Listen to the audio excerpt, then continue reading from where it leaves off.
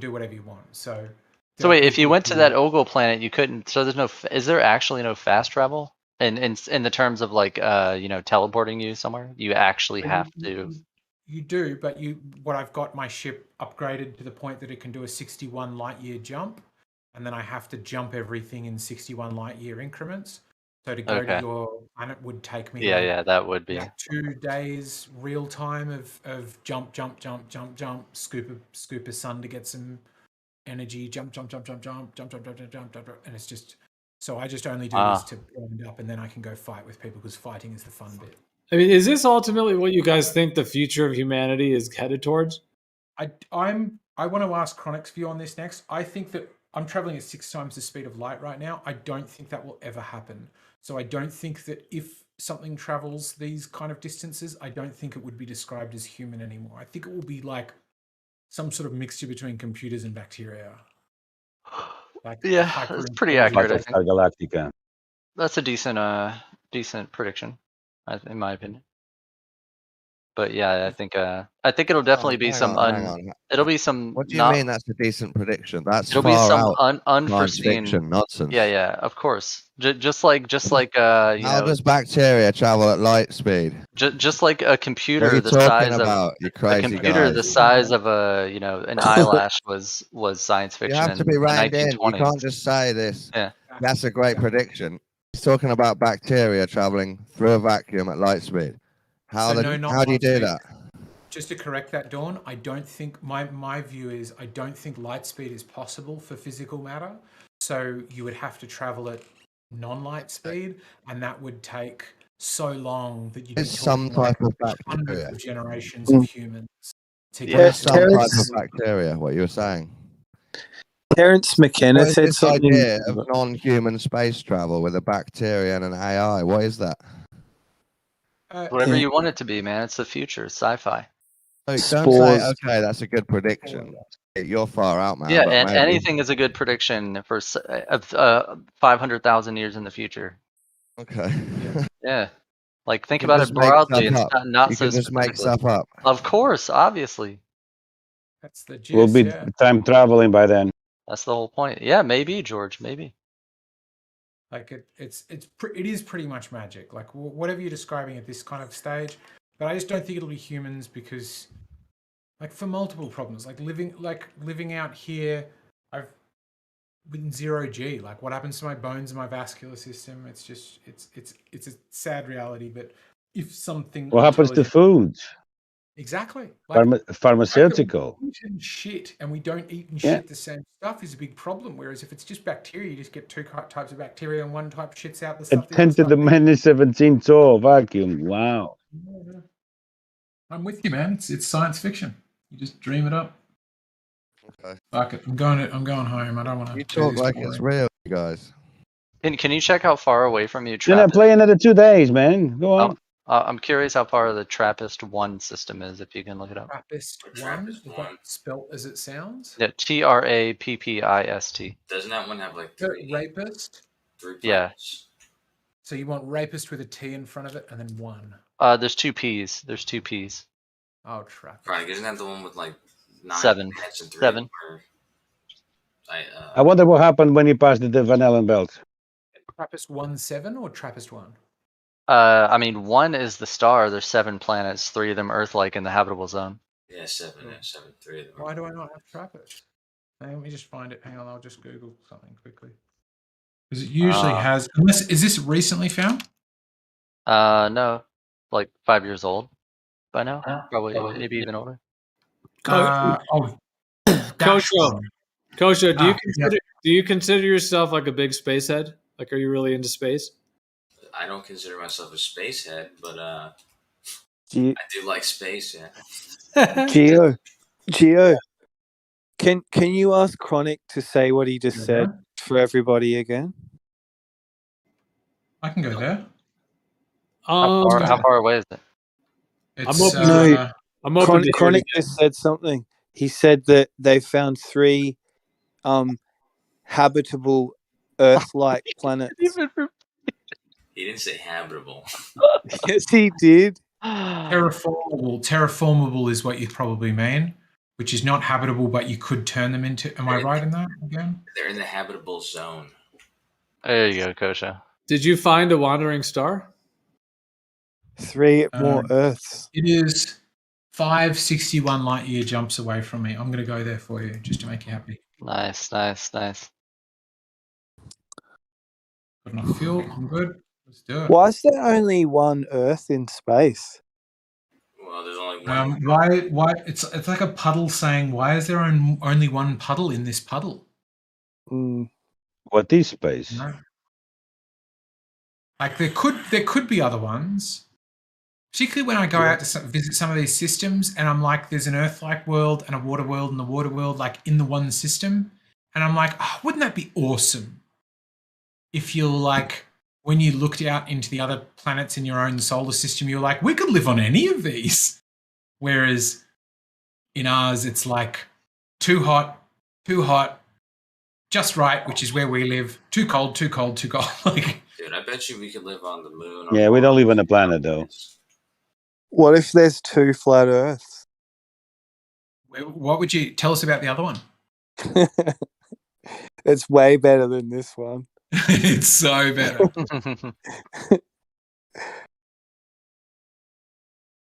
Am I in? Yeah, fucking hell. That's where the problem lies, isn't it? To assume that we live on the planet, the same as those stars that those lights that we see in the sky. To assume that we are one of those lights in the sky. Yeah, it's just beg the question. It's just so unbelievable. I believe humans have too big an ego, so if we land on another Earth, we will just get eaten by a big reptile monster. Yeah, probably. Straight away. I do think that's something that alien invasion films get wrong, which is like, if you think the first time aliens turn up, they are sending an invasion force, you do not understand either space travel nor military. The first thing we always send to a different planet is some unmanned little buggy or something. You don't send, like, load up 100 of our best soldiers or 100,000. Yeah, the aliens used to come from the moon before. Now it's from different planets. They used to come from the moon. Which did? Aliens. The first aliens used to come from the moon. And then they start projecting coming from other places like Mars, the Green Man, and so on.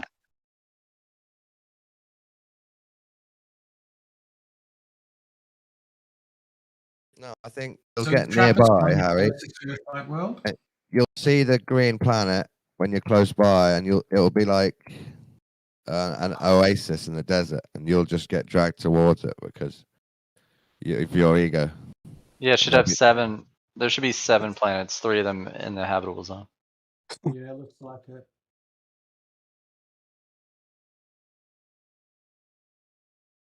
Blackness of space will have been too much for too long. Each of these jumps so each of these jumps you're getting to a star and then you're like using a gravitational assist or something?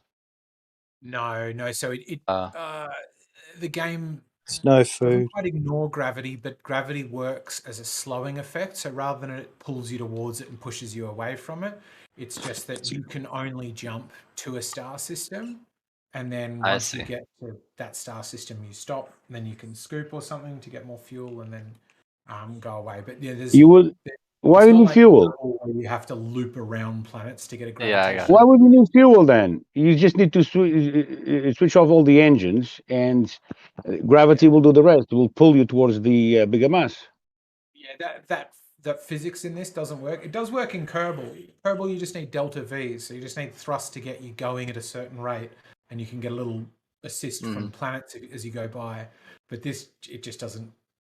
I mean, only if you're trying to resist the pull of gravity. Look at that. What is that? What does it look like? What do you reckon that is? Go on. Is it It's so bright. What is that? It's got a big jet. Oh shit! Oh shit! I've done a bad thing. This is bad. But it's got a jet going out one side and a jet going out the other side. But it's extremely bright, right? Yeah. I don't know. Pulsar or quasar? I don't know. I think it's a neutron star, is it? Is that not it? Like it's I don't got know. a- It could be. They're not usually that bright though, but maybe if you're that close, they would be. I don't know. Hello, gorgeous. 15 minutes. Perfect. I'll be out in 15 minutes. I'm just. What have I trying done to I the think the new stream channel with could be a space? pulsar closer, but like, if I just show you that bit, it's got these two big ejections, Yeah, that's cool. Very cool and then looking. you can get a boost off those. But my frame shift drivers. I'll be out in 15 minutes. You're actually in something real. Yeah, I used to like going to the fish and chip shop and buying a scoop of chips and 2 bits of fish, and then put my 20 cents in and play Space Invaders for about an hour. And my mum would say, Right. "What are you doing all this?" I've been obsessed with computer games since they were that shit, and they are so much better now. I loved them even when they were like that. But Yeah, like remember when you were 11 years old and you go down to the corn shop and play some Space Invaders and pinball? there we go. Next jump is Trappist 1. Next stop. That was a T1. long time ago in a galaxy far, far away. I mean, this is bad. I went through not the aurora, but whatever you call it, the ejection.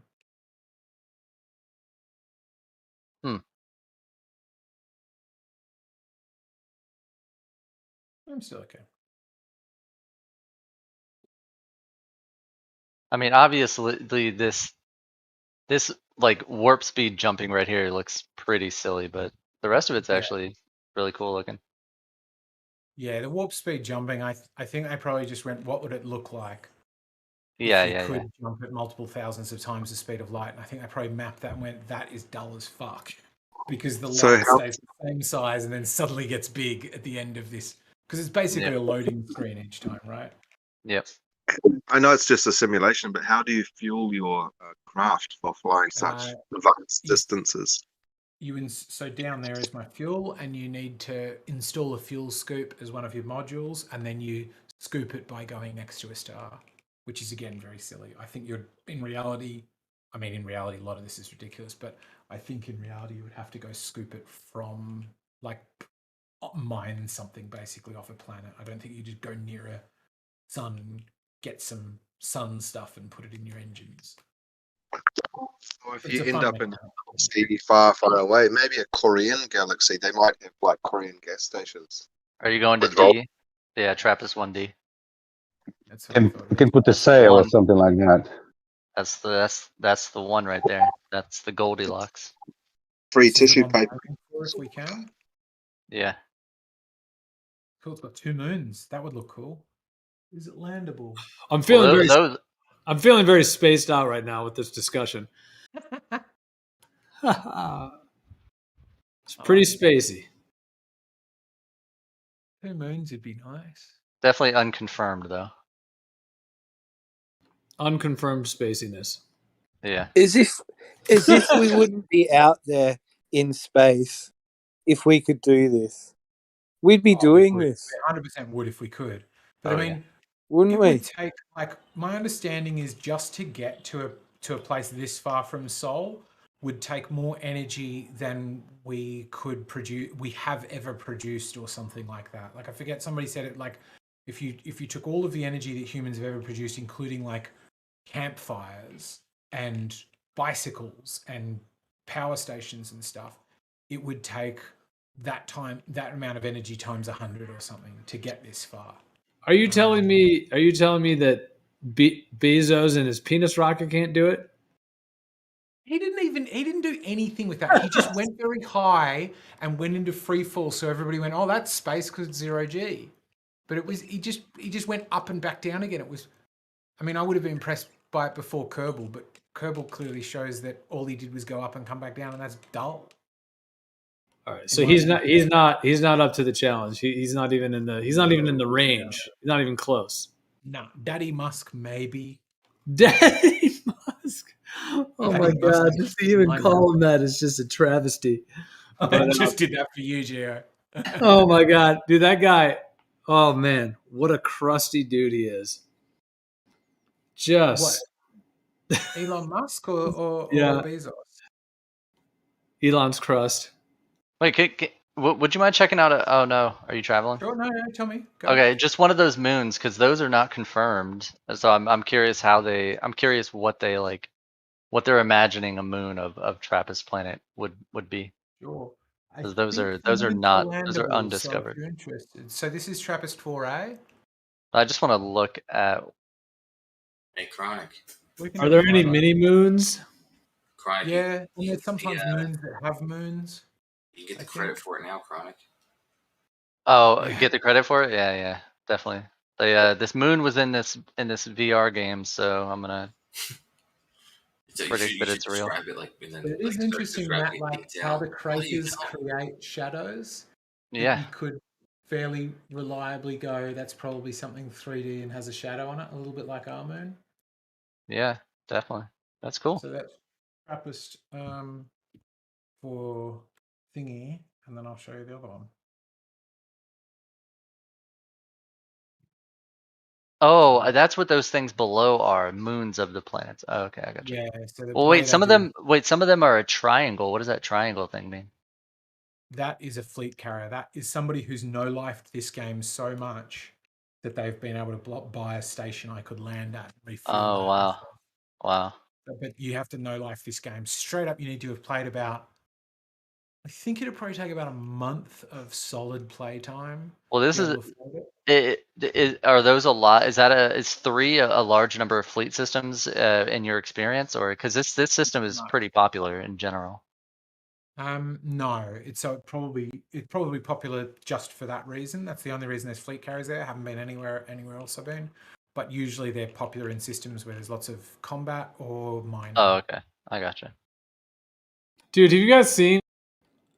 I'm looking up like in CERN, like CERN, and have you seen like look at this quadrupole system like magnet they have? CERN made a quadrupole. That sounds awesome. Wow, that's cool. I don't know why it says Mitch off. That was some text that was on there. Oh god, dude. Oh shit! About to crash. Very cool. Very cool.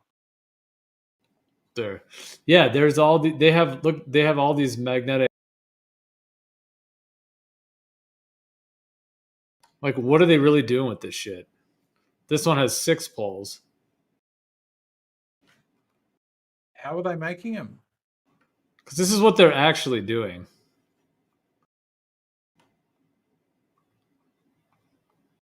Let's watch this planet go from spherical to flat. What do you reckon they're doing in the quadrupoles? Well, that's the question.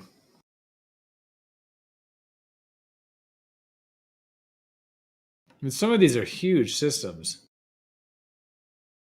It's not going to work. This is going to take too long. Are you trying to land on it? What are you even doing? I'm going to land on it. Oh, weird. It makes you think, what does DARPA do today as well, not just them. I think they're trying to create a black hole that you could transmit into another dimension, but they're failing. They just want to try to do it because they can't access the portals that they're hiding from us at the North Pole. So they're trying to create them. They're trying to create them themselves so that they can get more control in the spirit world to continue their attack upon humanity. So do you reckon there are other dimensions, Gio? Definitely. Yeah, this is just one of many. Maybe that's how they're planning to travel rather than using fuel. Could be. Better.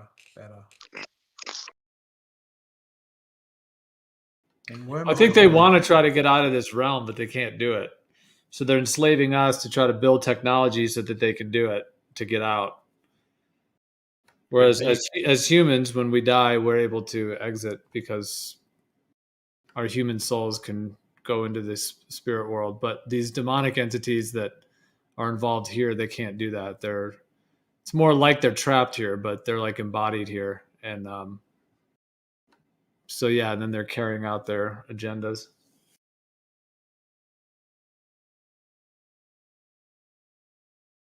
Yeah, probably.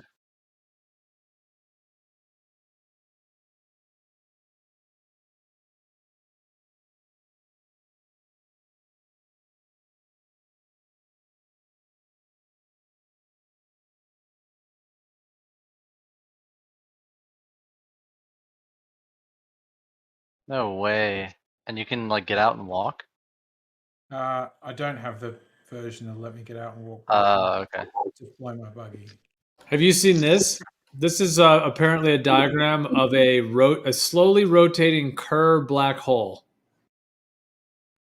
Basically, it looks like a little flat Earth realm. You've got your toroidal field, dielectric inertial plane. The plane of the Earth would be in the center. It's got the flux lines of the toroidal field. It even has the circular rotation above it, like the movement of the stars and the sun and the moon, and how it changes altitude going from the middle to the outer. See, that's what I think is happening. I think the sun's going up higher altitude in the south and lower in the north. I've heard some people say the opposite, but I think it changes south when it goes out. It goes up when it goes out. Up and out, down and in, just like this pattern right here.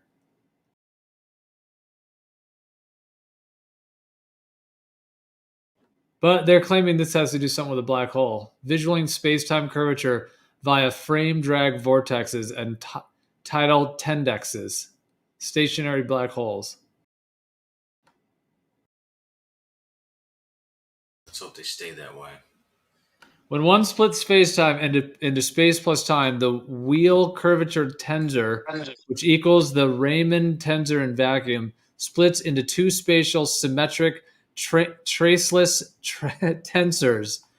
The tidal field E$, which produces tidal forces, and the frame drag field B$, which produces differential time dragging.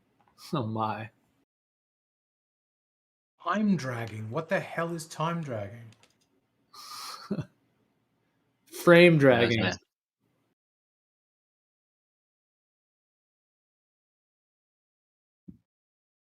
Hey, Chronic. What's up? Do you want to check my math for me, man? Because I think I fucked up. You trust me to do your math? No, I don't. But I figured if you get the same answer as me, I mean, it's definitely fucked up. Yeah, sure. Wait, dude, but check. I was trying to calculate. Don't tell me, Kocho, have you found out the planet? Have you done these calculations and found out the Earth's flat?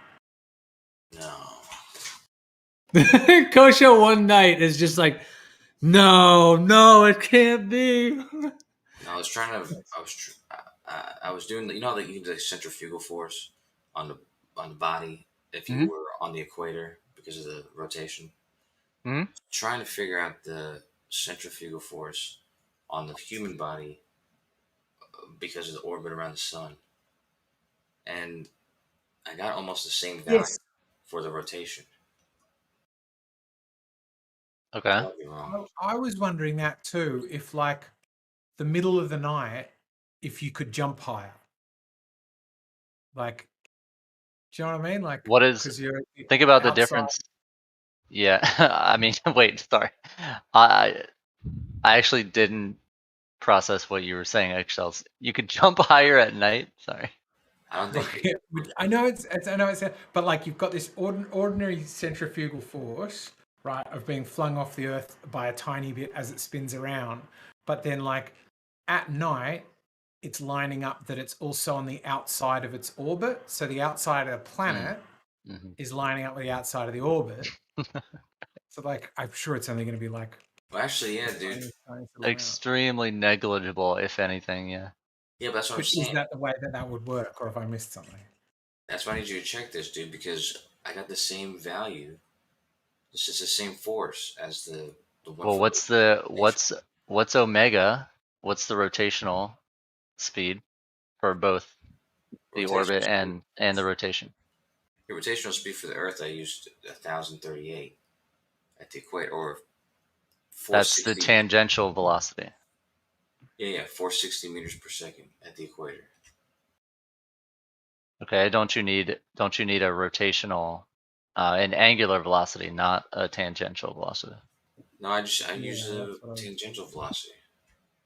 Oh, can you? I don't know. I don't remember you do them differently. Hold on. All the terms. You can do it either way. Hold on. Yeah, you're right. I might have no, but I did that one right. That sounds even more amazing. So you just said 460 meters per second. Yeah. Wow, that makes it even more amazing than 1,000 miles an hour. That's if you can actually visualize that, you know. Fuck, that's fast under your feet. Yes, directly under your feet. Even faster at your head, right? Your head's going a little bit faster than your feet. Spinning. Stand up and you feel like you're spinning. You need to sit down. Do you ever get sick in the VR, Eggshell? Yes, I used to. It looks like it looks like your head's wobbling around quite a lot. Yeah, I figured to lock it onto the horizon, and then I can only ride this buggy for about 10 minutes before I start to want to puke. And I wanted to get to the top of this little mountain, which possibly nobody has ever done before. Oh god, don't go back down. Yeah, I've heard these virtual reality games, if you play them for really long, extended periods of times, you're going to develop epilepsy.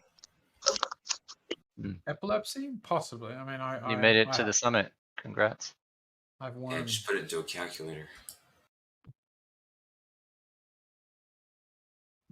How are you going to find your way? You have a GPS to take you back to your ship or something? I'm just going to launch myself off the edge and hopefully die. Coming. Wow. Oh, you know what? I fucked up. So you have thrusters on that, right? Yeah.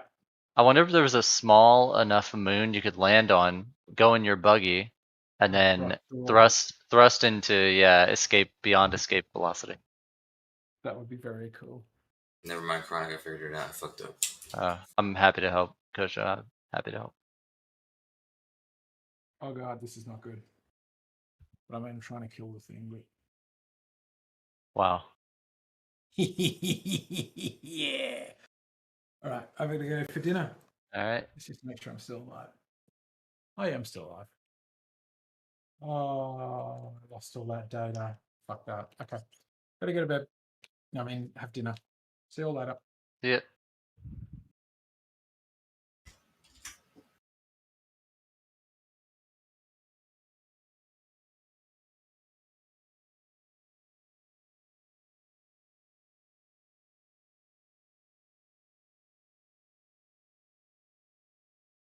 What are those two differences, Kosha? Say again? The difference in the centrifugal acceleration on those two screenshots. Yeah. Well, the first one is the rotation, and the second one is the human body orbiting around the sun.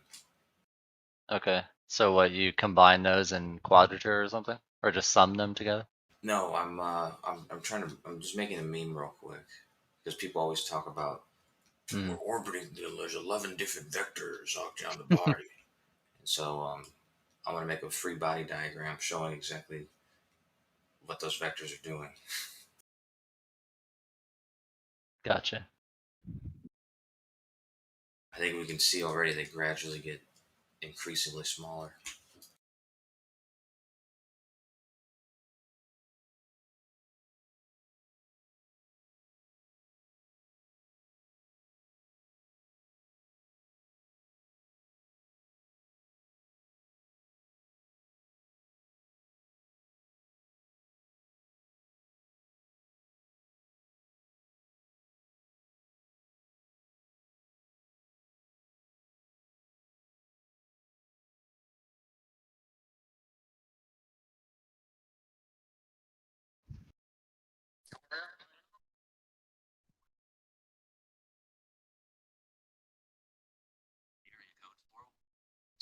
Thanks for calling.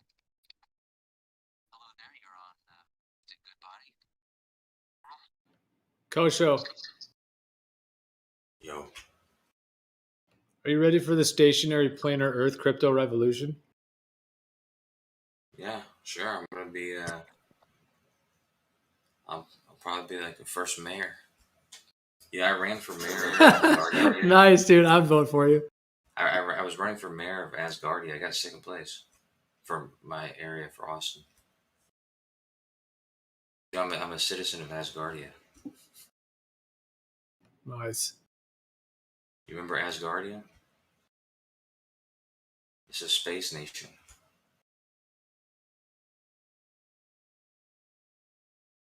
We're almost a sovereign country. So on the census, did you put down that you're a Dalek or Darth Vader or a Jedi? I was no Jedi. But we actually have territory in space.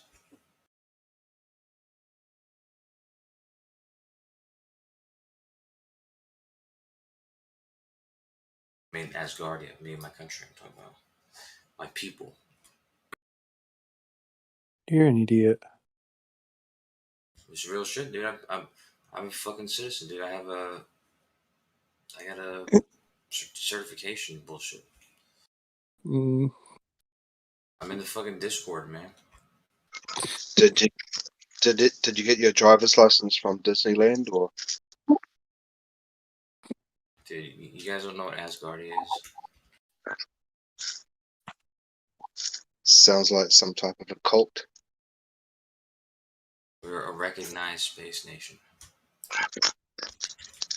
Husband. Yeah, I know some people with that type of thinking that go down to the local toy store and they play like Model Wars. Dude, we're almost recognized by the fucking United Nations, dude.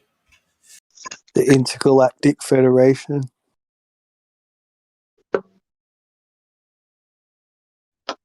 Yeah, Earth got to sit at the table of the Intergalactic Council recently, didn't it?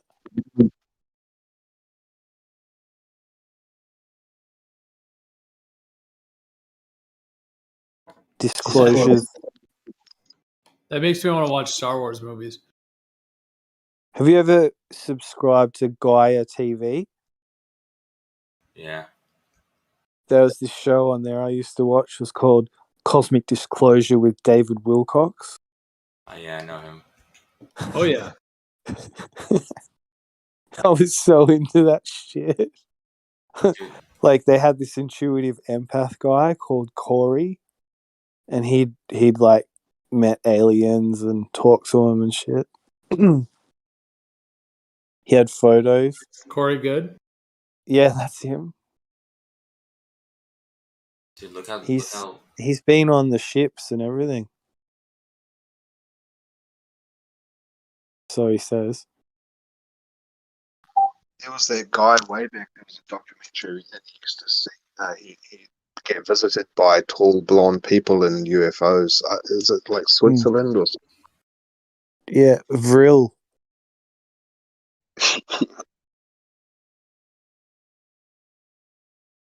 These girls with long hair that build UFOs.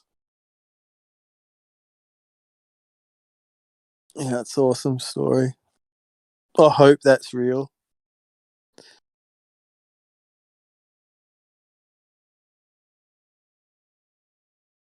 Yeah.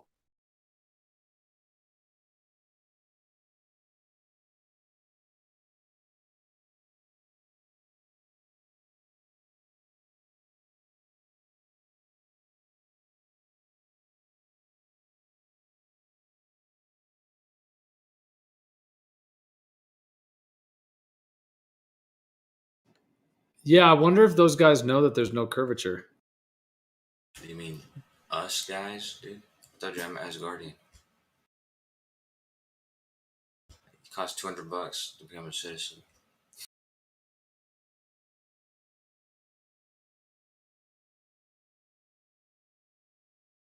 What do you get for $200? I almost became the mayor. Can't you play Make Believe for free? It's not make believe, dude. Come on, man. Holy shit, dude. I think I paid $75, but it was look, we have legal currency. Let me see.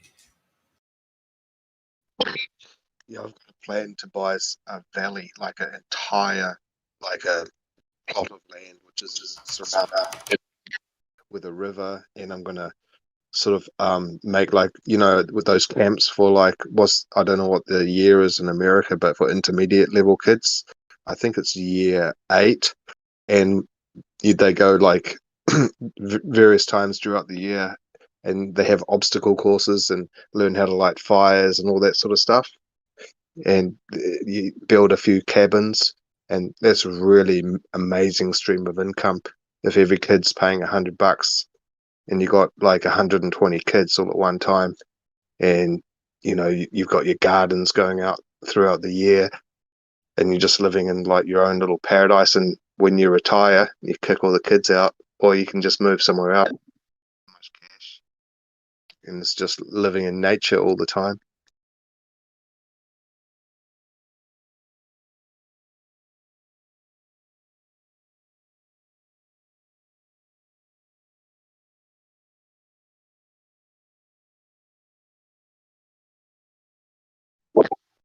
I mean, what's $100 a kid for 2 nights, and they get to have all that experience in the bush, climbing through the trees and like platforms, and like going kayaking, or all of that sort of stuff. I know in America it's really big, but here it's kind of limited. So there's a massive market for it, local kid tourism, and you can do like confidence building stuff for massive corporations. They can go and play paintball and team building and all of that. Conference center. Yeah. Wouldn't cost too much to set up. But it'd be an awesome lifestyle. Off grid.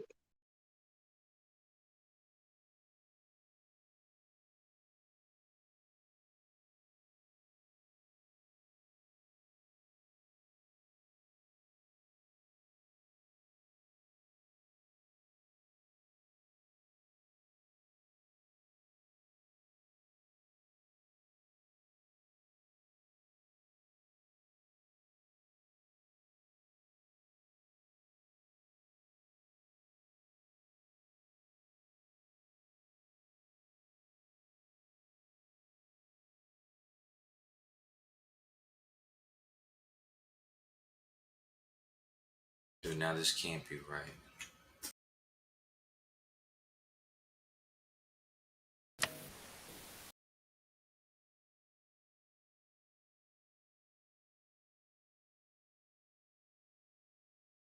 Man, Chronic's gone too.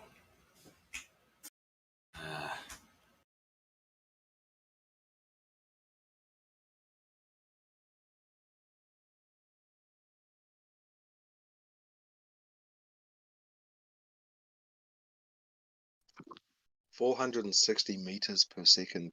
That's what the Earth is spinning. I used to run the 100 meters in 12 seconds when I was 15. I thought that was fucking, my feet were on fire, man.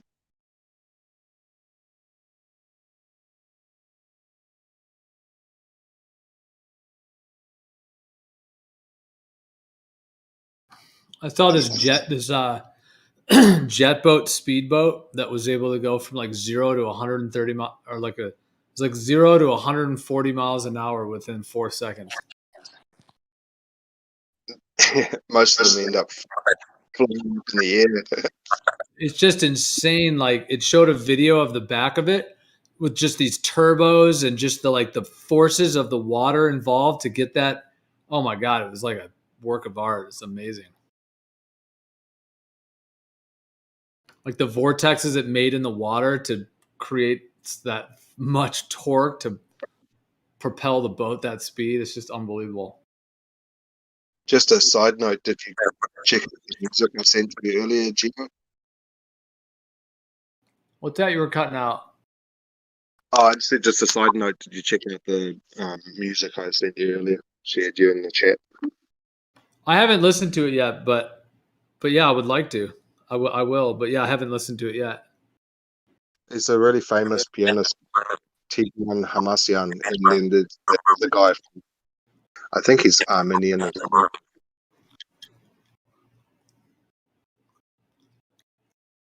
Great. Yeah, I'm gonna. the Tigran Hamasyan in that Mock Root video, he goes into his, he's like a kind of rock and jazz mixed together, and he gets his hand and he pushes it into the piano and he plays around with the strings, and it looks really interactive. You never normally see a composer sort of manipulating his piano like that. It's really onto it, really new age jazz.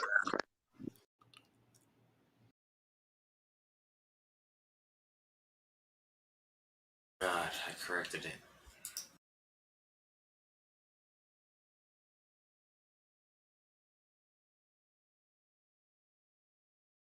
Just can't stand any of the new music, all the stuff they play on the TV and the radio. It's just such crap. I just can't find anything. You just have to search far and wide to find anything decent. Yeah, for sure.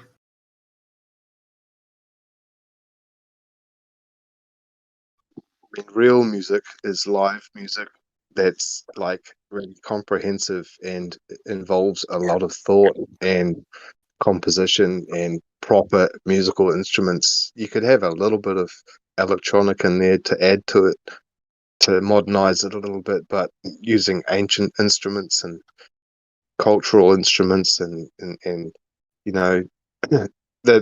the ones that I just sent you were Tigran Hamasyan and Dafia Yosef, I think. They're just such amazing composers. So much talent. The more you listen to it, the deeper it gets, and you can look at the videos. That's the good thing about having the 4K video while they're playing live, is you can really analyze, and they do a really good job at filming. You can analyze all of the musicians' interaction, and they interact quite a lot, like visually to each other as well.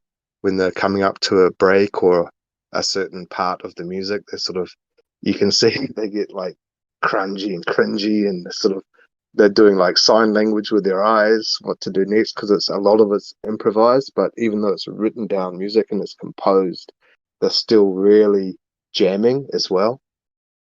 It's just amazing.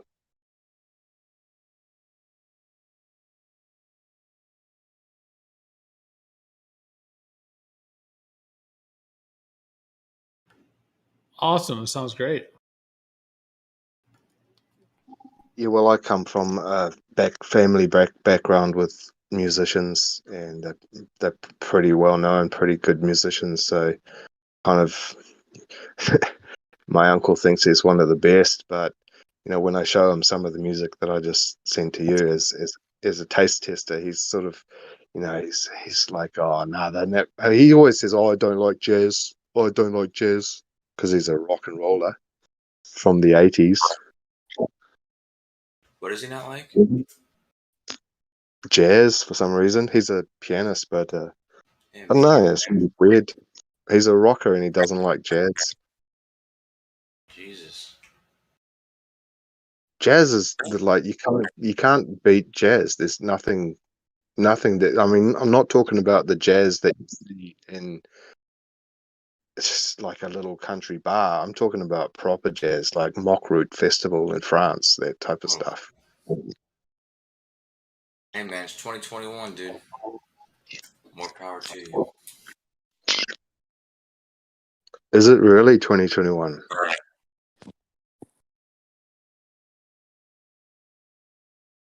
I got a gay brother, so.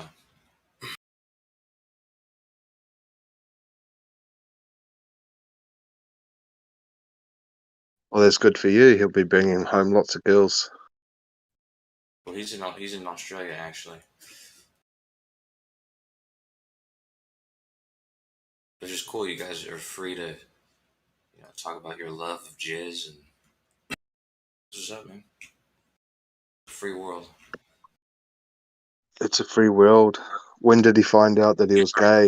From when he was like a toddler, or when he was a teenager? It'd be weird if there were gay toddlers. He's a teenager. Oh, that's the way the political system's going here. All of this fucking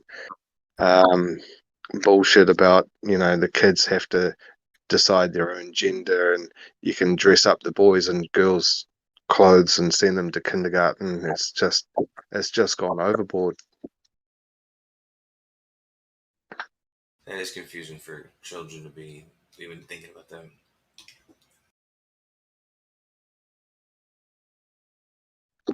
But I gave my dog a giant fucking Pink Panther stuffed toy to play with, and now I'm seriously think he's gay because he's got like 10 toys he could play with, like Porky the Pig and all sorts of these other ones to my puppy. And he just always goes for the boy, the Pink Panther. He's like humping it because he's going through puberty. He's just humping this fucking Pink Panther all around the house, in the lawn, and he's chewing its asshole. Yeah, dude, most dogs are pretty gay. I got to cut his balls. Got to de-sex him, man. It's just too much. What's wrong with that? Especially people who have 2 boy dogs. They're always gonna be fucking.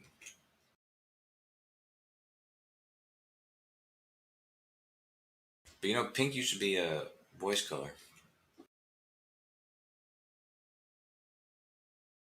It did, in the 17th, like before the Renaissance. No, like in the early 1900s.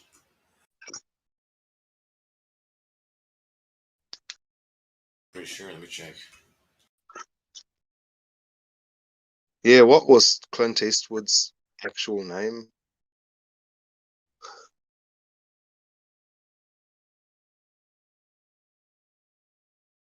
James It Dean. says 1920s.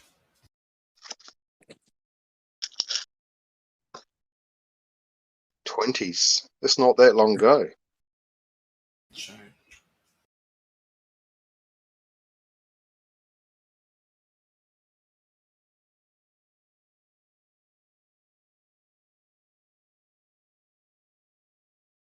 It's all just a construct, anyways, right?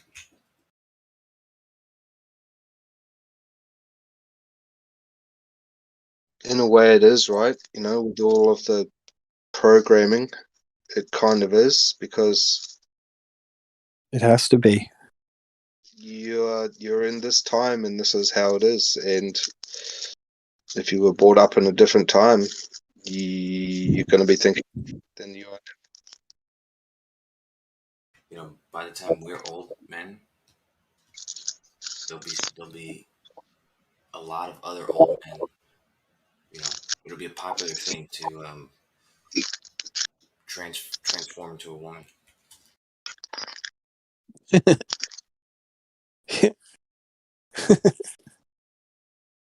What the hell? Yeah, you think I'm joking? But why? Why? Just because you can. Just because you can. It'll be less of a taboo, and it'll be more of a clean. Because right now, look, like you wouldn't. Do you want to have a baby? No, might not have a baby, but they'll be indistinguishable from a woman mostly, and so it'll kind of be less taboo. The stigma will kind of wear away, and you know, dudes like Bruce Jenner, who's an Olympian, you know, Yeah. he Yeah. his whole life as a man, he just wants to live as a woman now. I think you're not wrong, eh? Like years ago when I was in China, we had a whole bunch of Japanese students and come over and stay in the hotel, and all the boys, they all wore makeup and plucked eyebrows and dyed their hair and like full on makeup, man, lipstick, the works. And they were like, 18 years old, 19, and that's just the fashion,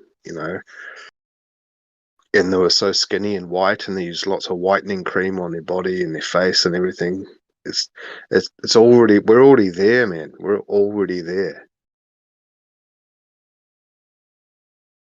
I won't do it, but I can see it being I mean, I've written about it even. I can see it being a a popular movement.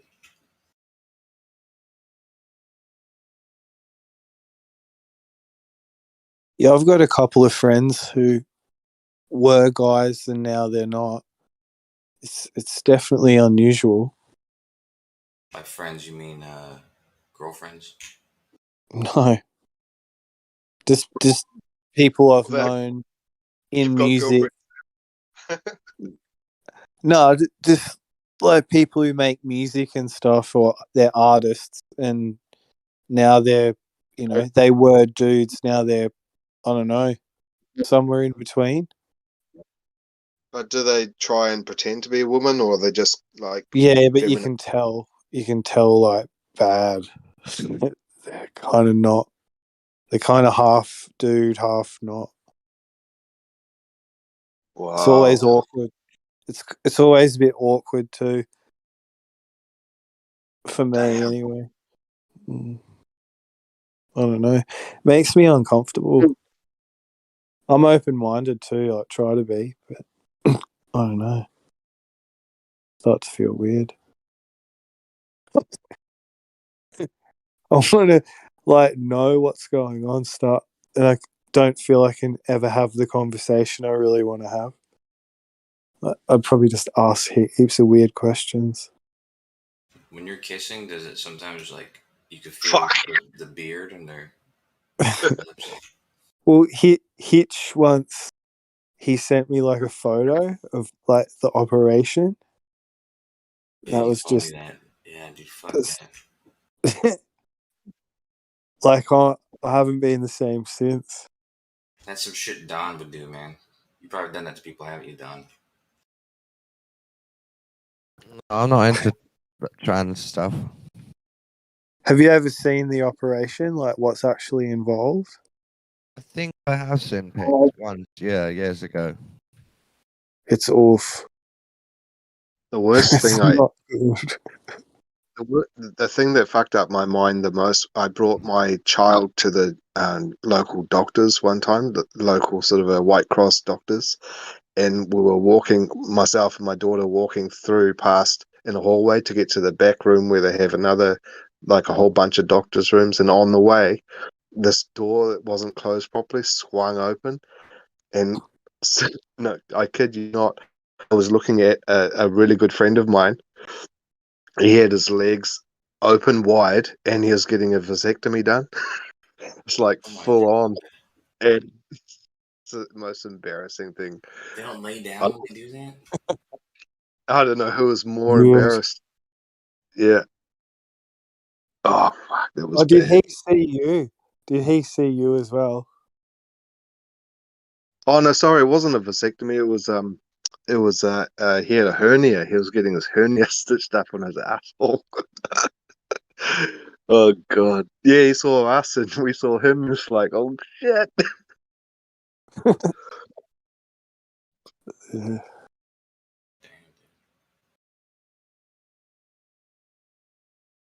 If I was him, I would have just been like, "Hey, man, sorry you had to see the doctor. Doctor was blowing me." How does a door swing open like that? What a shitty hospital. I know. Oh, New Zealand's a small place, man. Small. I can see a rainbow out my window. What? I can see a rainbow out my window coming out of a storm cloud. Oh yeah. It's fucking 10:43 at night. That's a nice rainbow. Wait, what? That's my lucky number. In the UK. Oh shit, that's my lucky number. I always look at the clock at 10:43. Have you seen a double rainbow? Double rainbow. Yeah. All rainbows are double rainbows. Yeah, they are. I've got a video actually of me flying a drone. You can just see the second big one.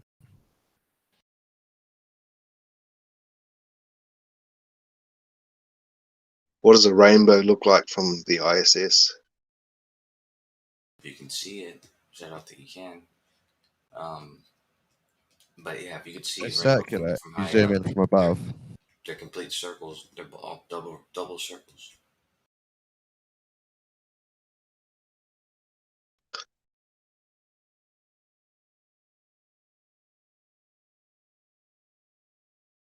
Yeah, well, how does that perfect arch, which if you extended it, it would become a circle, but if you looked at it from it should be it shouldn't have been an ellipse, not like a half circle.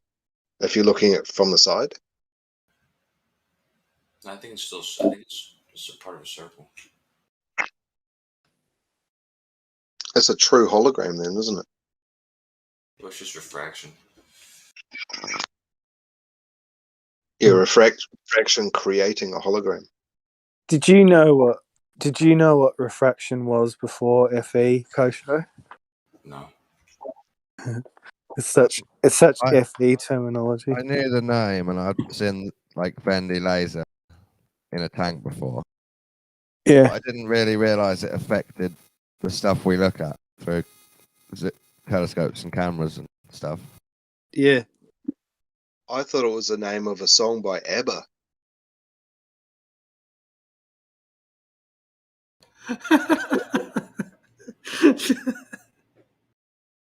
I don't know why that was funny, but that was funny.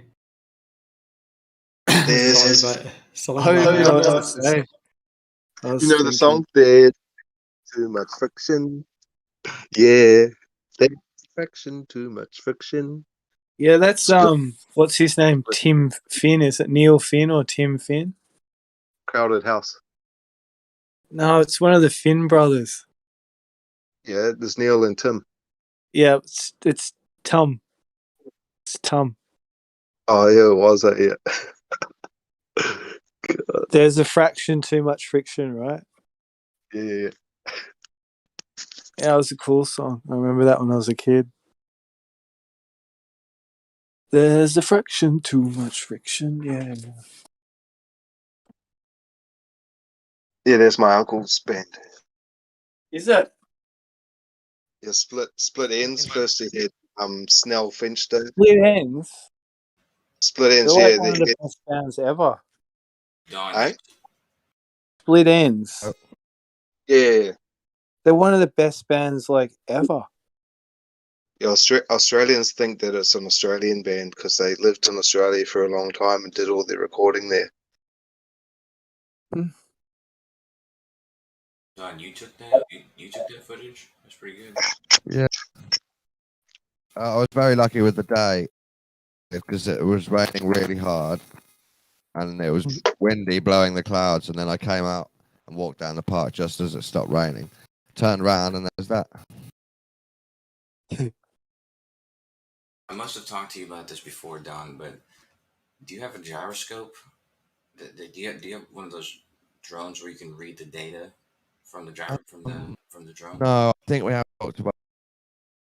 I can save some data with a black box, get it up, but it's all going to be squiggly because my drone flies all over the place. Yeah, of course, yeah.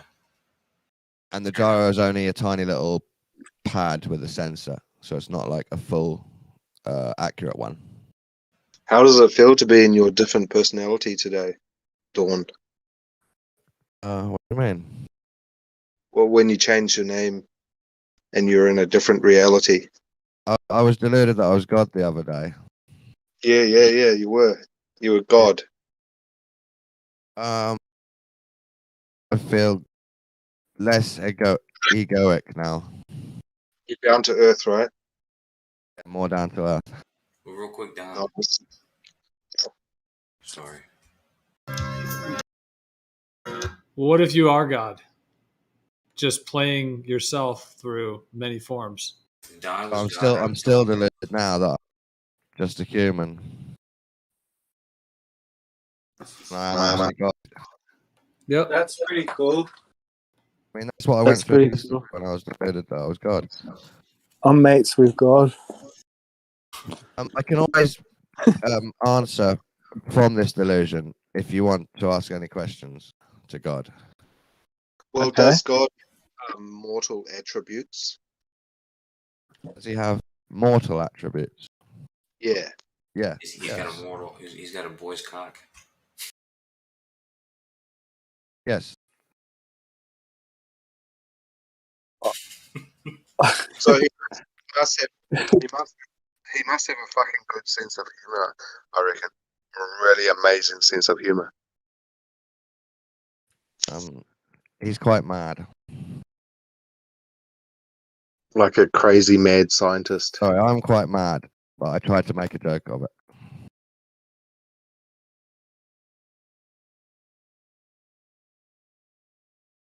Hey, I Don. mean, you think about it. He invented the Tyrannosaurus Rex, and the Tyrannosaurus Rex has got these tiny little arms. You can do any computer Exactly, yeah. simulation. You can do any computer simulation you like. There's no way that Tyrannosaurus Rexes can actually mate. It's not possible physically. Have you made simulations of this? What are you talking about, dude? Do you think that chickens can have sex?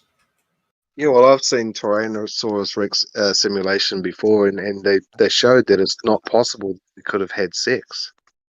If you can find that, that'd be fun to watch.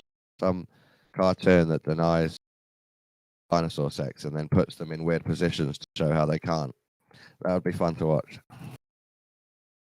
Yeah, it's kind of like going to the zoo and watching the monkeys masturbating. It's just so embarrassing. Have you seen that one where the monkey with the chimp was masturbating with that frog?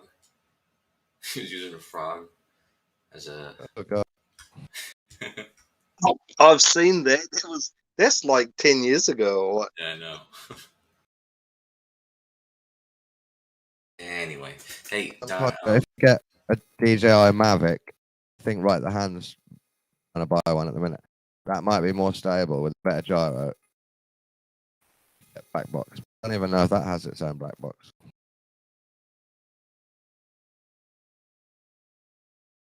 Because those ones you can set to go on a completely straight track, you know, straight up or straight across.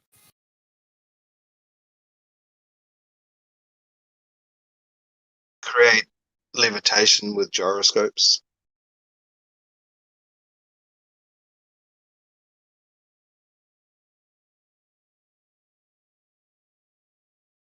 That's right, Don. Hey, yeah. So, do you think that you could actually could you download some of that data? You know, I know you said it was useless, but I just like to take a look at it, see if it's usable. I could try and find someone else's, because you can fly drones like mine in angle mode and lock it to go straight. I think. Do what? You can fly some drones straighter, and then the data might be more useful. Because people only use this back. They only use the data to see why their drone's wobbling. Yeah, that's what I'm saying. I don't think it tells them much science. I want to see that if you could help me out with the observation.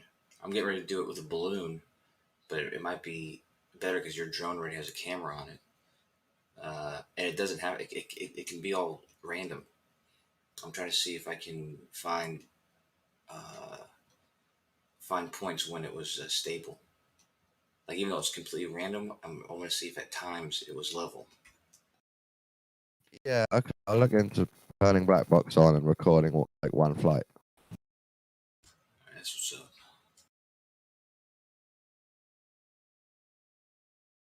I'm basically going to try to do that, but with a balloon. It's going to be even more difficult.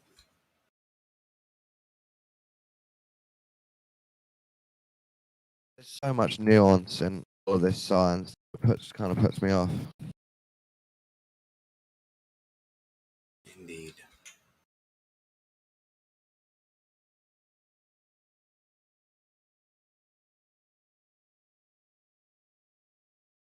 Even if you understand refraction, isn't a rainbow crazy? It's divine. You get this circle of spark. It's kind of angelic. A circle of sparkles. Yeah.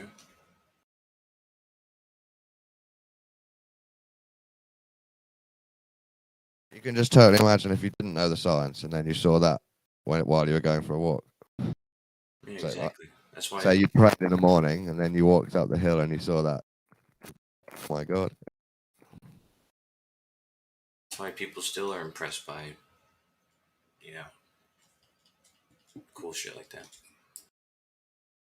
I listened to a cool podcast last night. Jonathan Pajot, who I thought was a Catholic, but it turns out he's an Orthodox Christian.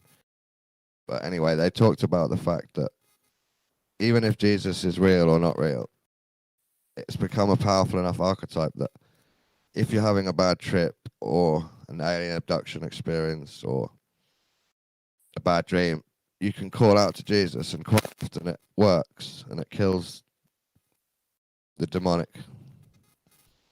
illusion that you're going through.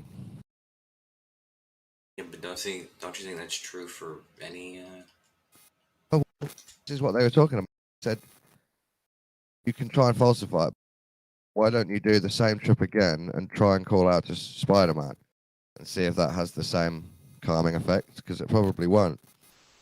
Something about Jesus is more built up as a pattern in reality.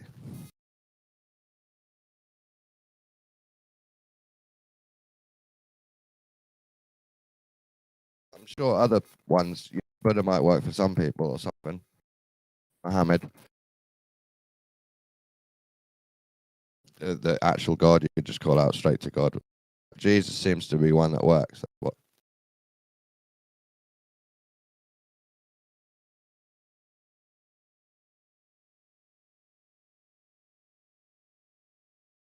Even if, say, you were falling in a plane and you call out to Jesus, it might help you suddenly have a moment of clarity and pull up.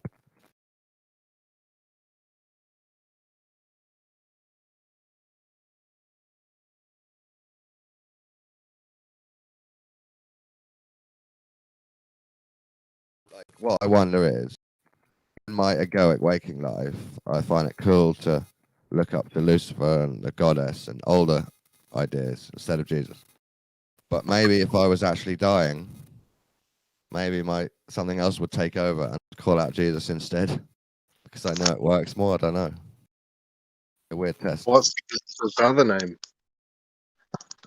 Just other gods, goddesses throughout time, and Lucifer. No, Jesus' other name. Oh, Christ. Jesus was his first name. Yeah, Because sure. when I'm really mad and like really pissed off, I probably won't say Jesus. Jesus is like when I stub my toe. Fuck, Yeah. Jesus. Yeah. But if I'm really fucking pissed, I'll say, fucking Christ. Blasphemy out the window. I use it as a swear word often.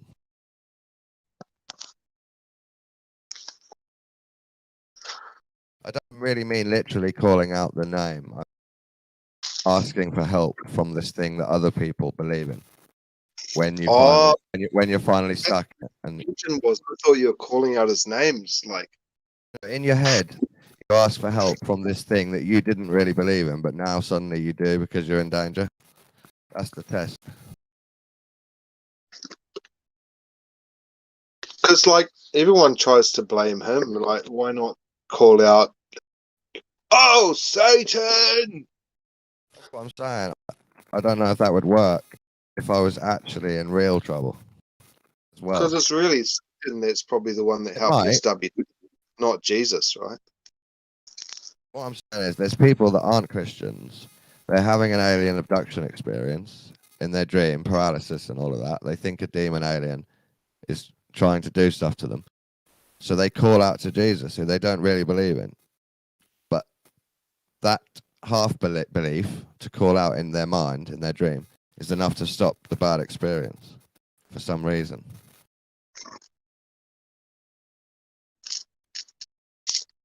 I've heard that. Yeah. Garlic is good, eh? To keep away the vampires.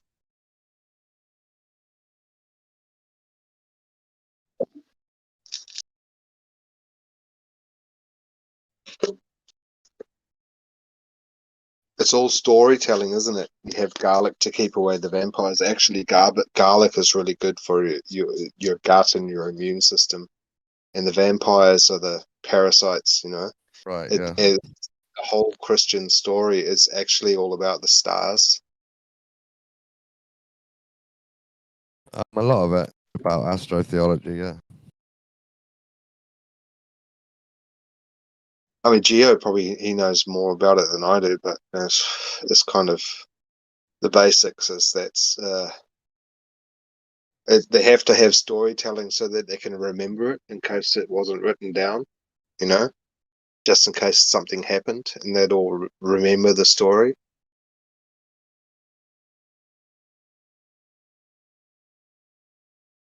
so they don't forget the code.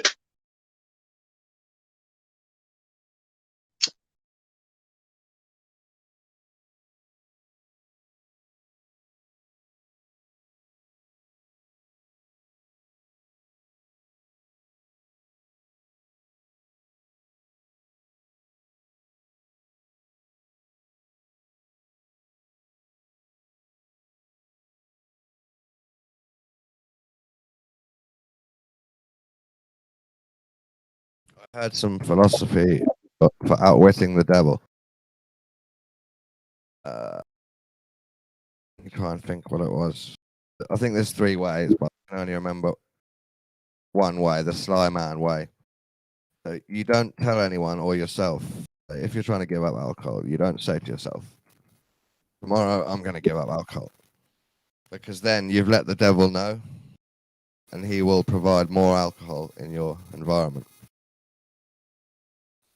You just have to act on impulse and slowly stop drinking without telling reality. Like if you owe, because your karmic debts all turn up at once if you tell reality before you do it. So if you're going to leave town and you owe everyone money, you don't say, bye everyone. You leave in the middle of the night and no one ever sees you again. It sounds absolutely logical. Yeah, that's the way that manifestation and visualization work. But I think you used the wrong substance because, didn't Jesus turn water into wine? Yeah, but that's just a cheap trick. He's supposed to have, yeah.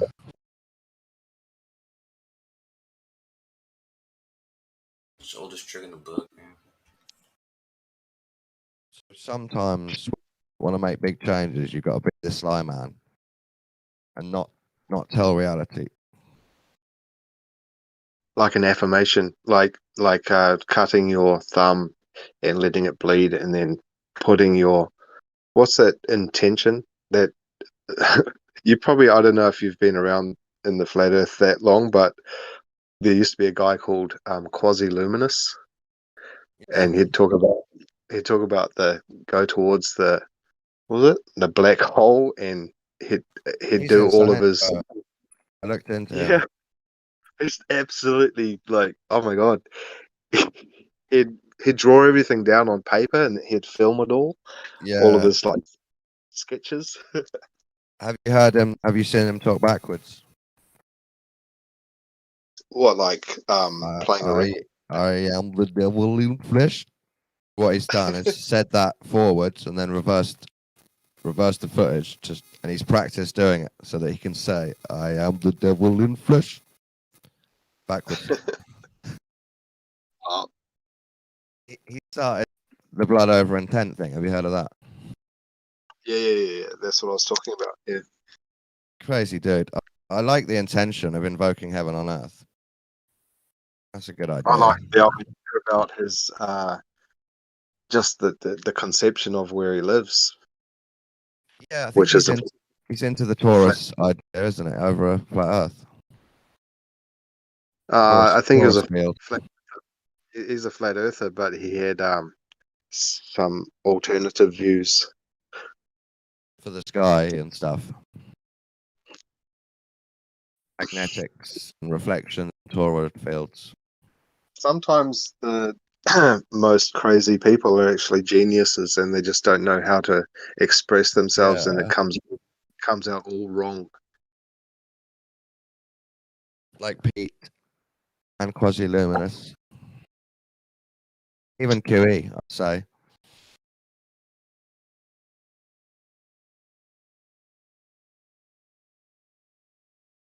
Sanity is so important. Brian Mullen, maybe as well. These people are thinking deeply and doing study. The end product is just not quite all together.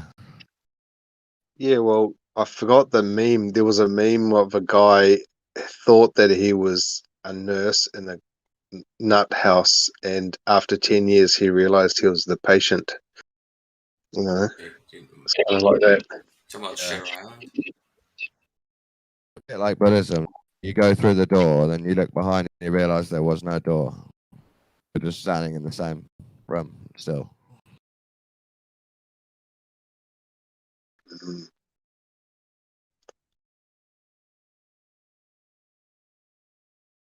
How was your dinner? What? Sorry, did I say dinner? I don't know. How do you say that in England? How Uh, did you? How was your meal? I've nothing to eat yet. Been putting it Oh, off by smoking. what the hell? I'm Smoking's bad for you. gonna have bacon and tiger roll.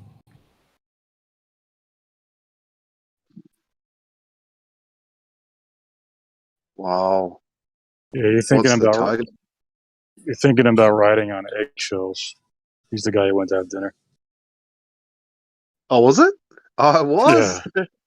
Oh, fuck! Your voices are so similar. Sorry. Oh god.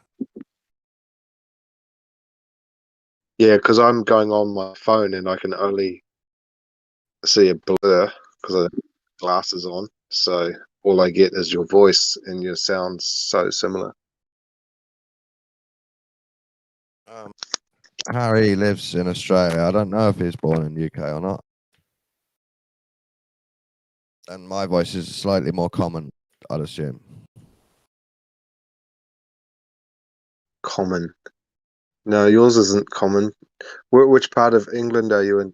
I don't mean common as in famous. I mean common as in bit less posh. Yeah, I like the bit less posh part. That's pretty good because that's a good start. Like that program on TV that you must have watched when you were in your 20s, the one where they had a farm in the middle of the city and the next door neighbor used to come over and chat all the time. I know. The good show, the good life. Yeah, the good life. And he Try had to like try to escape their posh place in life by turning their garden into a farm. and he had like brewing all sorts of substances in his basement, and he had pigs and chickens, and his next door neighbor was really posh, and he flirted with the next door neighbor's wife all the time. None of it really went well, but it was still the good life.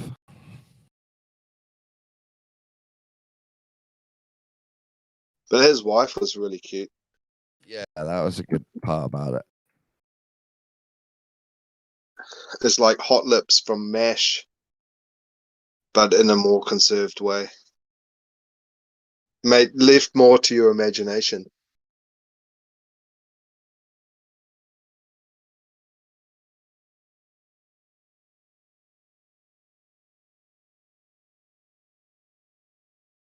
They Sorry, gave up their jobs, didn't they, in the city? jobs, and they just decided bought pigs and chickens. Yeah, gumboots in the suburbs. I think he got a goat one time as well.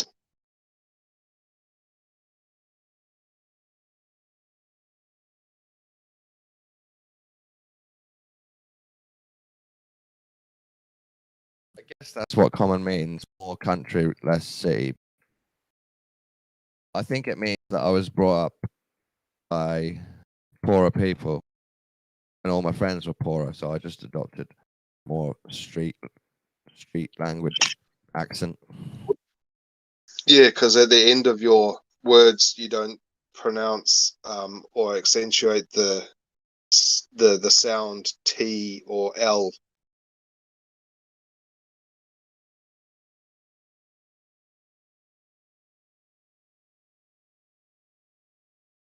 Or N. Now, I mean, it's kind of cockney, isn't it? No, I mean, got mince pies for eyes. It's South London, south of London in the country, Norfolk. That's amazing. You don't have to travel so far, and there's all these really different accents. Have you ever seen Wolf Creek films or series? Creek. It's about a serial killer in the Australian outback. It's originally based on a true story. Starts when they get to a huge meteor crater, and because there's no police and they're in the outback, they basically turn from tourists into prey to this guy. Wow. It's just amazing how it shows the landscape of the outback and the big scariness of it. Like there's big zoom outs where it zooms out and you can just see they're in the middle of nowhere. And how close it is, right? It's worth a watch if you ever want to terrify yourself.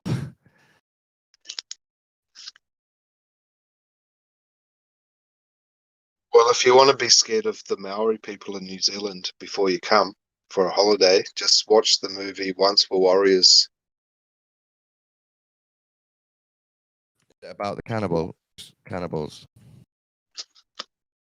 Once Were Warriors is about the drinking culture of the sort of Maori underclass. I think I have heard of it before. With Timawera Morrison. I think he's a Hollywood actor now.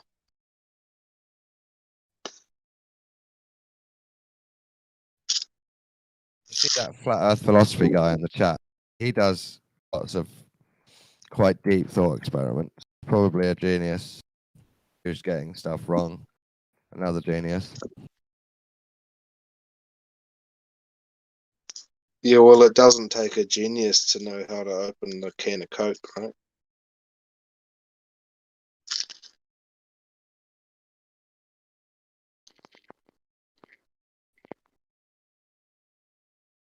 But birds of a feather flock together. Isn't that racist?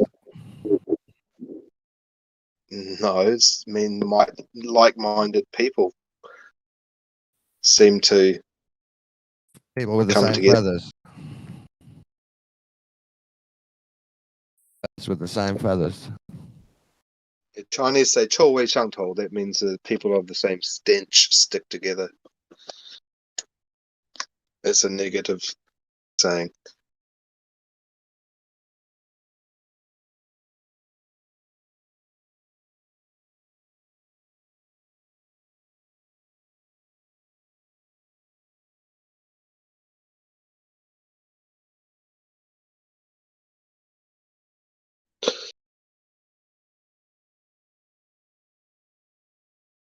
Yeah, after spending so many years in China, coming back after not speaking any English, I spoke like a caveman because their grammar is basically caveman grammar.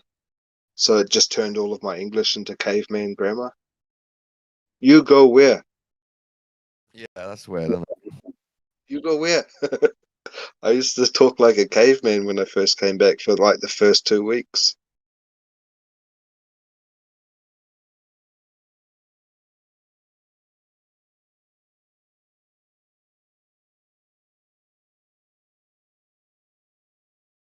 But I had a friend that I met in China, and he said after he came back from his holiday, going home to England, and then came back from his holiday, and he said after 3 years in China, and he went back to England, he said everyone smelt like rotten milk. That's weird. Yeah.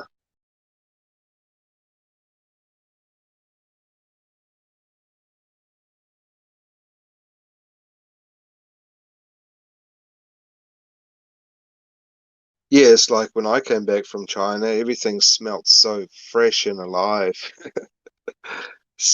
Your senses are dulled so much when you're living in China.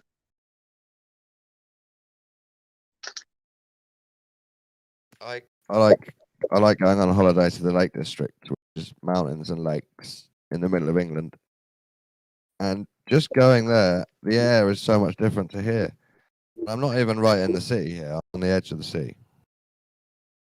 But you drive to the mountains where there is no smog, and suddenly you feel amazing. It's more than just the air, though, but Yeah, I think the air's a little bit. That's one of the first things you kind of notice. And you can smell stuff, right? And you can. How is that Lake District? Is it a sort of a sea level? How high is that? It's like Scotland basically, but a bit less dramatic. So less high, less bigger lakes. Ah.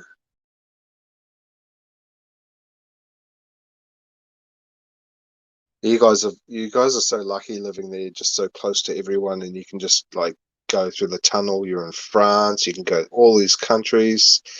Man, we have to get on a plane and just. It's so far, and then you've got so much history and architecture and ruins. Edinburgh, for example, you just go to Scotland or anywhere.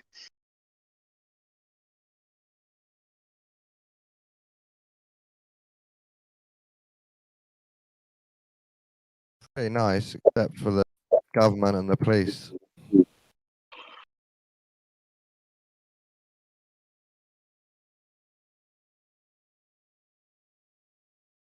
And now the NHS is also a mess. Yeah, because like in China, all those ancient sites, I don't believe half of it, and then the rest of it's been replaced by replicas, and then all the actual archaeological sites are buried and hidden and out of touch and out of reach. But you Yeah, go to some England and they're in your face. You got fucking 650 castles alone just in one region. I don't believe in the whole faking history stuff, so I can't really give much credit to modern druids or Freemasons making Stonehenge, stuff like that. I do believe it was made by old people a few thousands of years ago. Yeah, well, I don't. But I agree, don't know. they do reconstruct a lot of stuff for tourists. I don't know so much about faking history, but hiding history for sure. Yeah, I'll give you that. A lot of history is covered up, and then maybe they know, but they just think, let's not uncover that. Yeah, like all those pyramids in China. Yeah. I mean, if the pyramids around the world, I'm quite interested in this. I'm not an expert, but I think it shows of a priest class and a certain origin, race, or species that seemed to be everywhere around the planet. Yeah, and why would they want to cover that up unless they had something that they don't want us to let us know that they had or that they know? Yeah. Why would you keep it secret if it's just people building temples?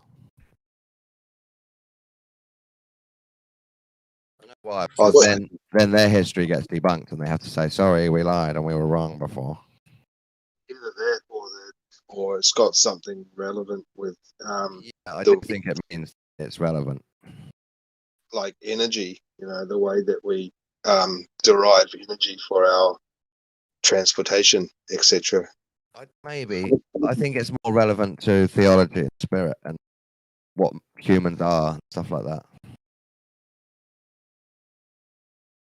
Wouldn't that be all Our intertwined? origins. The way that we understand Yeah, I think hidden text part of it, but I don't know if the temples are energy places, you know what I'm saying? That's the big question. What was it? What are the pyramids? I think it's a machine to resurrect yourself. Whether it's true or not, I don't know. But people believed it was true. Don't know if you'd need to go to such effort to do that. That scale. The ritual helps you believe it, so the effort you go to helps make it true.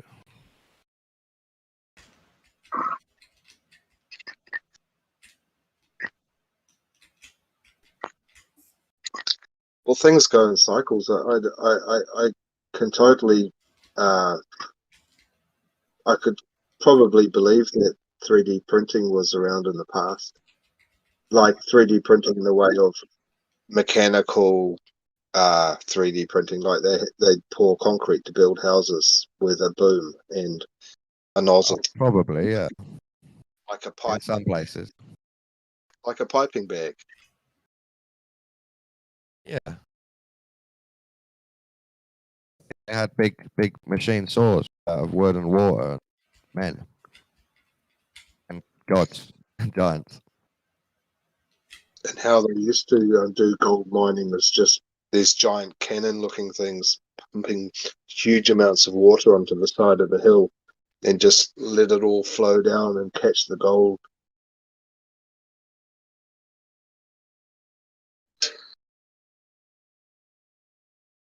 But it shows the same people were in China saying, let's build a tower to God.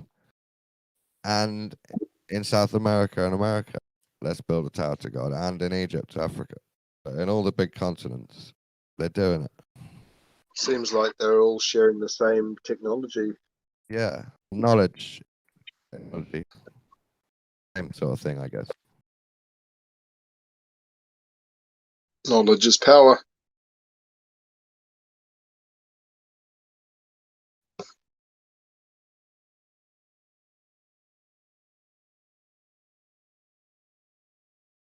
David will come online and say this.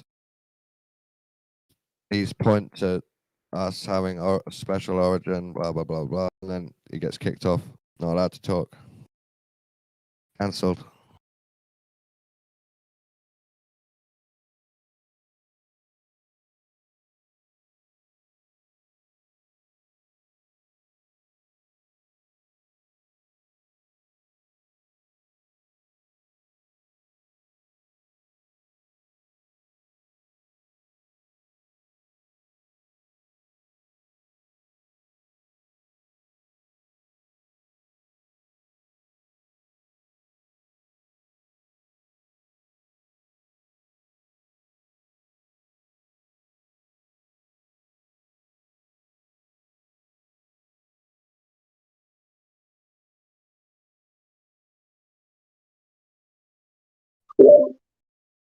Well, that's the whole thing, right? When you see people with lots of money and flaunting it, and even if they're not, you know what assets they have.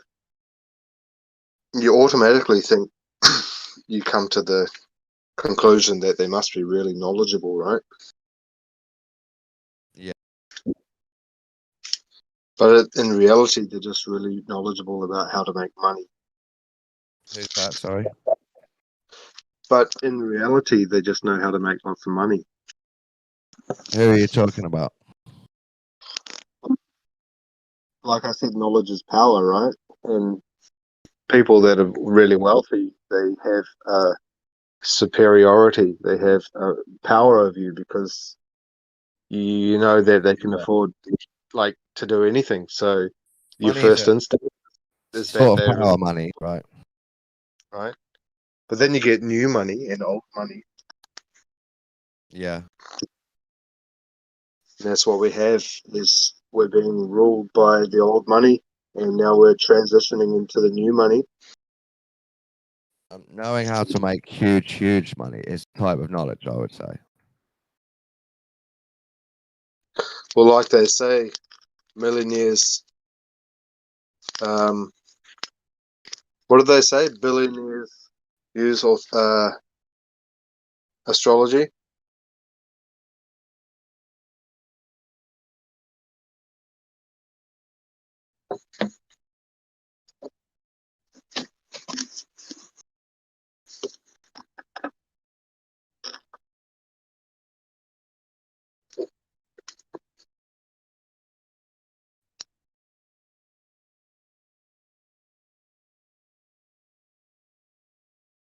I've actually met a couple of billionaires in my life and had conversations with them, and really intense minds, hey, just far out, man. Yeah. There's one guy that I met, he's not a billionaire, but he's a multi-millionaire, and his mind just racing 1,000 miles an hour all the time. He actually had to employ someone like a flat earther kind of a type of guy, like real sort of hippie and down to earth and vegan and like into spirituality and meditation, just to calm him down. And he actually paid this guy to stay at his ranch, at his house, and sort of just to be there, just paid him just to be there, to talk with him, and like when he had his moments, just to calm him down, because his mind I would love to do that as a job. I'd like someone to pay me. Yeah, well, you'd probably have to become, like. It's all growing in the new age. Witches help billionaires. I teach them how to manifest.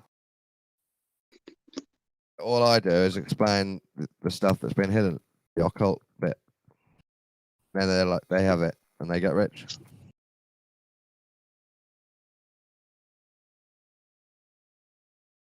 Yeah, it's like healers can't heal themselves, right? You know, you have all of these spiritual healers and stuff, but they get sick just like everyone else. Yeah. But I know they could take something to the next level too if they wanted to, because they've got the resources as well. Yes. People have, they get more supplies to do more intense things. Sometimes I think that's why they make it hard, because not everybody's money minded, are they? But if you have lots of money, you can play harder, right? Well, I knew a fortune guy that every time we ask him a question, like what's going to happen in my life, in the future, next 6 months, what if I do this and that? Every time we ask him stuff, it's actually harming himself. He said that he doesn't do a lot of these type of readings because he gets sick, It's really weird, but that makes sense. it's like loses his life essence every time he does the reading. Psychic sludge.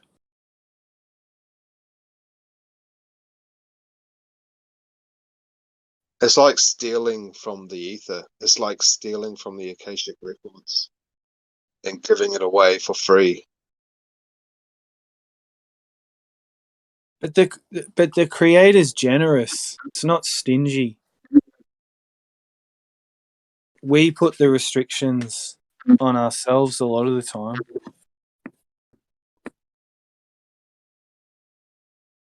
Or the outside government does. Like, you can't fly like a human-sized drone. You got to fly a little one. Can't go up the shops in a big drone. Are you in the city or country? Melbourne.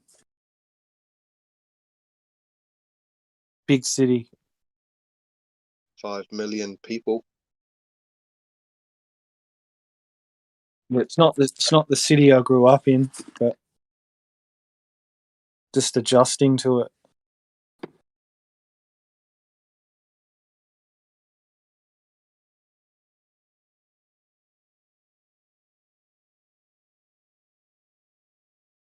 I was in nature. Now I'm in the city. It's a bit of I don't know.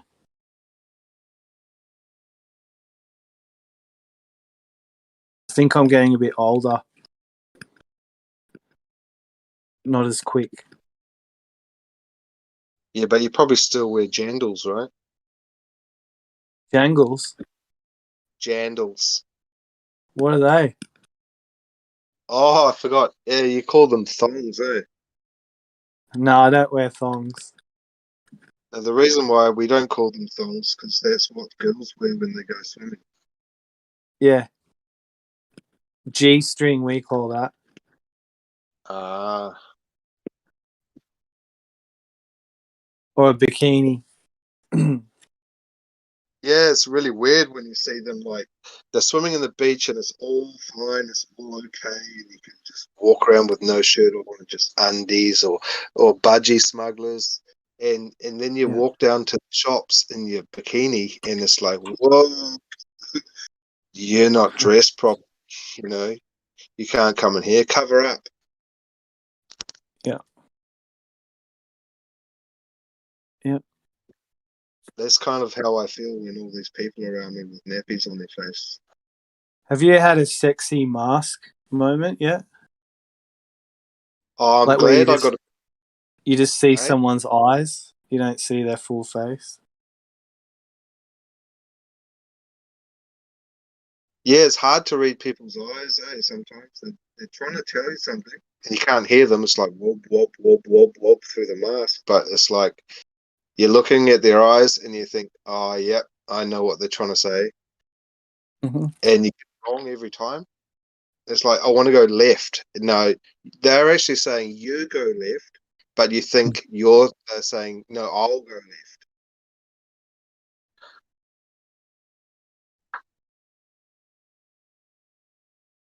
It makes people a bit more mysterious. Yeah, some girls have got really sexy eyes, Yeah, I've always been an eyes man. and then they take off their mask because they just need to answer the phone. You just go, oh, shit.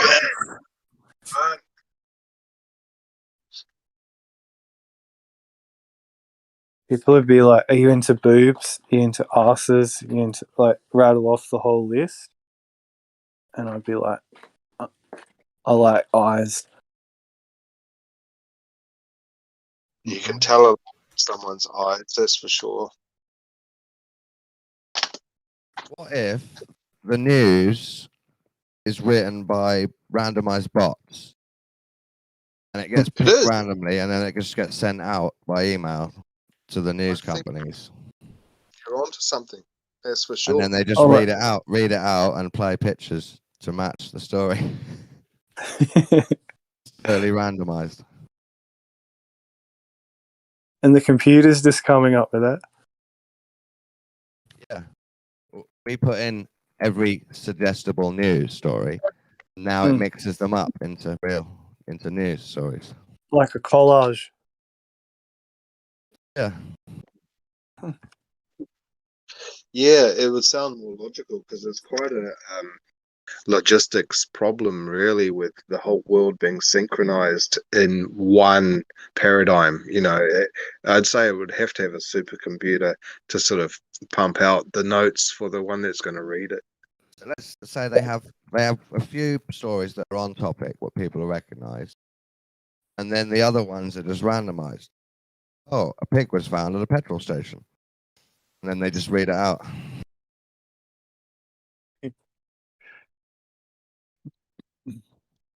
Yeah, or like that one you had the other day, like man finds a bone in his backyard, and his name was Doug, and he was digging. Yeah. His name was Doug. Well, there's a famous All Black rugby player in New Zealand. His name is Wayne Kerr.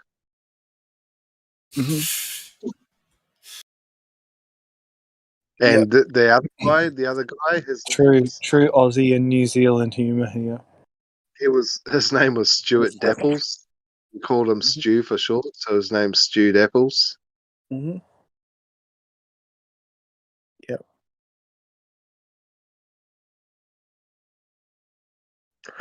Yeah. I grew up with a lot of racist humour, Australian humour, and sexist. That was the way when I was a kid. Can you remember any really sexist sexist and racist? I do actually.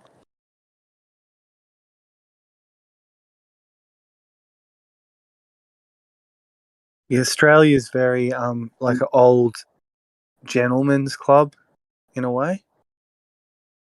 I just imagine old dudes in suits talking about the war, having a beer and maybe smoking a cigar or something. Just like that scene that was recorded with David Bowie, the Let's Dance one that was made in 1981. Yeah, it's pretty classic Australian pub. Yeah, it was, right? Well, they were talking about the war and all the hard days against the emus. They're ostriches. They wanted their women to like be at home. You know what I mean? Out of the way. I thought we agreed that they were ostriches. Doing your hair. Just they're poppet kind of thing. Kind of like Ice Age when he's having a hot tub. There's two hot chicks, right? all this feminism stuff.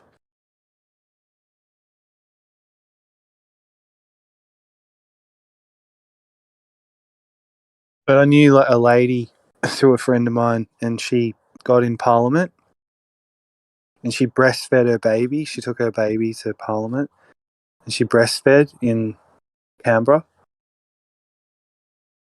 and they didn't like it. And then they dug into her file, and they found some immigration thing, and they kicked her out.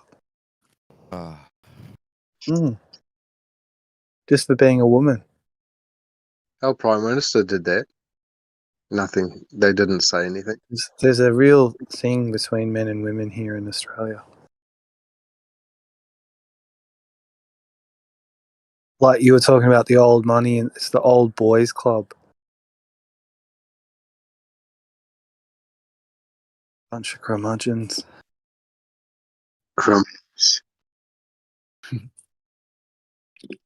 I mean, it's our generation's turn. Like, if Dawn can be like the Prime Minister, and I'll be Prime Minister of Australia. Yeah, man. How do you reckon we go, mate? Where can we kick off?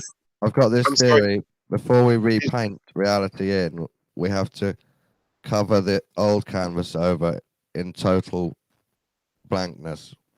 Mm-hmm. Pure white, so we can start again. The Great Reset. Yeah, the light reset. Yeah. I like it. Because we can't afford a new canvas. We have to work with the canvas that we've got, so we've got to paint it over. Yeah. Start again. Whitewash it. I was thinking about growing some cannabis plants. What's the best way to make them grow real bushy? Prune them. That's another Discord, a different Discord, I think, Carlos. But tend to them. Love them like they're your own. I didn't say I was going to do it. You can study it, Carlos, and you will learn quite easy. And But mind you, it's very like alchemy because they work with you, and you start to study how things grow and how you can manipulate things. And you're making medicine, so it's very alchemic. Yeah, but mind you, I was talking with my wife today. We're making a garden next to the fence, adjacent to the neighbours, which are really close on one particular fence line. And she told me to keep my voice down because I was saying, like, because someone we know was abused as a child, like, I mean, sexually abused by someone, and I said, if that ever happened to one of my children, and I was like, I was thinking, sort of thinking aloud. I was like, I'd chop their fucking head off, man. I tell you, I wouldn't think about the consequences. I think if that happened to my daughter, their head would be on a stake, man. It's like my wife's like, the neighbors might be listening, man. Yeah, nah. Sometimes your imagination gets away with you, but you know, it's just obviously you're not going to do anything like that to someone, no matter what. But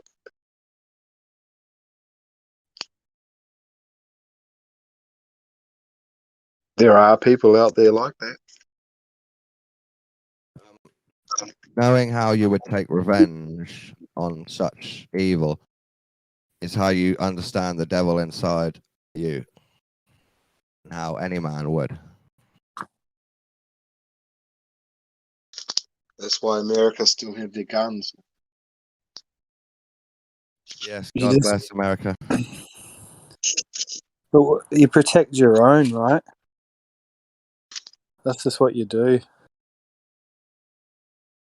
But you know, that saying, if someone did that to my family, I would pull them apart and do medieval. I'd go medieval on them. That's you admitting to being the devil. You can be. Yeah, you can turn. I'm a bit afraid of it, but I think put in the right circumstances, like, I don't know, I wouldn't want to ever be in that situation, to be honest. Yeah, you have to be there, eh? There's a lot of things that we could imagine that we would do given a certain circumstance, but until it actually happens, you have no idea. Mm. And it's fun to think about, but Is like it? when I had a kid, it's like, I didn't think it would be that big of a deal, but when you see his face for the first time, man, Yeah, once you have them, like, oh no, I've got to protect this with my life. oh yeah.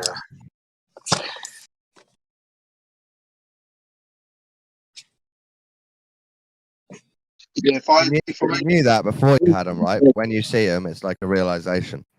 Oh yeah, it just fucking hits you right in the stomach, man. if I stepped out my front door one day and I saw the postman, like even just grabbing my small child's arm or something like that, I wouldn't even try and analyze the situation. I mean, I would look at it, and if she looked like she was in fear, he would be 6 foot under. But like, what would you do? Would you like, oh, was my daughter hurting you? No, I would jump through the window and say, "What the fuck are you doing, pal?" exactly. Do you recognize your kids? Sorry if that's a weird question. Do they seem familiar? See them 24 hours a day. No, but like when you first see them and you're like, "Oh, who's this?" and you're kind of like just staring at them. Do you know who they are, or are they mystery to you too? Wow. You feel like you've just created a thing, don't you? This is mine, what I've just created. It's going to become something. Someone that I used to associate with like on a regular basis all the time about 3 months ago, and I knew everything about them and their name and like everything. And then I saw them yesterday when I went to a shop to buy some stuff, and they were outside, and they go, "Oh, hey, Carlos, how you doing?" And it's like, "Oh, hey, man, yeah," because they're wearing like a face diaper. I could just see their eyes, and I was like, I didn't even know who I was talking with for like the first 2 minutes. It's really weird. I love that when it happens. It's great. You must have felt like, why didn't he know my name? Weird.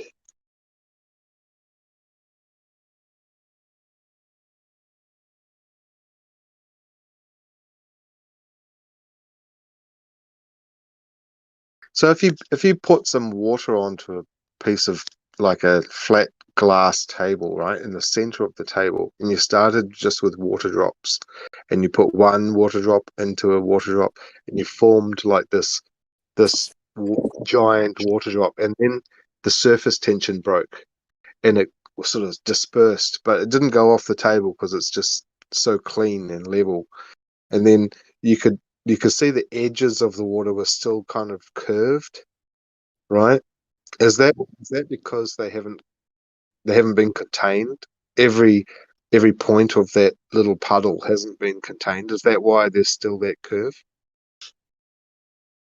You couldn't possibly have a level surface on the top of that water. Meniscus. Or is it just? I think I'd agree.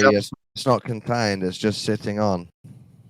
Yeah, but is it just the edges that have that surface tension, or is it the whole of that water that has surface tension? You know what, Carlos? I've never looked closely at a man-made big water droplet on a glass table. Never done it. Well, if you keep compiling that up and you add it up and you add it up, is that surface tension retaining that curve? Obviously, there must be a curve, right? Until it reaches. The more you add, the flatter it is on top, and the curved tension bit is at the edge more. Right, and as soon as you get all that water tension dissipated by having a container, then the entirety of that puddle would become perfectly level, yeah? Perfectly level, unless it's slightly curved. And the bigger you get, the easier it is to measure the curve on the top. Well, besides water, anything else you can make it for, like when you're doing an uphill driveway, right, with concrete, which is filled with a lot of water, you can have that concrete going uphill, and you can keep a nice flat level surface on it all the way up. Level as in a level, what's the word for it? A level slope? Is that a possible word? Like, but water itself is probably the only thing that would. I don't That's know what not you're possible. really saying. If you get a lake that's 100 meters, I'm happy telling you that's perfectly flat and level. Maybe not enough, and you haven't got the tools or the patience or the effort to measure a curve. But I do believe as bodies of water get bigger, they eventually curve with the shape of the earth. And what if you went to a country where they had like 1,000 of these lakes all together, which there is a place like that on Earth. And if you know that each one is level, but then you sort of calculate it up and you add them all together over hundreds of miles, Maybe how would you get it? if you put effort into that, maybe you could see the deviation between each lake. Each lake's Yeah. a different level. A big deviation, nothing, right? Well, if you did 100 miles of 100-meter lakes, maybe by the far one, you'd realise that you weren't level with the first one anymore. Is it just salt water that curves, in your opinion? No, all water. It just takes a big enough size to really see it well or measure it well. Because in New Zealand we have a lake, Taupo, and we can see from one side to the other, and you're not supposed to. So let's say with a canal, I believe it won't really curve from one side to the other, but it will curve down the length of it because that's long enough for the water to form into the Earth's magnetic field. I mean, Do you think gravitational field. Do you think refraction happens in your eyes or in reality? Or is it in your eyes and that is reality? It's both. Because it could be what you're seeing if everyone else stood beside you and saw the same thing. How do we just in your eyes? Well, refraction changes. If you're standing 50 meters above someone else, you're going to see a slightly different image. Not just because you're at a different angle, but because refraction's different. Yeah, but if they came and stood in your position, they'd be seeing the same thing, right? Yeah, pretty much. So But how do you know? obviously, their eyes could affect the image too and blend in with the refraction effect, maybe. That's what we have to know. Is it in your eyes or is it actually? It's mostly the refraction phenomenon is in nature, but you have to use your eyes to observe it. And the only way you can tell the difference is if you see something different than you. You just have to take loads of shots. And a booster shot. Yeah, they're now telling people to take a booster shot in the UK because that's the only way for the new normal.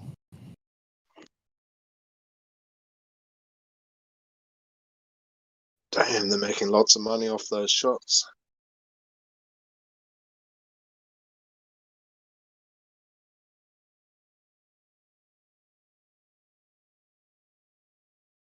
I heard the Canadian government has spent more money in the last physical budget than they did in previous governments all combined.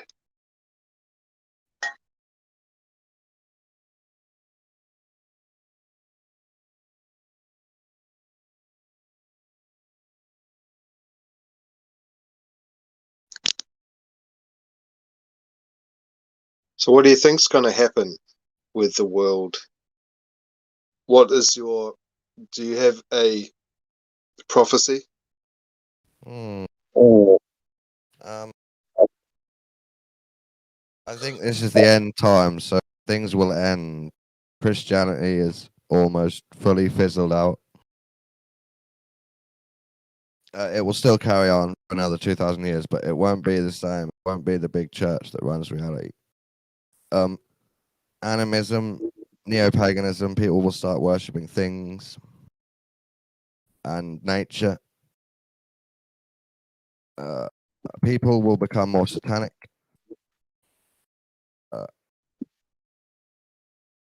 People will become SJWs and start sticking up for 2 + 2 = 5. So you have to go to a museum to see for nature. progress. Sorry. Like virtual reality nature. No, I think because Christianity is dying, people will start worshipping anything that they want. And that will become things in nature. About the continents and the countries and the politics. Who's going to be fighting who next, and what's going to happen with the Commonwealth? All going to split up? Korea is doing their own thing. Russia seems to be doing their own thing. The rest seems to be joining together in a new world order. Russia and Korea, right? The separatists. They seem to be, yeah, but I'm not an expert on this stuff. Yeah, well, you don't need to be an expert. Just to surmise what's going to happen. There's lots of prophecies out there what's going to happen. One of them is that the Commonwealth is going to split up. And there's going to be a war between Russia, China, and Japan. Okay. Yeah, wars could happen. Definitely.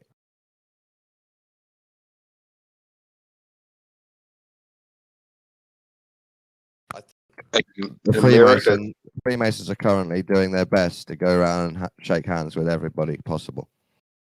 And I heard one that the American border is just going to be closed off like it was in China for many years, and it's going to become a communist country.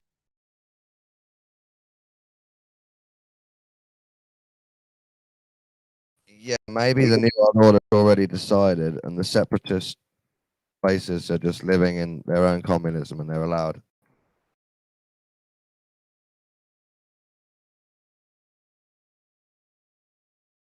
Isn't it weird? This is not bad taste. I mean, don't take it the wrong way, but Rob Skiba was in a coma for 40 days and 40 nights.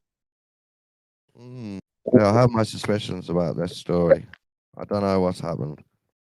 Yeah, it's just kind of weird. You know, it's just a strange number. I'm not auto-hoaxing it. He might have died. Of course, yeah. Sad to hear. Even if he did, they're ready to work it into a story. Yeah, there's always a story.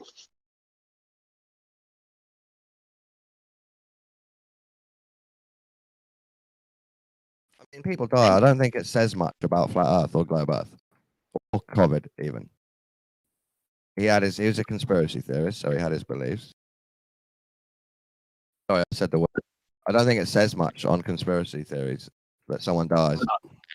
No, that's right. Exactly. I mean, it's not so much of a threat to anyone or anything. Yeah, but like big names like Prince and David Bowie, and there's a whole list of them. And Michael Those Jackson. types of deaths sort of say something. That's why I'm suspicious about any death. Michael Jackson, yeah. I think I meant just sometimes people die, right? And it doesn't mean anything. Nature just got them.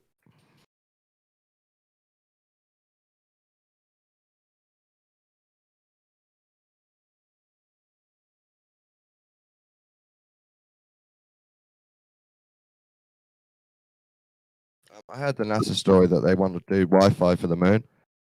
It got me thinking. I think Crit showed the story. I don't know the full story, why they want to, why they say they want to, but this kind of tells me maybe they've got a secret base on the moon. Or they're planning to or something. Oh, that'll be really good when they show us all the video footage of their Wi-Fi driven cameras looking down at Earth and seeing planes flying upside down. Hope it's a really good connection. Well, we went over this before. If you zoom in far enough to see the plane, you can't tell if Earth's upside down or not.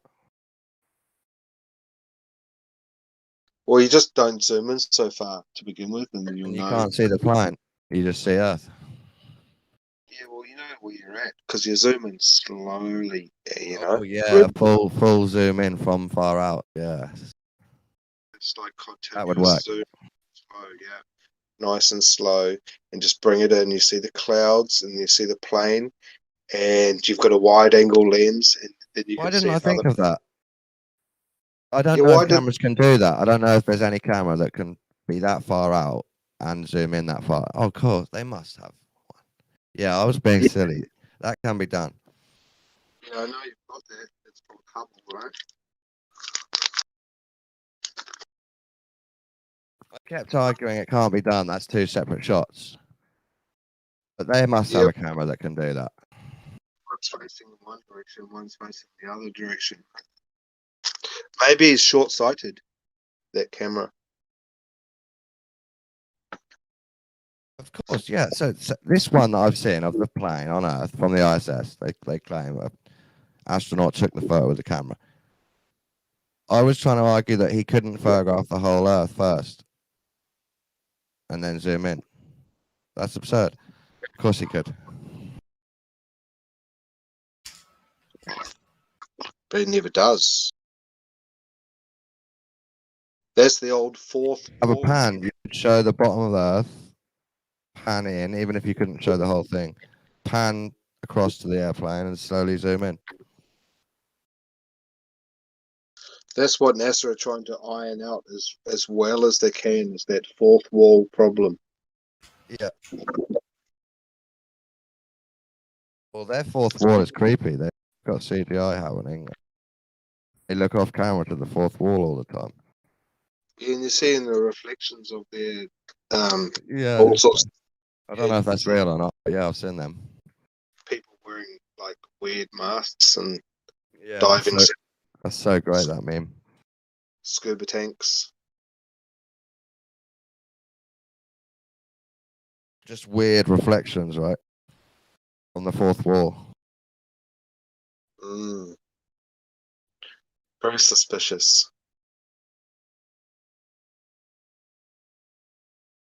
Chemo once said there was a murder on the ISS.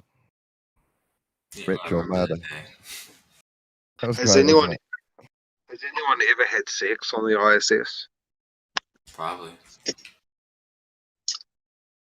There's something Mile High Club, 666 Mile High Club or whatever.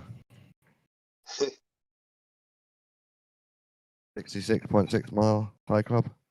250. Okay. Yeah, I bet they have. Hope she's not a squirter. Fucking all your computers would be going. Zzz, zzz, zzz.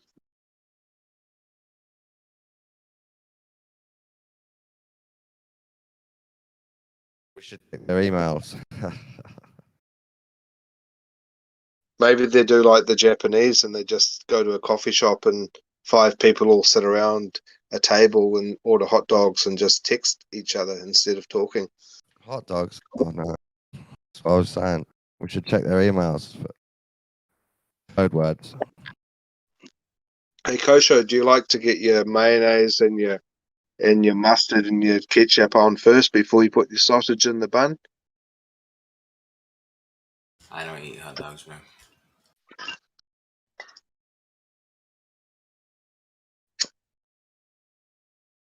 You're in the wrong state.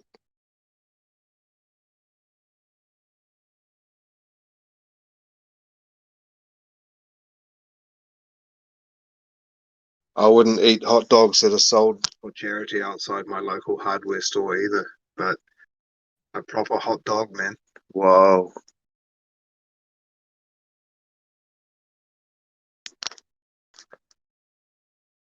Where's the best hot dog? Chicago? ISS orders 250 pounds worth of hot dogs. There was this black African. Email exposed.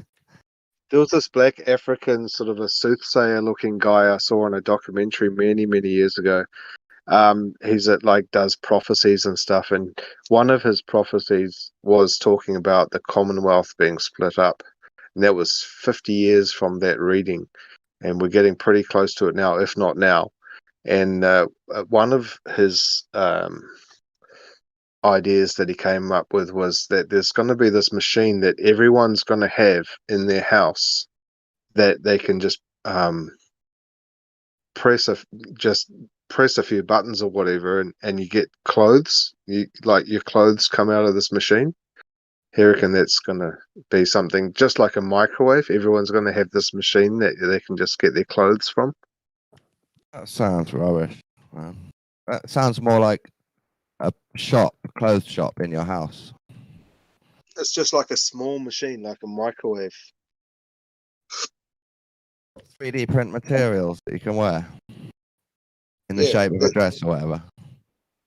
Yeah, and any material that you want, he said as well. He said, like, oh, fuck, I've got to find that video. It was just really amazing. Yeah, any type of material. It could come out as wool or whatever you want it to be. Any color, any shape, any design. So there must be a super material that is used initially and can fabricate any other type of material from it. Like at least the texture.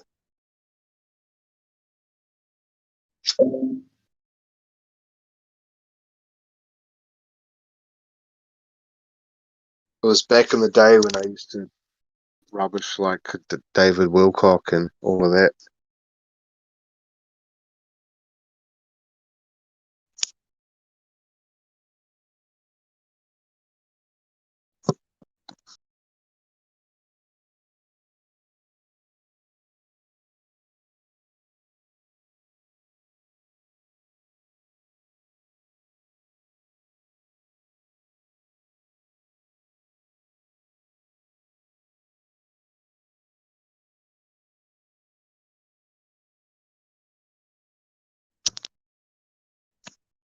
What's that guy that reckons that he's seen aliens and he's a medical a surgeon, and he reckons that he's got this little mini skeleton of an alien. What's that guy? Fuck. Oh, Stephen Greer? Yeah. Stephen Greer. Oh my god. Old school. I his shit because he makes it seem like oh look, Jeremy's here. My man. No, but yeah, Stephen Greer. I used to think that he was telling the truth just because his claims seemed legit. Like he said he met with like the vice president and shit like that. Yeah, he's like the Tony Robinson of conspiracy. He's like really like he's like that jazz guy that does like exercise in the morning. What's that guy? The American guy with the stubby shorts. Yeah, Richard Simmons. He does the dancing in the morning, the jazz and the yoga. Yeah, he's got clown hair, like Richard Simmons. All three of them. Imagine if you combine their talents together. They'd be a superhuman. What up, guys? Jeremy. Good morning. Some of us were wondering if we were going to see you again, dude. Yeah, I was busy yesterday. Have some coffee and start the day. Do you have a coffee machine in your house, Jeremy? Yeah, the K-Cups. Mad good machine, too. We've had it for like 3 or 4 years now. This is amazing. What's it called? Are they those little capsules?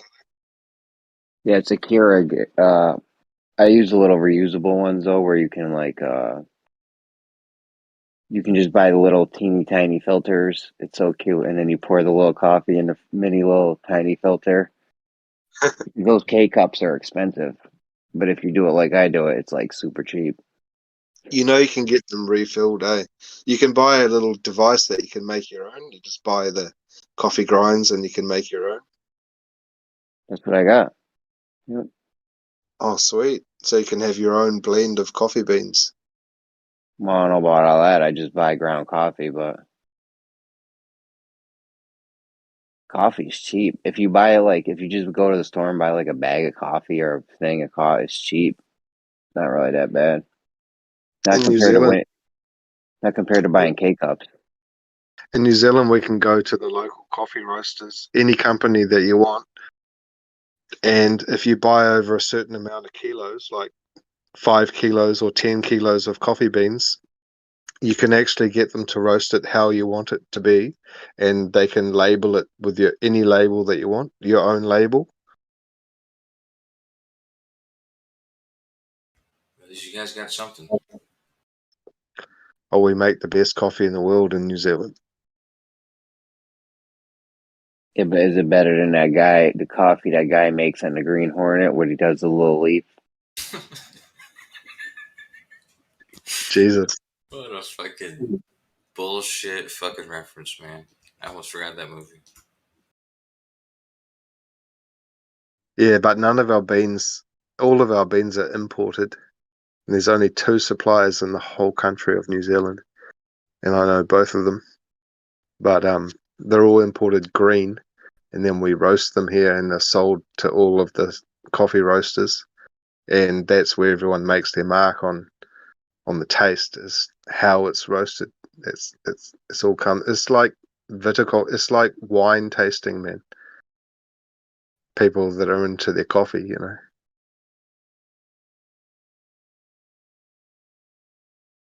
But you probably need it where you are. It's probably pretty early. It's 7 a.m. I'm thinking about going back to bed. I'm not sure. Yeah.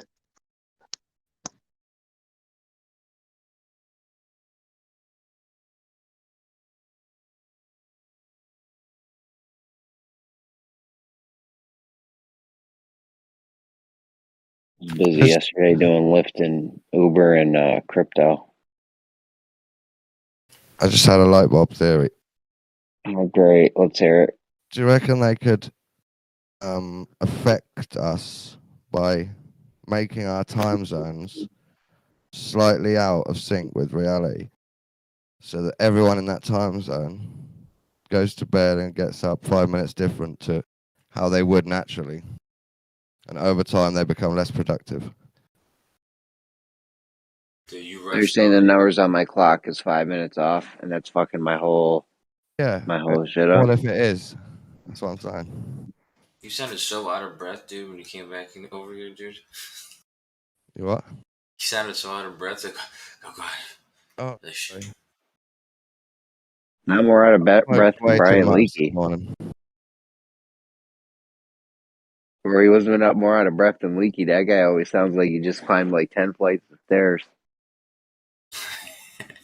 every time Leakey's on mic, it sounds like he just fucking ran a marathon. He's not been in here at all, man. I sent him the invite. He DM'd me. He said, "Hey, what's Geo's link or whatever?" I didn't even do anything. I smoked one more spliff and walked across my flat. And that 5 minute theory is I don't know. I don't think like 5 minutes would really throw. If everyone in my area is waking up at the same time, yeah, you know what I mean. I don't know how that would. If they've got occult knowledge about that much difference each day from natural, so everyone else's time zones more or less aligned with nature, so they get on all right. But some time zones are corrupted, and 5 minutes off, or about 5 minutes off. Done that experiment before in a dark cave, and they did a sleep experiment to see how people would react without having daylight, and everyone ended up in sync with the way that it is outside.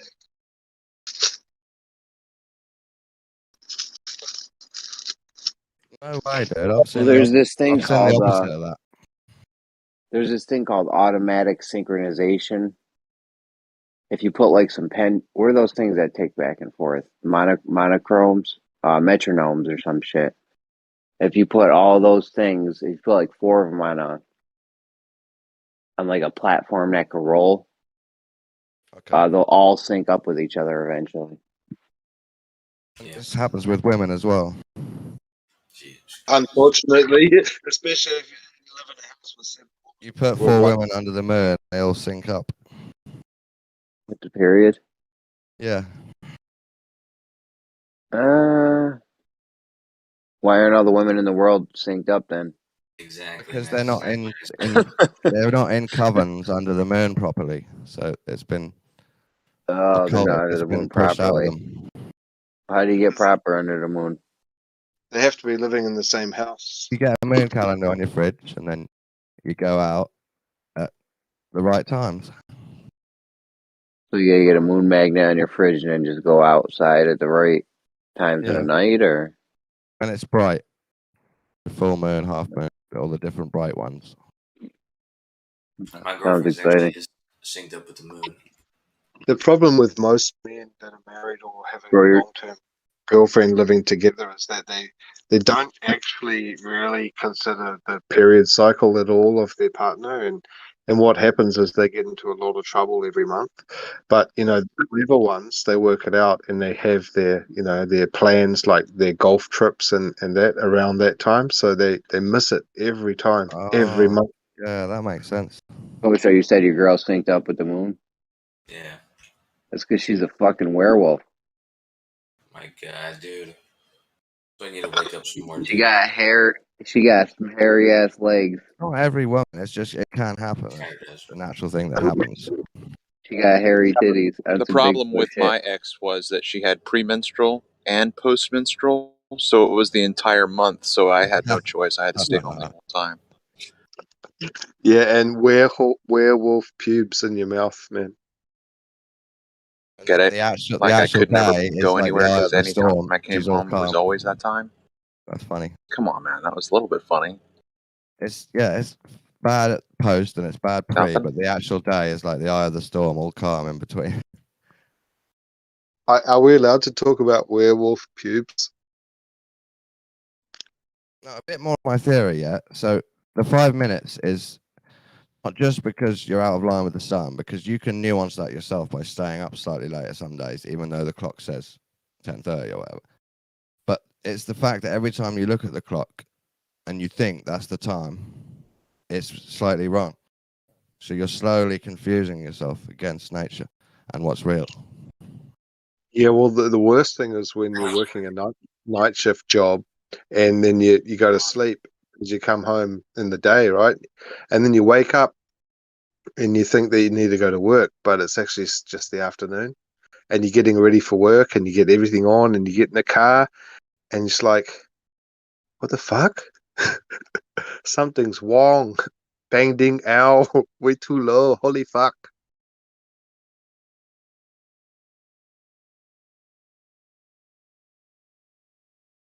Yeah, that's worst. And now with digital clocks, everyone's on the phone. Android, whoever makes the call, they can change everyone's digital clock while you're not looking at it, while it's in your pocket. Even if you're looking at it, if it changes, you're not going to be able to do anything about it. And that's your new time.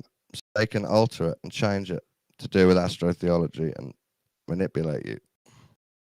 They do that for daylight savings time and for when they add a leap second. If they take five seconds out of each day for a week and you don't notice, 5 minutes. If you were going to think, like, if you were going to surmise who killed Lady Diana, would you say it was the royal family or the Black Ops government, or was it just someone that had a revenge? The royalty and Freemasons. The royal family and Freemasons.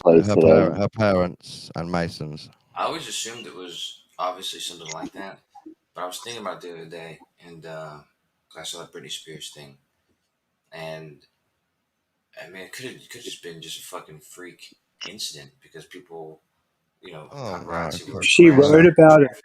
She wrote about it, Kosho. She knew it was going to happen. Yeah, she predicted it. They're going to kill me. In the house. What up, Kilo? Yeah, but did she write about it before she died or after she died? Before. She said to David Icke, they're going to kill me. So Isn't that what that Rick Mail said as well in his last ever recording? He said that they're going to kill him. Weird. You remember Rick Mail from The Young Ones? Yeah. He's great. He said he was going to die. They were going to kill him, and then he got killed, right? He was talking about truther stuff too. So was Bob Marley, man. Bob Marley was one of the biggest truthers out there. He was a flat earther for sure. There are a lot more political destinations. My mate would debate you with that for the rest of your life.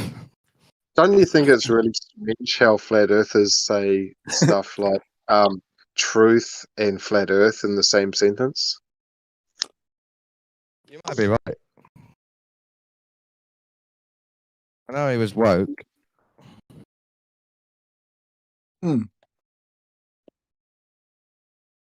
That's one thing we can all agree on, and all flat earthers combined, we can all agree that Bob Marley was a good dude.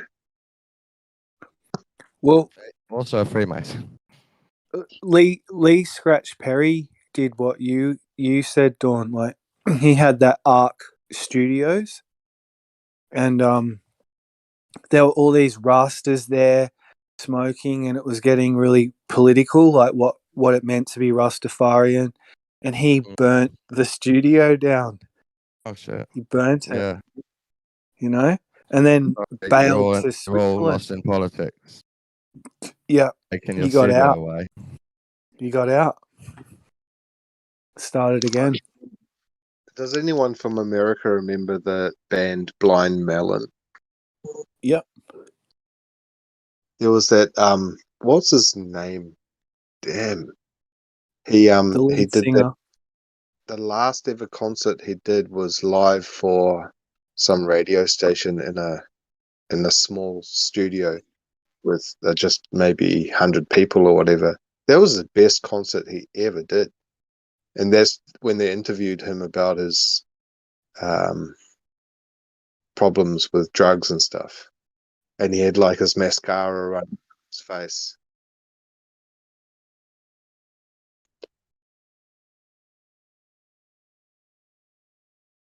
He's my idol. But Bob Marley is God. He's not that good. That's pretty fucking good. Come on. A lot of He's good, but he's not that good. a lot of people, you could ask a lot of people and they would say, yeah, he's pretty much God.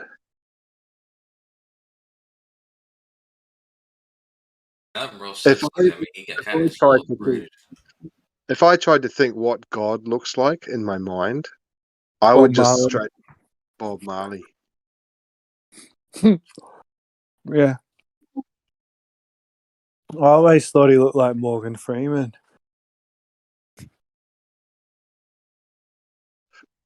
Bob Marley was still alive today, he probably would look like Morgan Freeman. Have you seen the lead vocalist of Slayer, what he looks like now? No. From his latest video with like a prison break and slaying blood everywhere. It's just really gory video clip. Is it called Rebellion or something like that? But he's got this massive ZZ Top beard, and this big dreads, this like matted ZZ Top hair. bed. What's a ZZ Top bed? Beard, moustache, Oh, beard. Beard. Yeah. Sorry for my accent. No, you're all right. I just thought you said bed. Beard. Yeah. Beard. I can talk like an American if you want me to.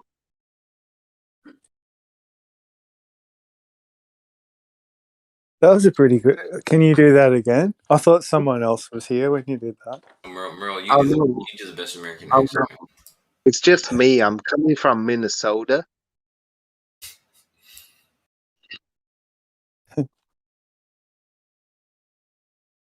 America's funny place, isn't it?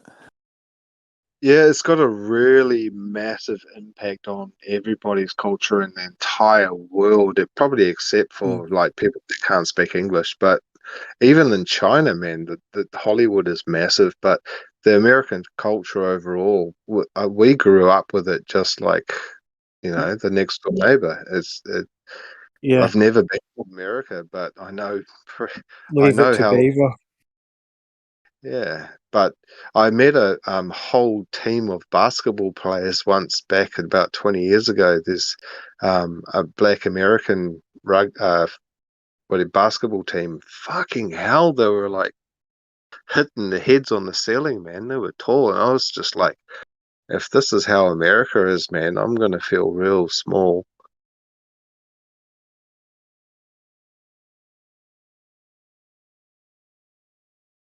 Yeah, I mean, I didn't see really tall African people until I got to England. Like, there I started to be like, right, there's a real melting pot there between What is it with Africa and.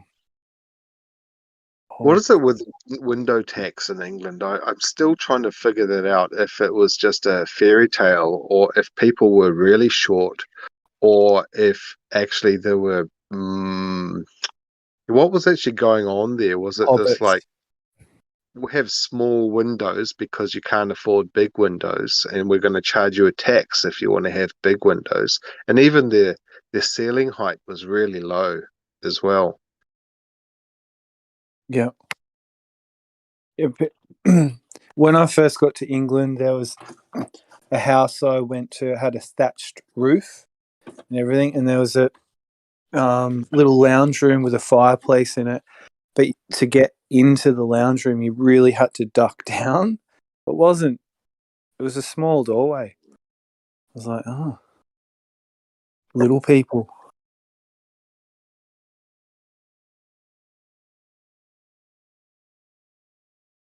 It's Or just to show you. elves. If you've got a No, lot they're of money, elves. you can Hobbits. prove it.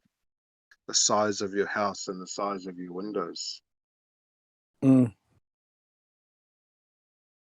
It's a Yeah. way of demeaning people, just like this is how you've got to live in the squalor, and no, you're not allowed plumbing, and line up for your bread. It'd be fun to have, like, I don't know, some land, and you wonder, like, what you'd create if you could. Like, just if you had, I don't know, That's what I was $1 talking billion about. or something. No, it doesn't cost that much because, like in New Zealand, you could buy a piece of land by itself. Like, for example, lower than the valley plateau, like the plateau in the middle of a valley. I don't know what you call that. A prairie, is it? Yeah. And Like then half an acre or something. no, you buy like 10 acres, 12 acres, something like that. But the thing is, you've Too got to much. strategically find your plot of land which is surrounded by unbuildable sort of forest around you where no one's going to Yeah. be buying. Wood And then and you've water. your own little paradise. And then what you do to make money is you make a few cabins and stuff, and you have the grade year 8 kids come and do their little camp trips like throughout the year, and they spend lots and lots of money No, I don't learning want to how. deal with that. I don't want to deal with that. I'll do Well, something else. because they do like obstacle courses, climbing in the trees in the bush, just like those training camps for the army, Yeah. like confidence courses and stuff like that. It'll be a bunch of fun, man. Like going at night, like orientation with a compass in the dark with torches and trying to find out how to get back to the campsite and all sorts of really stuff, and then you just do an adventure. And then when you retire, you've got this awesome plot of land, man, with gardens and rivers. You could have a And little amphitheater. You could have like an amphitheater. and as you so you could have your own private kind of. I don't know. and as you make Don't have more to and be more money, raised.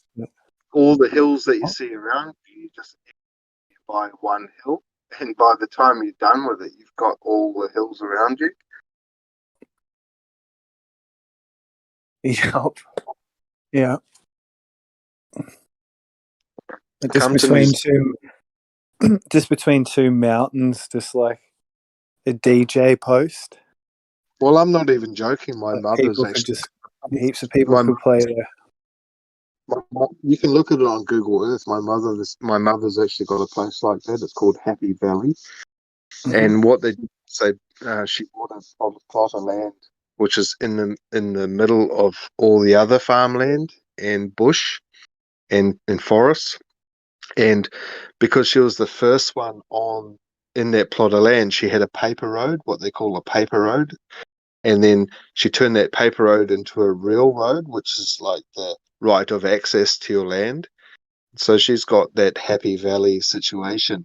And when you drive up this long road, which is named after, she named the road Happy Valley Road. And when you get to the gates, it says Happy Valley. And you go through the gates and you go down this long ass driveway, which is like a tunnel of trees. And it opens up into this magical valley.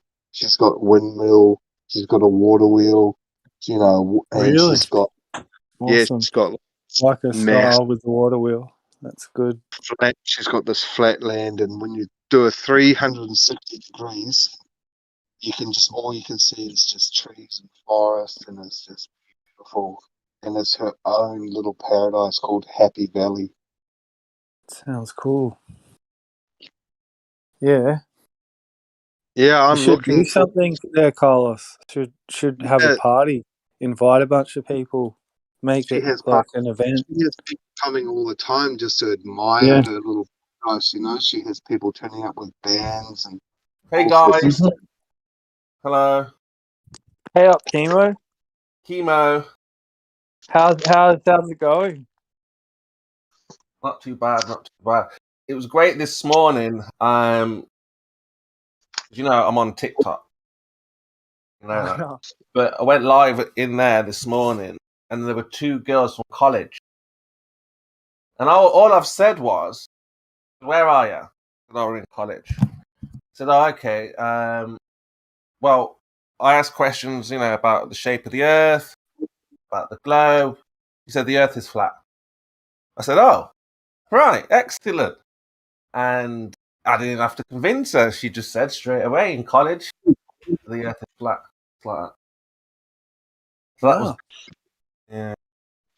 Yeah, well, my daughter's 15, and half of her classmates are flat earthers. You're joking. I'm not joking, man. It's like she's 15, and what's in her grade, she's year 10, and she thinks that about half 50% the class are flat. Are you sure? Yeah, half of her friends are flat earthers. Yeah. That's great news. That's great news. It is. I mean, I do tell them, I do warn them, but they're just like, "Oh, no, they're not listening." But they're listening, right? Mm-hmm. Crazy. Like, it's good. Do you stream your TikTok on the YouTube? Well, no, it's just like I had a call, so it's just like a call. I was just live on TikTok, and then these college girls just joined me. They added me and stuff. Went live with me. Emily was in the room. She's a moderator. She saw it. She was like, "Oh my god, Chemo's talking to girls in college." I'm watching it right now. That's funny. You should stream that to YouTube, dude. Just like Horseshoe used I'm to. gonna start doing that. Actually, I'm gonna go on YouTube. Thinking about, because I've just bought. Not bought. Well, I bought it, but I'm waiting for it to come. My Flat Earth T-shirt. So I've just ordered a Flat Earth T-shirt, and I'm thinking I should get a map for the wall. You ever used to watch Horseshoe show? Well, sometimes, yeah. Dude, that show is awesome, man. Honestly, I think he had the best Flat Earth show, probably out of anybody. Yeah, I mean, I don't really want to go all razzle dazzle like the Flat Earth and this, that show. Yeah, fair. I just want to keep it simple, like how it is now. I know you like the flamboyant.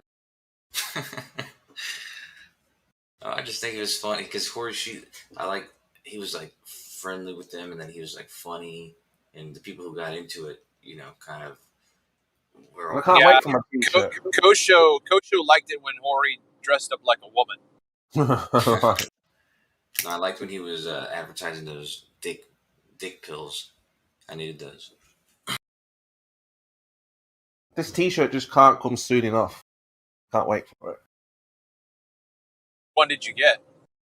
Oh, it just says like the Earth is flat. It's got something else on it, but it's just like a nice T-shirt. It's not like like them ones with big bright. The Earth is flat. It's kind of embedded into the T-shirt. You've got a kind of look. So it's just a nice.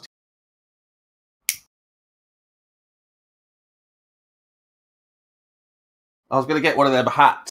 There's LED hats where writing goes across top of it on the head part. I thought that might be a little bit too. Well, it says the Earth is only if we want to go live, but like I said, I don't know if that could be over the top.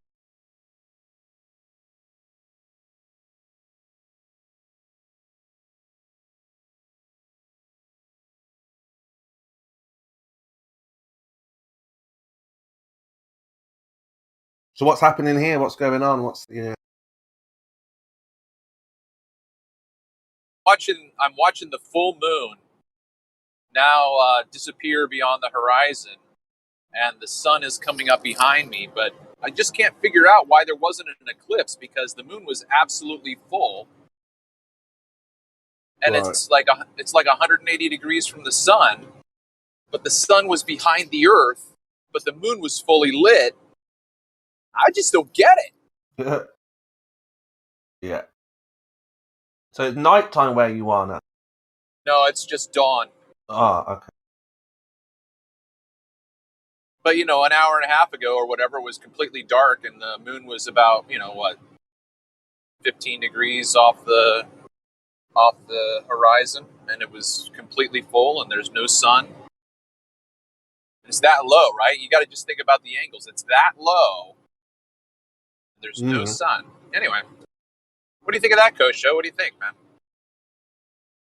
It's pretty obvious. Oh, is it? Because I'm not stupid, right? So I'm like, okay, look, the angles just don't work out. The moon is low in the sky, right?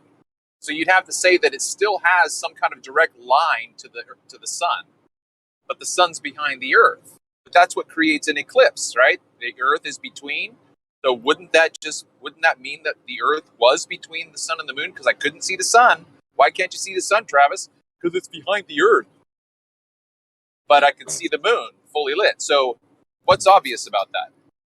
No, they have to line up for there to be an eclipse. Right. Right. If you look at sun and moon, I think right now they're directly 180 degrees from each other. They're in line, bro. I wouldn't be so sure. Okay. The moon's orbit goes 5 degrees above and below the orbit. Yeah. I get the narrative, dude. Listen, I get the narrative. I'm talking about when you're looking at the obvious, right? I'm standing on the Earth. The moon is above the Earth. The sun is not seen, right? The moon is low. Like, if you think about this, like, the next time there's an eclipse, just look at where the position of the sun and the moon are, per se. Let me ask this question then. Do you know of, or has it ever happened, that an eclipse happens with the moon low on the horizon? What do you and the sun, huh? What do you mean by that? The moon is low, like it's going to set, right? Oh, right, yeah, every time. But there's an eclipse. So if there is an eclipse with the moon low on the horizon, then there's no reason why the moon shouldn't be in eclipse right now, because it's low on the horizon, but it's full. No, yeah, that happens every time. What happens every time? That somewhere in the world there's an eclipse where the moon's going to be low for somebody, and the sun will be just setting or rising. It's usually when you get the stellar eclipse. Both will be low in the sky. But okay, except that but listen, I didn't say that. I didn't say that both the sun and the moon were above. That's not happening right now. I'm just saying.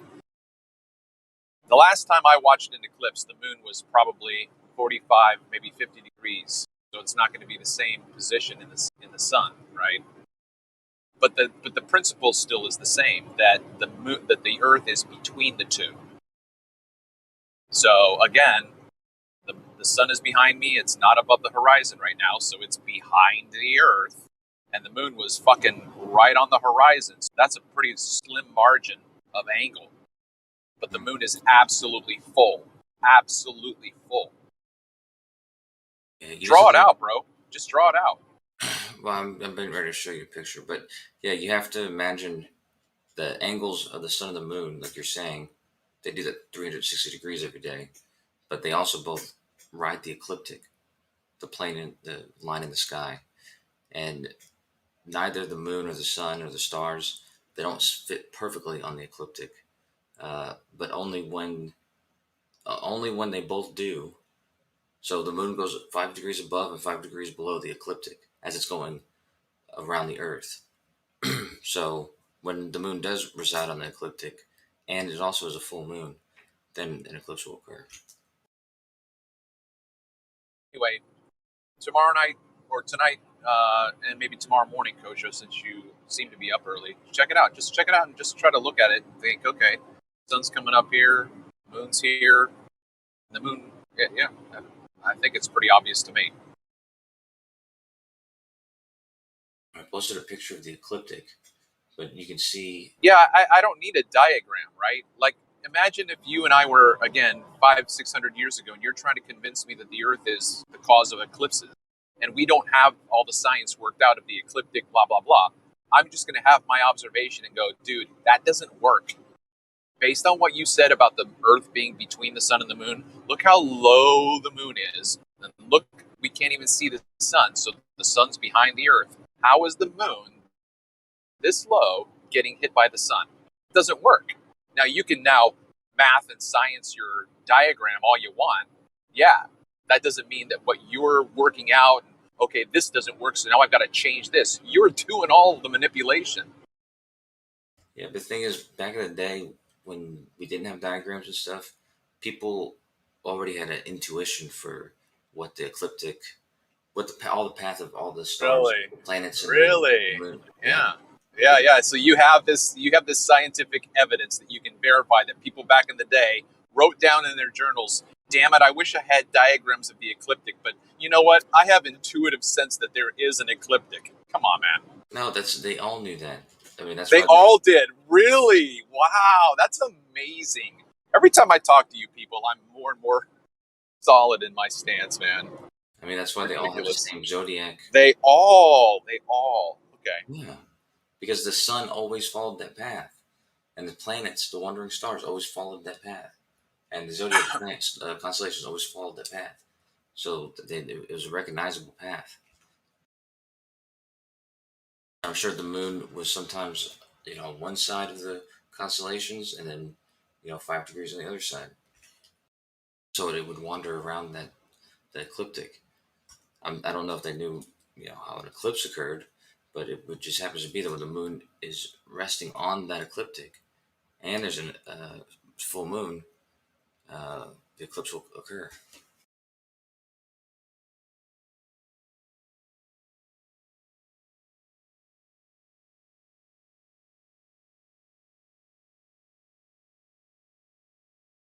So that's what's new, Chemo. Good. You got Kosher on the ropes there. Did anyone catch Rachie and Fight the Flat Earth? What? Rachie. Did you catch Rachie and Fight the Flat Earth? No, she went up against Craig. Oh, she absolutely annihilated.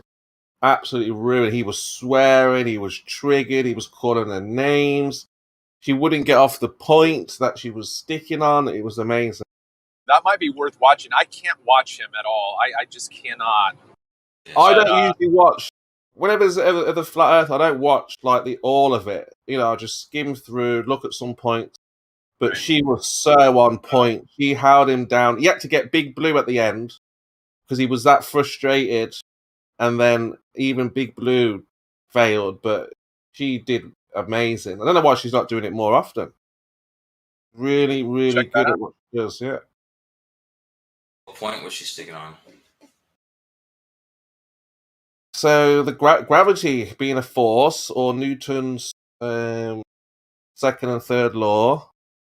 You know, where'd you get your G from? Just all that you watch it is amazing what she did. She just nailed him down, like, because we usually deviate and go on to different points, but she just would not budge. She brought him back, tried to go on to other things. He tried to look for mistakes that she was making, and you know, anything that she said wrong, he was all over her.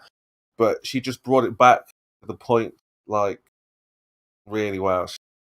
It was fantastic.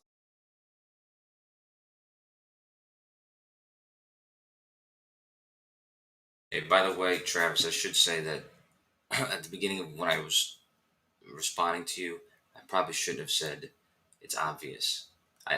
It's not really obvious, even to most people. But I thought you were being sarcastic at first. I heard like a sarcastic tone in your voice, but. Well, yeah, I was being sarcastic, yeah, because I was saying, why isn't this happening? I thought it was, yeah, so I was being sarcastic. But, even as I'm driving along right now, as I look in my side mirrors, I can see where the sun is going to come up. And I can see where the moon just went down. It's basically right in line with each other. I mean, so it geometrically that way, it makes sense. Like, why isn't this happening?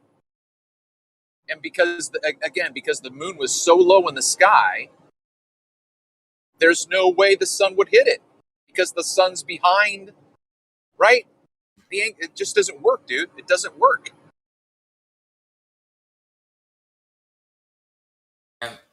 You have to remember though that they're so far away from each other that. But that doesn't work again, dude. Listen.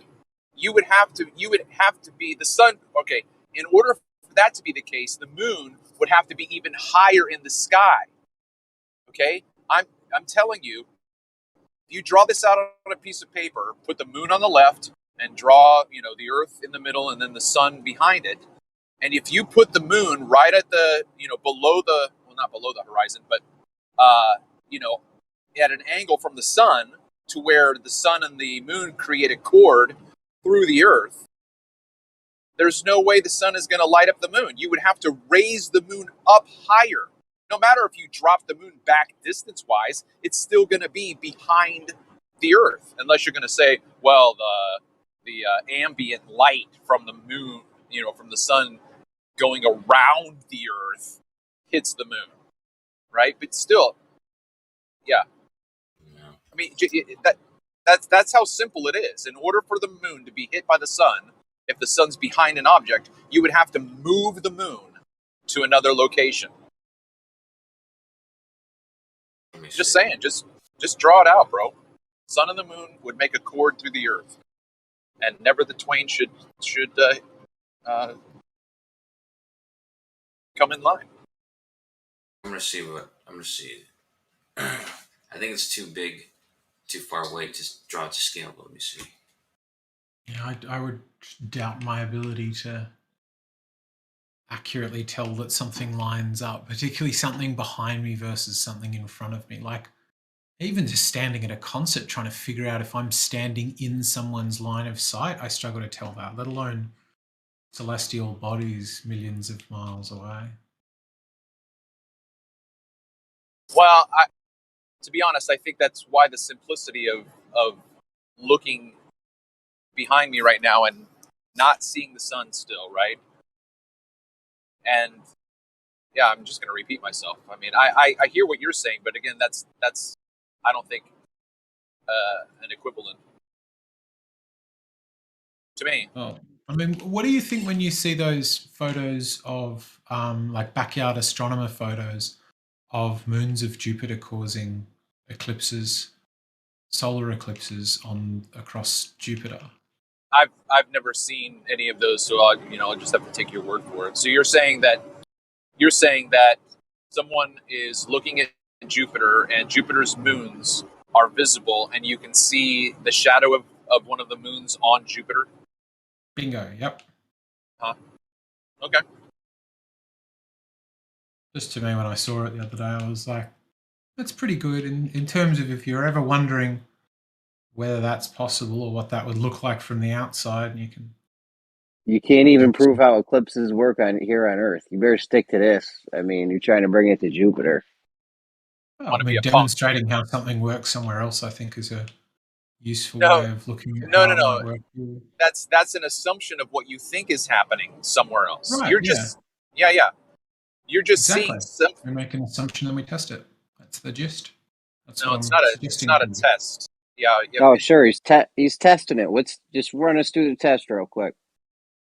To test the assumption, to develop an idea of what we think a solar eclipse looks like on Earth, and then we look up and see if it looks the same way we'd expect it to on a different planet. If it so not a scientific, not a scientific, not a scientific. Did I hear that right? You make an assumption that you think it's happening, then you look up and you go, yeah, it's our assumption. How is that testing anything? And what, based on your assumptions? Well, I'm of the belief you can't do anything unless you make an assumption. I mean, you can't do science without assumptions. But what science are you doing to make an assumption and just observing? Hold on, Stacy, let me jump in just real quick. Harry, what's an assumption from your perspective? Like, can we define that term? I mean, it would be a fairly broad term, but it would be taking something as given without testing it. Okay, but taking something as given without testing it. So let me put it into a way that makes an analogy for me, right? So if I know that you are a reliable person and we've set up a time where we're going to meet up, I can assume you're going to be there on time, right? But that assumption is based on previous experience. Right, yeah. Best assumptions are, right? Okay, so assuming I'm going to turn up on time when you don't know anything about my timekeeping would be a bad assumption. Both would be assumptions. Sure, and that's when I've made an ass out of you and me. Okay, so in a scientific test, is an assumption like that is. But it's just you can't take a step in life. You can't take a breath. You cannot do anything without assumptions. If you take assumptions to be what they are at their purest form, like one of the main assumptions in science is the uniformity of nature, right? Which I think we've talked about this before, right? That you think if I'm doing a test here, that test is also valid over there and on a different day of the week. Otherwise, what you're testing doesn't really tell you anything. If you don't make that assumption, you can't do the first step. Same as like if you're weighing something, you've got to make the assumption that a weight weighs the same thing on different days. Sure, but again, what I would say though, there's loads of assumptions. I mean, name a single experiment, and I'll stack up about 20 assumptions for you. Yeah, no. My point is to simply agree that the way that we're describing an assumption is that the assumption is based upon previous knowledge. You have something that you know before. Otherwise, you wouldn't have a uniformity of nature, right? We wouldn't know that nature always does this unless we've observed it for the past 10 years. And then we're going to go, okay, we've done this for 10 years. I'm going to assume tomorrow this is going to happen again. So that's what I'm saying. So let's now take it to your assumption that the Earth is between the sun and the moon. Now, sometimes it is. You don't know anything. You're just assuming that what's causing the shadow on the moon is the Earth. I'm talking about the other kind. I'm talking about a solar eclipse, not a lunar eclipse. If I've got that right way around, where the moon blots out the sun. Okay. So I can see a moon in the sky. I also assume that what I'm seeing is physical because it looks to me like other physical things. Because shadows are cast across it like they're physical. You can see the shadows get longer towards the sort of edges or the twilight of the sun, and there being virtually no shadows where it points straight towards the sun. So that is a bunch of assumptions that leads me to rest upon a larger assumption that I think the moon is physical, and physical things, particularly. Okay, I get you. I get you. Yeah. For some reason, because we were. Yeah, sorry, I had switched from lunar eclipses to solar eclipses. Yeah, I'm with you now. Okay, so then your assumption in that would be that the moon is physical. Among many, yeah, there would be loads of assumptions one would need to make in that, but yeah. Okay. All right. Well, that clears it up for me a little bit because I was still on the lunar eclipse thought process. Okay, I got you. So I guess the assumption is then. Say again? I heard parts of what you said. I think so. It's not begging the question in this case. Is this just me losing it, or is somebody, or is that? No, his mic is really bad. I couldn't understand you either. Can you hear me now? Yep. Hello? Check 1, 2. Yeah, we can hear you, Carlos. We got you. So I was saying in this case, it's probably not begging the question then, it's just an assumption. I lost everybody now. I can hear you, and I heard Carlos. You didn't hear Carlos right now? He said... Oh, no, sorry, I switched off. Yeah, now go ahead. Sorry, Carlos. Geez, something's happening with the world Wi-Fi. Yeah, so it's not begging the question in this case, though. I suppose it's just an assumption then. Begging the question, at least my understanding of it, is kind of like taking for granted the conclusion when you're trying to test something. I'm not trying to test. I'm not using this for a conclusion. Is it begging the question? Let me just check what begging the question is. It could be. Well, let's get it straight. You're not testing anything, not in any scientific way. No, I'm not calling it a scientific test. You know, I'm not on the same ball as all of you guys. I don't think I'm a scientist. I like tests, but my only real requirement for them is that they're falsifiable. This whole malarkey about independent variables and stuff, I just think is. No, you don't need to get into all that. I mean, if you're gonna do science, that is what you need. If you're not doing science, what are you doing? Because it presupposes, right? So begging the question is presupposing the thing in the conclusion. So no, I don't. I'm pretty sure this wouldn't be begging the question. It's just I think that thing that causes a shadow to pass across the Earth is the moon passing in front of the sun, blotting out the light. And then the test is, does it look the same when it happens on Jupiter? And like there's chunks of photos of Jupiter. I don't know which ones are from backyard astronomers, which I'm guessing you guys would go for better than these ones. But like they look just like you'd expect, right? Little ball in the front, some light on the other side of it. Dark ball casting a ball-shaped, black disc-shaped shadow on the ground behind it. I guess when they have Wi-Fi on the moon, they'll be able to show how the shadow actually works.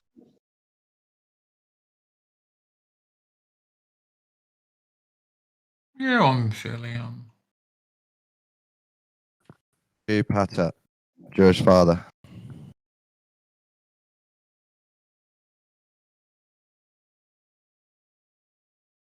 That is a picture of God. I believe in that. I believe that object exists. Which object? Jupiter. Jupiter. Oh, this is something about the Jews or something. Just Jewish father. That's what the name Jupiter means. Jupiter. I thought it was from the Greek or something, wasn't it? It's a Roman god. Roman god. But isn't that crazy? Greek god. You reckon that's got a core in the middle? They think so. They think there might be liquid or metallic hydrogen in the middle.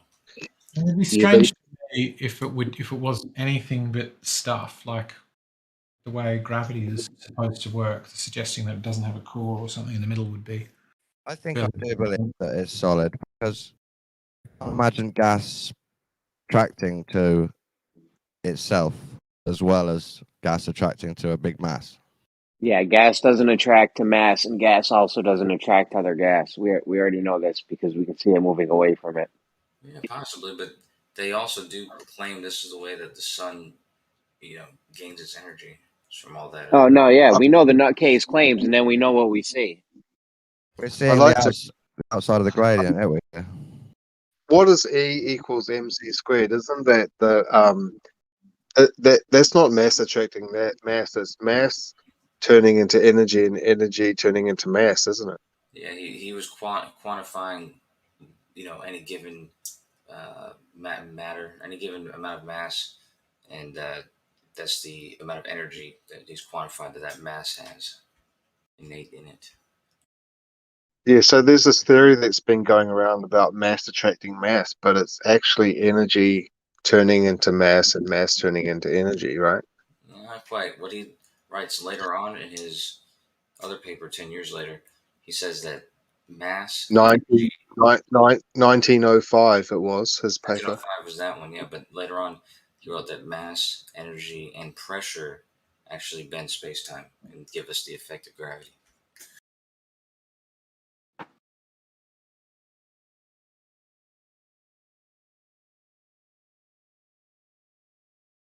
Sounds like refraction. Yeah, it does, yeah. Maybe they're cousins.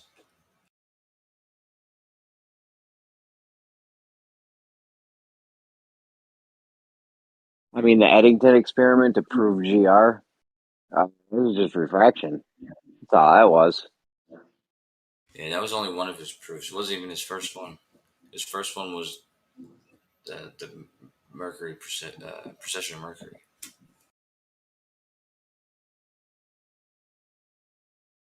This is science, right?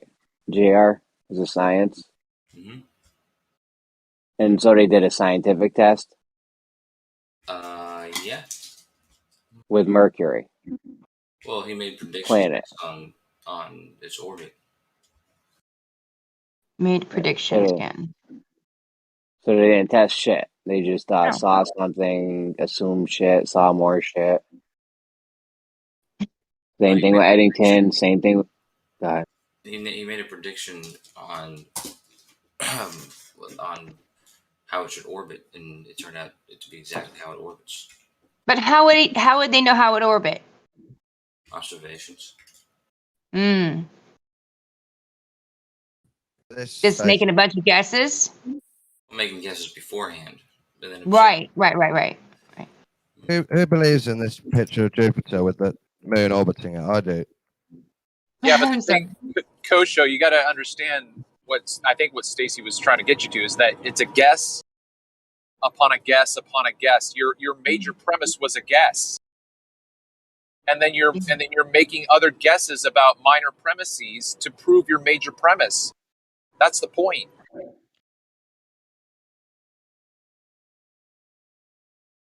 I don't get it. Yeah, it's weird. We have like, to look out that far to prove what's happening right here. It's continuously applying like band-aid to the problem and just non-stop fixing the symptoms but not going to the cause.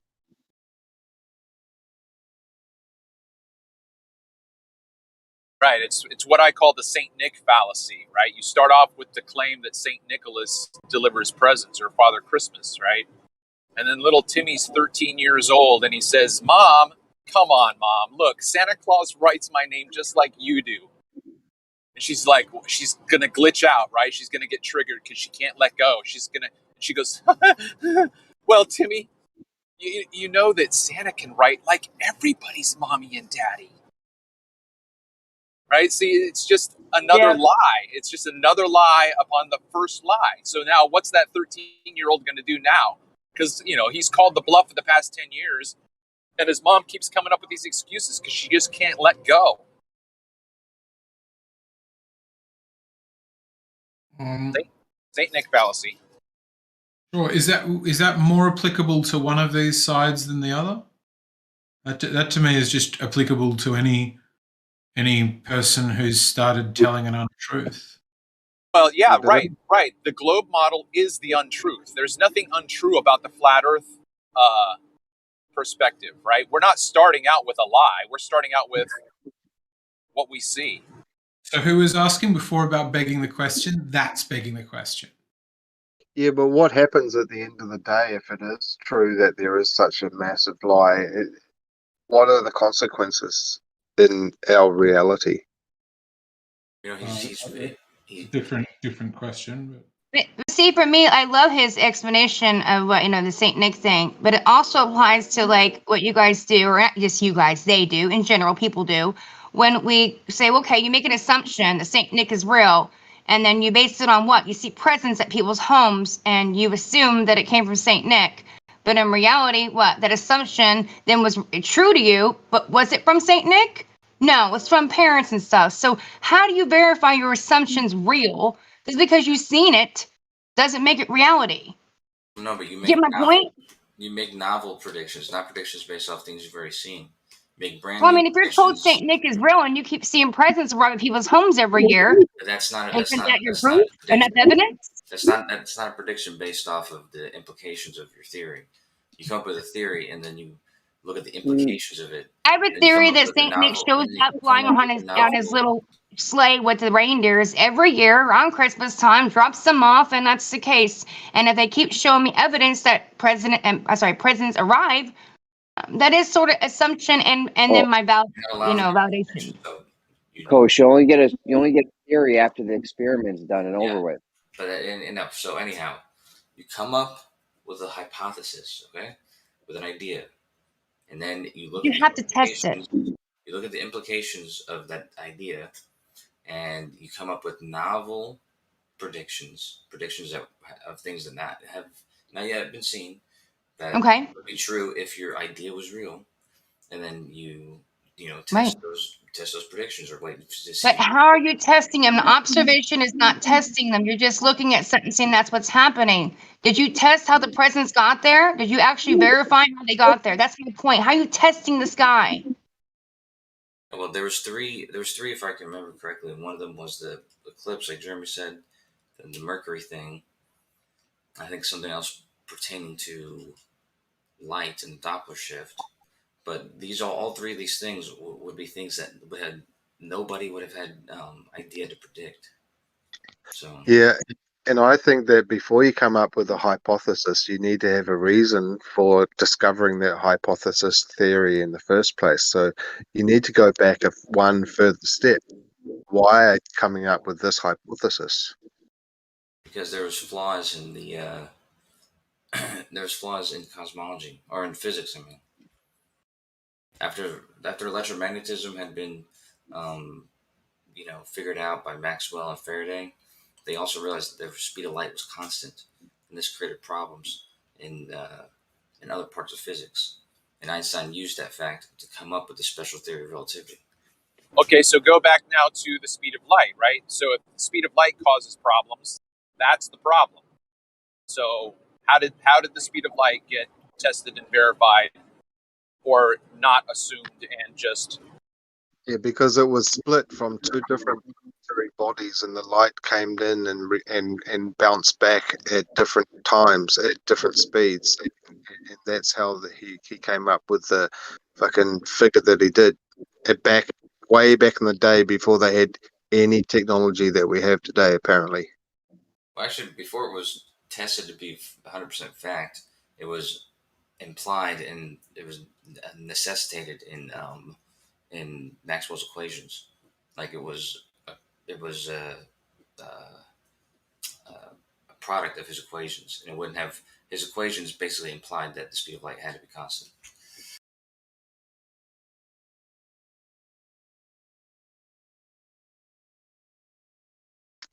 So he didn't have like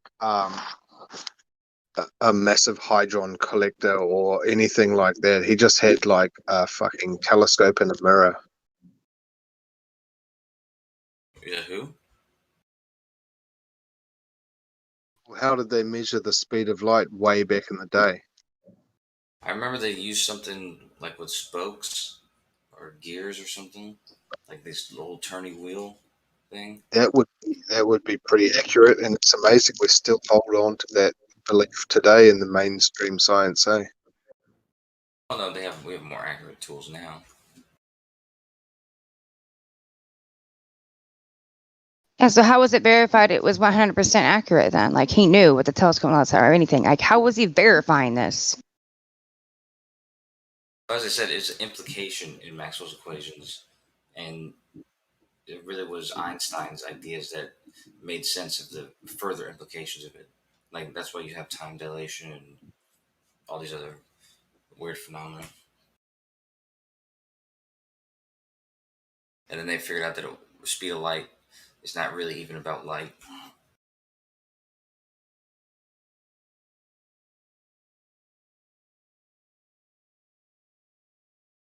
Well, it should be the main thing. It's about speed of light, right? Should be about the light. Well, I mean, light was You know. light was the first thing that they saw that has the speed, but it really is the speed of it's the speed of space time, basically. Like for information to move through space time. Is that how fast Santa Claus moves through the sky? Right. I think it moves just as fast, yeah. Yeah, but listen, man. I mean, I honestly come here over and over again to hear something that's going to make sense, right? And everything that I listen to you saying right now is just part of the Saint Nick fallacy. I just hear you building assumptions upon assumptions. Well, it's probably best we don't get into this subject then, because all this stuff is surrounded by quantum mechanics and relativity and things that nobody in here is going to agree to anyway. So yeah, but that stuff is 20th century, and that's part of my point, right? So one of my theories about why the blue marble picture was so vital was they knew they couldn't prove that the Earth was a globe empirically. But they also knew that pictures convince people of things. So if they could create a picture, then that would be the deciding factor. So now that's why basically whenever you talk to people, or whenever I've talked to people, what their first go-to is, we have pictures. And I say, great, I'm glad can you prove that physically to me here on Earth? No. Can't do it. That's why the picture was so vital, because they were eliminating anyone's ability to depend upon empirical scientific evidence. So 20th century quantum mechanics is irrelevant. Let's go back to the major premise, Kosho. What does your model back in the back depend upon as its very primary foundation? That's where we need to start. what are you going to say that is the radius? The radius of what? I'm trying to guess what you're alluding to. Yeah, but you said radius. Why? What? The radius of what, Kosho? I was assuming the radius of the Earth, but I'm not even sure what you said. We have to go back to the. No, let's just have that. The radius of the Earth. What do you mean? Why are you putting a radius with the Earth? What are you doing that for? Well, if it's a sphere that has a radius. Wait a minute. Hold on. What? Right. Why are you talking about the Earth being a sphere, Kosho? Just because it seems to be curved constantly. Oh, okay, great. Where do you see curvature, Kosho? The horizon. Oh, so you see curvature? No, we don't. At the horizon, Kosho. Where are you viewing the horizon in order to do this, Kosho? Well, I see consequences of the curvature at the horizon. Great. Where are you standing? That's the problem, is where you're standing. Whatever altitude you're at determines where the horizon will be based on. Kosho. Okay, Kosho, great. Where were you standing first? Back in the day when, break out your journal, your little diary, Kosho, and read us the entry when you said, I think today I saw the curvature of the Earth and I was standing on the beach, or I was standing on a 1,500-foot precipice. Where were you, Kosho, when you first thought you detected this curvature? Well, I'm not the one who discovered the curve of the Earth, but yeah, right? Did you think I was the one who? No, come on, Listen, come on. listen, man. I'm just having right. We're having this is like improv, right? We're on a stage. Everybody in the audience is like enthralled because they can see I like where it. I'm going, and they can see where you're flailing right now. So everybody's like on the edge of their seats, and they're like going to vote me for the guy who's going to take the lead in the next play. Travis, where were you when you realized the Earth was flat? And that the I was driving. Yeah, I was driving in my truck. See what I mean? He knows where he was at. Have you ever seen the curvature? Actually, that's a good question. Keep driving. Kosho, when have you seen it then? Like, why do you believe it? That's the point. Actually, it's a good point because you're believing stuff in books and everything that it's actually not very verifiable either that we just went down. So what for you, like Travis can tell you when he remembers seeing that it was flat or knowing that it was flat. When for you did you know or see curvature? I was at a whorehouse. Oh, come on. And reality of the land. Let's get real here. Breakfast. And but what's great about this Sorry, go ahead, building behind me, and I saw that the sun was rising in such a way that the top of the building was lit and the bottom of the building was dark. And then I watched the sun continue to rise, and the shadow in the building receded down to the bottom of the building, which I thought was weird because it not only would make sense if the sun was below the ground, rising up. That's when I realized the Earth is round. But why would you think that there's a sun below the ground in the first place? If you like, let's go back, like he was saying, way back, and you're sitting here looking at things, what it's doing. Who would ever think that the sun is below the ground and you're on a ball and you're spinning in space? Like, how does the sphere, where did that even come from? It sounds ridiculous. Who would believe that shit or think that in the moment that they see the sun doing that on buildings? I wouldn't. Well, I mean, I couldn't explain it otherwise. It was bothering me for 20 minutes. I was eating my eggs, and I already know how it can happen, Coach Show. How's that? Me too. All you have to do is have a source light. You just build a scale model, build a cityscape, right, with skyscrapers and whatnot, and get a source light. Remove that source light so that the city can't be in the light, and then bring that source light closer to the city. You're going to have the exact same phenomenon with tall buildings and short buildings. Exact. I'm glad you said that, because a friend of mine named Lemon had said this to me once, and I thought it was a crazy idea, and I was actually kind of I was impressed by the fact that he had an answer to something I thought that he was going to be able to answer. And so I spent that night modeling that, because there's places like the Burj Khalifa where the sun sets at the bottom of the building and the top of the building at such a specific difference that they have to actually change Ramadan for the top and the bottom. I think it's like 2.5 minutes or something like that. And so I used the size of the Burj Khalifa. I used the speed that the sun moves, the subsolar point moves across the ground, and I used the time difference between those two times. And based on that theory that you just came up with, the distance to the sun should be about 2 million miles away. Okay, Kosho, that's neither here nor there for me. Show me. Right? Did you just draw this out and squiggle and write equations? I'm talking about a scale model, right? That's just a physically. That's just a mainstream theory, kind of like ancient aliens. It's just a fucking fairy tale. Well, exactly, it is a fairy tale. That's what I'm saying. I wanted to see the veracity of it, and sure enough, it's not possible. So All you proved was that you crunched numbers on a piece of paper that you later wadded up and threw in the bin. I still have those notes. I mean, I saved. Great. Build me a model and show me. Yeah, if I have time. But doesn't all your assumptions that you're talking about come from previous people who put ideas in your head and calculations and numbers that you're trying to base everything off of in the first place? If you didn't have any of that and you started from scratch and you saw what you saw, why didn't they get done twice? Like, one, if you really thought you were on a ball and the sun was coming up or, coming a certain way at you, going up, coming up, rising, then why wouldn't both tests be done? Could it happen on a flat plane and coming in? It's that test wasn't done. That's what I'm saying. That's what Travis just came up with. He came up with a flat Earth where the sun could be doing that, and which it can. Well, right, it could if the sun was 2 million miles away.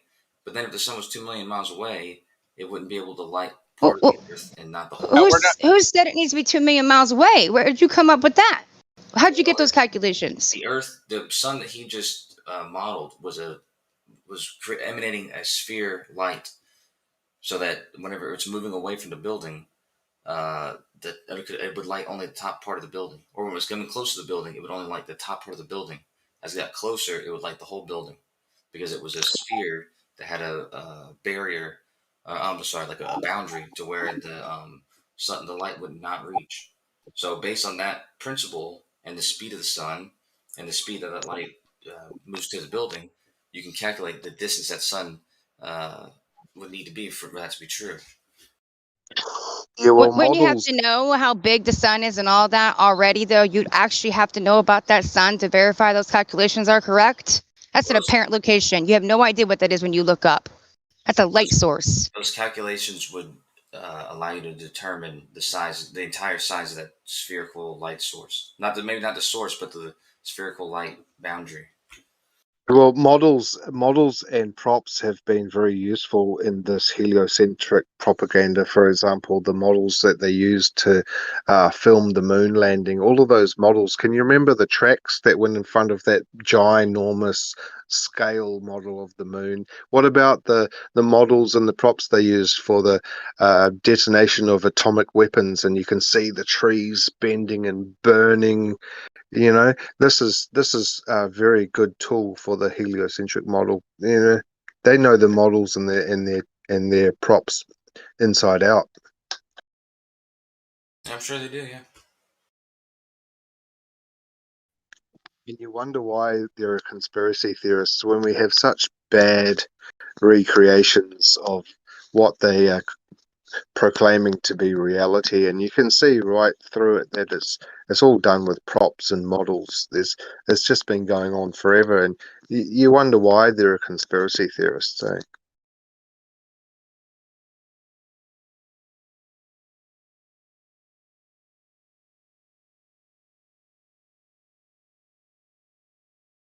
Kosho, if you don't mind, let's keep on with your little role play, right?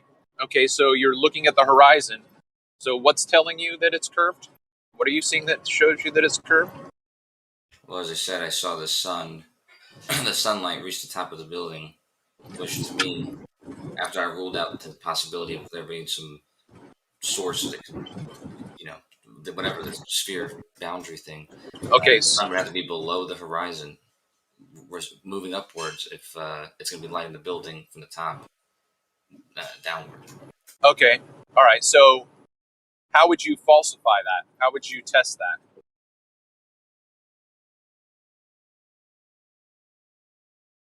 That's a good question. Let's see.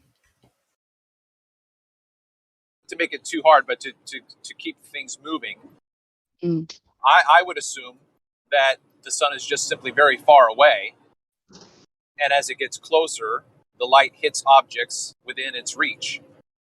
Right? So now we have two suggestions. So how would we then prove one and falsify the other? Well, there's also the fact that,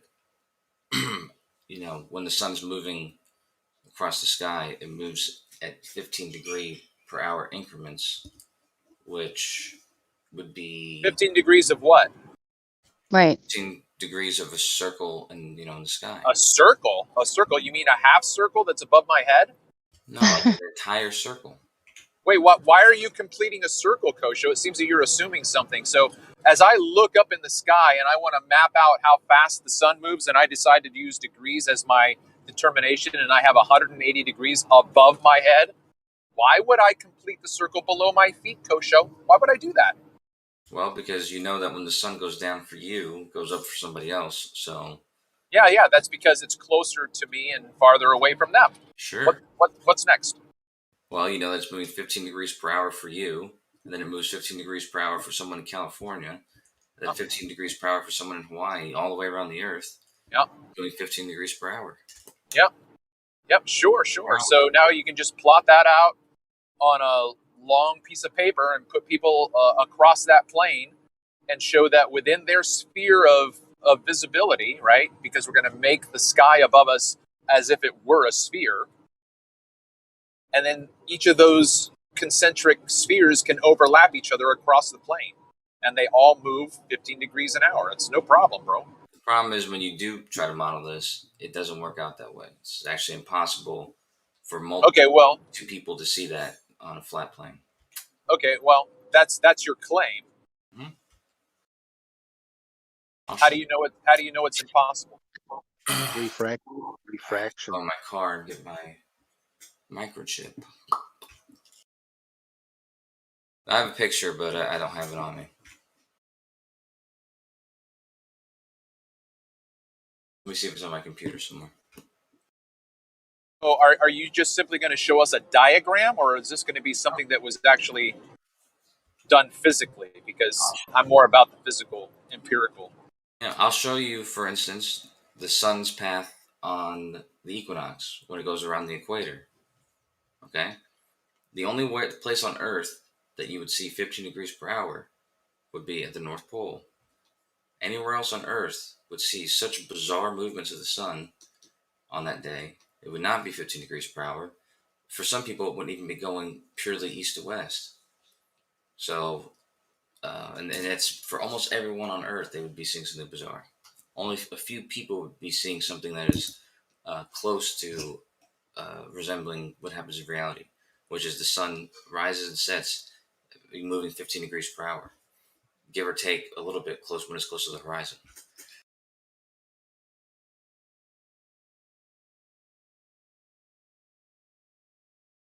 So are these your machinations, or are you looking up something that someone else has done? No, this is something that we all should agree on because it's an observation that happens for all of us every day. No, it only happens for me, right? I only see the sun in my location. So I'm not going to conclude from my location that the Earth is a globe. And if I talk to someone down in Quito, or if I talk to someone down in South Africa, and they say, "Hey, you know what? The sun moves 15 degrees." I'm like, "Yeah, me too." Hey, the Earth's a globe. I'm not going to get that conclusion, so I don't follow what the argument is. That's because I'm not assuming certain things. Yeah, but you're not. I mean, if somebody's telling you there's a problem with something. No, there's no problem. No, right. No, but you said it yourself that if someone told you that they see the same thing and you see the same thing, you're just going to say, "Oh, well, okay." No. Even if somebody else tells you that fact that you'll both see that same thing tells you it can't be a flat plane, you're still not going to look. Who says that? Who says that? Yeah, right. Who says that, Coach Show? I'm saying. I mean, you see. Wait. You see something before you get told anything how this world works at all. You see something happening in your sky, and you automatically say that can't happen on a flat plane. How? How do you know it's not already happening on a flat plane? Something's happening above you. Yeah, I forget who laid out the argument first, but when he laid it out, because it was when I was making a model for the flat Earth 3 years ago. That was the one fact that when I stopped and I just couldn't continue because there's no possible way to model the sun moving in the flat Earth. And for everybody, it moves 15 degrees per hour. Well, one, you don't even have any clue if it's flat, anything about this flat Earth, hardly. You don't. So how can you make assumptions how the sun's going to move above us and if you don't even know about the land here? The fact that the sun moves 15 degrees per hour means that the thing that we're on is rotating, or the sun is rotating around us. Well, okay. Or, so have you guys tested anything? What about if there's another option? I don't know. I haven't heard of another option. But that's the point. All we keep hearing about is one option, basically, and this is how it is, and it doesn't work on a flat Earth. But nobody even understands what the flat Earth would even be. But we're going to make assumptions that it won't work on a flat Earth. Show me that test. Okay, well, here's the You difference. can't. Nobody can. Here's the difference between what I'm arguing and what you guys are arguing. Then, I believe in something because it makes sense, and there may be some other something scenario out there that I don't yet know of. And Okay. I have no reason to feel guilty for not believing something that nobody's come up with yet. But you guys are claiming that something is possibly out there, there possibly is an explanation, and nobody's come up with it yet. And so for that reason, Kosho. you're not going to believe the thing that makes sense? Kosho. So again, if you're gonna bring it down to a common denominator of making sense, the sun's movement measured in 15 degrees per hour doesn't not make sense to me, or just simply makes sense. Why? Because that's what I see. Right. So what is it about you that you're already supposing beforehand that makes that observation not possible? Because I'm not making that assumption. So if it's common sense or if it makes sense to me that the motion of the sun is because the sun is moving. Mm-hmm. Yeah, right. As I said, take the equinox, perfect example. On a flat plane, somebody south of the equator, like in Australia, in Melbourne somewhere, they will not only see the sun go not at 15 degrees per hour, they'll see it go back and forth across the sky twice in one day. And I can show you this. Just give me a second.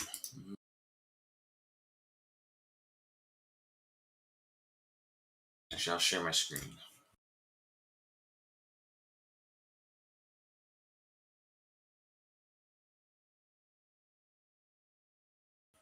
But, I mean, this... Okay, just hold on.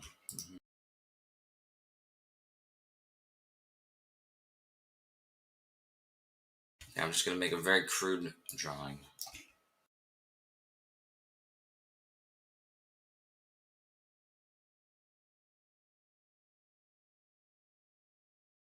So we have a circle. We'll call that Earth.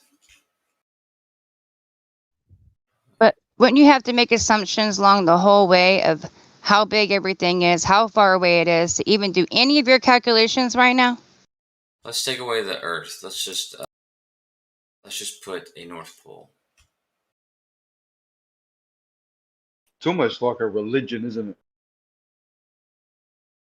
So there's the North Pole. Now we're going to put an equator.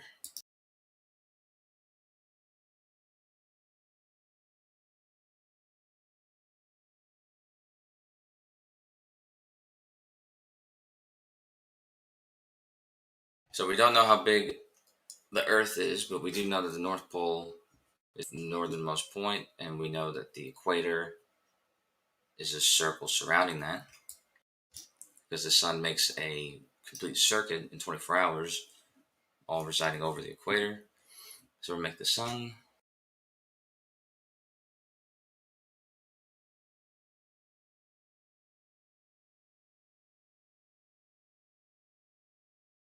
Okay, so that's the sun on the equinox. And we'll call this... Can I ask you a question too? When you're basing on what you would see, and they would see the sun twice and all that, are you basing it on exactly where the flat Earth model supposedly, which I don't think there's a model, but the one that everybody talks about all the time, are you basing it on that? No. As a flat Earth, or what are we basing it on? I'm basing it at the North Pole being here, the equator being a circuit, obviously surrounding it, because it's... Oh, you're showing something. My bad, honey. I'll go look. Oh, sorry. Yeah, my bad. Yeah, I'm sharing my screen. The Earth, we don't know how big it is, but we know Australia is south of the equator. So, I mean, there's really not any assumptions here other than that the facts, are true. These are true facts. But anyway, so let's see. This will be noon in, we'll call this Sydney.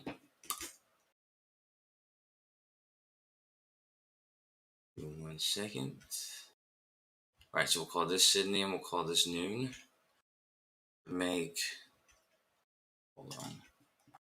South, north, east, west. So we'll call this 6 a.m.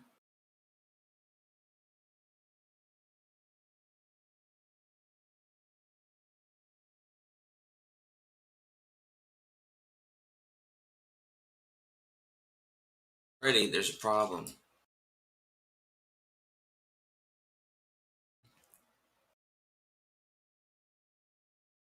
Instead of the sun moving at 15 degrees per hour, the position of this dude in Australia, the sun's not even changing position, the sky, as the day begins. And as a matter of fact, until right before it's noon, does it actually move at all. At this part of the day, hold on, it starts to move away at, some wide margin. And then once again, almost soon after lunch, maybe 2 o'clock, the sun moves in an almost straight line away from him. Your screen keeps flashing black. We can't see it properly. Say once more? Your screen's flashing to the a different part of the screen. We can't see it properly. Oh, my bad. Hold on. I'll just share the picture. Hold on. Yeah, that's good. Wait.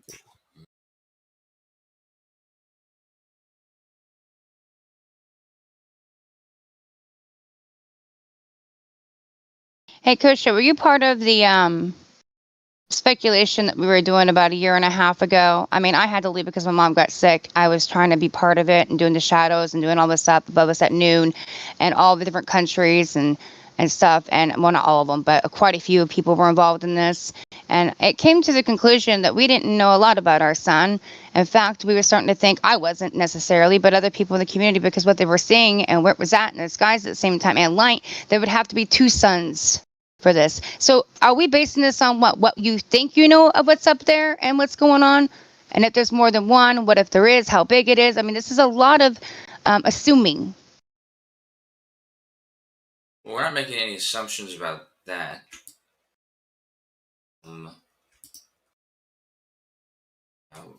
We're just basing. You're making an assumption. You're making an assumption that we don't look through our own personal atmospheric dome. We all view what we view through that. 2 people standing at a distance can't triangulate the sun to the same point for that exact reason. Is that right? Well, let me ask you then, what would cause everyone in the world to see the sun move at 15 degrees per hour if instead it moves at very weird, bizarre angles for everybody? What would provide that consistency? The personal atmospheric dome.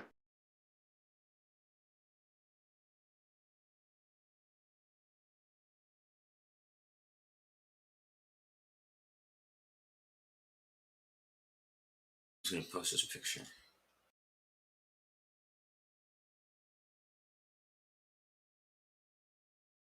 I mean, I'm trying to, when I do this, get rid of all assumptions. Nothing. We know nothing. We're just trying to figure out if there's any curvature, or people even believe there's curvature, why they would believe it.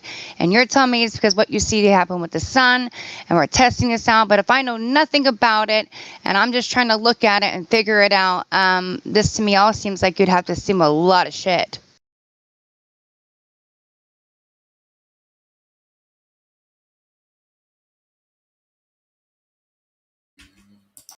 One thing we don't need to assume is that the atmosphere definitely plays tricks with optics. It's called refraction. So we know that happens. To think that we see anything in a straight line is just crazy. Let alone measure it. My God.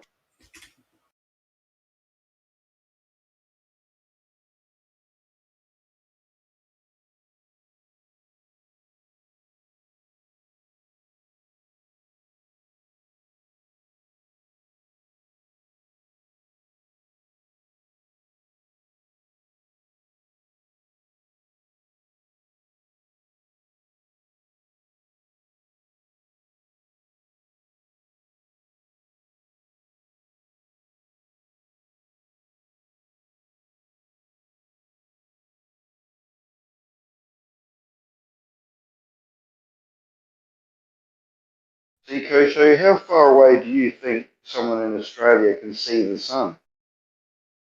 On the equinox, they can see it for 12 hours. Asking everybody else in the world. So on a flat plane, you don't assume that you can see forever then? On a flat plane, I'm not sure what would happen on a flat plane, but I know in reality, everyone sees it for 12 hours.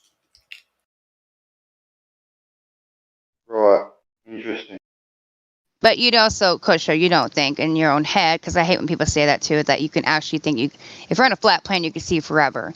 Like, there's no atmosphere in the way. There's no conditions, right? We're going to see freaking clear to China. Yeah, this is, to me, that's insanity because our eyes don't even do that and resolve that. So when people think that you can do that, you're not one of them, right?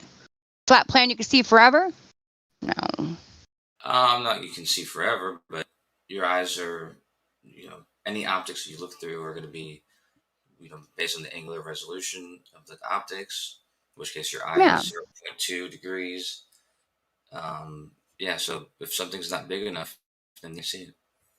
No, if something's too far away, my eye would not resolve it. It just won't happen. But that's based on the size of the object, though. Well, that too, but I mean... Could even... Go ahead. It could even disappear into the distance, hey? Sure, if you can't resolve it. Nice. But again, that depends on the size of the object. Also depends on that day. Because heaven's sakes, there's days I wake up and there's fog so thick that I can't see right down my road. If you don't have visibility, then yeah. Right. And the distance.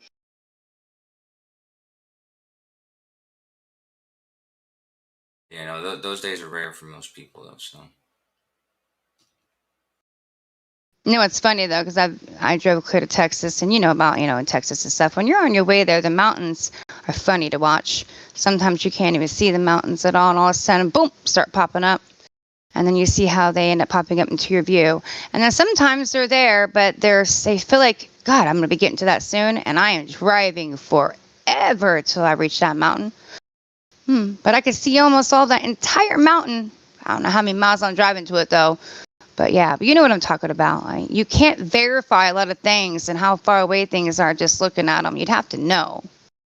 Yeah, you gotta do some tests and all that kind of stuff. Yeah, exactly. Tests are extremely important. So when I'm looking up at the sky now and I'm seeing the sun, if I can't verify how far a mountain is away or this is away, I sure in the hell can't verify about that sun that I'm looking at right now, whether what it's doing in the sky and I see what it's doing. And if it does it every single day, I still can't verify shit about it. Besides that, what I'm seeing. Does that make my reality what it is though? Does that make that mountain, because I couldn't see it, not there? Does that make that mountain, it looks like it's about 20 miles away, so it should be 20 miles away? No, it was about 50 to 60 miles away. That's the point. You can't assume. We have to know this information. But how can you know and verify things without testing things? I don't care about a hypothesis, really, unless you're going to test it.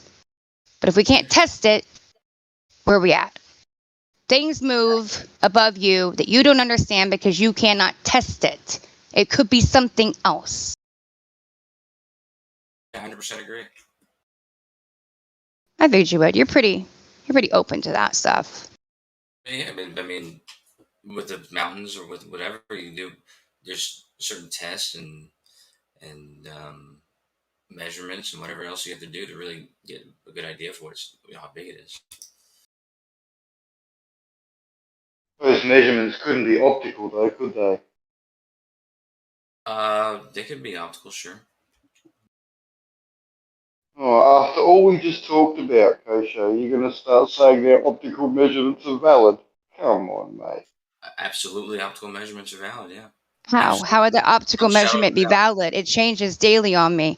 If I look by my optics alone and through the atmosphere, especially where I was at seeing Mexico and New Mexico, every single day, actually all day long, my view will change. And I can't verify how far something is away. And sometimes I start seeing even more things. Oh, wow. But if I would have believed that morning or even that week that I woke up and wasn't seeing shit, I wouldn't think I couldn't see any further.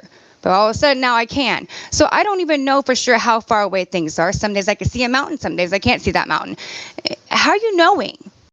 Well, if there was a mountain, Optics aren't good enough. or a mountain even much further away than that one, you could do what's called parallax, and you could observe that mountain from two locations and measure the angles that they change from those locations. Use the fixed mountain in the background as your fixed position, and you could determine, get pretty close to the distance of that mountain based on parallax, and that's purely an optical measurement. So when I see Chicago from Michigan, am I validating that too now? You're seeing what? Say again? When I'm seeing Chicago from Michigan, 54 miles away, am I supposed to count that that's real then too? Because it's right in front of me, and am I supposed to measure it? And I go to another position, do the same thing now because it's real. It's right in front of me. I'm seeing it. Is it real or is it illusion? Optics. It's real, and then it's an atmospheric refraction, but it's being refracted. But that's like saying, like, when the sun is being refracted, it's still real. It's just it's not Right. real. But so is that there? What I'm seeing? Right. Yeah. It's not its actual position, but you're assuming that based on a model that you think and mathematics that you apply. Given that we can see it optically, can't we make measurements upon that? I mean, I don't know what instruments you're going to be able to take with hazy skyline, but the actual position, you just hit the nail on the head, Kosho. That's what we need, right? An actual position on something. So when do we get the actual position of something? You get closer to its actual position when there's no refraction. No, you get an average of an apparent position. What we're looking for is the actual position, not an average of an apparent position. That doesn't do us any good. Well, then I mean, if your goal is to find out how far away those buildings are, then obviously don't use that observation to make that measurement. But wait. But the mountain's there, you said. But what if that mountain's an illusion too? Am I measuring to an illusion? Because we're on a ball. The parallax, if you can do parallax with a mountain, then I don't know how refraction is going to mess it up. Can you get the actual position of an object in the distance, Kosho? Yeah. So what, man? Can you get the actual position of anything in the distance? Yeah. You get like what? Actual position. Close to the actual position. You mean your average apparent? Are you talking about with parallax? I don't care anything. Can you get any actual position of anything in the distance? Sure, yeah. All right, how? Well, we can use parallax for one. Parallax gives you an actual position. Well, I mean, parallax is going to give you an idea for the distance of an object, which is what you're... Again, but no offense, you're using words like idea. An idea of where it would be at. It's not the actual position. It's an idea of where it would be. You think it's there. That slick, you know that's it's there. Slick shit. You hear how Kosho talks? That's that slick shit. Well, You're the man, I'm Kosho. honest about it, because the truth is, even when you take a measurement of something, so yeah, but Kosho, you have to have the first distance. If I've got two mountains and they both look to be the same size, in tandem, if I don't know the distance to the first mountain, I can't do a parallax test on that. Oh, you wouldn't do them if you had an observation like that. You would do it if you had one mountain that was far, and then another mountain that was even further, and from the positions that you were at, one of the mountains changed in position in reference to the other mountain. Kosho. We have to know the distance between your two positions that you changed. Right, Kosho. I'm telling you that you don't know anything, right? You're just walking along or driving along and you see a mountain range and they appear to be the same size, but they're in tandem. And then when you drive and move your position, you see that the farther mountain is in a different position. So you've got parallax. But unless you know the distance to the first range, you can't figure anything out. You can't even start. Right. Second mountain change in position from where you are, then you would not be able to use that as a fixed position, and you wouldn't be able to do parallax in the first place. You can only do parallax if one of the objects or whatever was seemingly in a fixed position from. Okay, Kosho. That's why I mentioned only one of the mountains apparently changing position, Kosho. It wouldn't be the further away one then, but yeah, if one of them changed position, the other one would be the further away one, and you could use that and do parallax. Yeah. Wait. I'm not gonna be wrong, but you're telling me that the one further away wouldn't change position in my optical, like me looking? Because I swear to God, I've driven, and both mountains can do that. Yeah, sure. Depending on your position. The example that you're coming up with, if they're doing it, then you're not going to be able to do parallax with that. You can do parallax with something that is staying in a relatively fixed position now. Okay, so just to be clear and let you say it, you're telling me that if you have two objects that you have no idea about their distance or their relative size, you're telling me that you could mathematically work out the distance and size of those objects based on parallax. Yeah, if one of them, if you had some fixed reference. Yeah, I understand the dynamics. You don't need to keep saying that part. Well, I mean, as soon as I can do, because you're asking the question again. But yeah, if you have a fixed reference, then yeah, you can do parallax without knowing the sizes or distances to them. Well, now you know what you have to do. Right? You have to do it. I'm not going to take your word for it. We don't have a mountain. Is there some mountain you don't know the size of, or what are you talking about? I don't know. You're the one making the claim, bro. I don't think it can. I don't think it can be done. Why would I waste my time trying to do something I don't think can be done? Do you think parallax is a made-up word? Okay, that's a non sequitur, right? Because of what I said, what you just said doesn't follow. That's not what I said. Parallax is just the apparent change of location of two objects in tandem with each other. That does happen, yes. I'm witnessing it right now as I drive down the highway, man. Right. And then you drive down the highway, so there's trees that are close to you and something in the distance, and the trees move in reference within the distance. Yeah. And you can use the distance that you traveled in order to observe that. You have to now you're bringing in a known variable. No, distance. I brought that up before, man. I know. That's what I said before, and I didn't hear you. So maybe I was. What you said before is you have to know one of the distances involved with that. And I said you have to know the distance that you traveled to make the different observations. That's the distance you traveled, not the distance of the mountains, but the distance you traveled to the object. Not to the object. It's in reference to both those observations. There's going to be two observations, one with two angles. Okay, hold on. So I'm trying to understand you because I'm filling in blanks that you're not saying. So are you? I said this before, man. You weren't listening. No, listen to what I just said. I said that I thought you were talking about one thing. So now I'm clarifying that right now. Okay, so are you saying that I'm looking at something to my right and I'm measuring my distance? I traveled 20 miles and I'm looking at the parallax to the east. So I'm not driving closer to my mountain. I'm driving Travis is cutting in and out. or farther away from those. Okay. No, I want to hear you too, sweetheart. Can you come back in and out or wait a second? Yeah, because I want to hear what you have to say for sure, please. Yeah. So yeah, all that matters is that your angle is that you witnessed two different things and that you moved. 1 second. Okay, go ahead. I'm sorry, I thought he left. You're going to want the things to be. You're not going to want to be moving towards the thing because you're not going to perceive that.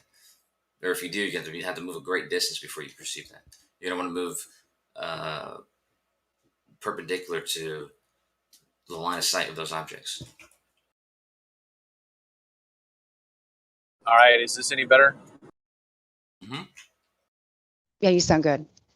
Okay. Yeah, I mean, Kosho basically understands the idea that I'm talking about. So I for some reason I was thinking that you were driving closer to. So you're talking about simply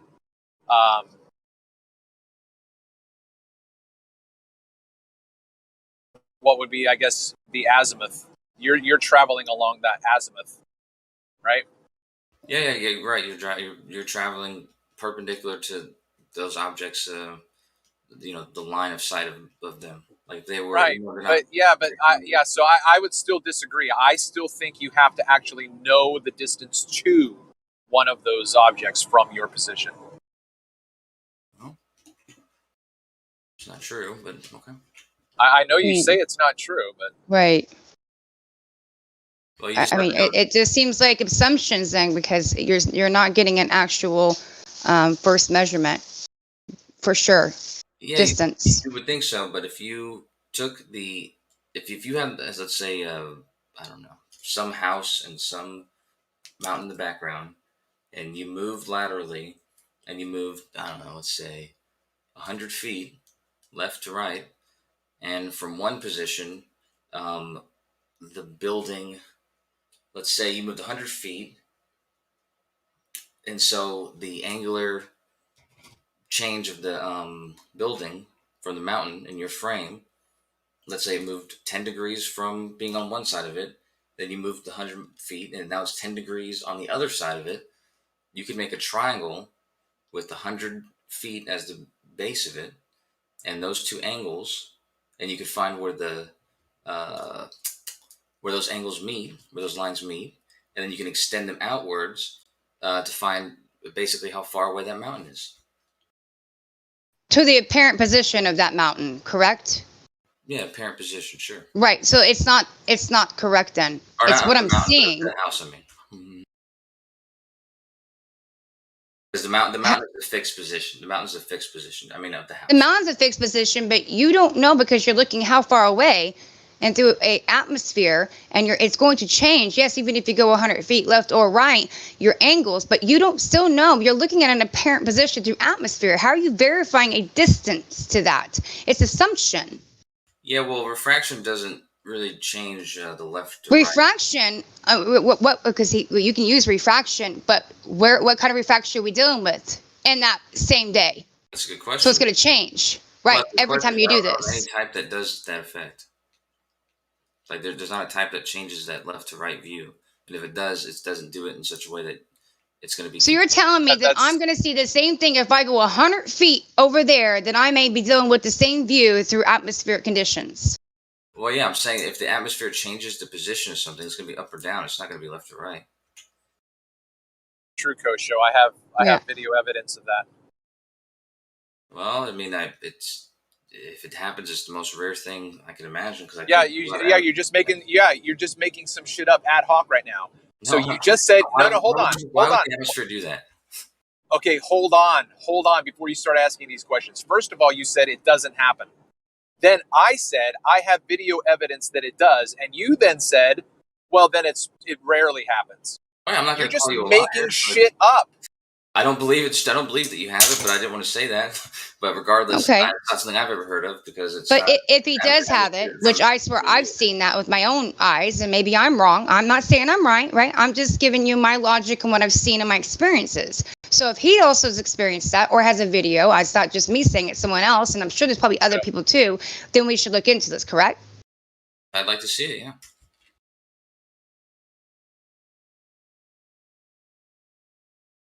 See if I can find it. Can I ask you a question too? If that is the case, and we have this, does that not then make everything that we just said prior not feasible and not something that we can use then? Because we don't know distances, the actual, at least 1 point of a distance. It would make parallax a little bit harder, yeah. But like I said, I don't think this is something that happens. So I'm going to look up and see. I don't think it would make it harder. I think it would make it pretty much impossible for me. Well, that's too bad. But I'm going to see if I can find if that happens or not. Because, well, okay, so I just looked it up to see, okay, there's a left to right refraction. And the only things that are coming up is saying refraction. No, bro, listen, I know. Not left or right. I know, man. Listen, I had a conversation with a PhD, and we came across this exact point. And then I showed him my video, right? He said, it doesn't happen. I said, I think I've got evidence that it does, and I showed it to him. And so, again, yeah, all that shit out there that you're reading, I've read that stuff. Guess what? My experience on the field has forced me to call BS on the entire mirage refraction narrative, dude. It is 100% incorrect. I have like 3 hypotheses based on my observations that are in diametric opposition to the mainstream science, bro. Well, I'm totally happy to change my my opinion on it, but I would like to see that video. Well, of course.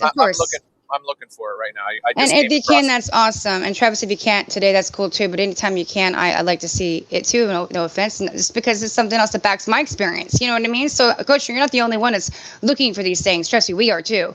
And this is why we are talking the way we talk. It's not that I know everything. You know, I don't know anything. I never say I know anything and everything about your model. No, but when you're looking at reality and you're experiencing it, and I'm traveling for the last 2 years, you know, I'm seeing things that don't match up.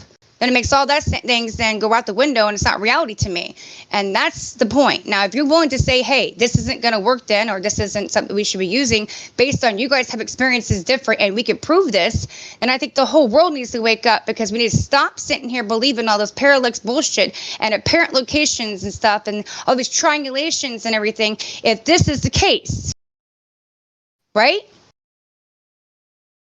So where's the good part in this video? So the first video I posted is in real time, and then the next one is I sped it up. So in real time, I didn't know that it was moving, right? Because it was so slow. And then when I saw the end of the video and how it was a different position, I sped it up. And man, when it's sped up, you watch this thing just drop to the right and down. Yeah, but are they changing in reference to one another? Okay, my position, it's one location. It's a house. It's an Airbnb 6 miles away. Okay, I set my camera up, lock it in, press record, and the only thing that moves, apparently, is the house. So just watch the video. I'm zooming through it because it lets me. Well, if you want to watch the 5-minute one, the 5-minute one moves at higher speed, so it doesn't take as long. You can watch it well. Again, the problem with this though is what we're talking about is seeing like for instance in the atmosphere up and down, you can see it's like something come up above the horizon where the horizon was, so you can see objects overtake other objects from behind. Okay, now you're changing. Okay, in my opinion, right now you're completely bringing up something else that's not related. No. To this discussion. I'm bringing up what would be a problem in a parallax observation. That would be a problem in a parallax observation if objects changed in position to one another.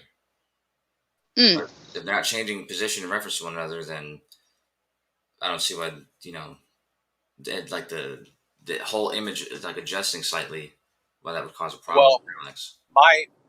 my point in this video is that you can observe that refraction causes a horizontal lateral movement. It drops it down at an angle. The entire picture.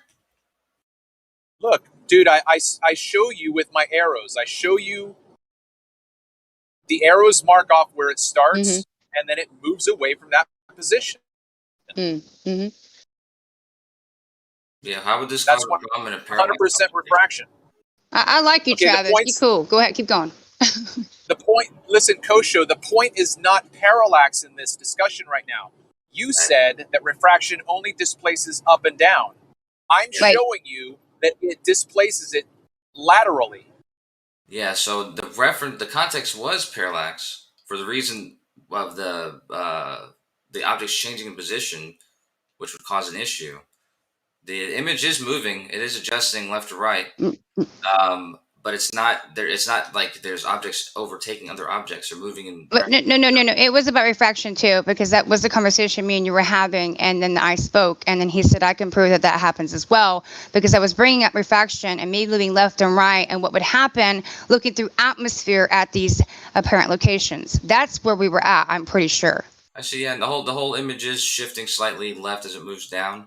But that's the whole image once again. So it's not going to. But didn't you say a second ago that if this was provable, that this can happen then it was in parallax. Then wouldn't be able to be used possibly so well. No. So what I'm talking about is objects overtaking other objects. If the entire image is shifting, then that's not going to cause any kind of problem in parallax. That doesn't even if you take all the objects in this image and you were to take an angular relationship between any two objects and the whole image is shifted down to the left, it's not going to make a difference. But your parallax you were talking about earlier is based on apparent locations through atmosphere, so doesn't that have everything to do with this because you are basing this on refraction? No, so take for instance, we're using his image, and we're doing the houses in the front, and we're using the trees in the background as the, let's just say that we were doing parallax with these, even though you wouldn't really do that. The house and the trees they're not altered by refraction. The relationship to one another, it's not being altered like they're, it's moving closer to where it would be in reference to the trees. The whole image is shifting, so it's not really. I mean, it is the whole image is being refracted downwards and to the left, but that's not going to cause a problem in this parallax observation. Because what you're looking for is a relationship change. Okay, one more time for the cheap seats. We have changed the discussion from parallax exclusively to refraction displacing something laterally. That's where the conversation went. And Stacy already reiterated the fact that she brought up refraction displacing an object in a way that I said I can confirm. That's what this shows. Well, like I said, you can see refraction displacing the entire image. Yeah, right, exactly. Yeah. Yes. Not shifting any objects in the image in reference to one another. You're still going back. You're still trying to take this back to the parallax discussion. It's not going to cause any issues. It's not going to cause any issues. Issues with what? Issues with what? The image isn't changing. The whole picture is shifting. Your view is shifting, but all the images in reference to one another is not changing at all. Okay, Kosho, you just looked up refraction. You said that when you look it up, it just says horizontal. Vertical. Or left to right. Yeah, left to right refraction. Yeah, and it said it doesn't happen. And I'm showing you, right, so do you think that this is pretty significant? Don't you think you should write the scientists and go, hey, look, I've got evidence that refraction does displace left to right? I mean, not quite, because like I said... Not quite. Wait. Can I ask you why? Before you answer, why? Why not quite? Because that makes no sense to me. For the single reason that, this image, the entire image is being, shifted downwards and to the left, the entire image. But nothing in the image is being altered. You know what I mean? It's not like the Chicago skyline. The Chicago skyline is being altered above the horizon. No, but that's what you're assuming. But you just got shown that refraction is not what they tell you it is. There's someone else showing you something different. So why do we even believe in the same fucking refraction that has been now quantified to no end and everything else? Why are we going to use that refraction then if they're lying to us about refraction in the first place? I don't think they're lying about refraction. If they're saying if it doesn't do that, they say, and we're finding that it does that, and I've seen that with my own experiences, my own eyes. I didn't know Travis had a video. I had no idea Travis has been doing the same kind of experiencing. No. But listen, Kosho, right now you're making excuses for Saint Nick actually being real. No, because I'm asking Stacy. Listen, how could you see that observation with your own eyes?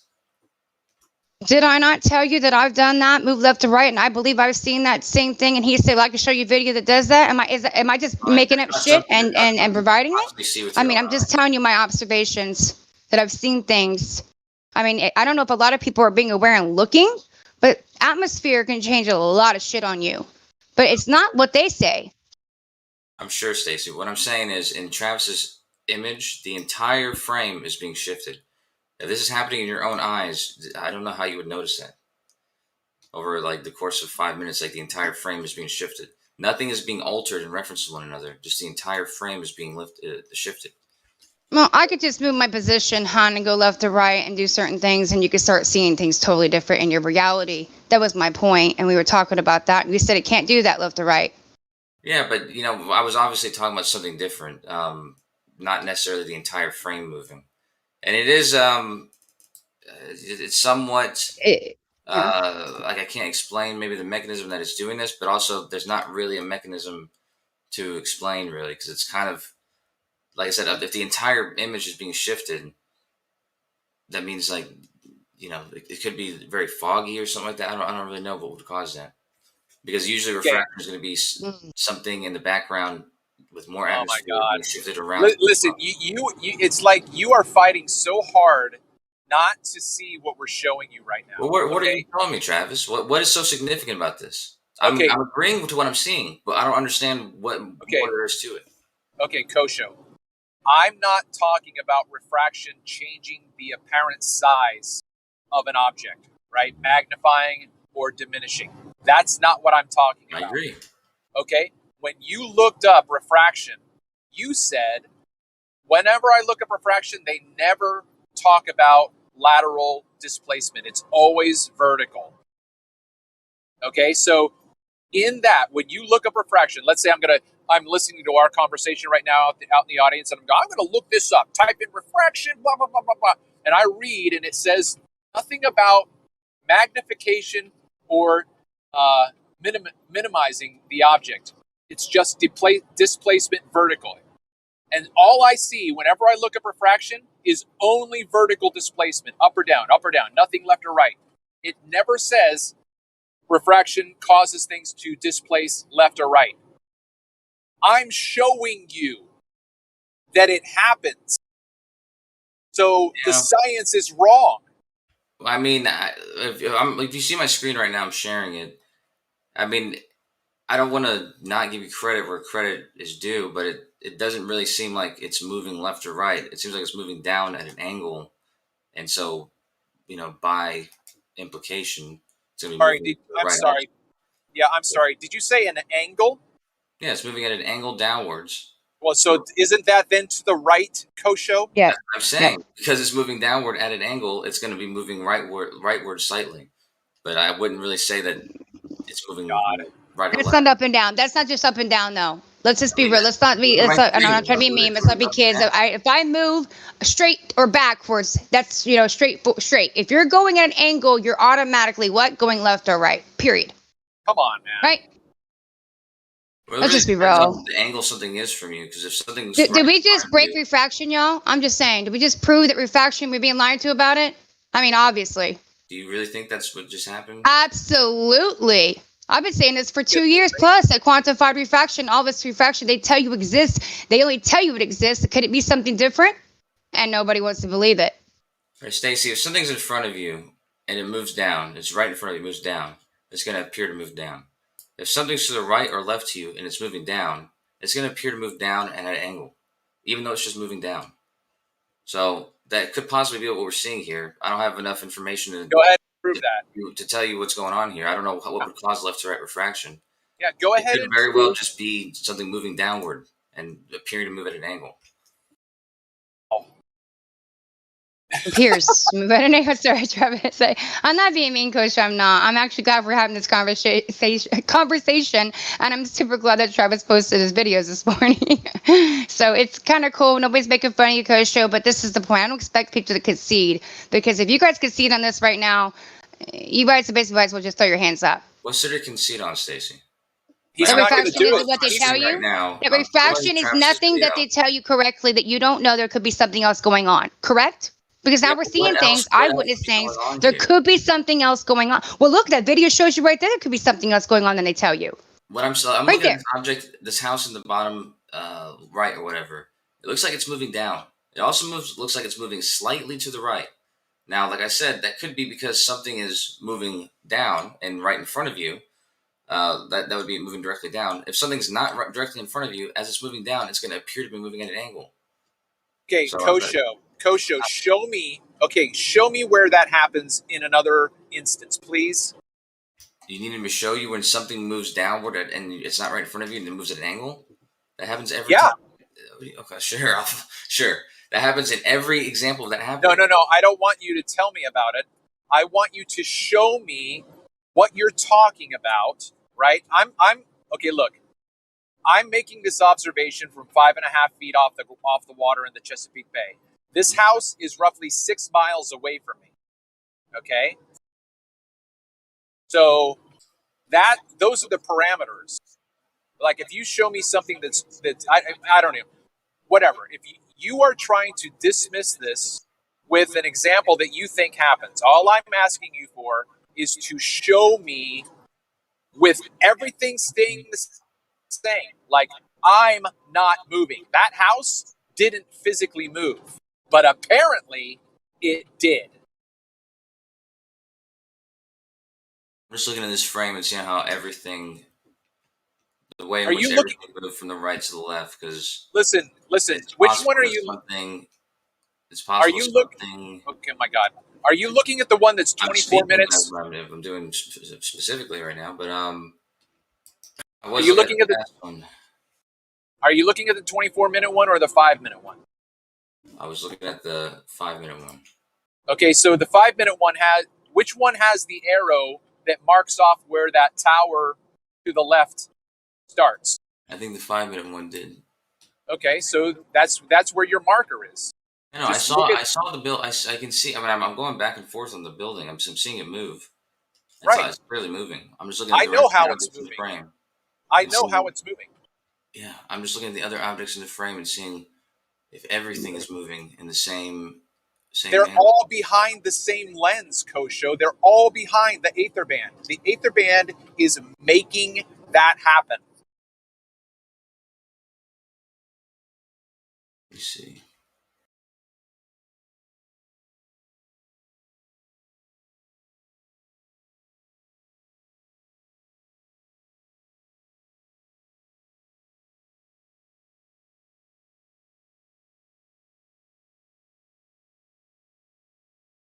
Is this a wider view or is this two side by side? Yeah, it's side by side.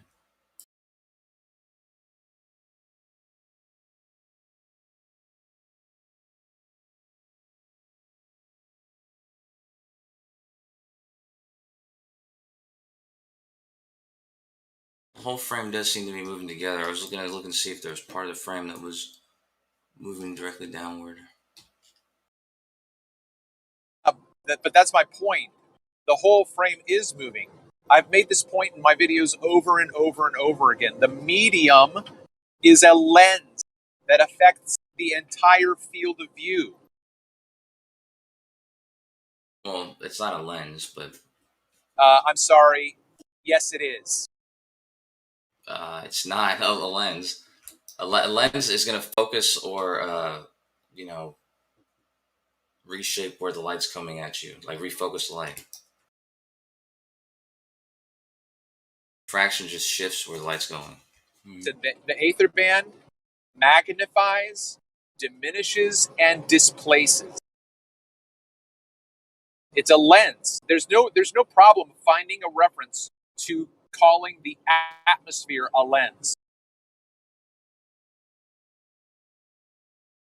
Of course. That's what lenses do. They refract. Atmospheric lensing.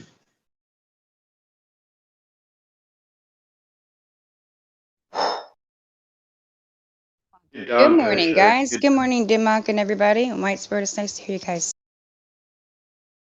Good morning.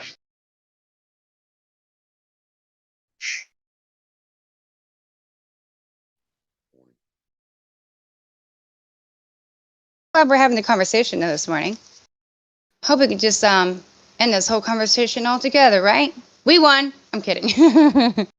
I mean, I don't see why Travis isn't trying to get more exposure to this phenomenon he's observing. Absolutely, and I'm glad we brought it up today. This is the point. I didn't know Travis had this experience, and he has already videoed it himself, because I've had these kind of experiences in my life, but I haven't had my camera all the time set to do this stuff. So for this morning, for me, it's like my reality, somebody just verified on a video. So I'm like, mad props to Travis. We need to talk about this more. It needs to be put out more, because people are witnessing different things than they're being told, especially about refraction and other things in this world. But it's not just one, because you saw Coach this morning. Me and Travis, I mean, we're cool in here, but we don't really communicate like that. So for me to actually have an experience that he can match with a video shows you right then and there, that's more than one person doing it, right? There's more than one experience. So what we were talking about, though, it doesn't satisfy the causing a problem with parallax. Like this observation wouldn't cause a problem there. So, I mean, Well, if refraction's wrong, what? and what's your if Sure, refraction's fine. wrong, Refraction's wrong. then But regardless, it's not going to cause a problem with parallax measurement. Okay, you but gotta let go ahead. you gotta let that bone go, Kosho. We're That's no what longer we're talking about. If you're going to go ahead and just say we're Oh talking my about something God. completely different now, the that's topic fine, but it's kind of a changed. side subject. The topic changed, Kosho. It changed topics. Why did it change topics? Because we were talking about one thing, then the claim was made that this thing would cause a problem in that thing, and then you showed that something's possible with refraction. It's not possible to cause an error in the original thing we're talking about. It is a phenomena, sure, but I mean, But you said earlier that we would be using refraction because of how far it was. We'd be looking through atmosphere, and then I claimed, well, it could be different, and you go 100 miles, 100 feet this way, and you said no. Then we went into this whole conversation about refraction, which is fine. We can stick here, but I'm sorry, you're trying to take measurements through what atmosphere, and you're using refraction. And if refraction is wrong, what are we doing? That's what I'm saying to you, Stacy. You've shown that refraction can do this phenomena he's shown. The phenomena he's shown does not cause an issue for the subject we were talking about. So parallax measurements are still sound measurements. That refraction is not going to disturb.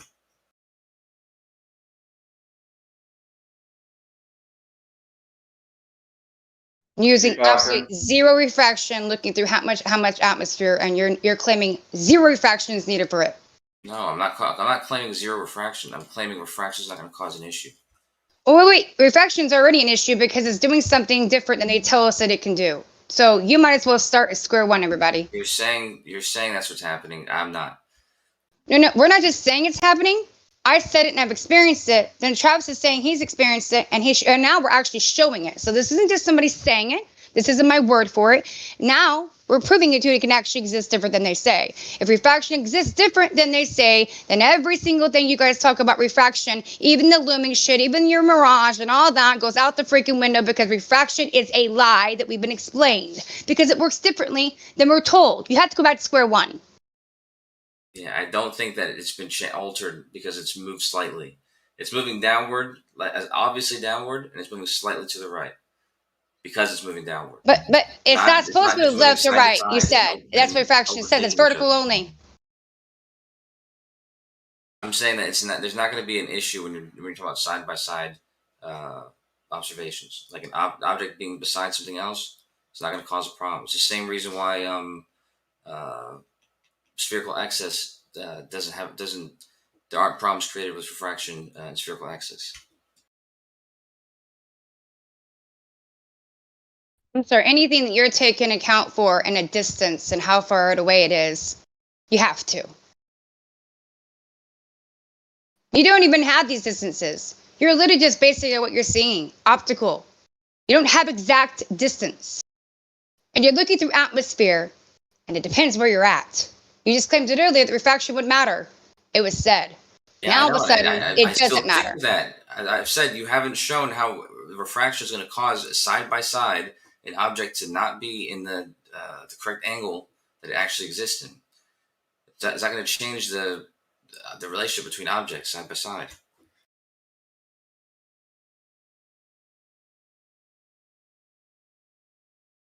So, Kosha, the one thing that you said earlier, if I'm remembering correctly, like you asked, why aren't I sharing this more broadly? I have. So it's just a matter of waiting for the right person to see this and figure out that something else is going on. Yeah, and I can only do so much, man. I agree, honey. But I appreciate it, because when this conversation comes up for me again, you've kind of validated my experiences. I will then, transfer this on. I will look more into this myself. So trust me, Travis, you've done a lot today, even for myself, because when somebody verifies what you've seen and you don't know, it's quite internal. So for me, I do care about other people waking up, you know what I mean? But thank you for me, because I need someone else to validate these experiences. I don't have people out here doing it with me, traveling and seeing these things. And then when I see something backing me up. So for me, it's amazing. We've already gotten somewhere. And can this go further? Yes. And I will continue to help this to go further too, Travis, because it is important for me. And I think it's important for everybody, including yourself. Still don't understand how you can see something like that with your naked eye, because it's not something that you're going to be able to discern. Right. Okay. Right. That's why I said I only noticed it after watching the video in real time and noticing that nothing was in the same position it started in. Right. So looking 6 miles away at this house, it's almost at times no bigger than, I don't even know how to scale it, like a quarter of a pea. Right? It's very small 6 miles away. So no, your naked eye is not going to recognize it, that it's happening, because it doesn't happen in 5 minutes. It took a half an hour. Right. And that's the point. I'm not like just standing there for 5 minutes either. I've seen so many things happen with our atmosphere and things that it's beyond what refraction explains. It's not just this, many things. And so when you claim that earlier, I was like, no, I've been out with my friends. We've gone same position, basically go left to right. I've been so much traveling. If you're on your feet all the time, you see things in reality totally different than what they explain. People don't walk enough and they don't look around enough and travel this world and see through different atmospheres constantly, and it changes right in front of them. Yeah, let alone moving quick enough at a distance to observe parallax. So you, as the observer, are the one that's moving. And, so you're going through different atmosphere as you move every time. I don't even know what mechanism would allow that to happen. Like for something to overtake something else, or for two objects to appear to change position in reference to each other, due only because of the atmosphere. Like I can understand the up and down or the vertical shift in position, but I don't understand how a left to right shift in position would occur for only, Is that because you only know what you know, and you based on refraction that you know? Is that why you say that, though? Yeah, but basing on the mechanisms, I understand refraction to be. And that's the point. Yeah, and what I was going to say is I think that I don't even think you understand how things are displaced vertically. You know what the narrative says. I mean, do you have another idea? Right. I thought flat earthers even agreed on the same way refraction works. It's with no. Okay, look, if you use me as as a sparring partner here, everything you read about refraction in the air is wrong. Everything. How do you think refraction works then? I don't fucking know. No. I can tell you what I think. I can tell. Look. I can. Hold on. Not 7/6. Sorry. Yeah. This is what I've been saying from the beginning. The way that I describe refraction is just distortion. It distorts. That distortion can happen vertically, it can happen laterally, and it can happen in angular size. Right? Now, how? The air. Now, how? I don't fucking know, because I'm only on the shore. I can't get out 3 miles away and tell you what's happening out there. Not only that, I don't think that has ever been done, Kosho. No one. And I can't find it. So if you know about it, please share it with me. No one has taken measurements on the optical corridor. They simply look, interpret, and then write a science based on that. I mean, Ruhif went over when he did that. With what? Yeah, he's an observation he made. He said, he went to the airport, then collected the data from the balloon that they gathered that day, which was in his optical corridor, and then, just use that to make the observation, to make predictions or whatever. So he didn't make these measurements. He took measurements from a source. I'm not 100% sure. So let me just right. So let me just do it for instance. So I've tried to find data from NOAA on the Chesapeake Bay where I live, and my nearest station is in Delaware that's taking data from the Chesapeake Bay. Now, Where on the Chesapeake Bay? I don't know. Right? It's just giving general statistical measurements. So, I mean, again, I'm not going to try to discount Ruhit, but what I'm saying on my part, I've not been satisfied that the data that I'm getting is accurate across the entire corridor. They're just getting measurements and then crunching numbers and then making that spread out over the entire thing. No way. He did his observation higher up also, I think, but that's okay. That's fine. That's fine. And this is my point. If you guys are going to ball us out for not getting higher up, stop showing us fucking shoreline observations of ships going over the curve. Well, no one's doing that that I know of, and no they one's do. calling this up. I'm just saying that if you want to know what's going on in the atmosphere, then you go higher up. It's less of a mystery. But if you're getting data from lower in the atmosphere, then why would it be different for two different locations that are right next to each other? Why would you need the data for every single? What's right next to Kosho is 19 miles. Is 19 miles right next to? If you're talking about the Chesapeake Bay, if something's happening in one area of the bay, why would you assume something different is happening 2 or 3 miles away? Okay, I'll tell you because when I set up on the east side of the bay and my friends were on the west side of the bay, what they saw and what I saw weren't the same. I had an inferior mirage. They did not. Were you guys facing opposite directions? No, we were facing each other.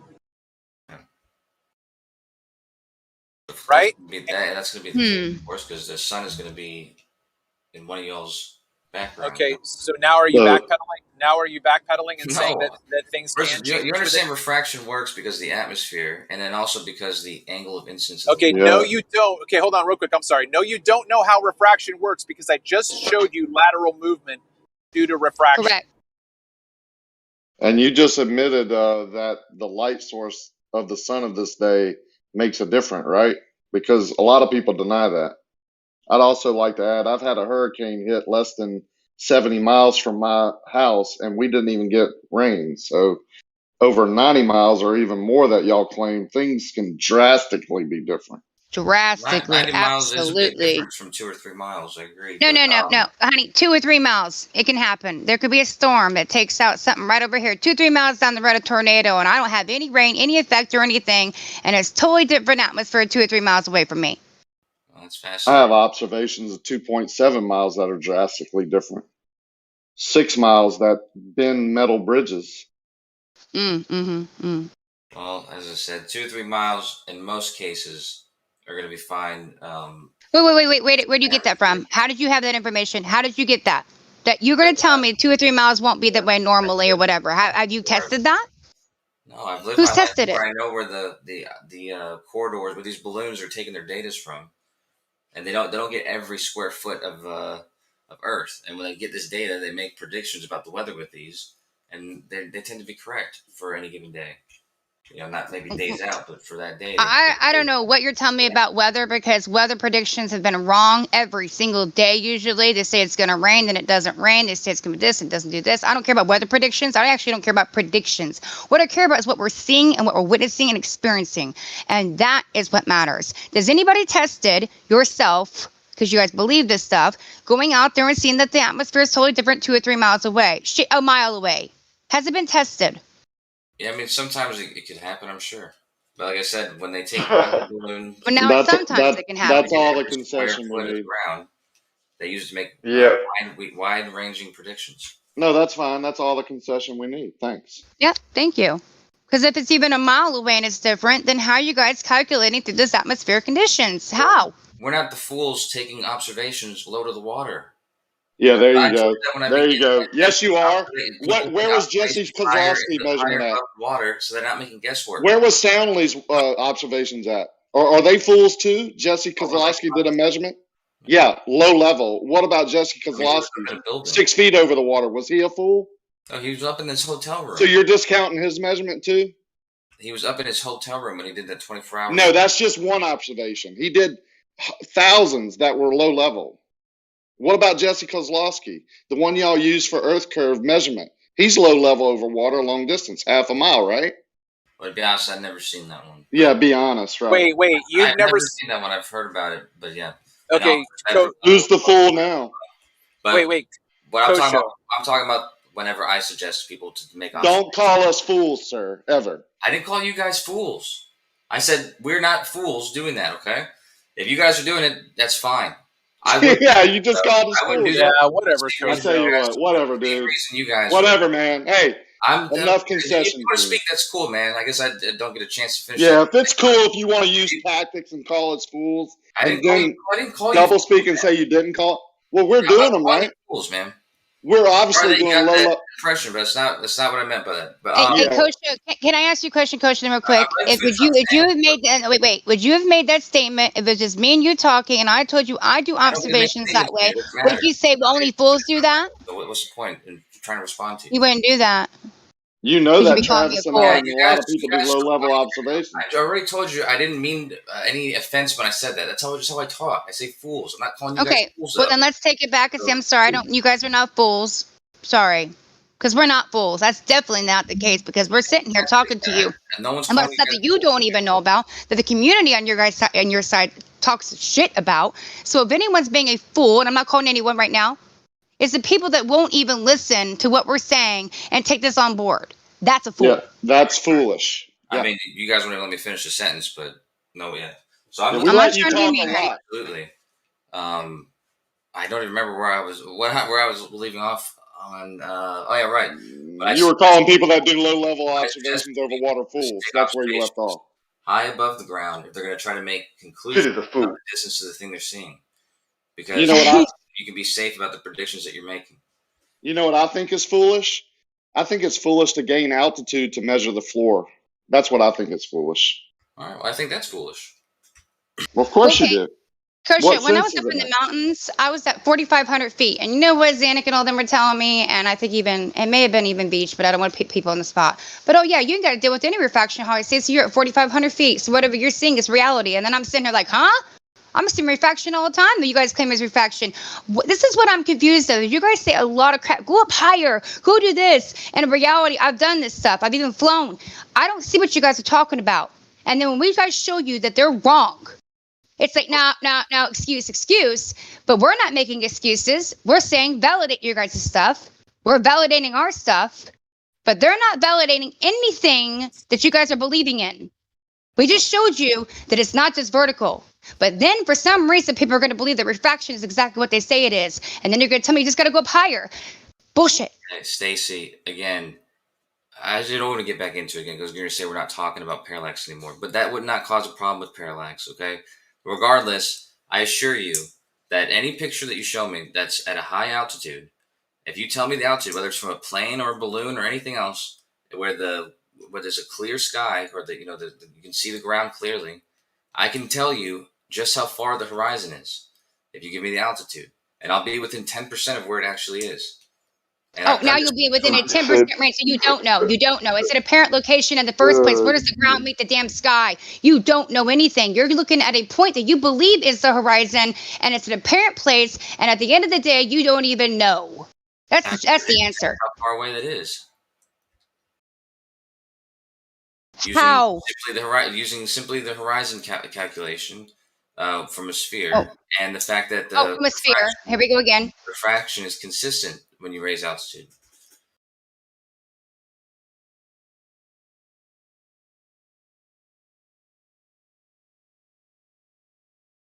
You can do this from a balloon, from the ISS, from an airplane, from a mountain. Okay, how are you going to verify that? Because you're sitting there, and the closer you move to that to find out that distance from you, it keeps going further away from you because it's on actual place. So how are you verifying how far that horizon actually is from you?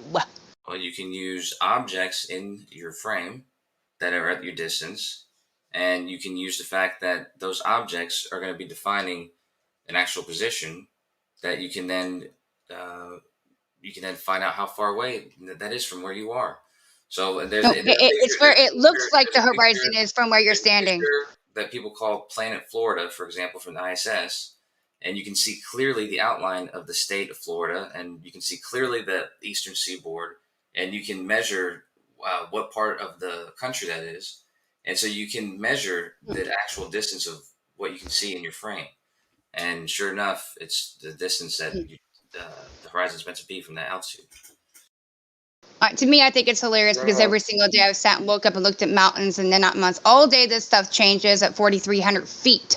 All day long. I keep seeing different things.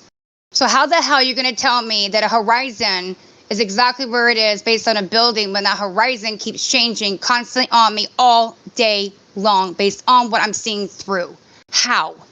It's not a real... Better yet, you should take a photo and then try and measure pixels and angles and do a ranting and Ruhiv and think it's got some sort of meaning to it. I wouldn't try to do that. That would be a little bit guesswork. Retarded? To use actual objects in the image to determine what distance you are from them.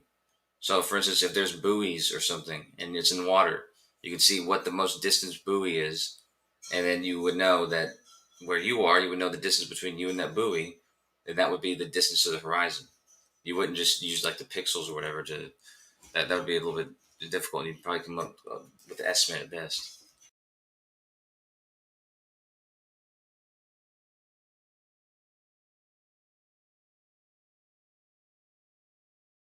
So what part of curvature and sort of optical resolution hijacking don't you understand?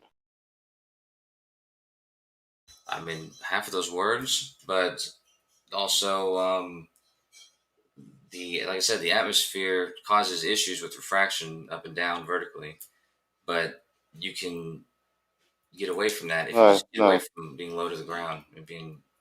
No, I'm sorry. It's getting late here. With regard to our optical limitation, of our eyes, and how that's been mathematically sort of reverse engineered into curvature.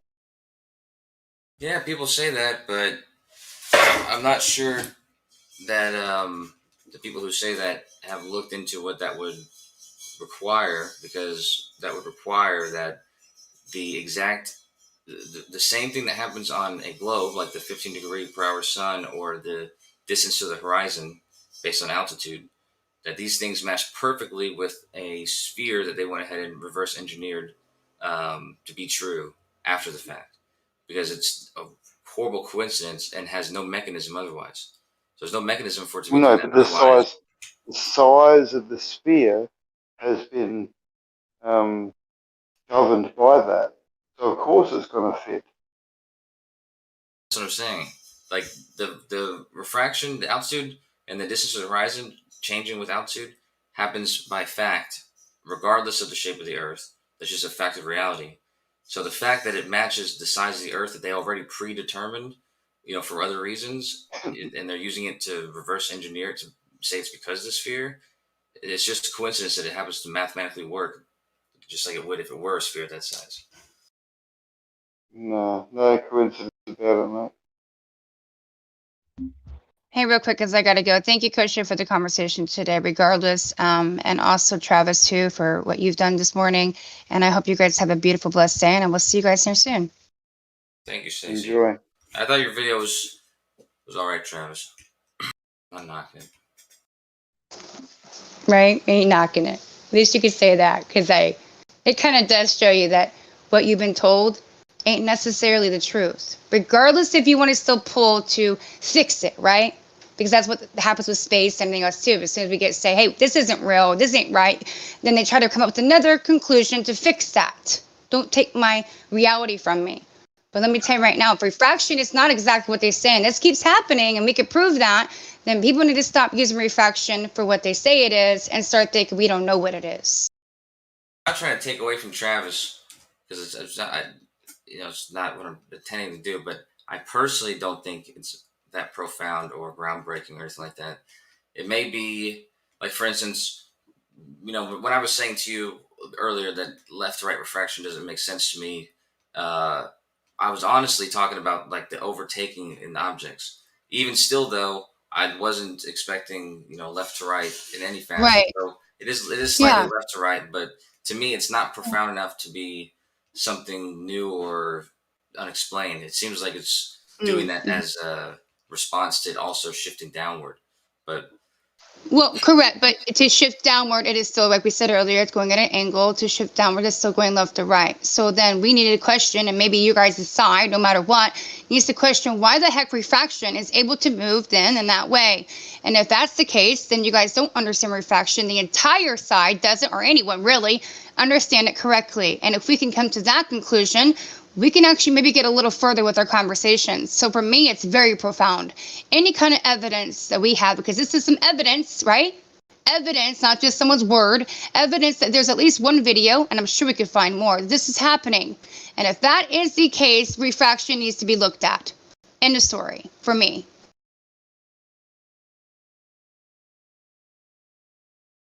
And I'm sorry I get so passionate about this topic. It's just one of those things, you know what I mean? It means a lot to me. I hate being lied to. I hate the whole world being lied to. And let me tell you, everybody knows something's damn wrong. Seriously wrong. But it may not be this that they understand's wrong, but they feel it in their gut and they live with it. I was just thinking though, this left to right thing. You've seen a sunset before. I've seen a sunset. You've seen like a sunset time lapse, and I've seen a sunset time lapse. And the sunset goes down, and it often goes left to right as it's going down. It goes down, left to right, down, left to right. But it's also known that the sun and moon are refracted half a degree out of position while they're doing this. So when you're seeing the sun above the horizon, you're actually seeing the sun being shifted upward and also to the left or right, depending on which way it was going down. So, I mean, How the fuck do they know that? It's already kind of something that's expected. So that's why I'm not 100% sure that. Maybe I'd have to see exactly what the claim is about left to right. Because technically, even that would be causing it to go left or right, but it's really just causing it to go. You're just seeing it like in the past or whatever. Let me see. I'm gonna see a time. You live in a crazy world, Kosho. Crazy. Man, I swear to God, I could stand here all day, but I can't. You know what I mean? So I'm going to continue this conversation. Maybe we could pick up back where we left off next time I see you. It should be later on today or something if you're around. I think we should pick up this conversation, and maybe not the same exact manner, but yeah, keep looking into this. How many more videos can we find that this is happening on, and shut this conversation down in general? For both sides. I think the other side needs to know too. If they don't understand refraction and they could do something different, wouldn't you guys want to know? I think so. But you guys have a beautiful day. I really am going to go this time because I got to make a call my mom and stuff. So see you guys soon. Take care, Steve. Yeah, I'm looking at this time lapse of the sun right now.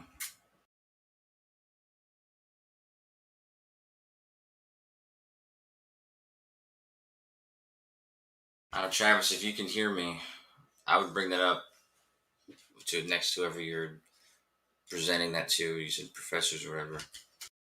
Because technically, it would be occurring every time you're seeing something like an observation like that, right? Shit, did I already post that?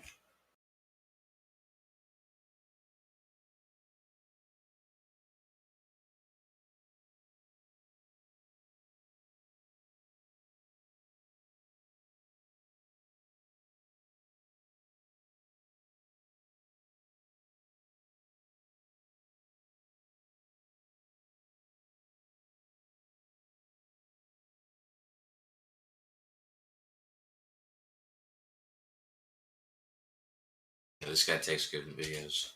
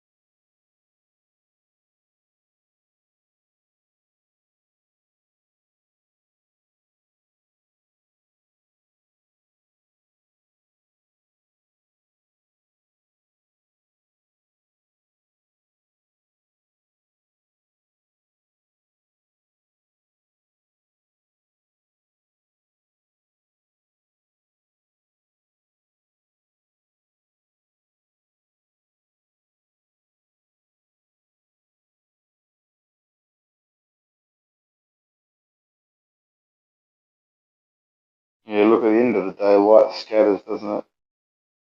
Sure, if there's a gradient, it moves in a downward direction or towards the denser medium, but there's nothing stopping the scattering of light in general to adjust something laterally. Now, obviously, by no means is it enough to create the parallax. No one was suggesting that. Just slight adjustments to affect angles.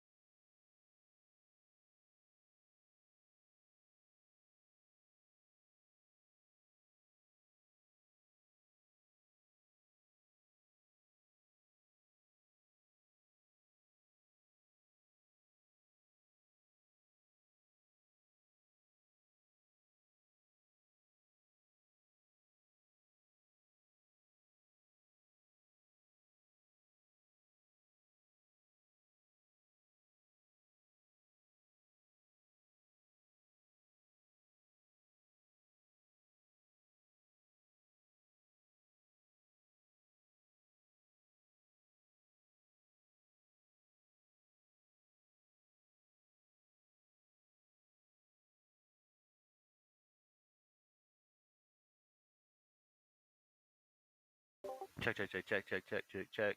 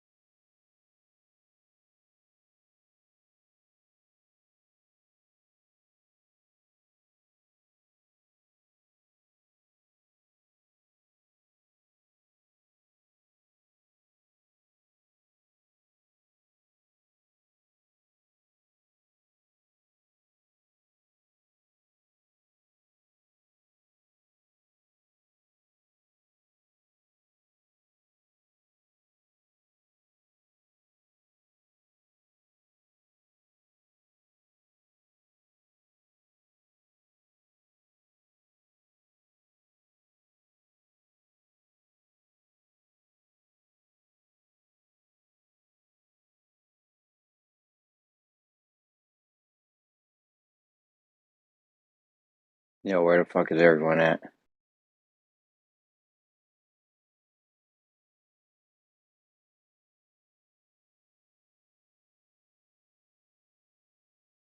This shit was popping like an hour ago. What happened? Did you kill a Chad, dog? You're my number one suspect.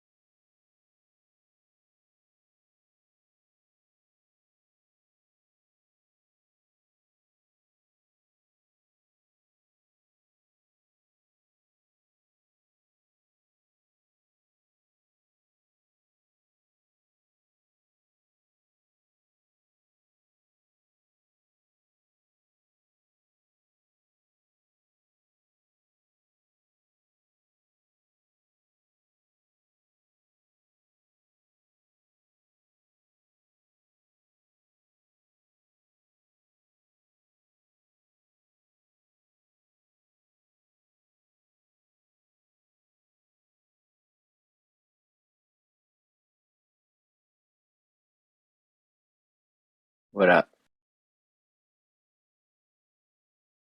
I don't know what happened. This chat was bumping earlier.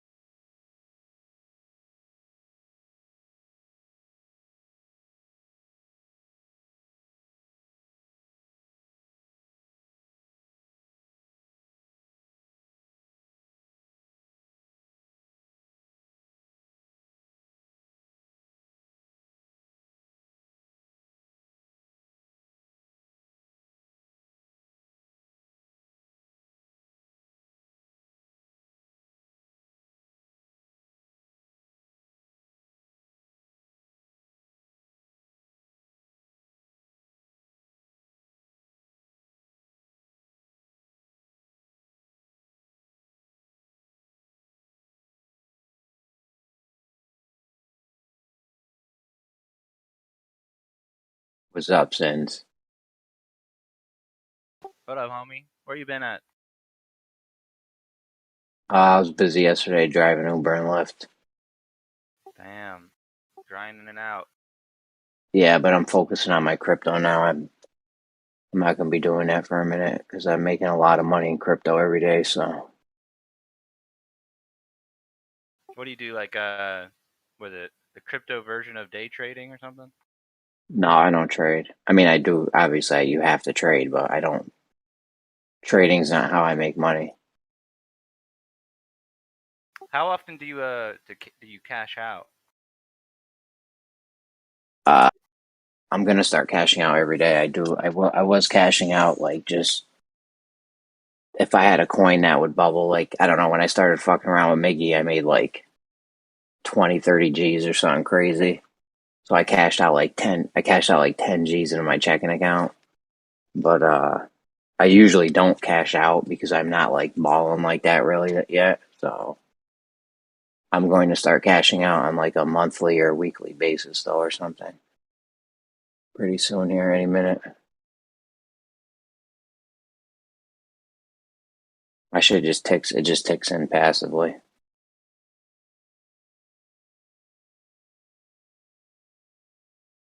That's what I've always been like confused about crypto with. It's like if you put some money into it, they're always like you better hold on to it. You don't want to, because it's always gonna keep going up or something like that. So they kind of like the more it makes for you, the less you want to like cash out. So you kind of got to get it timed right or something. I don't know. No, yeah, that's why I wasn't cashing out because I'm like, yo, it's not like that. I don't need like $500 or $1,000. You know what I'm saying? I didn't even want to cash out the 10 G's, but I was like, yo, I do need new car money because I was driving Uber and Lyft, and new car money's huge when you're doing that. So I was like, yo, let me just take 10 G's out real quick, and I already had like I don't know $6,000 in a bank for the new car. So I was like, let me just get my new car money real quick. So, but other than that, I mean, I normally 3-4 years ago when Bitcoin first hit 20 G's, I pulled like 40 or 50 grand out then. But I mean, like I said, normally I don't pull out. I am going to start pulling out though because this has gotten to a point now where I can passively make enough money to live on. So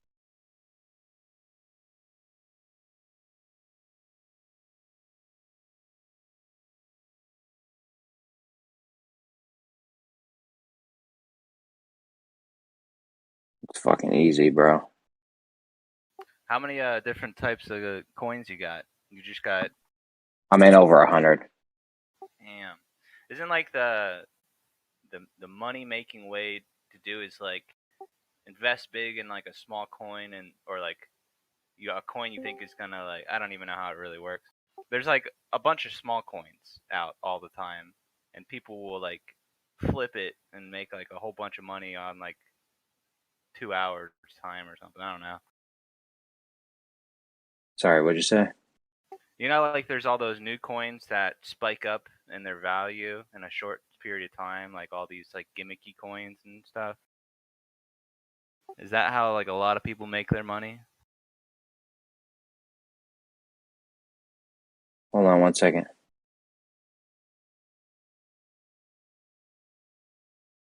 Oh, they're fucking bugging with this one. Oh, you said when a new coin comes out?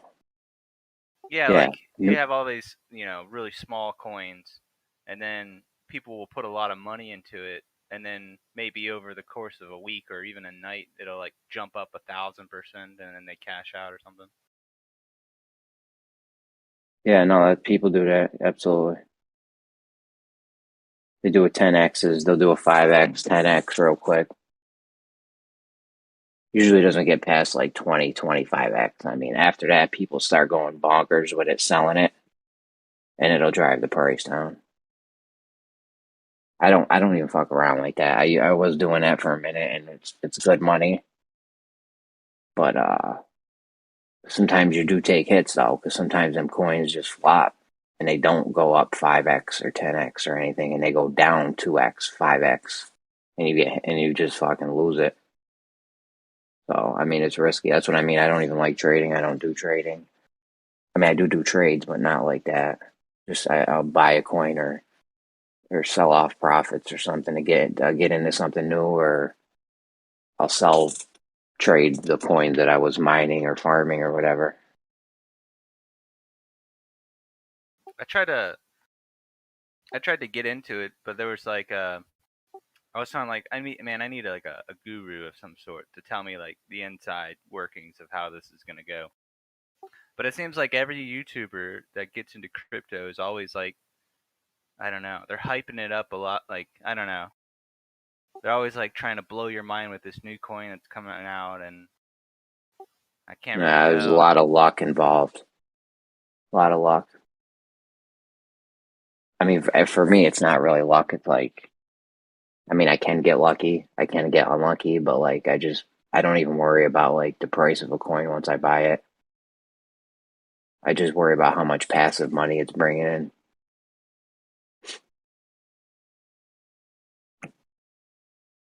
I'm about to buy more, get in more of this one thing here I got.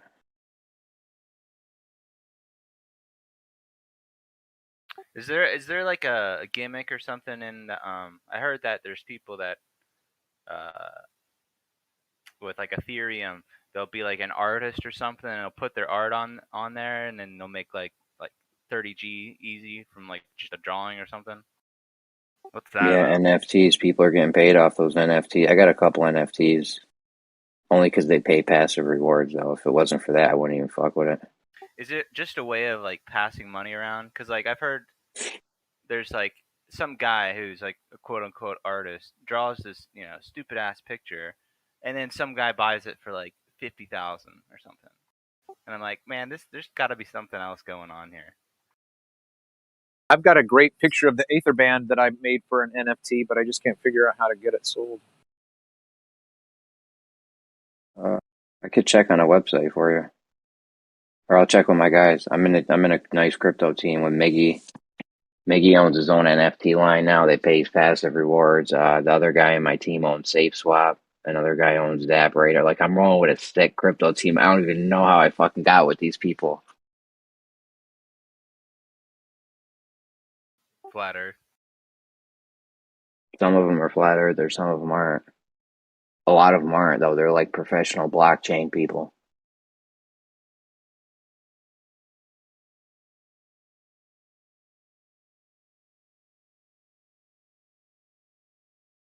Like, yo, I'm at like $70 a day right now. I play a game. There's a little game I play. It takes me like 20 minutes in the morning. I make $4 from the game.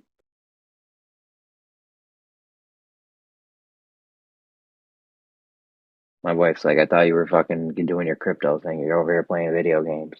I'm like, this is the crypto thing. Yeah, Jeremy, if you go back into our DMs, I have the image in there for you. Yeah, I'm gonna get a website where you can so you're trying to just figure out how to put it into an NFT. Yeah, I mean, I went on to a couple different sites to see how it was done, and I went through all the steps, uploaded everything, made it, called it what I wanted to call it, but I don't know how to like list it or get people like to be interested in it. I that part for me, I was like, I don't know where else to go now. Where do I go now? I'll get you a link. I'll get you a link. All right. 1 second. I'm trying to buy into this coin right here.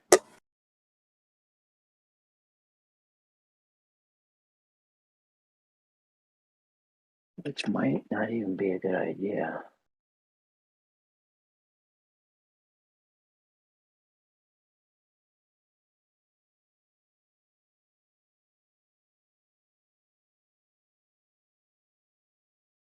For every $100, I'll make $14 a month.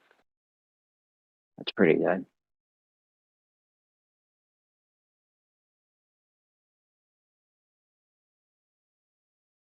They got games and shit coming out. I'm gonna get in this right here. Let's see. Country code.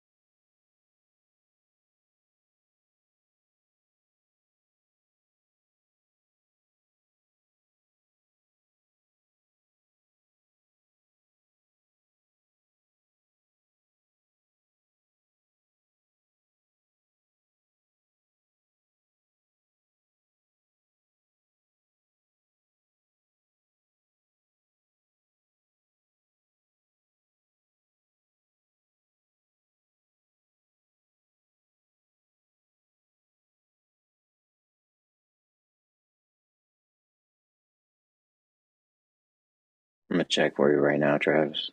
Hold on. I just had to step my game up in that coin. If I'm not making 50 cents a day off it, it's not worth it.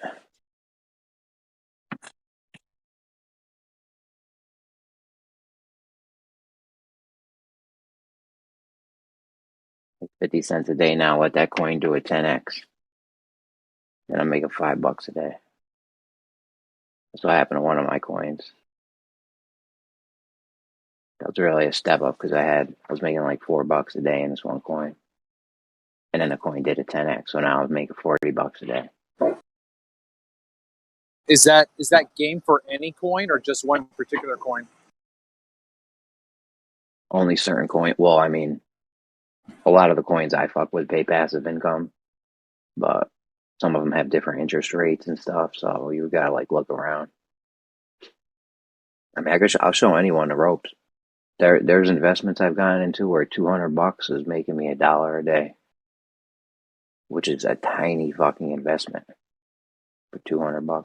One of them's super risky, and I think $100 is $120 was giving me like $4 or $5 a day or something. It's all about when you get in the pools. That number changes over time too, though. More people get in the pools, the interest rate gets lower, the price of the coin will change. There's a lot of factors. Like I said, there's some luck. Definitely luck involved. I think I've made like $135 since August with all the coins that I've invested in. So that's not bad. How much you got in it? I think I've got like 10 coins at about $20 each. So like $200. Oh, that's pretty good. That's pretty good, yeah.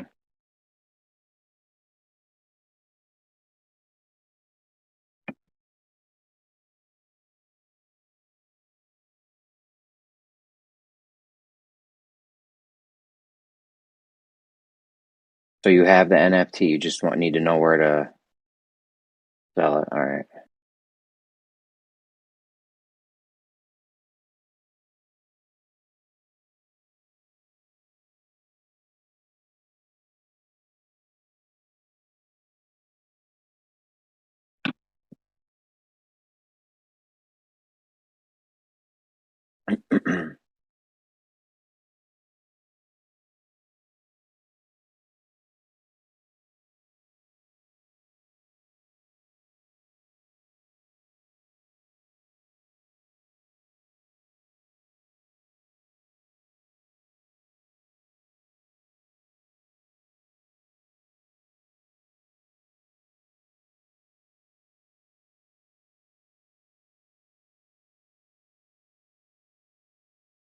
All right, here it is. You ready, Travis? People are fucking fast.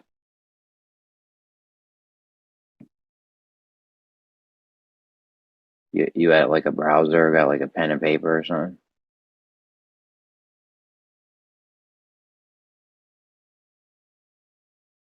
Travis?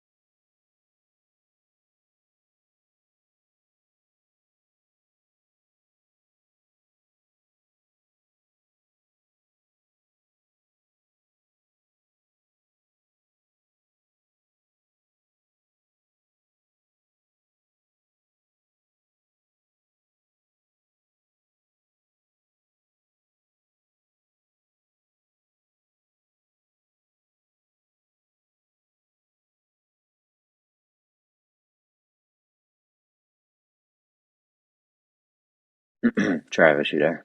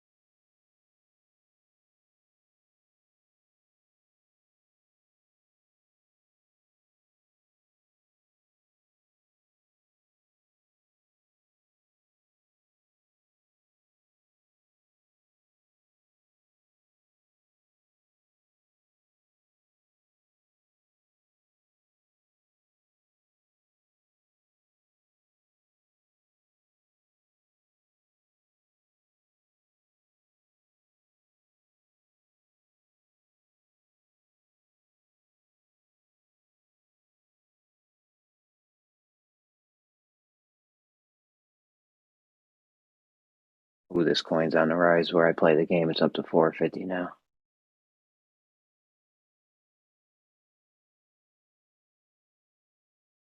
$4.50 for holding for playing the game every day, like 10, 20 minutes.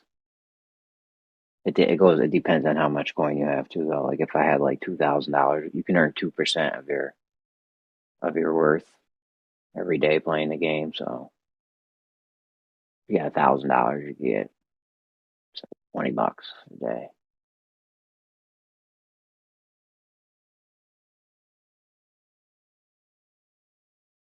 Well, I only got like $250 worth of this coin, but I'm hoping that shit does a 10x. It could too. I could be making $40 a day off of this. It does a 10x.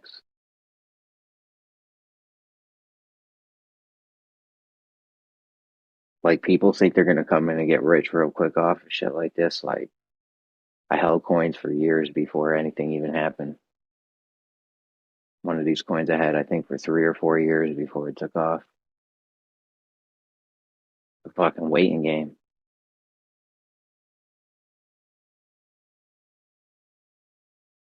That's also why I'm in over 100 coins right now. Each one of them shits is a lottery ticket, and it's all paying me passive income. Imagine you bought a lottery ticket, a scratch off, but you didn't scratch it, but you still got money off it. That's what this shit's like.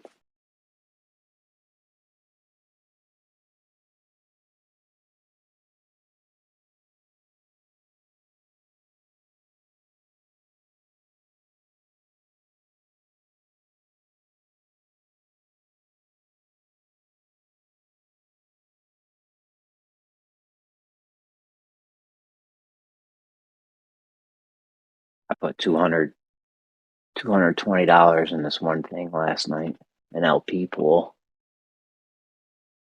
Probably about 12 hours ago. And I got $3 off it already. That's pretty good. Was that last night? It might not have been actually. Hold on.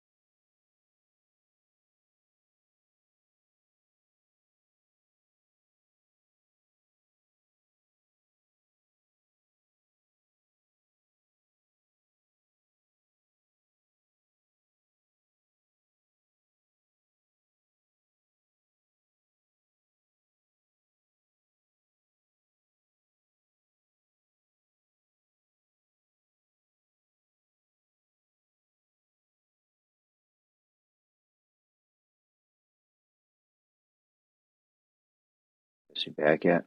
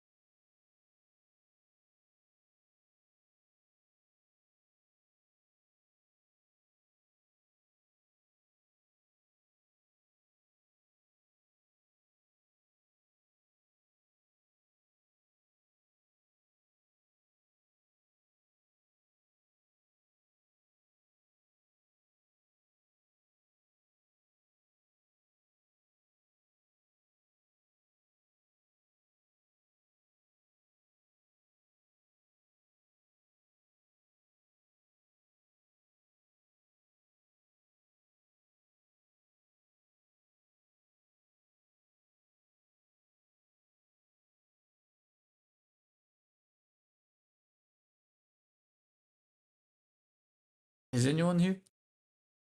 What's up? Hey, what's up,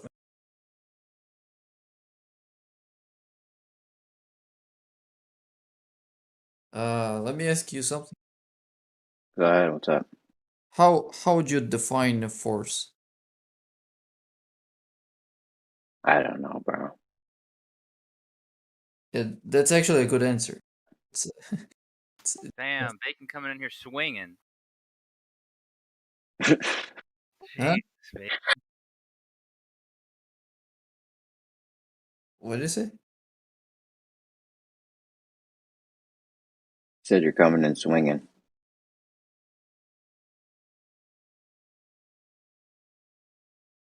Well, I didn't get.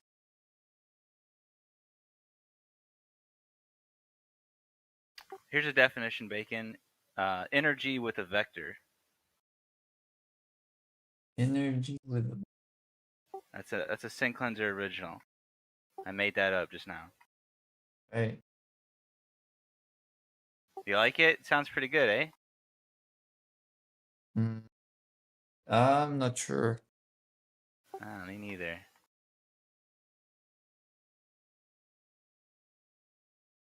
It's definitely a good start, right? Well, I think in definitions, well, yeah, one thing you got right. It's related to vectors. But you'd have to describe energy. It'd have to be energy with a vector. Like, it couldn't be anything else, from what I can see.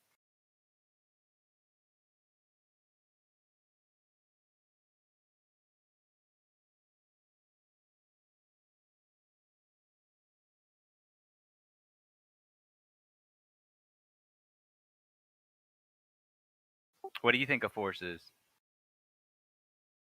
Well, forces are what accelerates things. I'm not sure if that's the correct definition. There might be more attributes I should add. For example, let me think. That was actually asked by my physics professor in the first year of high school. And no one knew how to answer that. And we came up with our funny answer, and which was force is something on another thing in a brutal way.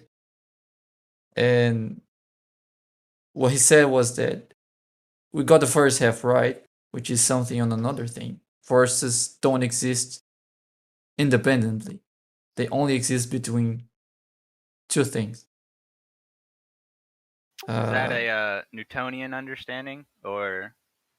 Yeah, Newtonian is where the concept of force comes from. Well, I was having this conversation the other day with Bev when we were trying to see, because he was trying to make some point about logic is defined, and I was like, well, because what you're saying is force is defined by Newton, and my question would be, why are we appealing to him if anyone else can think of their own interpretation and definition? Well, but the thing is, if we're using different definition, then we aren't talking about the same thing. Right, and that's where you'd have to agree on terms, right? That's where you'd have to identify what you mean, right? Yeah, and in most instances of people using the word force is the Newtonian concept of force. But if I were to propose that Newtonian's understandings of physics may have been, they may not be correct, then we couldn't or we shouldn't appeal to his standard or his interpretation. Well, we should come up with other words then, because I mean, sometimes this happens. Sometimes we recycle a word when we improve our understanding, but we don't want to come up with another word for it, so we just recycle the ones that we have, and they end up ambiguous because now they have two meanings: the new one and the old one. A little like gravity, you know. Sorry. Or Sin Cleanser, you can simply falsify Newton's claim. right? So from what I remember as a kid growing up, I always associated Newton's laws with physical objects here on Earth. But now in this discussion, he created his description of orbital mechanics and force and perpetual motion by looking at the celestial objects, things that he could not manipulate or test. Yeah, so that's the issue I have with it. Yeah, I know, right? So again, that's why I like putting us all around the board, all around the table in the boardroom. You know, Bacon's there, I'm there, you're there, Kosho's there, Jeremy's there. You know, we're all there. How many of us are going to sign off on what Newton did? We'll be like, no way. We're not signing off on this. Well, we're talking about definitions now, not necessarily whether or not they apply to reality. No, definitions. No, I would say reality is primary. You define what you think is happening based on reality. That is what you're seeing in the sky. So if Newton wants to show up and say, hey guys, I got this great idea. I've been watching the moon and it seems to be, you know, consistently moving. It's not losing any of its momentum. So there's a thing called perpetual motion. Like, yeah, come back later, dude. What? That's not perpetual motion. That's Okay, so it is, because force is mass times acceleration. So the moon has motion, right? It's not accelerating as far as we can tell, so it has velocity. That's where you got it wrong. Okay. Under the definitions that we get from Newtonian mechanics. That's the problem. Well, but I'm just talking about definitions. Okay, but hold on. So an object will stay in motion unless another force acts upon it. That's what. Okay, so I'm looking at the moon. That something must have set that in motion, but it's going to keep going. I've been watching it for the past month. It's not doing anything different except for its location, perhaps, right? Its circuit. So then he establishes a second law, because I can't disprove that the moon is, you know, unless something stops the moon from going in that direction, it's just going to keep perpetually moving. But not around the Earth. That's not that's not the law of inertia. Right, but you seem not to be connecting the dots. I'm saying all of his equations now, as far as I understand, are solely based on what he sees the heavens doing. No, actually, I don't think. I mean, Newtonian mechanics came before that was applied to these celestial objects. Right. Okay. So you're saying then that his first law, force equals mass times acceleration, was done by testing how to move a rock across the ground. I have to apply a force to this mass, and I get a very low acceleration because the rock is so big, right? Yeah, something like that. Yeah. Yeah. Okay. Great. So I'm okay with that, right? And I'm okay that as long as there's nothing giving friction to this rock, it's going to keep moving in that direction. Right? I think that those are reasonable principles that we can derive from things that we can perform here on Earth. I have no problem with that. The minute you take what you've done here on Earth and look up into the sky and go, I think I'm going to apply these principles to what I can see in the sky. That's where I'm going to say, yeah, you're not getting my signature on that one. Okay. But I first wanted to be sure we all understand the principles. Even though I'm not saying that they apply to the skies, I'm not even saying they apply to reality. And I see that you see an issue there. And the one way I can argue against that issue is that, for example, I can use when we create like video games or physics simulation on a computer, it's always just a Newtonian mechanics. So I might not trying to explain those concepts to talk about reality. I might just try to explain those concepts to explain how my video game works or my simulation works. So whether or not that those principles apply to reality shouldn't prevent us from at least understanding what they mean on their own. Okay, so are you telling me that you can simulate catapulting a 200-pound rock in a computer program? Yeah. Okay, are you telling me that that rock in your computer program weighs 200 pounds? Yeah, you can define all that, yeah. Okay, you're not understanding me.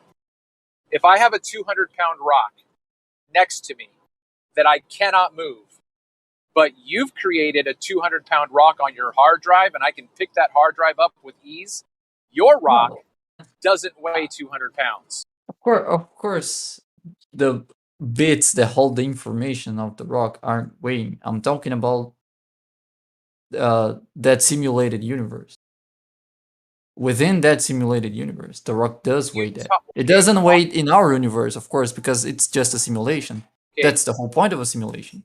Okay, okay, so what you're saying then is that the sky is a simulation. No, that's completely not. What I'm saying So is that- we can talk about Newtonian principles independently of reality, because we might just very well trying to explain how a video game works, how the physics of a video. Yeah. I don't think that I'm going to agree with that. So you and I can be sitting around the lunch table talking about Newtonian physics and drawing on a piece of paper. I don't have a problem with that because those principles and laws are based in reality. I'm not sure. I'm not sure, and maybe if you want to try again, I'm not sure why you're bringing up a computer simulation when we're talking about the sky. No, I wasn't talking about the sky, which is my point. What I just want to do is, I want to be sure when we are making claims, and in those claims we are using Newtonian concepts, that we mean the same things, that we have the same understanding of what those terms mean. Whether or not those principles actually describe reality can be discussed after we understand them. So I just want to align them. I think that would be useful.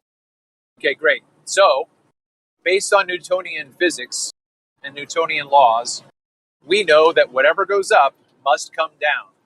We know that no matter how hard we throw this rock, it is only going to go so far. I'm only so strong. You're only so strong. A 5-year-old is only so strong. But if we build a catapult, it's going to go farther. Okay? Now, there's nothing, again, if you and I are on the ground and you say, what you want to bet, I can make this boulder go all the way around the earth and come back here. As long as I apply the correct force to it, this rock should be able to come all the way back around here. I'm going to say, what are you smoking? Because this catapult only propels this boulder in a straight line. It's going to go in a straight line.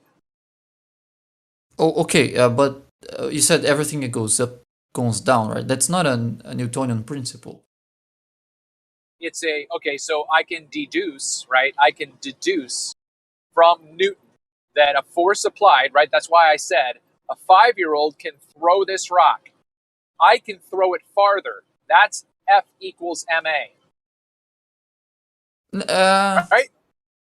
No, not only that, Really? because Really? yeah, for example, when you throw a rock, you accelerate it for some time while it's in your hands, and as soon as you release it, it has a momentum, it has a velocity in a certain direction, and after that, there's no longer a force being applied into that direction. So if it was just you and the rock in the universe, that rock was just going to keep going that direction, right?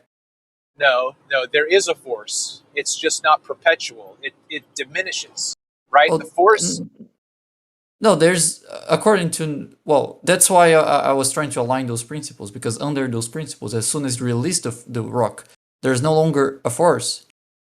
That's all we know. That's all we know. You can't show me anything on Earth that has a constant force applied to it perpetually. A constant force or constant motion? My God, I'm not sure why this is so difficult. Well, because what you just asked doesn't seem to be related to what you were describing. That's why I'm asking this. Okay. If anybody else can hear what I don't want to go away from this, but if anybody else wants to jump in, if I'm missing something or whatever, that's fine. Again, a child who throws a rock applies a force to that rock. As soon as the child lets go, that force stops. But the result of the momentum, I'm not going to call it the conservation, because as soon as he lets go, that there is no conservation. It's still moving. So if you want to call that conservation of movement, I'm fine with that, but it doesn't conserve the same momentum. What's the difference between movement and momentum? Well, when I said same momentum, I meant that it's maintaining a consistent rate, right? So if I throw rate of what? Of change of speed. A consistent speed or a consistent? Okay, look. I'm going 65 miles an hour right now, right? So my speed is 65 miles an hour. What's my momentum? Oh, that depends on how much mass you have. How much? Right. Okay. So now we're talking about the mass of my truck.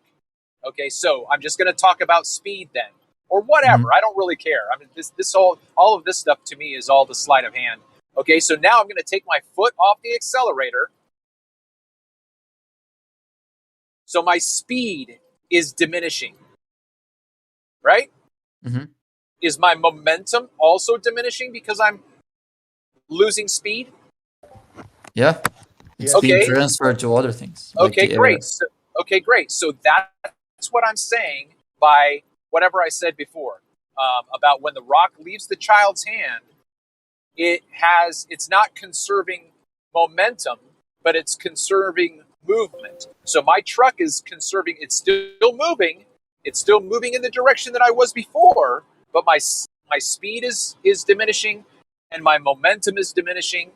So I would never in my mind ever think that my truck is always going to go the same speed or velocity forever. That is not exactly what conservation of momentum means. Okay, so what is it then? When we talk about conservation of energy or conservation of momentum, usually we are referring to a system. So as soon as you introduce other things that are interacting with the first thing you're referring to, that becomes part of the system. So you have to take those into account as well. So for example, your car, there is friction between your car and the air. It's colliding with air molecules, and that is giving them momentum and removing that momentum for your car. Just like, for example, if you're running very fast and you push someone, you can stop very quickly and transfer your momentum to that person. But if you're not pulling anyone and you try to stop, you're just going to fall, because it's very hard to spread the momentum if you can't transfer to something. So it's not, if you would sum up all the momentum that you transferred to the air, for example, from your car, that would be conserved. That amount will be conserved. That's what we usually mean when you're talking about conservation of momentum. It isn't just like objects individually, but everything, the whole system is going to conserve momentum. Yeah, pretty much everything is accounted for. If you, yeah, exactly. as you slow down, Travis, to let's say 30 miles an hour, if you were to have an impact with the exact same truck, exact same weight at the exact same speed, theoretically both will just stop dead because momentum is transferred and conserved on both aspects, which is calculated by the mass times the velocity. When it applies to spinning ball Earth, of course, which is where you were going with that, well, that's a completely different matter, isn't it? Yeah, it's a different moment. It's angular momentum. It's actually angular momentum can be break down into just regular. Yeah. Yeah, but you have to apply individually to like every molecule of that body to get the same. So we can, it's just like a way to simplify. You can calculate the angular momentum of a body, 100-kilogram man at the equator moving around, seemingly stationary on a ball that's moving at 1,000 miles per hour. It's an absolutely enormous amount of angular momentum contained within the body. For instance, just to give you a picture, if the Earth should stop and the 100-kilogram mass is flung off at tangent into space, well, then it would have a certain amount of angular momentum, which if there was no impedance, it would just go on forever. That momentum would be contained. And but here, look, not to go. You can let me say this, Becky. You can calculate that for a man standing at the equator. When you bring that man directly to the north center, then where there is no net movement, so that's the very center of rotation, then his angular momentum will be zero. This is very problematic for you. No, actually, the angular momentum.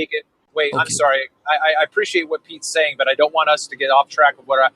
So again, okay. So if we're gonna reduce Newton down to things that he observed on Earth, right? He's observing how much force to exert on this rock to get it to move from one location to another. I don't have any problem with that. You can do all the math and all the physics you want with that. I will be very happy. The minute you start to do any of that with what you see in the sky, and you cannot manipulate anything you think is happening, I am not going to sign off on that that experiment or that test or that observation. I will call you a pseudoscientist. I get that. I'm not disagreeing with that.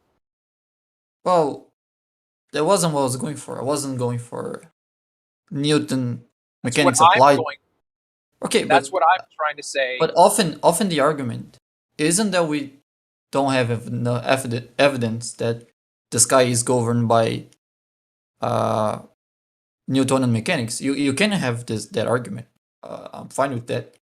But sometimes the argument is that if you would apply Newtonian mechanics to the sky, it doesn't fit observation. That's a different argument.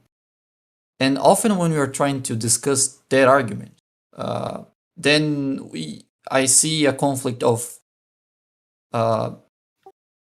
meanings on Newtonian terms. That's why I'm trying to have this conversation. So I'm not trying to. Let me ask you. Just to finish. Okay. So I'm not trying to give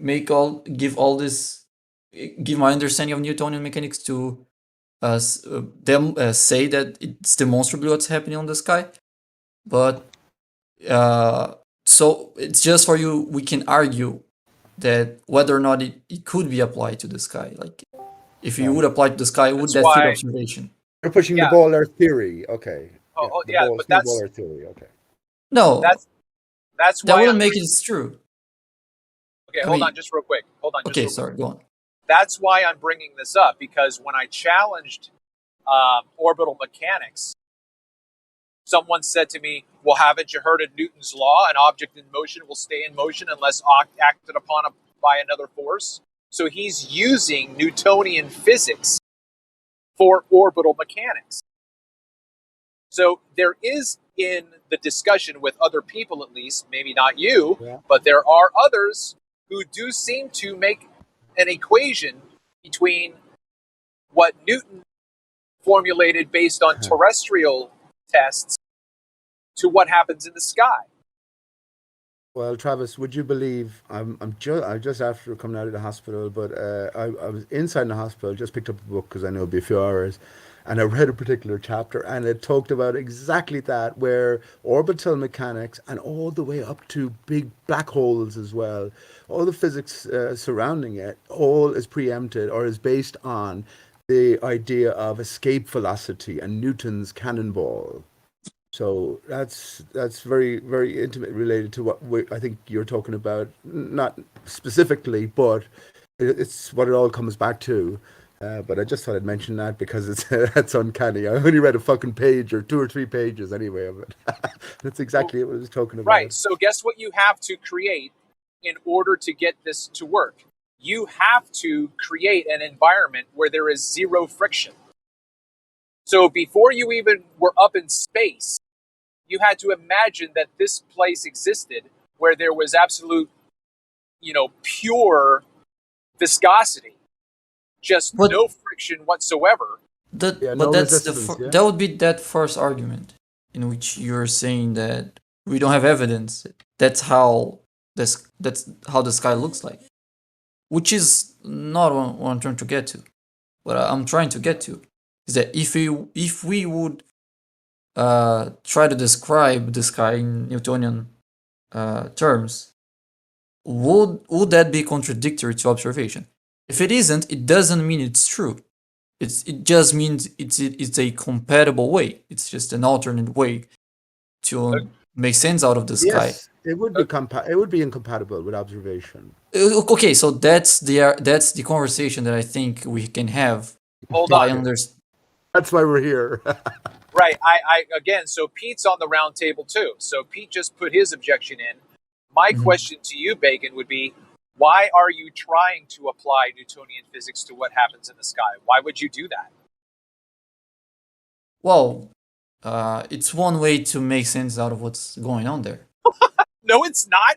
What? Look. That you should then just open up the book of Narnia and say, you know what? I think C.S. Lewis's story could make sense of what happens. I mean, look. Again, that's my point. My point is fundamentally it. Yeah. That story doesn't make descriptions on how things move, or accelerate, or change their position. Orbits have never But been Newtonian mechanics demonstrated. does. So it might be the case that the sky, our objects are following Newtonian mechanics. So Never we can been try to test demonstrated. if that's possible. Yeah, and if for it doesn't, sure. if it actually isn't compatible. Tell you again. I'm going to tell you again. If we're having this discussion for the very first time, and you are Newton, and I'm at the round table, I would say you're not getting my signature. Yeah, I get it. Yeah. But Uh, Uh, I think we well, should Pete, toss all of Newton's understandings and start over. well, if you want to claim that's incompatible with observation, because you have to play by the terms of Newtonian to make that case.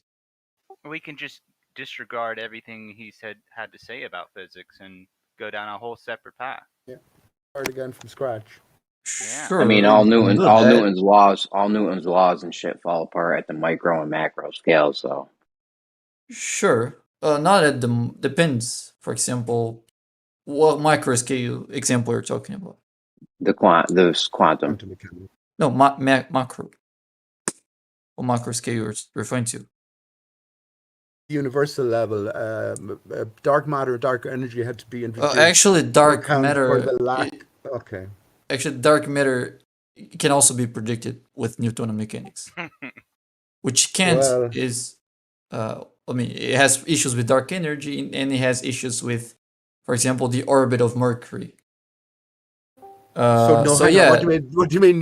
Hang on, what do you mean it can be predicted with Newtonian mechanics? When you apply Newtonian mechanics, it doesn't match reality or observations. So they invented the idea of dark matter and dark energy to make it. Fuck it, I'm losing my words now, but you know what I mean. To make it coincide with Newtonian mechanics. So this is the problem, bud. This is the problem. And Travis's point. Why would you apply Newtonian mechanics to frictionless space? Yeah, Bacon, that's an interesting point. If Newtonian physics accounts for dark energy and dark matter, how come he didn't make that known at the beginning? That would have been truly impressive. No, it's not that Newtonian mechanics predicts that there should be dark matter. It's that the idea of dark matter came from when we tried to measure or calculate the weight of galaxies, and that didn't match their rotational speeds.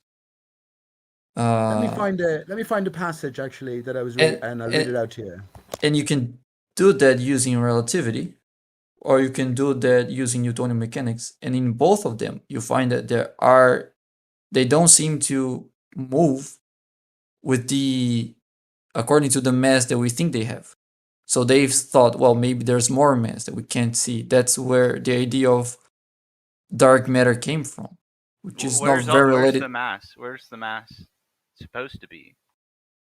Spread throughout the galaxy, just like the stars and planets and things like that. Interesting. So, yeah, Newtonian mechanics doesn't work 100% of the time, and it doesn't work with 100% of precision, as Jeremy mentioned. In some scales, it fails.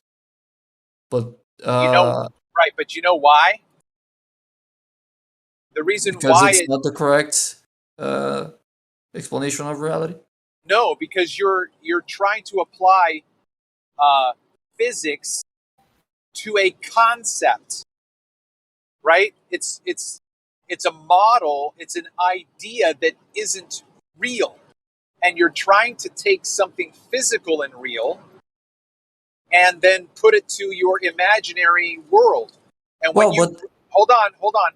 And when you run into a problem in your imaginary world because you can't figure out how to solve this puzzle that you've created, you then just create another possible hypothesis and start crunching your numbers for a different avenue to go down.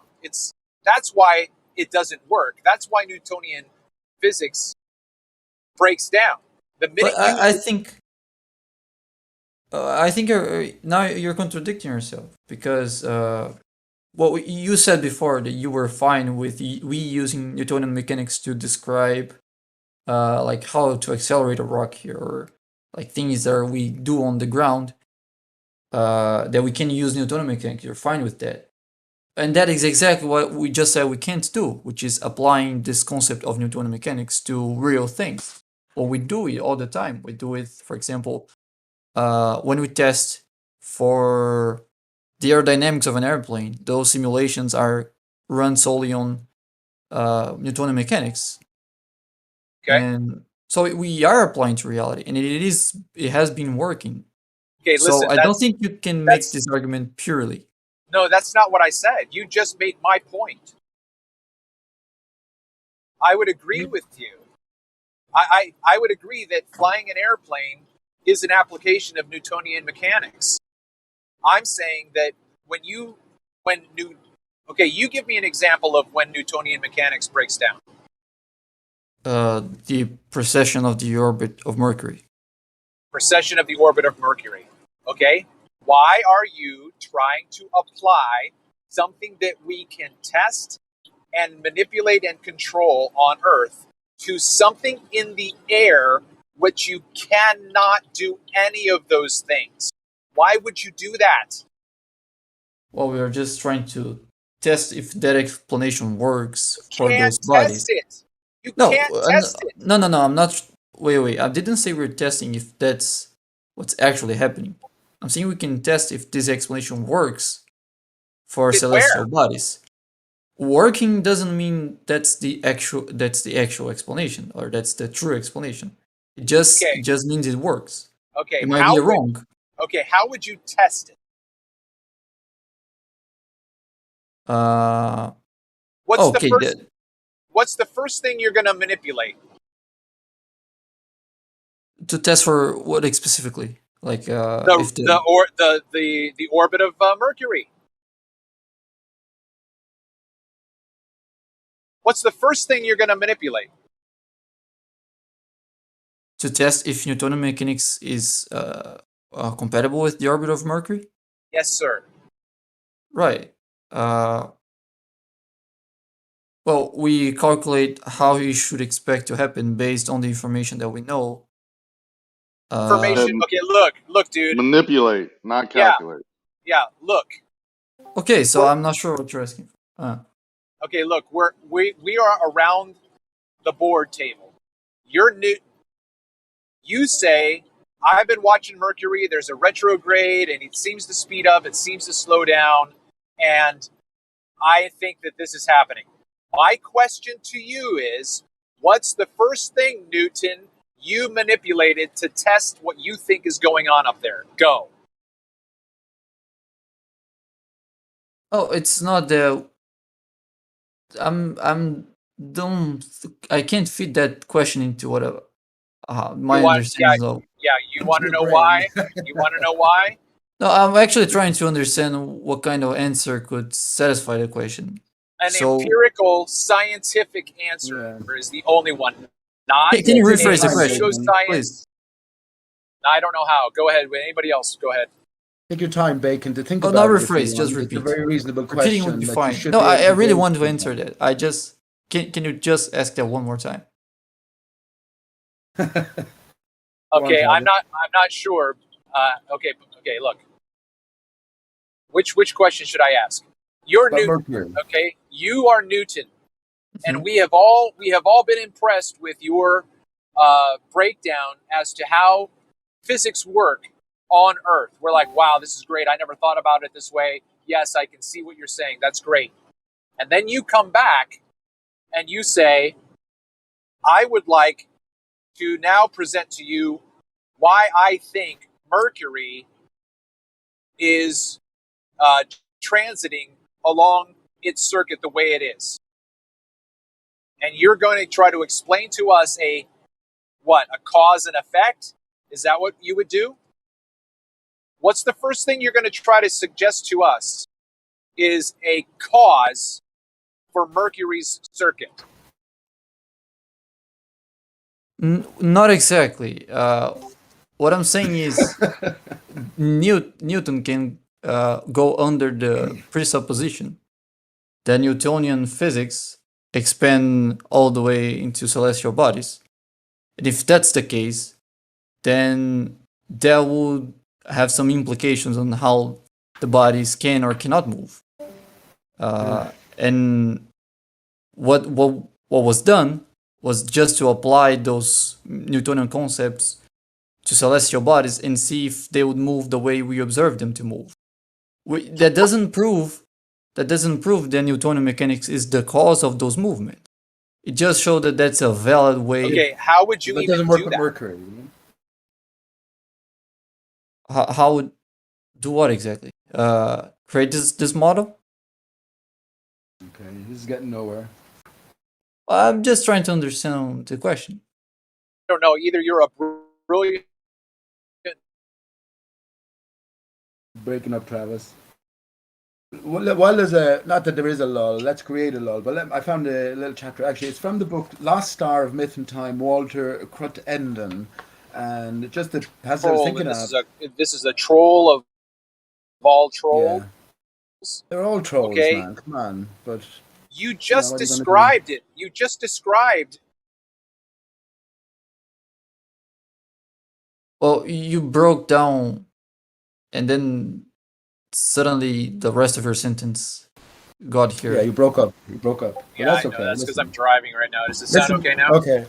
Yeah, listen to this. Listen to this paragraph that I found. So to understand a black hole requires an understanding of one of the basic concepts of gravity, and that is escape velocity. If a cannonball is shot straight up in the air, it will eventually fall back to the Earth after traveling upward for a few moments. The Earth's gravity overcomes the upward momentum of the cannonball and pulls it back to the ground. But if the cannonball is moving fast enough, the Earth's gravity will not be able to overcome it, and the cannonball will continue moving away from the Earth forever, at least until it gets close to another mass. This speed is the escape velocity of the Earth, the speed at which an object must travel. Again, going back to Newton's mechanics, right? If none of this can be demonstrated, all of this is bollocks. But let me just a paragraph. This speed is the escape velocity of the Earth, the speed at which an object must travel to escape the planet's gravitational pull. It varies, of course, depending on the mass of the planet and the object's distance from the planet's center. From the surface of the Earth, escape velocity is about 7 miles per second, or nearly 25,000 miles per hour. That's a good bit of speed. The greater the distance from the Earth, the less speed is needed to escape its gravity. The Moon, I'm just going to read to the end of the paragraph. The Moon, which is less massive than the Earth, has a lower escape velocity, whereas the Sun, being far more massive, has a much higher escape velocity, considering the Earth has to move around the Sun at 18 miles per second just to hold its position, and we are 93 million miles away. So that was just a quick paragraph. But the book, of course, is all tainted with the heliocentric model and the greater universal model. Sure. Glober gibberish. Sure. That's not my. the That's what do you contention? mean pure gibberish? What's your point with that? Can I ask a quick question? Because I joined in late. Is the contention that Newtonian physics falls apart at the galactic level? I don't so much think that it does at the planetary level. And so therefore, hold on. Let me just finish the question. So therefore, the Newtonian physics is not valid on the Earth, or did I miss something? You definitely missed something. Yeah, Yeah, that's you did. I started the conversation trying to settle some definitions of Newtonian mechanics. Well, hang on, Bacon. And Let me say this because don't explain it to Moya or to Zanuck in that way. But hang on, I mean, this sort of ties everything that's together. The context of how the conversation started, man. Yeah, but I'm just saying this will tie everything. We were already in the conversation, so this will tie everything in together because it sort of connects. The book itself is given an alternative theory. There's a dark star that's causing lots of different interactions here on Earth. But this guy talked to one of the top astrologists, Jeff Macy, who was in Hawaii. This was back in 2003. So he's one of your boys, as Jeremy would say. But he was asked, so how much of the universe do we actually know about? After a few minutes, he went to the board, he drew up a circle. He said, according to current theory, 70% of the universe is made up of dark energy. Dark energy is thought to be an unobserved force that is responsible for the accelerated rate of expansion of the universe. The reason why galactic cluster seems to be moving away from at an ever-increasing rate. I'm getting to the point here, right? He explained that its existence is required in a Newtonian model of the Big Bang, but its composition, if it actually exists, is still a mystery. Another 25% of the universe is thought to be dark matter. Like its cousin dark energy, dark matter is also embroiled in controversy within the scientific community. It is of those things that most physicists agree must be out there, but many disagree on what actually is. So the last point is when we actually come to it, we have only seen about 1% of the universe, and the other 4% out of the remaining 5%, it turns out to be estimated. So that's a very. So man has always done. You know what's funny? So I get your point, and yes, we do know so little about the universe, and I think no one would disagree with you there. We have small 1%, little teeny puzzle pieces that we put together, like about 1,000 puzzle pieces we put together, but there's millions of pieces left out of this puzzle. We all get that. The point is, we can do things very like this. We did this back in the early 20s. Before we went into orbit, theoretically, as far as you're concerned, we pieced together what the Earth looked like, what the continents looked like on the Earth. You met that picture of the Universal Studios, that picture of the Earth with the continents on it.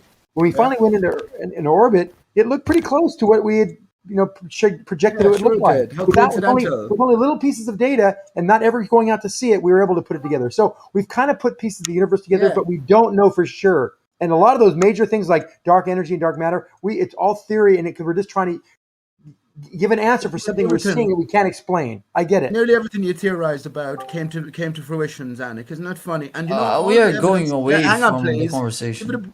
Okay, 1 second. I'll just say. As it often is the case with Pete. Hang on, Bacon. Nearly all of the evidence that you offer up, Zanuck, to show how all of the theory coincided with what was later found is problematic in the extreme for all flat earthers here, and in general, I should think for many people with half a fucking brain. How is it problematic when the fact that we're flat earthers, so are you for? Wait, I could exist, take. Right? Hold on, stop talking over me. I could take what you said two ways. Are you a flat earther thinking it's problematic because it puts a hole in it, or it's problematic because it doesn't make any sense to you? Hey, Zanuck. There's a million. They've been accusing me of being you. I'm wondering if you're me. Stop talking all the time. We're twin brothers of different mothers. We're the same? We're the same. Listen, you've been in this arena now for fucking 4 or 5 years. I remember when you arrived on the arena, and you're pretty much saying the same thing. Fair play to you for all your passion. So you know that there is controversy in regards to any of the evidence put forward, that any of these things which are being transferred from theory, which, as you said, well, we theorized it first, and then we went on to find out that we were close enough in so many things. No, nearly every one of those pieces of evidence are problematic, and it begins and ends ultimately with the ball Earth, doesn't it? You tell me they proved the ball Earth, they guessed it first, and then they proved it. They showed that they were correct. The pictures from space. Well, all flat earthers will say that's bollocks because we don't live in a ball Earth. Well, but you just told me the answer. You said we projected it, we kind of estimated it, and then we went to orbit and we saw it. But you're saying it's problematic because you don't believe it. That's not problematic. No. I'm saying that it's all theoretical bollocks. How is it theoretical? The theory How is a by picture faking theoretical? the images. It's practical. How is a picture theoretical? No, you Hey, formulated Pete, the just theory. so you know, this is Zanuck and me in the same call. You know that we're not the same person now? All right. Well, nice Yeah, one. yeah.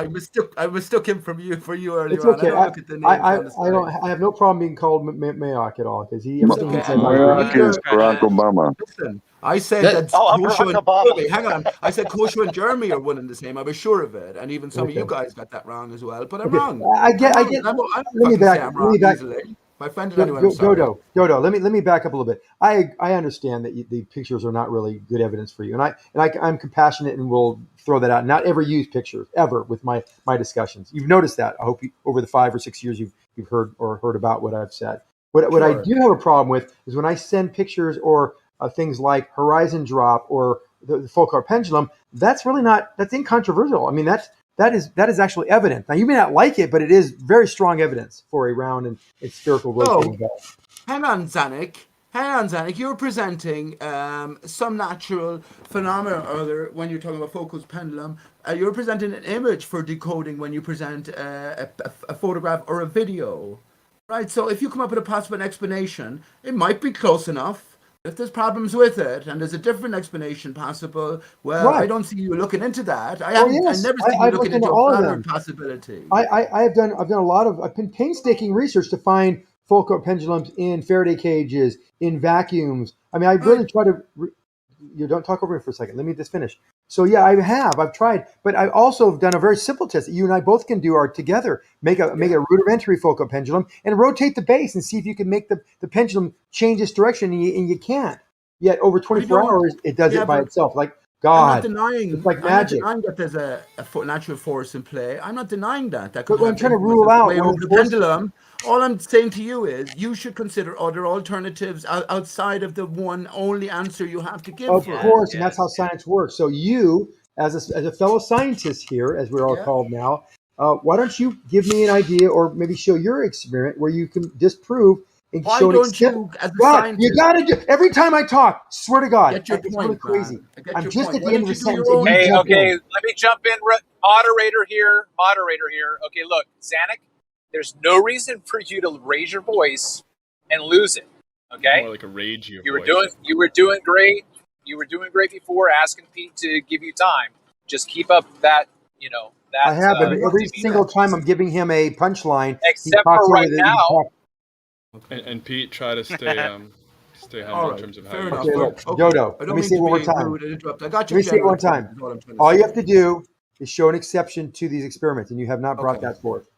Okay, so why don't you yourself come up with alternatives? Why are you did. saying I have to hang on, Zanuck? Why are you saying I have to give you a flat Earth alternative and you'll evaluate it? Then that's not science. No, science is you taking what I've seen, what I've experimented, and disproving my hypothesis by your own experiment that disproves my hypothesis. I've shown evidence for the hypothesis. You have not done anything but, hey, it can't be right.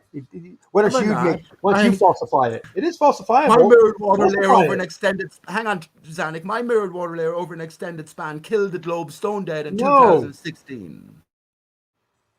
It doesn't. You will scoff at that because why? Why will you Because scoff I can at that? show That I can sounds show my strange. evidence that Hang on, disproves please. You it. sound strange, Peter, for saying that. Well, I'll say that only sounds strange to you, Zanuck, because you yourself haven't placed yourself on a stationary surface to begin with and extended the flat plane characteristics as you need to do. You I just haven't have. done that. So I've looked at ships that have been blocked by the ocean, and then in the distance we see land masses, and I know their elevations because they're right above their shores as well. That's what's so nice about looking across bays rather than looking out in the ocean. Let me finish. Try not to interrupt me for like another 30 seconds or 20 seconds. I've looked across bays, and bays are great because you have land masses on the other side of them, and then things like boats and islands and things in between, and you can see all sorts of things with this observation, like ships being blocked by the water, but behind them there's mirages, inferior mirages even, or you can see the heights of these objects that are at eye level because you use things like a theodolite or even a bubble level to determine what level is. So all these things point. Hold on, I'm almost done. Last second. All these things point to the water blocking the ships, yet level line being way above objects in the distance on the land masses. Okay. Okay, real quick. I'm sorry. Just real quick. So Zanuck, I sent you a short video that I put together. Now that video is about the Channel Islands with a pleasure craft and a sailboat, but I have other ones on the Chesapeake Bay so that I have water, a sailboat, and land beyond. Okay, so I have considerable suggestions for you to consider rethinking your interpretation of what you see, because the image that you posted for me yesterday of your sailboat is directly addressed in the video that I posted in our chat. So I can't, I don't want to take up this time to try to explain it. I think it's pretty self-explanatory. However, your interpretation of what you think is happening is incorrect. Okay, hold on. Can you stop for a second? When I stood up, and you have to take my word for it, and I think you're a pretty logical and smart guy because I can tell the way you speak. When I stood up, Travis, that boat's cabin, it was a 2-story yacht. The entire boat was visible as I stood up, and I went back down, and it would be hidden by the water. Now, hold on, one last point here. It may look like, and I wish that sail didn't have that shape to it, because that's the shape of a lot of yacht sails. They come up at a point, and then they narrow down at the bottom. That looks like the inversion or the point, the line of delineation between the inferior mirage is making that sail mirrored beneath it. But I assure you it did not, because the land in the distance is 15 miles away, and the boat was 6 miles away. I know this because it's at a bay in San Mateo by a mid-span bay bridge looking toward the airport and South San Francisco to the right of it. So I know. Almost done. I know it looks like that, Travis, but it's not. Done. Okay, great. So I can appreciate. Wait, Pete, wait. Okay, so Zanuck, I can appreciate that. However, I can show you again on the Chesapeake Bay at 5 miles. I can show you the mast of a catamaran with no hull. And then an hour or two later, I can show you the entire catamaran. And right. I haven't done anything. I've stayed in the same position. That is now the cause of that is that mirage, and you're seeing the miraging of that sail catamaran blocking the hull below it. So you're not incorrect. But what I'm telling you, it's not a mirage; it's a reflection. Well, that mirages are reflections, a type of reflection, but I don't want to get into the details. They are a reflection on the surface of the water, man. No, that's not how they work. Looking at a 2-dimensional image, for God's sake. Stop it! I'm talking with Travis, and Travis making good point. Just like that shoreline in San Francisco that is in mirage of my picture I showed you, and I'll post it again if you'd like. It is blocking the shoreline. You're right; it can do that, but that is at eye level. Below eye level is the dip, and things that are in the foreground can be blocked by the water, and I have nothing to do with miraging it. So that's why you need multiple objects in between these observations. It's very useful, by the way, Travis, and I think you would agree. What happened over a flat plane, Zanuck? Stop it! All you're doing is adding noise to our conversation. Stop that. Stop! Don't be ordering me what to do. No, you really were. You're being rude. I was talking to Travis and I were having an intelligent conversation, and you're blah blah blah in the background. Stop it. Okay, hold on, just real quick. Okay, Pete. Let me just try to wrap it up at least a little bit. Okay, so Zanuck, my question to you would be, if I can observe a sailboat with only a sail and no hull at 6 miles, and you can tell me comfortably that it's due to refraction, and then you show me the same observation, but you say this is not refraction, how do you know?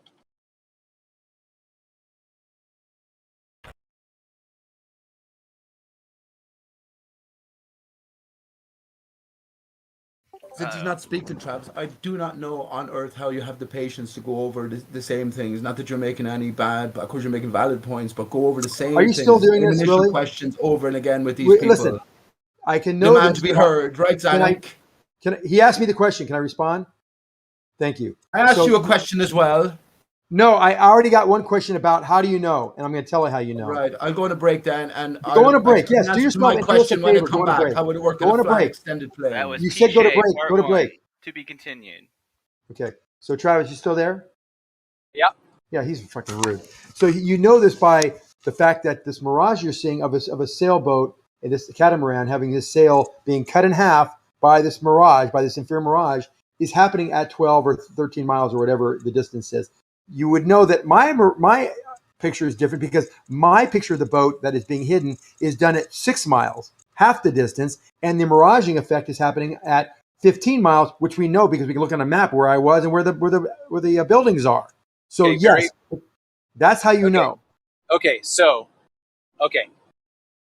I don't think that you directly answered my question because I have the same observation.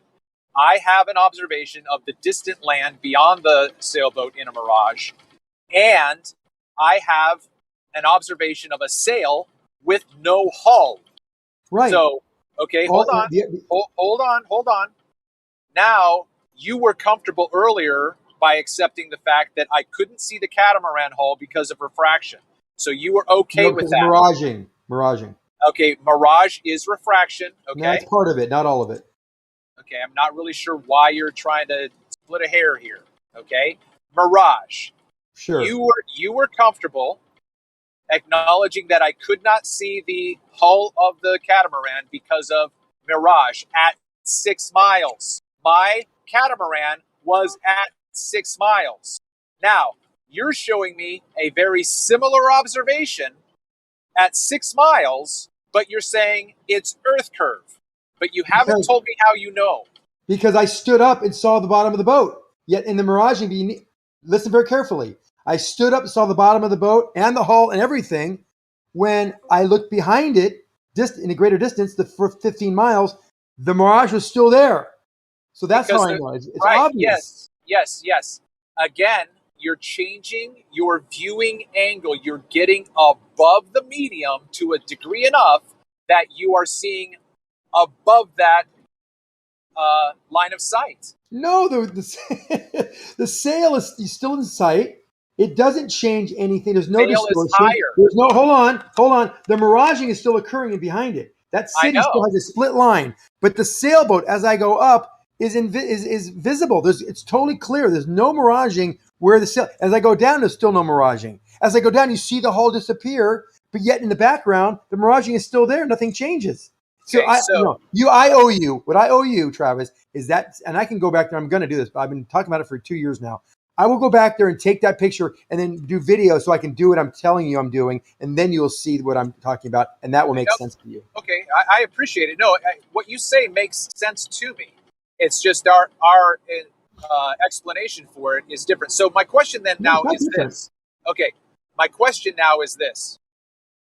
Zanuck, should I not see at 6 miles only the sail of a sailboat? All the time, every single time. If a sailboat is 6 miles away from me, should I not see the exact same thing you did every single time? No, you can't see the bottom of the sailboat unless there's extreme refraction. So it's not every single time. If you're looking at that at 3 or 4 feet, 5 feet, and you're seeing the bottom of the sailboat, then I would contend there's a lot of refraction going on. Okay. So you need to show me a picture of a boat, the bottom of the hull at 6 miles, where you're looking at it at eye level. I didn't say anything about eye level. What do you? Okay, look.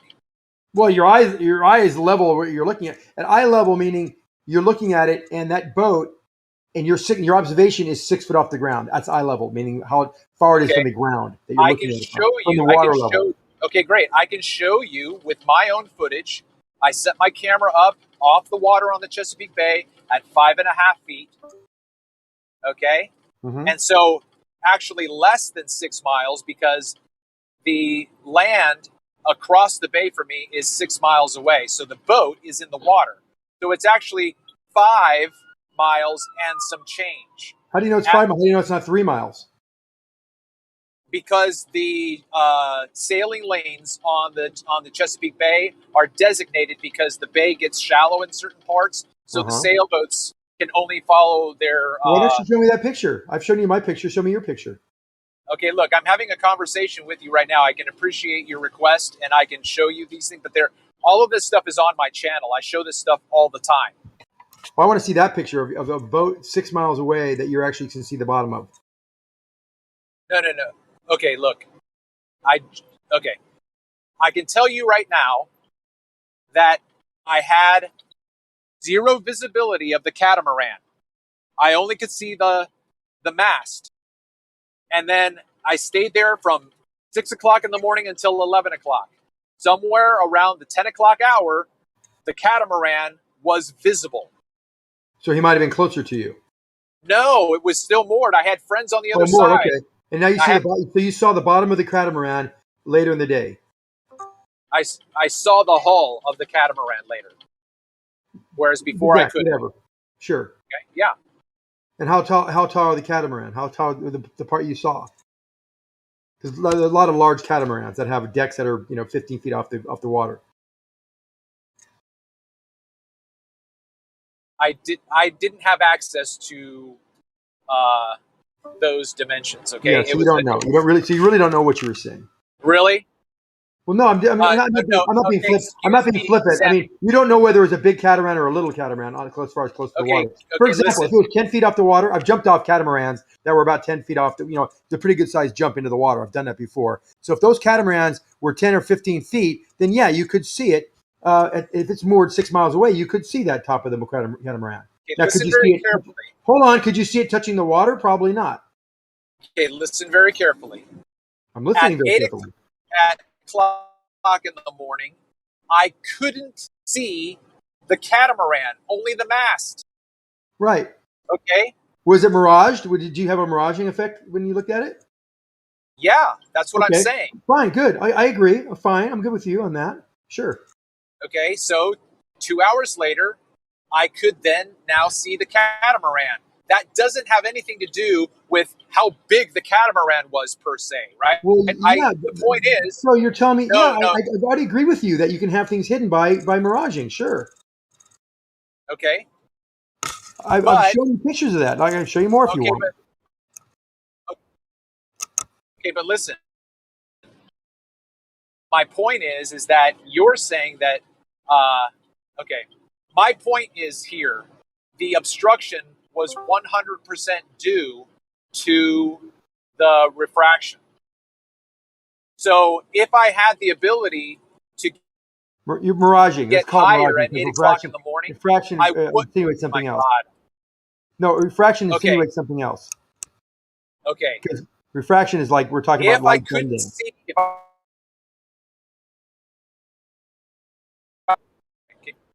All right, can you hear me?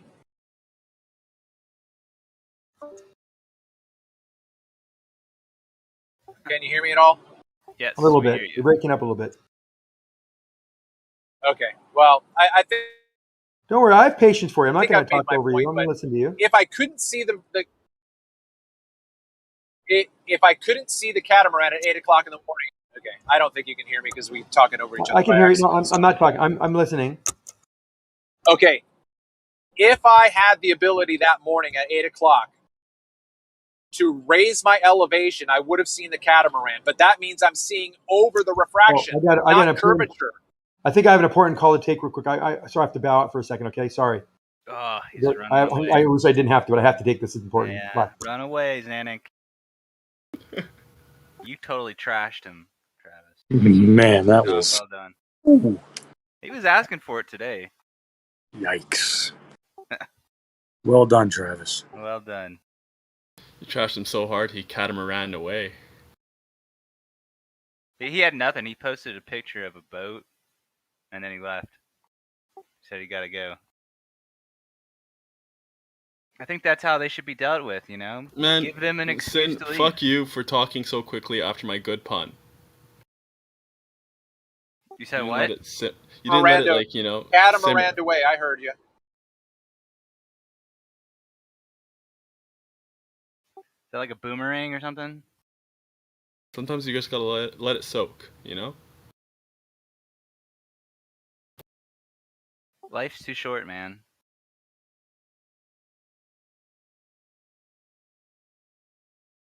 Well, your wife sometimes finds time to let it soak, so tell her that.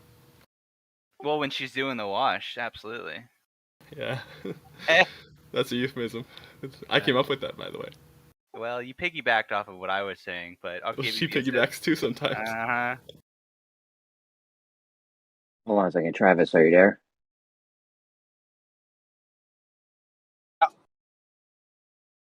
Yo, I got two websites for you. One of them is NFT. No, sorry, nftrade.com. Right, and the other one is, hold on. DM. I'll forget them, man. Just put them in our DM. All right. Jeremy's just making bank. What are these websites, Jeremy? No, Travis was looking. I don't fuck around with NFTs really. I do have a few, just ones that pay passive income. But Travis made an NFT, and he wanted to know where to sell it at. Fucking Bitcoin's at an all-time high now. Oh, I barely have any Bitcoin. I had a fraction of a Bitcoin, super small amount, but it's in like a wallet that I don't fuck with anymore. Like I don't know if I have access to it. Yeah. Oh, I lost 0.1 of a Bitcoin a long time ago, which was nothing. It was like $20. I was like, fuck it, that ain't shit. And Like now, I how think much I is had the it? option to save it.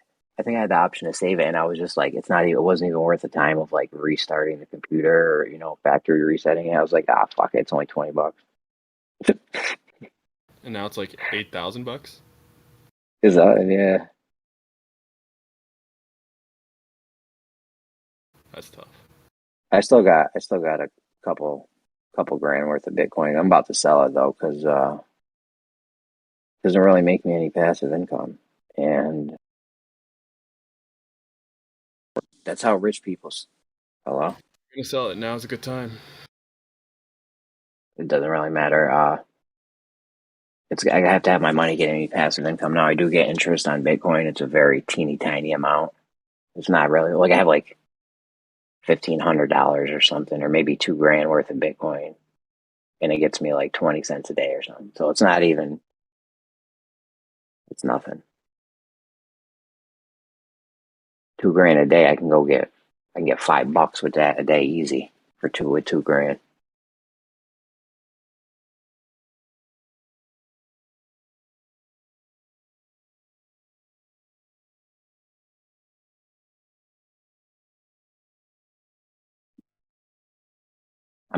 I'm over $80 a day now, passively. For real? That's pretty good, man. Yeah, that's dope. Oh, that's 7 days a week too. That don't stop. Christmas, Easter, Thanksgiving, your mom's day, all that shit.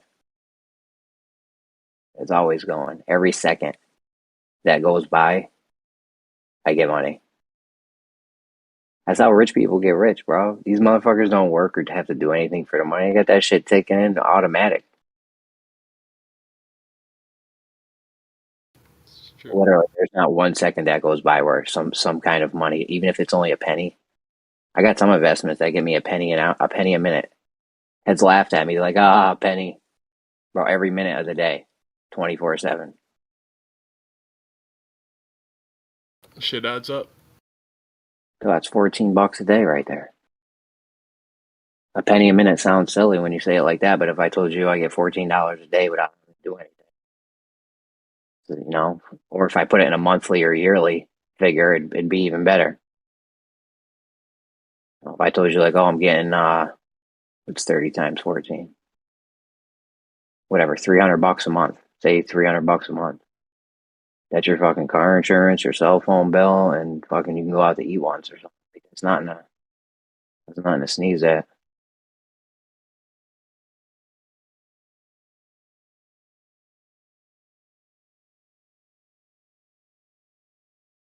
How can I get in on the scheme? Shit, I know heads that'll take you out for a bag of rice.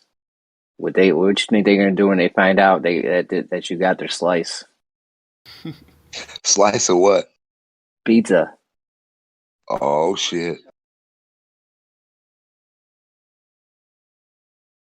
I didn't say that right. It was a battle rap bar. I definitely fucked that up.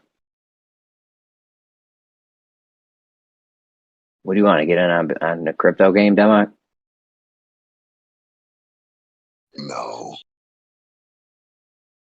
No, I'd rather just take something cheap that someone throws away and sell it for $1 to $5 a piece and make my million that way.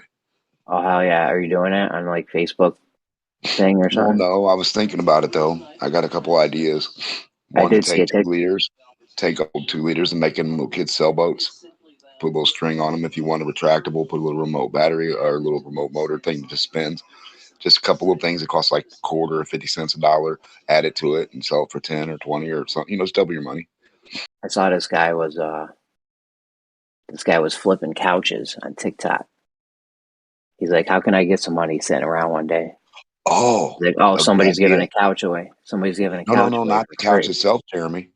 Make it a double thing, like a couch with a hidden compartment in the back. You know, they're not going to steal your fucking ugly ass goofy couch. It's There ain't got your nothing. safe in it. Yeah, there ain't nothing. There's no need to get crazy with this. Listen, the guy was just going around picking up couches. Well, at first he did just one and made like, I don't know what it was, like 50 or $100 or something on it. And he's like, "Oh, that was pretty good." So then he bought a truck and a storage unit, and he just went around and collected couches that people were giving away if they were decent condition. Right. You know, you go pick up a few couches and you sell a few couches, a few Right. $100 But a I'm day. saying you can add to your amount of money. So you're going to do a generic ass couch. You build a little box and put it in it, or put like, you know, an old little fucking thing in there. They can, you know, just a compartment, a little hidden compartment they can put in there. Nothing crazy. It Well, raises the value. This isn't James Bond shit, bro. I mean, yeah, you God could do damn that. it. It's Yes, it neat, is. but I'm telling you, this is a business you can do, you jackass. You're not listening. Old no, that TVs, sounds neat. gut them. Old box TVs. Nobody's going to take a 200-pound fucking old TV out of your house. They're going to think it's a TV. It And can be nobody your ever safe in checks the the back. couch. And it can Nobody ever work. checks it. I'll Right. tell you what. If you break into a house, nobody checks the couch, bro. Right. That's what They I'm might telling you. They might flip the cushions up, but that's I pretty want much to make the a extent. business Yeah, called hiders. if they do check the couch, the extent of it is going to be like they're flipping the cushions up. Right. That's pretty much They it. never Yeah. go underneath it. And They might flip the whole couch over. That's debatable though, and highly but your thing unlikely. will be connected to the back. The back of the couch where you sit against will be against the back. So I mean, they're not gonna. I mean, you know what I mean. It's people don't really fuck with couches when they break in houses. Normally, it's And like they I don't said, fuck they with might. them big old TVs. You know those old TVs that can like sit and swivel and turn on their own frame base and shit. They're old Bro, wooden ones. nobody wants that shit Put a sitting little in their safe house, in the back. bro. The TV still works. You could put a new flat screen in the front of it. You know what I mean? You could redo them and make them for people. Like do it, design how they want. So if Oh, I people, see what you're saying. Have yeah. it be a huge So take box, old but put shit. a nice flat Yeah. screen in So the you, front, and then have the back be yes. like a little safe, or it could be a big Right. So safe, you bro. You still can have a hide fucking all TV. kinds of You got your shit. safe in the back, and it looks like an old console. Yes, sir. That's an idea of mine. Yeah, Old I don't know dressers. about that one. I'm telling you, man, people need shit like that. Vents in the floor. Take it and have it to be a fake vent where, you know, when you lift the vent and unlatch this part, you pop it up. There's a little safe pulls up. You can open it. All kind of Bro, stuff. you Yeah, gotta then you watch have to Burn drill into Notice. the floor, cut it into the floor. Yo, if you're into shit Or like that, make you gotta. stuff into other things too, like take an old TV and make it into a fucking aquarium, make it into a box for a fucking lizard. You know, anything, just cool shit. Make it into a little grow room. Anything. Yeah, I know places Other on my. garbage and make I it know into places something. in my. I know places in my house from watching Burn Notice. You ever see that show? Yeah, I saw that. That show was dope, right? I don't like the dude, the Michael dude or whatever, but Well, yeah, I guess. I Yeah, like it. yeah. Had Ash from Evil Dead was in it. No, Remember the Evil I Dead like the guy? idea of the show. Yeah, Remember the Evil Dead guy? I You never think saw the I Evil Dead wasn't like movie? big on it. I watched it a couple times. You know what I mean? So I know what you're talking Yeah, about, but I didn't like that guy watch was in all Burn of it. Notice. Yeah. Anyways, there's some dope ass places to hide shit in your house that heads will never fucking find. It would take forever, unless you knew I know. and you went in looking for it. But like normal people would never find it. Like you take a Well, I'm door, saying like you could do if you just take a something door specific hinge off. too for like something certain too, like a waterproof area for deeds. Like it ain't even got to like you got one watch you want to put. You ain't got to have a big area. It ain't got to be crazy. Just to hide a certain thing or certain stuff, or just like I said, like garbage, right? Take 2 liters, they float, they're tough as hell. You design the outside or put a little sticker on them or paint them or leave them in the plane, put the little fucking sail on them. They do their thing. They're a sailboat, or you put a little $1 motor on them, $2 motor, whatever, a little Hobby Lobby type shit, used shit. And you can sell it to the kids for $5. They got a little boat they can play with. Last a long ass time. You can actually take 2-liter bottles and make yourself an actual real raft too. An actual boat to like go on the water with that can like fold up in sections. Stow it in the bed of your truck, pull it out, pop it in sections, throw it on the water, get on that bitch, put your little levers in place to lock it so it stays, locked, in a big the big design. A 2-liter raft fishing boat.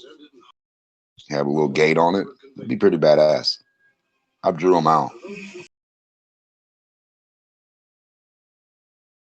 for like 1 to 2 people, or you just make a big ass, platform, like a pontoon boat where everybody can get on. Is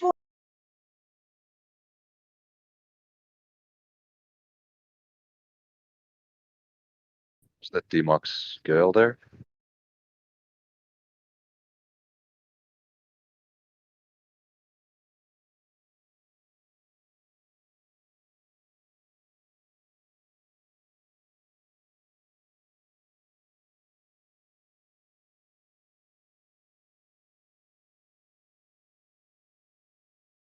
But yeah, Travis, I sent you them things. 2 websites you could sell it on.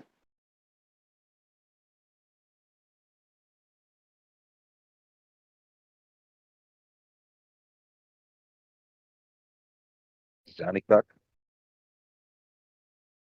I mean, I do pretty good on NFTs. I really don't like fucking with them. Like I said, I'm not a buyer and a seller. I just have some NFTs that take money in passively from holding them.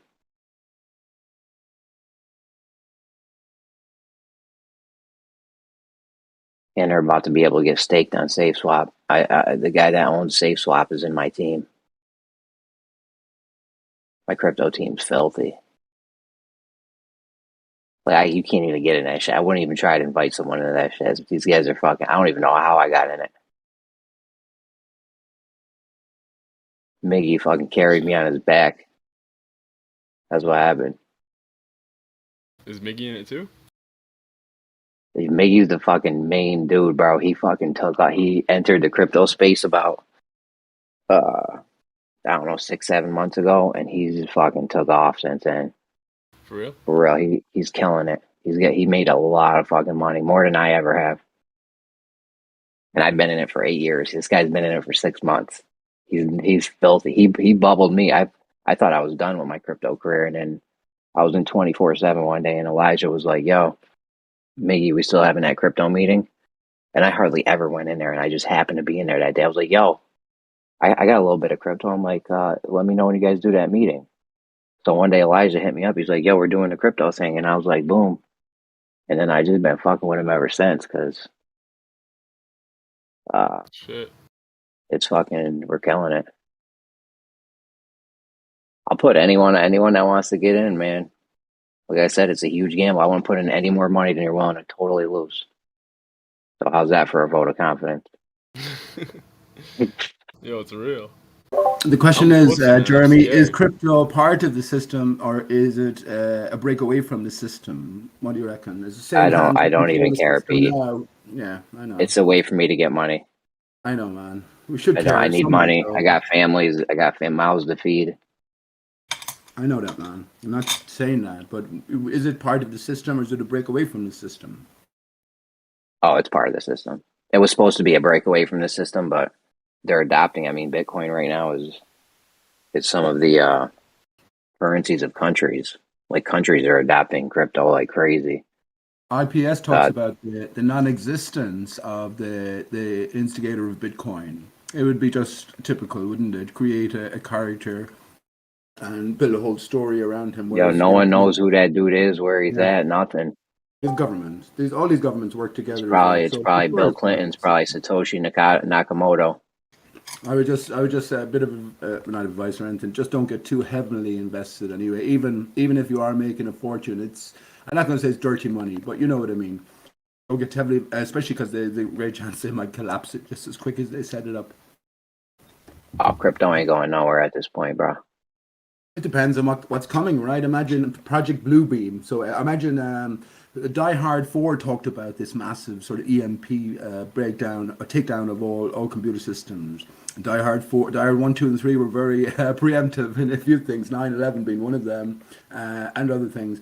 But, who's to say, Jeremy, who's to say? Oh, I mean, if society collapses, yeah, I mean, crypto is not going to even be on my mind. I'm gonna be trying to it's going to be like Zombieland or The Walking Dead or something. I was like, I told you, what do you call crypto? Cryptomite, as in sort of close enough to kryptonite, isn't it? That's funny. And actually, I would suggest, is it Zachary Hubbard? Is it who predicts sort of the outcomes of sporting events based on different clues and different pointers? I would suggest along the same lines. I would have been good at that myself, actually, because I predicted quite a few things that went against the grain. But I would suggest Ethereum, just in terms of the whole discussion, ether, non-ether within flat earthers, and just ether in general, because it is so prevalent. Ether never went away. I would suggest that as what do you call it? I got a little bit of ether. I got a little bit of Ethereum, not much. Those major coins, they don't really do nothing for me at this point. They did at the beginning. Like when I was buying Bitcoin for $100, $200, you can make a power move in it. Now that it's 60,000, like what am I going to do? Double my money?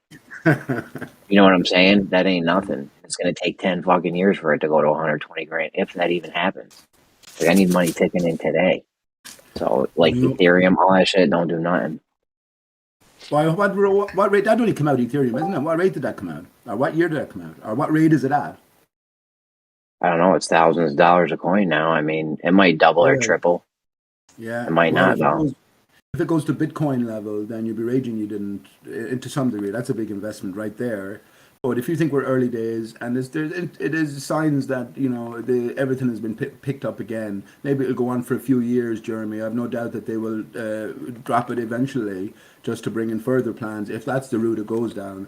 But for the name itself, I would say if you get that sort of money, 1 or 2 coins. Can I just say as well, when I was into conspiracy stuff back in 2010, 12, 13, onwards.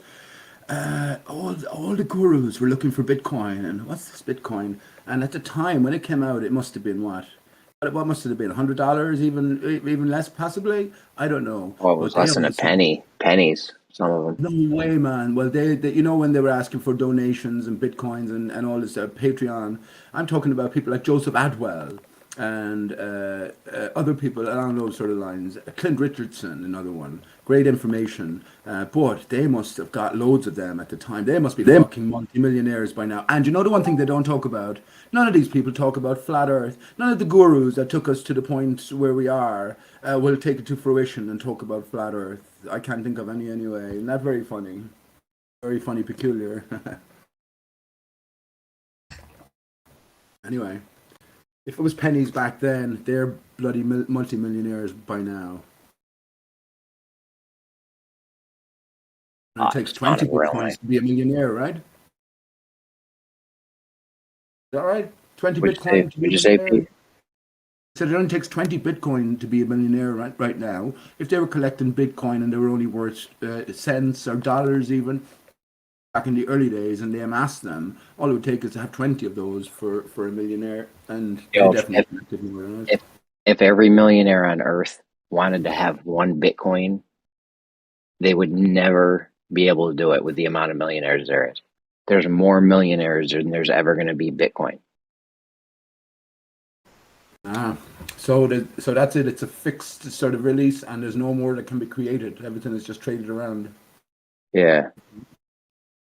One time Bitcoin forked and they came out with there was Bitcoin, and then Bitcoin Cash came off, and everyone that was holding Bitcoin got free Bitcoin Cash. I fucking killed it on that one. Shit.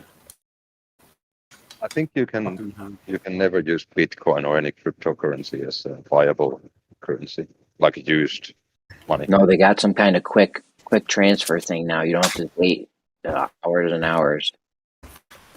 Not that it's just the that it's not fiat. So. The transfer fees, that too. You need something with a No, super low.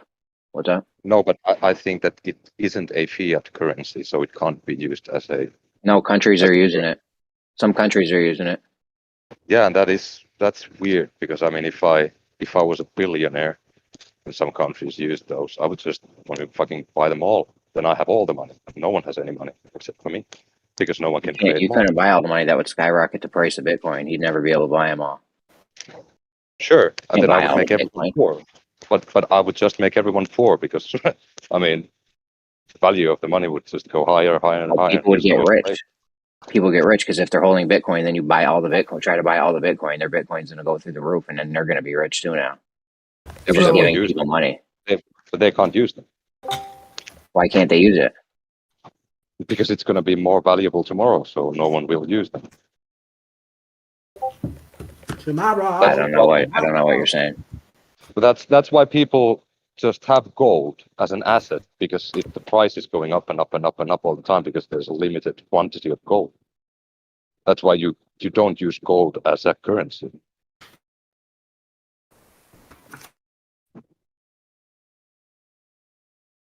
Just like paintings. People don't use Salvador Dali's paintings as currency because there's a limited supply of those. Yeah, but you can't break a painting down into 0.00000001 of a painting, which is what you can do with Bitcoin. Yeah, but that is even worse then. If I have 10 million Bitcoins and I'm holding those, the value is just keep going higher and higher and higher all the time. That's the opposite of what happens to dollar. Yeah. Or it could go lower. No, it can't. I just realized. That's not how it works, but okay. Well, how can it go down?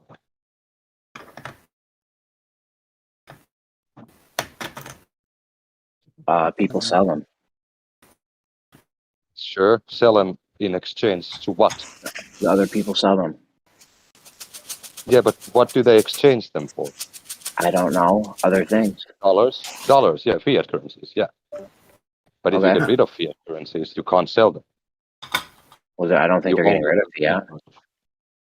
Sure. Yeah, that's what I said. You can't have crypto-based monetary system. You need to have fiat currencies also.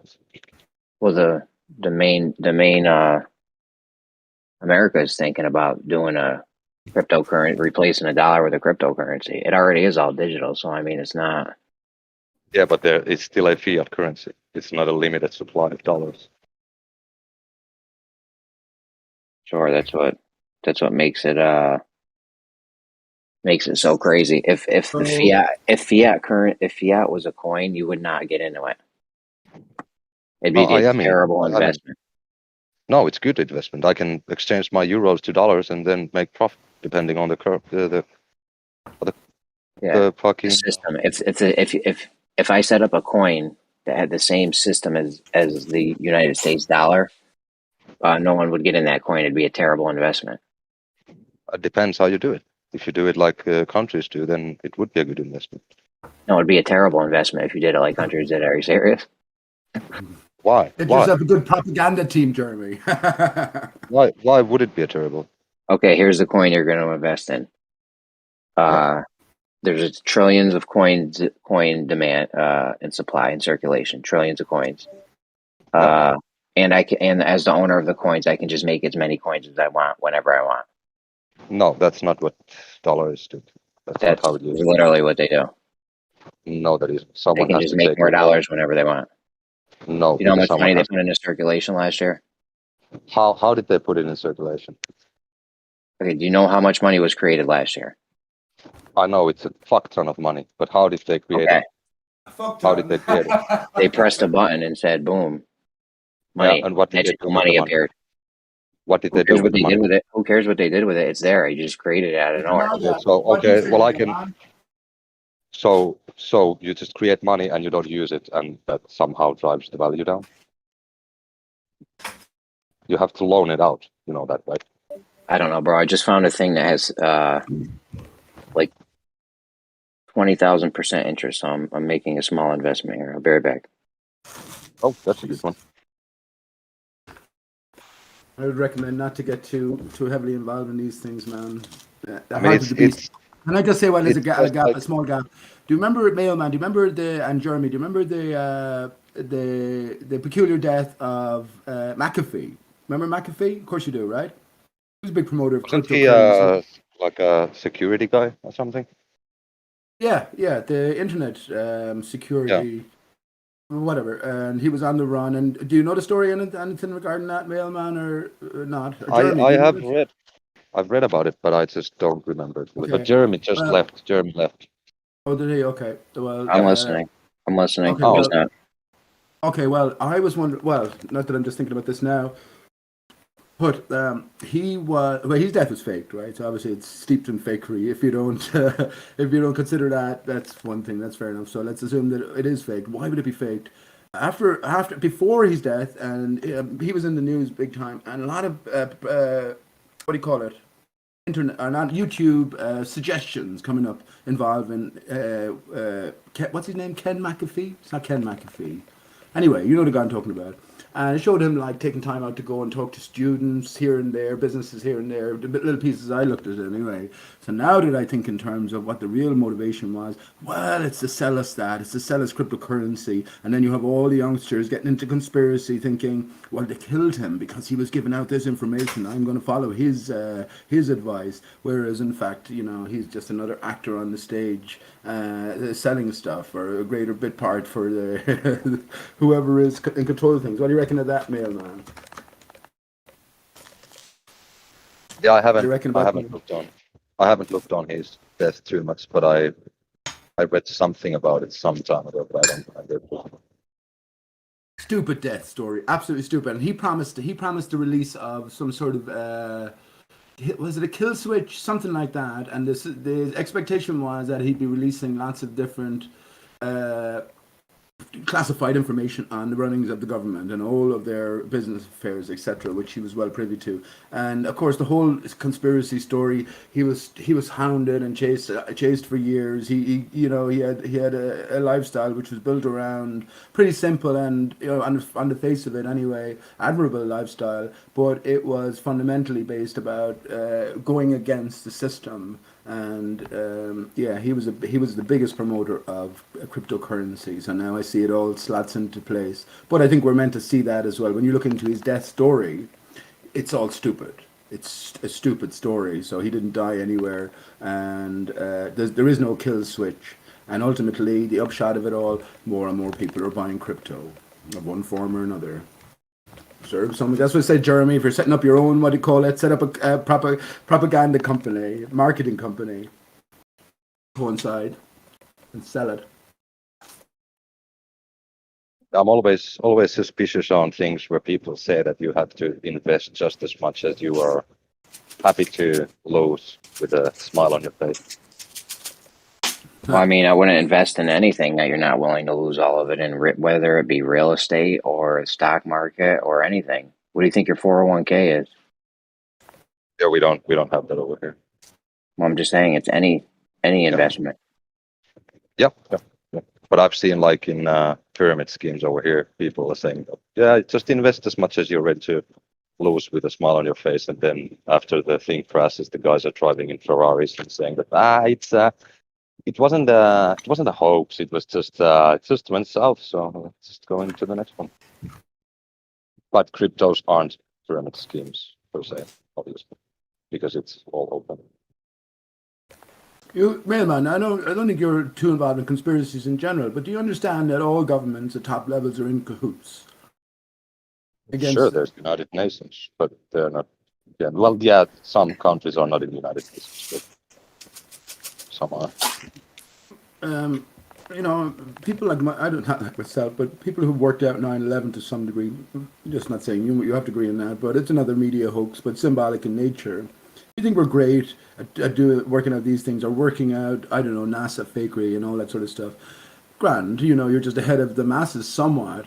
But fucking all government agencies at top levels know the truth of these affairs. So there has to be an international cooperation, almost at the very top levels, across the board. And I reckon if you don't cooperate, you'll be forced into cooperation. You know what I mean? Because there's so many lies and there's so many conspiracies that's the only way to control the heads of each state and, you know, dictate things from there.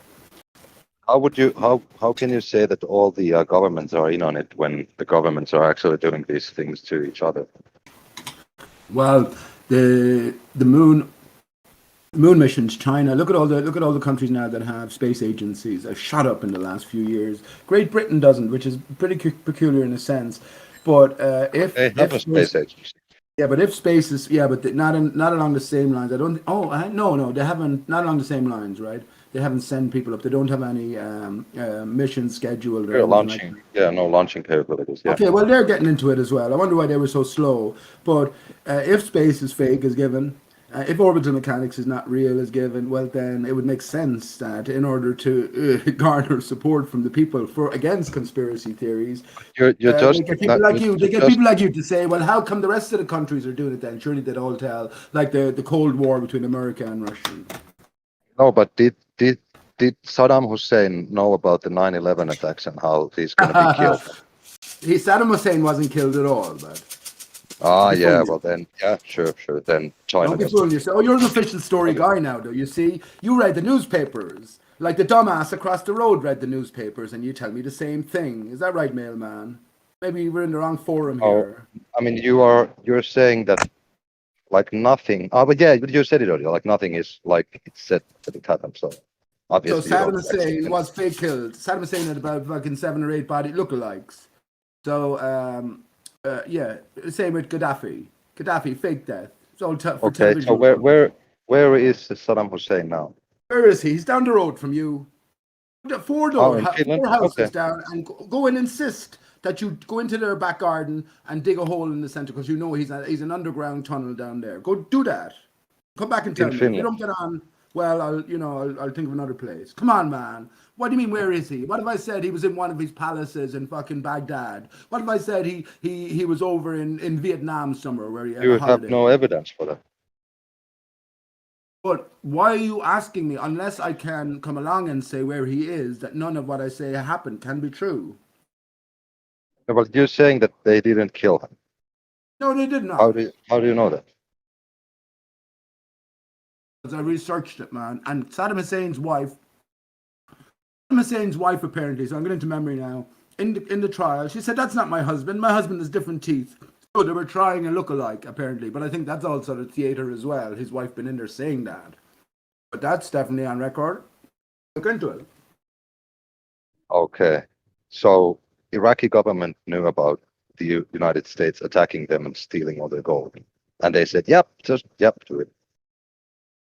Remember the colonel? I can't remember what his name was. He was the Iraqi government spokesman or army spokesman. He was a buffoon, a goofball. And even when there was flames and destruction all around. Yeah, that was interesting. Nothing's happening here. Yeah, that's who America have to deal with. They're all in cahoots with one another, man, in one way or another. And if the original Saddam Hussein put up a fight, he would have been taken out and one of the replacements put into place. And even the hanging of Hussein is loaded with innuendo. Did the Vietnamese government know about the Bay of the Pigs? That it was a false flag? That's a very interesting one.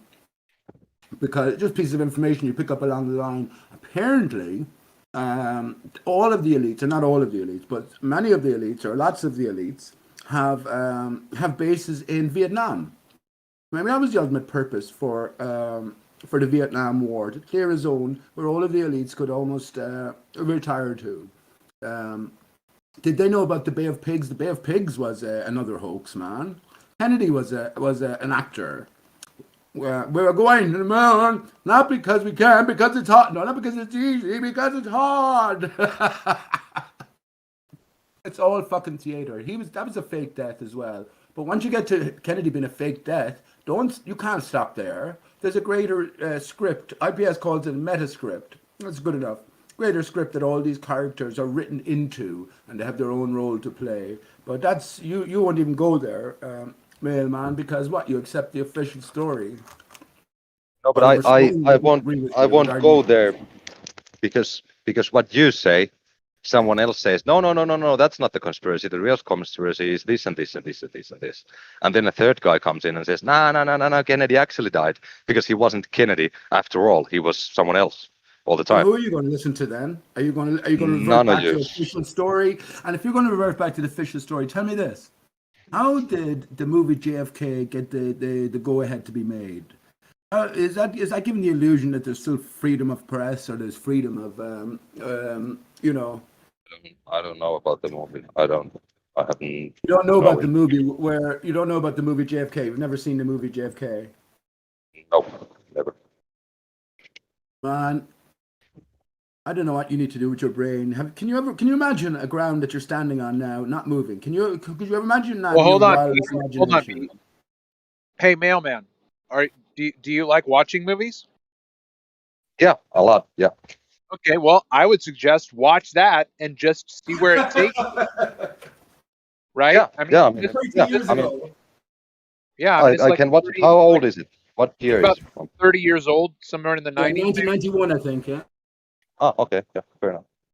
Yeah, and it sounds interesting. I would like to watch it. Is it sort of like a documentary of JFK, or is it a fictional? No, or... it's a fictional work, but obviously it's based on evidence that has come out, and they walk you through alternatives, right? So, I mean, Pete's question is really interesting. Like, why did they let that get made? Why would you allow a movie to get made that's going to put into people's minds a perpetual question? You're just creating more conspiratards. Why would you do that?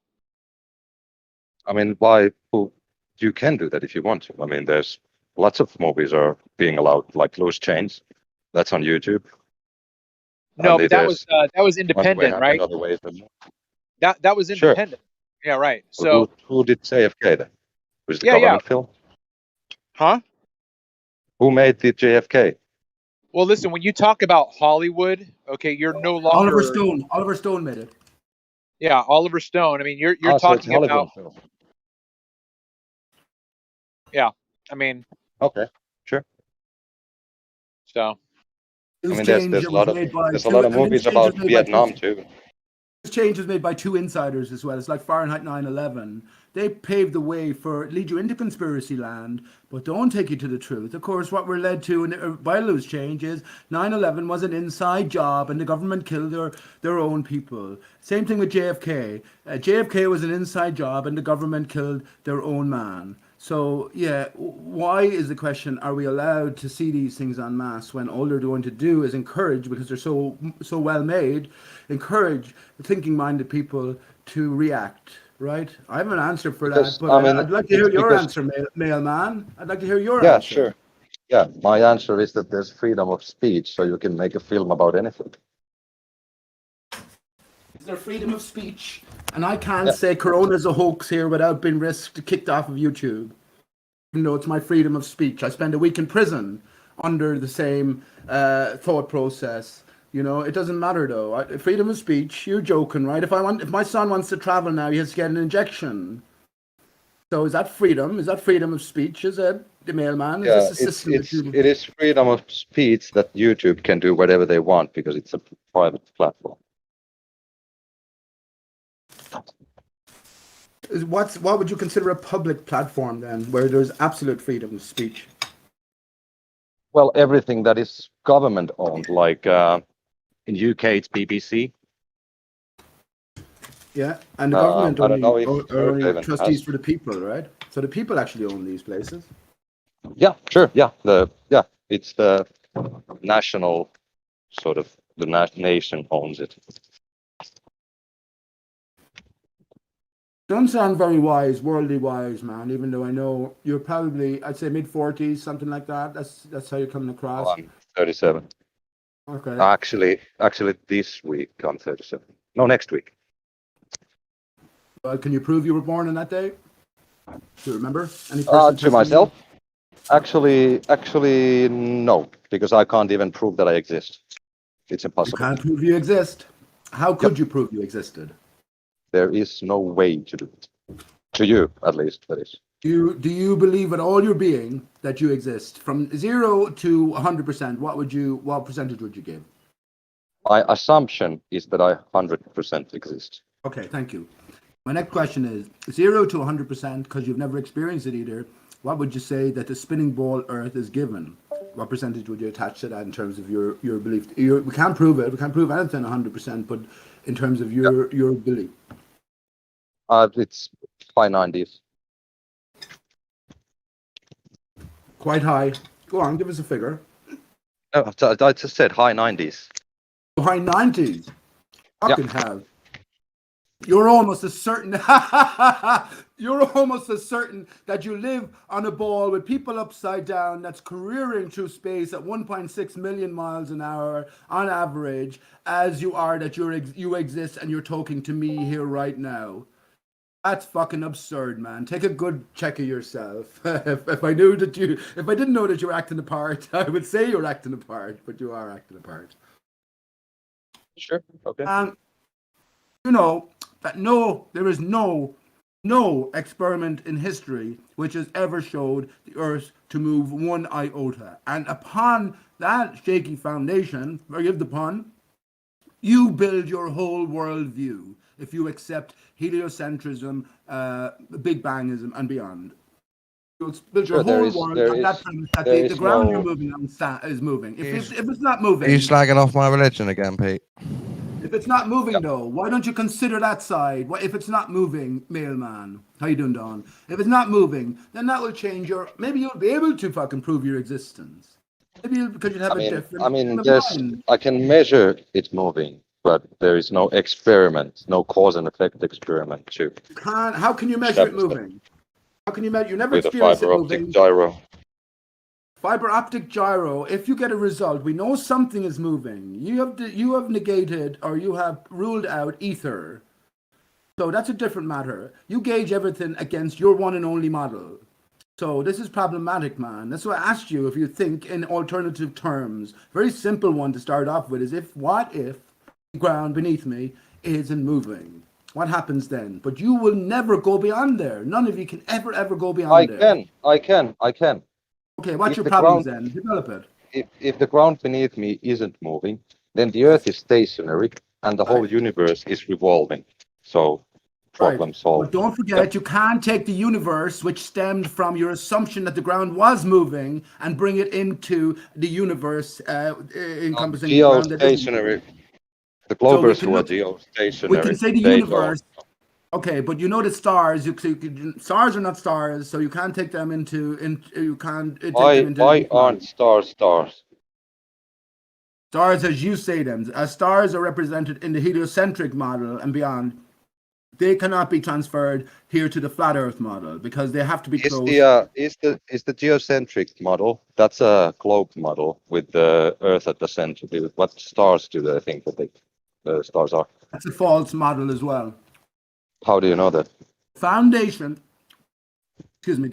of ball Earth is the assumption. Remember this. This is the very first. This is the very first step. You whittle away everything else. Where did this all begin? Well, it all began when they assumed that the ground beneath us, which we have experience with, moves. Once you decide that's not true. That's not true. Let me finish, please. Slightly true, but we're allowed to assume stuff.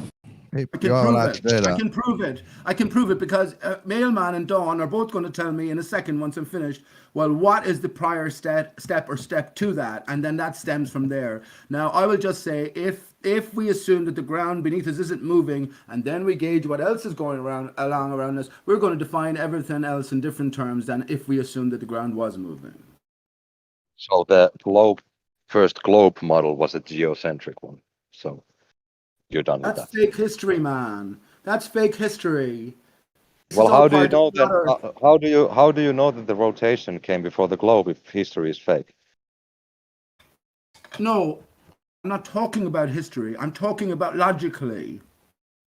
Yeah, logically, the Earth is a globe, and the sky moves, and then you find out that it's mean moving. How so, you fucking idiot?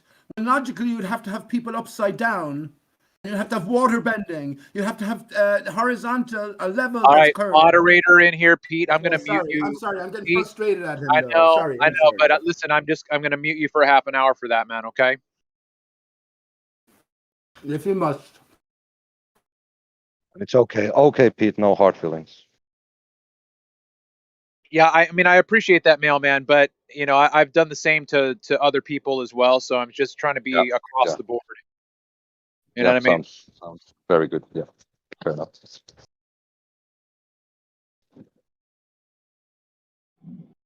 So just to pick up where Pete left off, like, where do you get?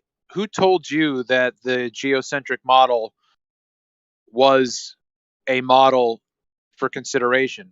So, you know, would you be able to produce information on that you would consider a reputable source? Yeah, I can take the. I'm just looking for the model, the geostationary thing.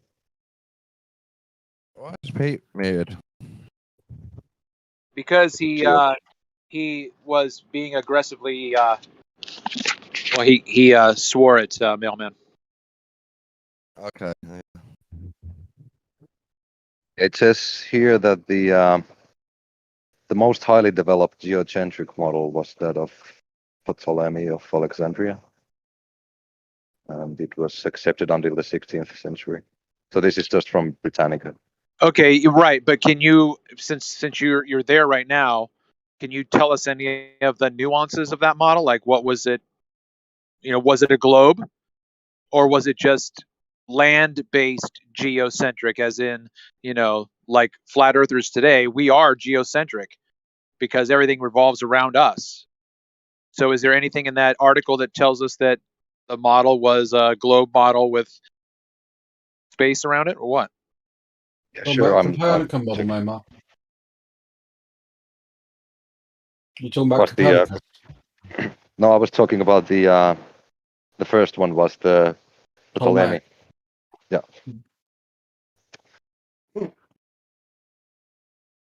I'm just gonna check for the if it was a globe or not. I'm not sure because I haven't looked into it too much.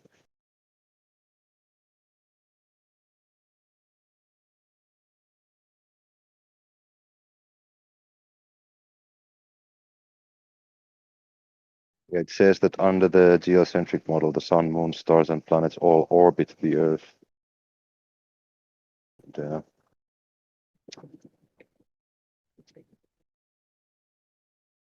this is the. Is the Earth a globe? Yeah, it actually is. There's a picture. This is what Ptolemy said.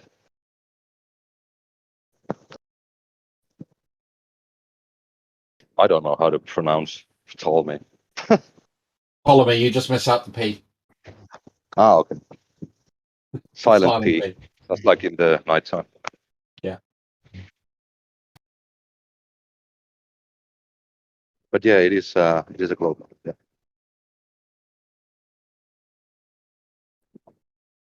Wishful thinking.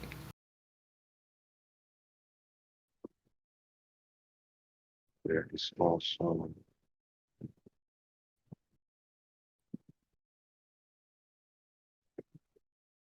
Who was the one who said that there was the god that was holding Earth above his shoulders? An idiot. Sure. I agree with that.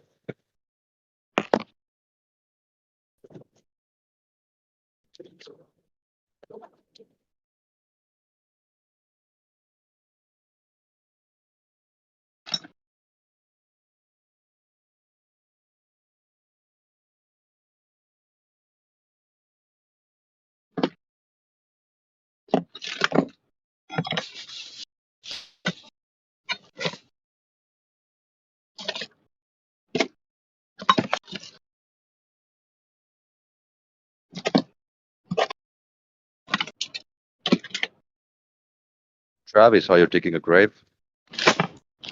Am I what? Are you digging a grave?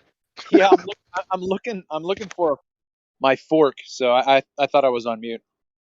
Oh, okay. Sounded like you were Surely shoveling. Pete didn't annoy you that much. Yeah. Sorry, Pete, that was unfair. You're on mute. I shouldn't do it. It was meant in good jest and humour.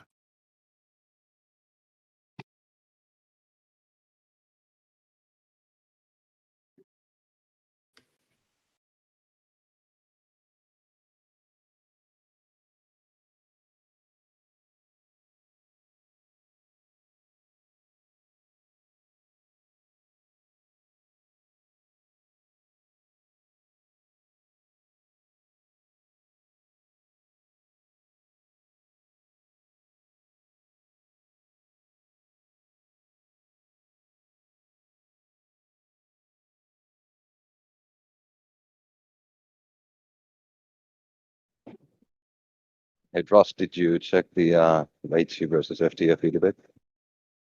No, I tend to avoid FTFE. Yeah, he's felt. He's a nonce, isn't it? No. Jesus. You need to stop with the puns. Do you understand what that word means, percentage? Like fag. Worse than that. It's not a term that is applicable under the rules of the server. Oh, okay, I got you. I take that back Yeah, then. no worries. I didn't think It could be one, but I don't know. Yeah. A nonce is similar to a pederast.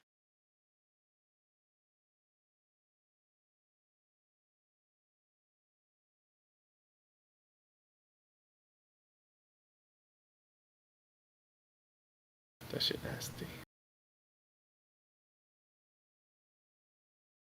It's a bit British, so. Okay, well, I meant Nancy. He's Nancy? a Nancy. What, the wife of Sid Vicious? No, but in the debate, Rachel really was bad.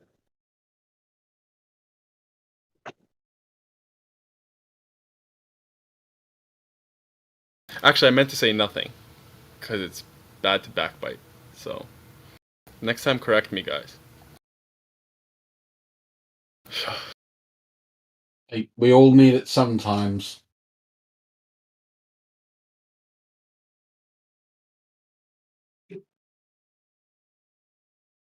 It's funny how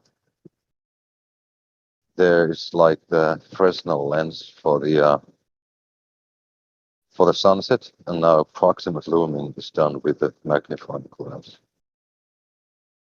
It's always some kind of glass. No, like no, no, no, no, no, no, no, no, no, no, no, no, no, no, no. That is the thumbnail. My okay. It looks like my proof of concept was done with a Fresnel lens. yeah. So yeah. So would you say that it's the same principle? What? Oh, okay. I'm just wondering if it's okay to use the.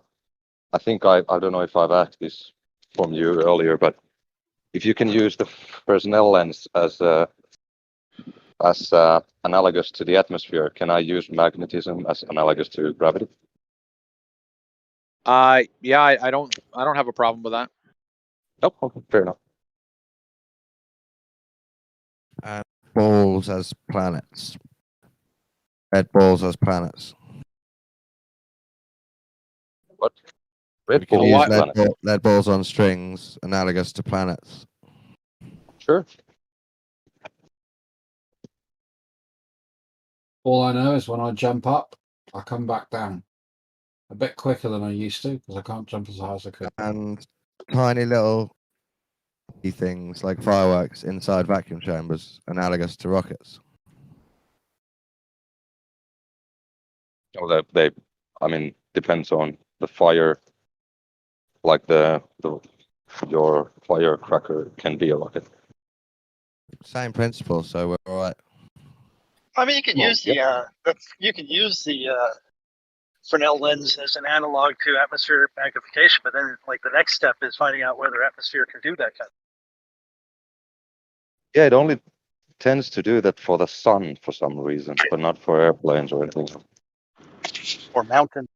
No, listen, we see the atmosphere doing this all the time. That's what my proof of concept is trying to demonstrate, is that you can produce the apparent obstruction of an object in the distance by looming the proximate surface up through a lens. Well, now you just got to do No, that. the lens doesn't change position of things. We can make a firework attached to a little All you have cart to on a do track. is zoom in onto a fly center point, across a and you vacuum can zoom all chamber. day long till Tuesday. It will not move in your field of view. Okay, if you want to bring up a demonstration, I don't understand what you're trying to say to me. I'm open to this discussion, but just simply coming in here and, saying what you're saying, can you demonstrate this so that I can see what you're talking about?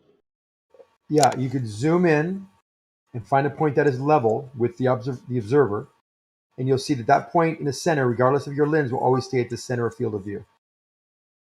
Yeah, okay, listen. If I understand, hold on. If I understand what you're saying, I agree. But the crazy thing about the kaleidoscopic nature of the medium is it affects the entire field of view, every single dimension. Okay, because I can show you from my observations that I shoot 5 different locations on the Chesapeake Bay from the same stationary point, and they all move. If I go back, if I take a picture today and I center everything, line it up the way I line it up so that everything's centered, take a picture, go back tomorrow, it won't be in the same position, but everything will be symmetrical and at eye level. That's how fucking crazy. Well, show that picture. Dude, listen to me. I'm listening to you. I want you to show the picture. Okay, Listen to me. Okay, listen I again. know that zoom lens will change positions of things relative to your field of view of the viewfinder. But in reality, in the world we live in, if you have a position in the center of that lens, every day that object will be in that same position. Now, if it's loomed up, that's something different. Yes. No, that's not true. Well, then show me the difference. Show me the picture. Okay. I have done this hundreds of times You on my say that channel. all the time. So listen, you do the work. I already did the work. I've done the work. Together. Okay, listen. I have done the work putting my content together. I'm not going to go now back and find out which video I should show you. I've watched your videos. A lot of them are, for example, the one you showed the Chesapeake Bay, and you see there's 2 trees on the left. And then you have another completely different view, completely different day, by the way, where the trees are lower. Now those trees being lowered is not caused by any type of refraction. It has to do with where you're centered the viewfinder. So if you want to do these videos correctly, you should find center and have some kind of marker on your lens to say this is at the center point. And you would be able to see, hold on, I'm almost done. You would be able to see some variation due to refraction. I agree. But what you're doing is completely misleading because it's completely distorted because the proportions are off because you're pointing them in different directions on different days. Okay, guess what? You are now in line with Rumpus and Sean G and Erebus and everyone else who has accused me of the same thing. Okay, so if you wouldn't mind, produce the thing that you're talking about so that I can give you a proper response, because I don't know what you're referring to right now. But if you give me the video or whatever, but what I can guarantee you is this: when I set up on the Chesapeake Bay to take my photographs, I have a particular way to line up my shots so that they are always lined up the same way, because I understand your criticism. Look, you have yes. When you zoom in, all the objects will fill the viewfinder. We all know how a zoom lens works. And yes, if you have some object that's in the center, it will appear to raise up if you're zooming in because it'll take more of the field of view. But if it's directly in the center will come right at you. Everything either side of it will go higher. Everything below it will go lower. but the center will always stay to be the center. So you could, and it was very critical to the setup. So you are not setting up correctly if you're seeing this phenomena occur in your videos, which I'm seeing right now. 1 minute 44 on this video you just posted. Your video shows the 2 trees to the left going up, and the 2 trees to the right are lower. That's not happening because of the day. That's happening because of your setup. Okay. I got one quick question for Travis, and then we can go on. I just saw your video today of where you show the left to right movement because of refraction or whatever, because of whatever. Do you have that same video where you say, the one that says for 30 minutes later, and it shows that the tower and everything is moved like maybe a quarter inch on my view? Do you have that one unedited? Yeah. Handy? I mean, that you could lay hands on without killing yourself? Well, if you mean by, I posted both of them. I posted the one is set to high speed for 5 minutes, and the other one is I show it for the full 24 or 26 minutes or whatever it is. So I have it unedited where it's just no music. I want to Okay. get the audio too. It's just the lapping of the water, but I don't have that on. Yeah. Okay, look, I would have to go back and find out. I don't even know like what day that was. So Okay, so it'd be a pain in the ass to find. I mean, I could try to narrow it down to see when I published the video and see if that narrows it down for me. If there's anything that I can figure out as a telltale sign, I'll try to get back to you. I appreciate it. It's just that was most interesting. I haven't seen the atmosphere do that yet. So it was it doesn't look like you fabricated it because I can see continuous gentle movement of the image from left to right. Right. So it doesn't look like a bump or it took an image 10 seconds later after I bumped the camera. Right. So I thought it was very interesting. It doesn't look like my experience, so I'm perplexed by it. Is that Mayak? Mayak, do you notice that a lot of his comparison videos side by side? I'm looking at another one. I love your videos, by the way. They're really well done, and you do put a lot of information. The problem is you don't control the things that we all have heard about, like this thing called an independent variable. One of the independent variables for these tests and these observations are going to be zoom. Why would you show it 2 minutes, 35 seconds? And Mayak, you probably saw this. You have a picture of this lake. I don't know what lake it is, where you are. And you see the sailboat, and it's hidden by the bottom is hidden by an inferior mirage. But the other picture is not zoomed in. The other picture is zoomed in. They're completely different pictures. And all you do is line up the water on the picture and then started talking about it with your little pointer. You got to show the same picture with the same zoom in the same direction with the same orientation. Otherwise, it doesn't mean anything to anybody. Okay, Zanuck, I know what you're talking about. Okay, I'm not stupid. That's why I make. You're acting stupid. I know you're not stupid, but you're acting that way. Okay, hold on very quickly.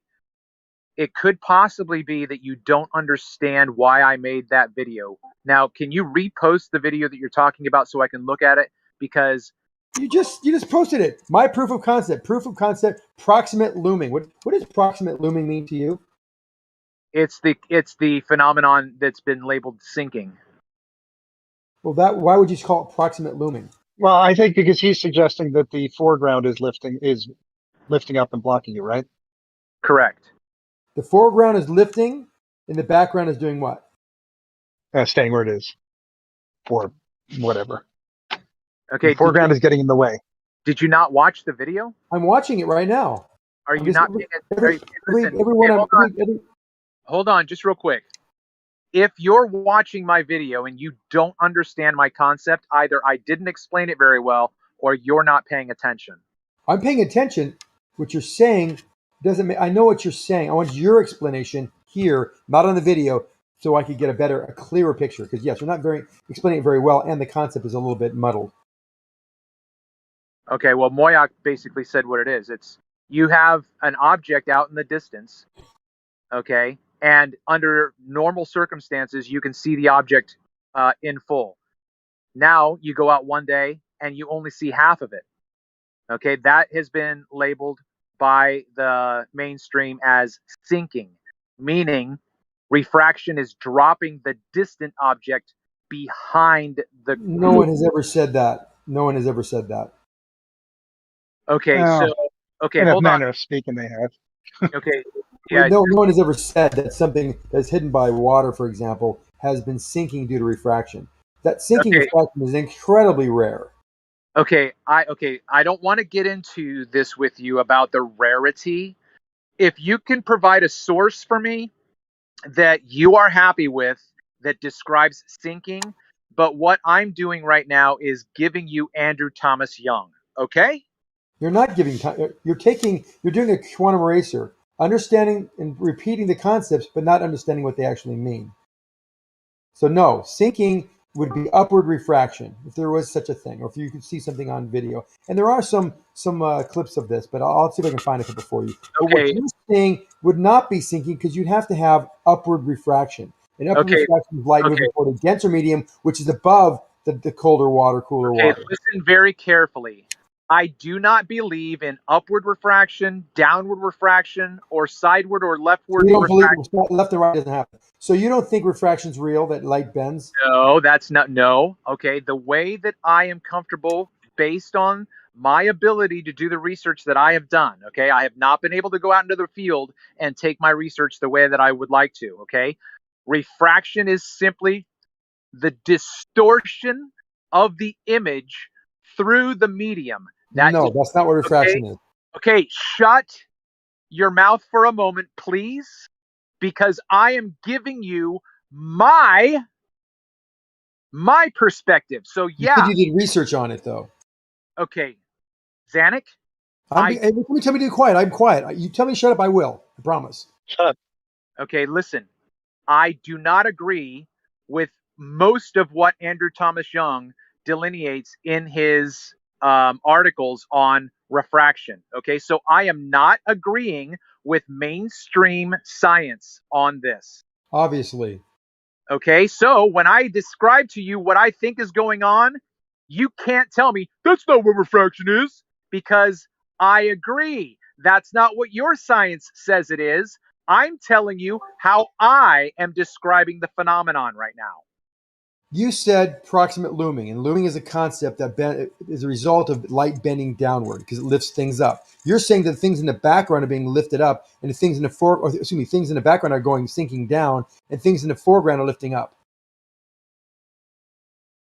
I mean, I don't know what the pictures you got. If you're going to do a comparison, they got to be a fair comparison, like the lake. Get that beach house, get that sailboat or a sailboat anyway. Get those trees so they all kind of the same size, angular size. So that means you're the same zoom, in other words. And then look at the effects. You can't take a picture, have one zoomed in, one not zoomed in, and then put them side by side and think you can get any relevance from it. Zanuck.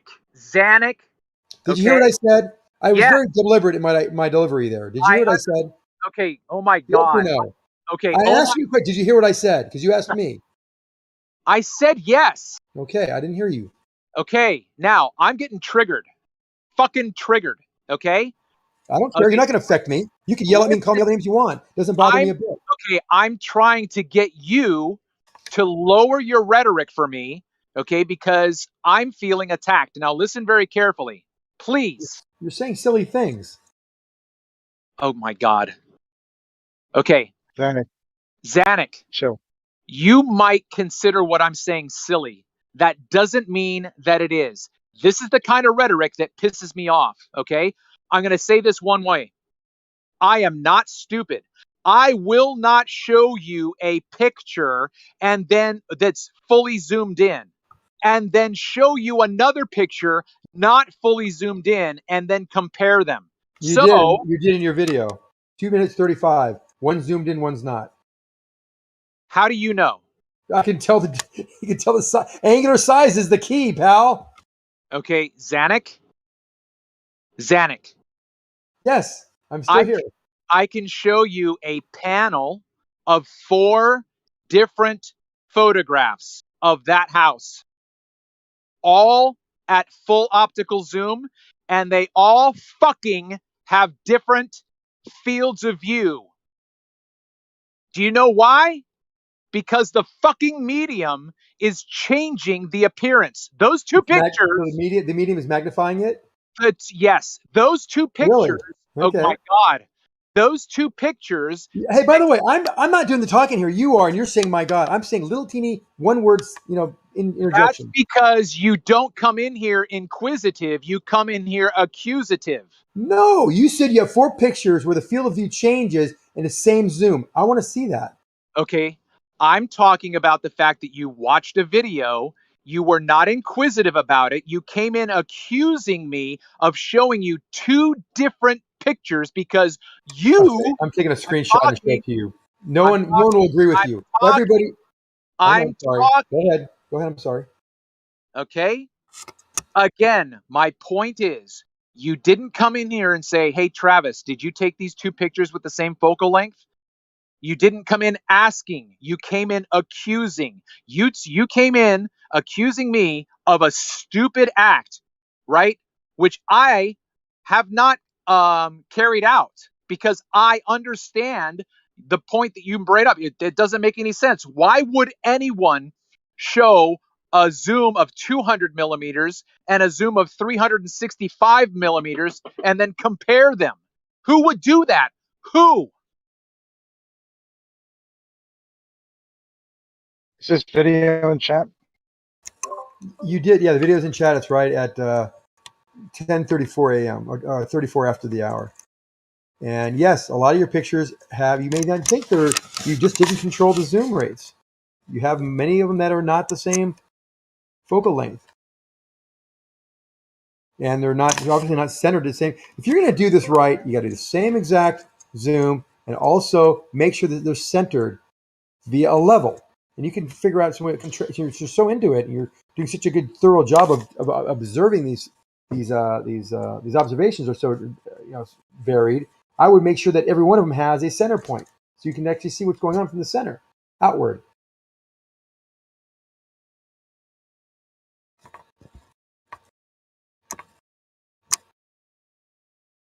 Did it get kicked? What are you guys looking at? Mac, take a look at the video and see what you think of it. I'm still looking. 34. Hey, did you That's the post? most recent 34. Did you post that picture that you screen grabbed? Are you talking to me? Zanuck, you said that you were like going to take a screen grab of the picture you're talking about. Did you Oh yeah, post let me it? go back. I was in the middle of it. I'll try to screen grab and put it back. It's at. I told you it's like a minute something on the video, minute 50 or something. You see how everyone is so frustrating, Travis. Honest to God, and we know it. Every day you could go back to square one like Groundhog Day, and these clowns would pretend not to, or not be with you. We're not even giving you 1 inch. Did any of these guys ever give you 1 inch in all the work and all the hours you put in? It has to be hundreds at this stage. Did they ever give you 1 inch? I would have thought no. Don't answer. I'll give Travis 2 inches now. There's lots of nuance around the horizon. Doing weird stuff that not many people have explained very differently. Yeah, but every explanation offered up to the ball earthers is always gauged in terms of ball earth theorizing and thinking, and it cannot. Never the twain will meet. Flat Earth, extended span, different conditions in play. That's all. Why don't you stop expecting them to? I don't expect them to at this stage. Because you get frustrated, but then, you're coming back. You realize they're religious, and you come back to ask them again. You just get mad again. No, I don't come back to ask them anything, Dawn, really. They're just here in conversation. I don't expect any coherent answers from them because I know their limitations. So don't worry about that. Okay. I know it is frustrating. Now, so yeah, frustrating. I'm only going from now to now. So if I'm having a conversation with you, ask a reasonable question, and vice versa, it's not too much to expect a reasonable answer. When everything is always gauged in mockery and scoffery and I never thought he never saw the movie JFK, Mailman. For goodness sake. Anyway, that's a different matter. You soon learn not to expect too much, Dawn. I reckon. It'll make it less frustrating though when you're in the midst of a conversation. Do you know what I mean? Yeah.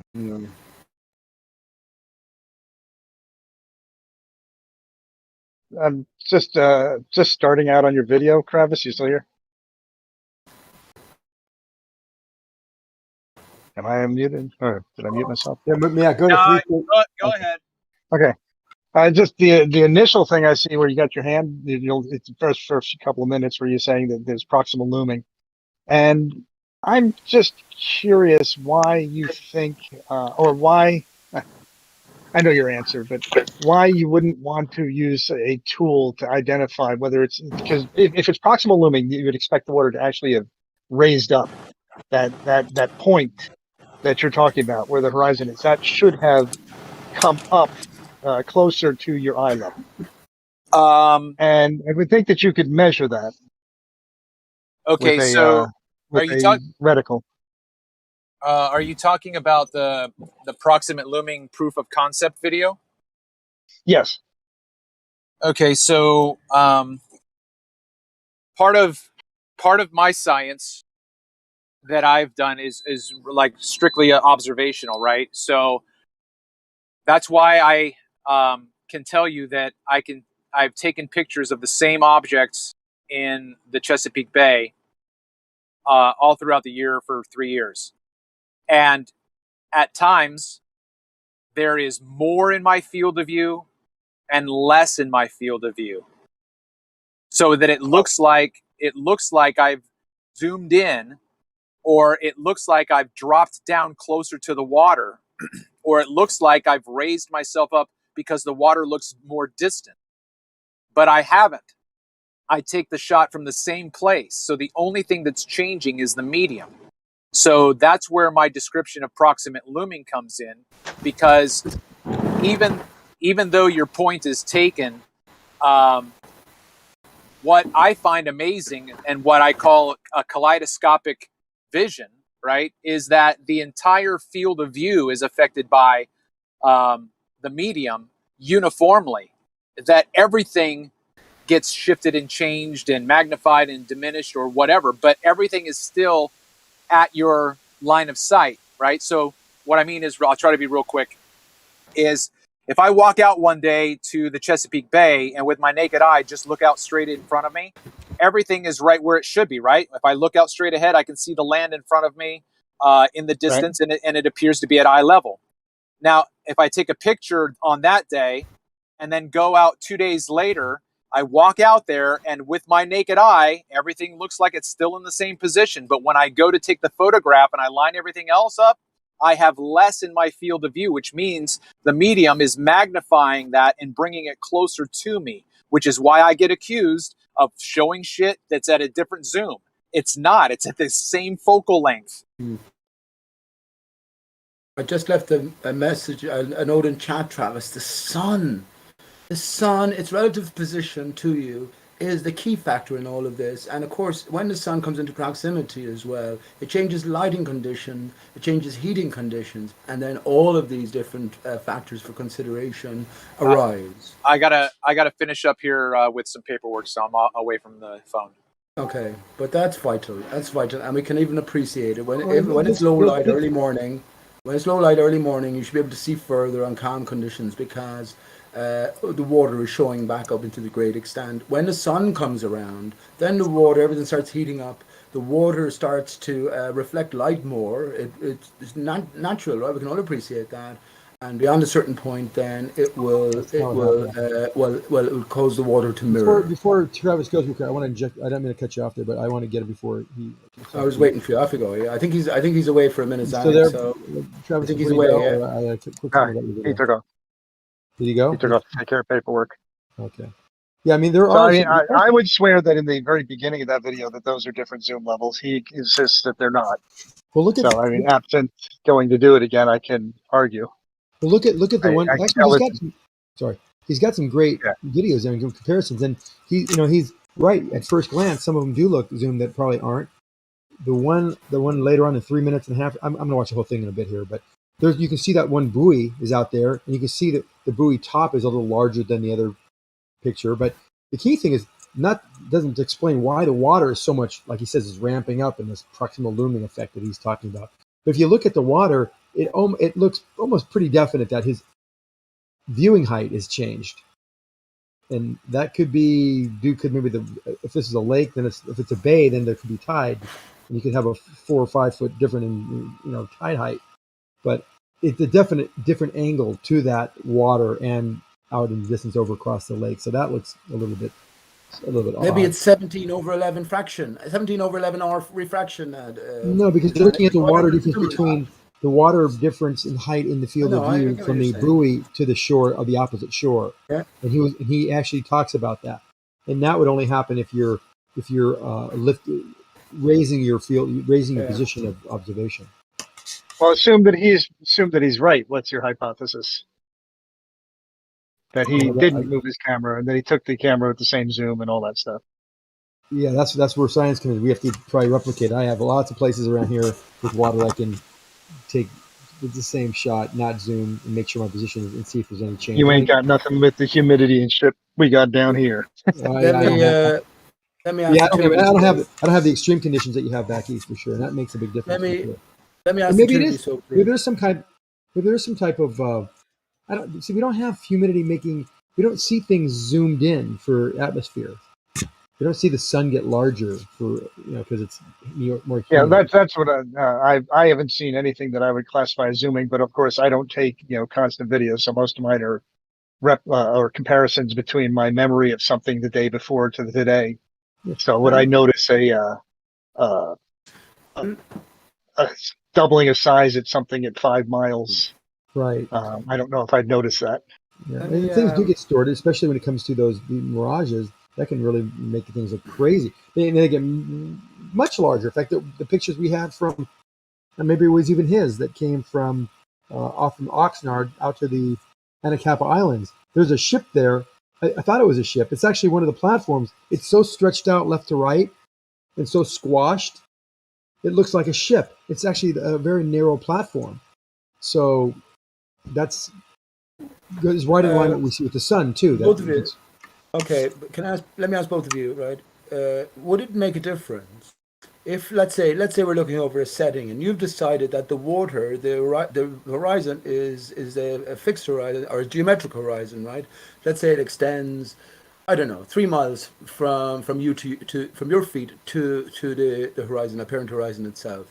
Would it make a difference if, it wasn't a geometric horizon, so we're on a flat plane, and it was an ever-extended span? Would it make a difference that the ground, as we'll call it, is composed of water? Would that make a difference to what we're seeing? Not to me. At all. So if you extended the horizon, so you understood that the horizon was only a visible, an illusory horizon, and it was water not just to 3 miles, but to 33 miles or whatever. 50 miles, you're saying it wouldn't make any difference whatsoever, even though we know the surface is water. That's mad. Well, I mean, if let's put it this way, if that was happening, then perspective and refraction and everything would work by new mechanics that are not evidenced at the small scale. There's some new unknown science of how water works or how air works. It's not unknown science, Mayak, man. It's unknown science. Well, yes. hang on, listen to me. When you see now a mirage, instead of thinking it's a function of something going through the air and in the y direction, right, so above the ground, no, we can look at a mirage as being a reflection along the surface of this water, which scales back all the way. Why don't you look in the chat real quick? That's what we're talking about. You looking in the chat? Bring me any image you like. And I got them in the chat for you. Yeah, give me which one? Don't ask me. I just did. So we got the Grace platform. First or second one? All three of them. So the second one, the clear one, is obviously taken from a few 100 yards away. Okay. That you can see the structure, you can see the cranes, you can see the building. But look at what happens when you take 10 miles away from the shore. It doesn't get any larger; it gets wider. See that? Look at the bottom one. That's a 10-foot observation. And look, it looks like a ship. Yeah. It doesn't look anything like a barge, close to isn't it. it? That's what the atmosphere does to things. And listen, they don't make them larger; they can distort them laterally. That's called what? Sure. What is that phenomena called? Stretching, is that? Yeah, they can call it stooping. But that's fair enough. But even you have to remember here now, you have different angle as well. You're looking at that platform from a different angle than the stock. It doesn't matter. Don't talk through it. Come on. It's Hang on, please. very distorted. You and I both know it's very distorted. I'm not Right. saying that. I'm not saying that, but I'm just saying that if going on the last image, your own image, you're looking at it from a different angle than what the stock image is taken. So you have to move vastly to the right, I should think. But that's fair enough. Look It at is the top one definitely and the bottom distorted. one. Look at the top I'm one not and the denying bottom it's one. distorted. Yeah, I'm looking at it. The I'm not top denying one it's and the bottom. distorted. Forget about the stock photo. Just the two, even two distorted photos are completely different. But I'm comparing it to the stock. Same angle, same shore. You can see the reflection off the sunsets to the west, and that's what it's What would shining you off the expect to side of the see? building. Yeah, but Look, I mean, the point here is not to argue with you about anything other than the fact that we all know atmosphere can do things. It doesn't uniformly stretch things or move things up and down. but yeah. So Okay, we're on board with that. I just got back, and I would disagree with you. Well, show them those pictures. So why are they stretched left to right and nothing's happening vertically? Are you talking about the images of Platform Grace? Yes. What do you mean not stretched vertically? It's shorter. It's compressed. There's total compression there. Right. It's you call that stooping. Okay, that's vertical. That's vertical. But it's not moving. It's not moving in the vertical direction though. It's compressed the image, but it's still at the same point above the water, relative to a horizontal, relative to the level. The level. Okay, I think I understand what you're saying. So, how far away is the stock image? That's only a few hundred yards. Correct. How far away is Platform Grace in the bottom image? About 20 miles. Okay, so right. I didn't know that. Right. Maybe 10 miles. I'm not sure. Whatever. Okay, so I know that you're not going to like what I'm going to say, but that image of Platform Grace from BLMLSB 69, in my opinion, based on my observations and comparing what I have with other inferior mirages, stooping, towering, or whatever, what you're seeing right there, that is what the conditions look like for looming. Yes, I would not disagree with you. Those are not loomed objects. Okay, excuse me. I'm telling you that is what looming looks like. That's looming. Okay. They are loomed. Okay. The effect on the object itself is a stooping effect. Why are they distorted left? They're not distorted vertically. They're distorted. I'm talking about the distortion, not the position. Left to right, they are stretched. Okay, I don't distinguish between distortion vertically or horizontally. That again, it's being compressed. That is a distortion vertically.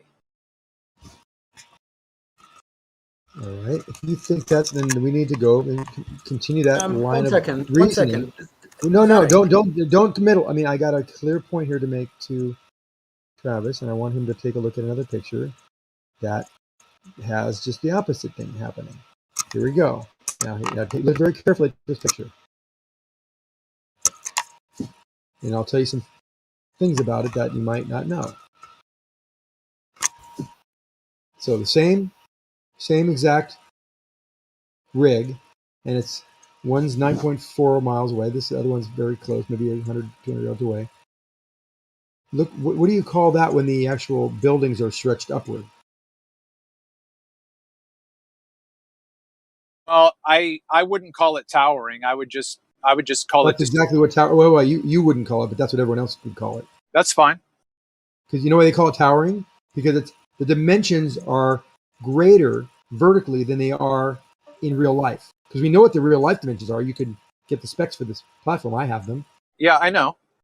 So they are larger. So that means the tower. Now, if you want to go against the convention, the naming convention of things being taller than they should be as towering, well, that's your choice. That's just being lame. But it is towering and it is taller. And this is a heavily loomed object because it's higher in your field of view than it would be normally. Okay, but only the top part is loomed. No, the whole object is loomed. Looming means it's changed its position in your field of view. And how we know that? Take a look to the right of that. There's another platform where it's actually below it. Right? Okay.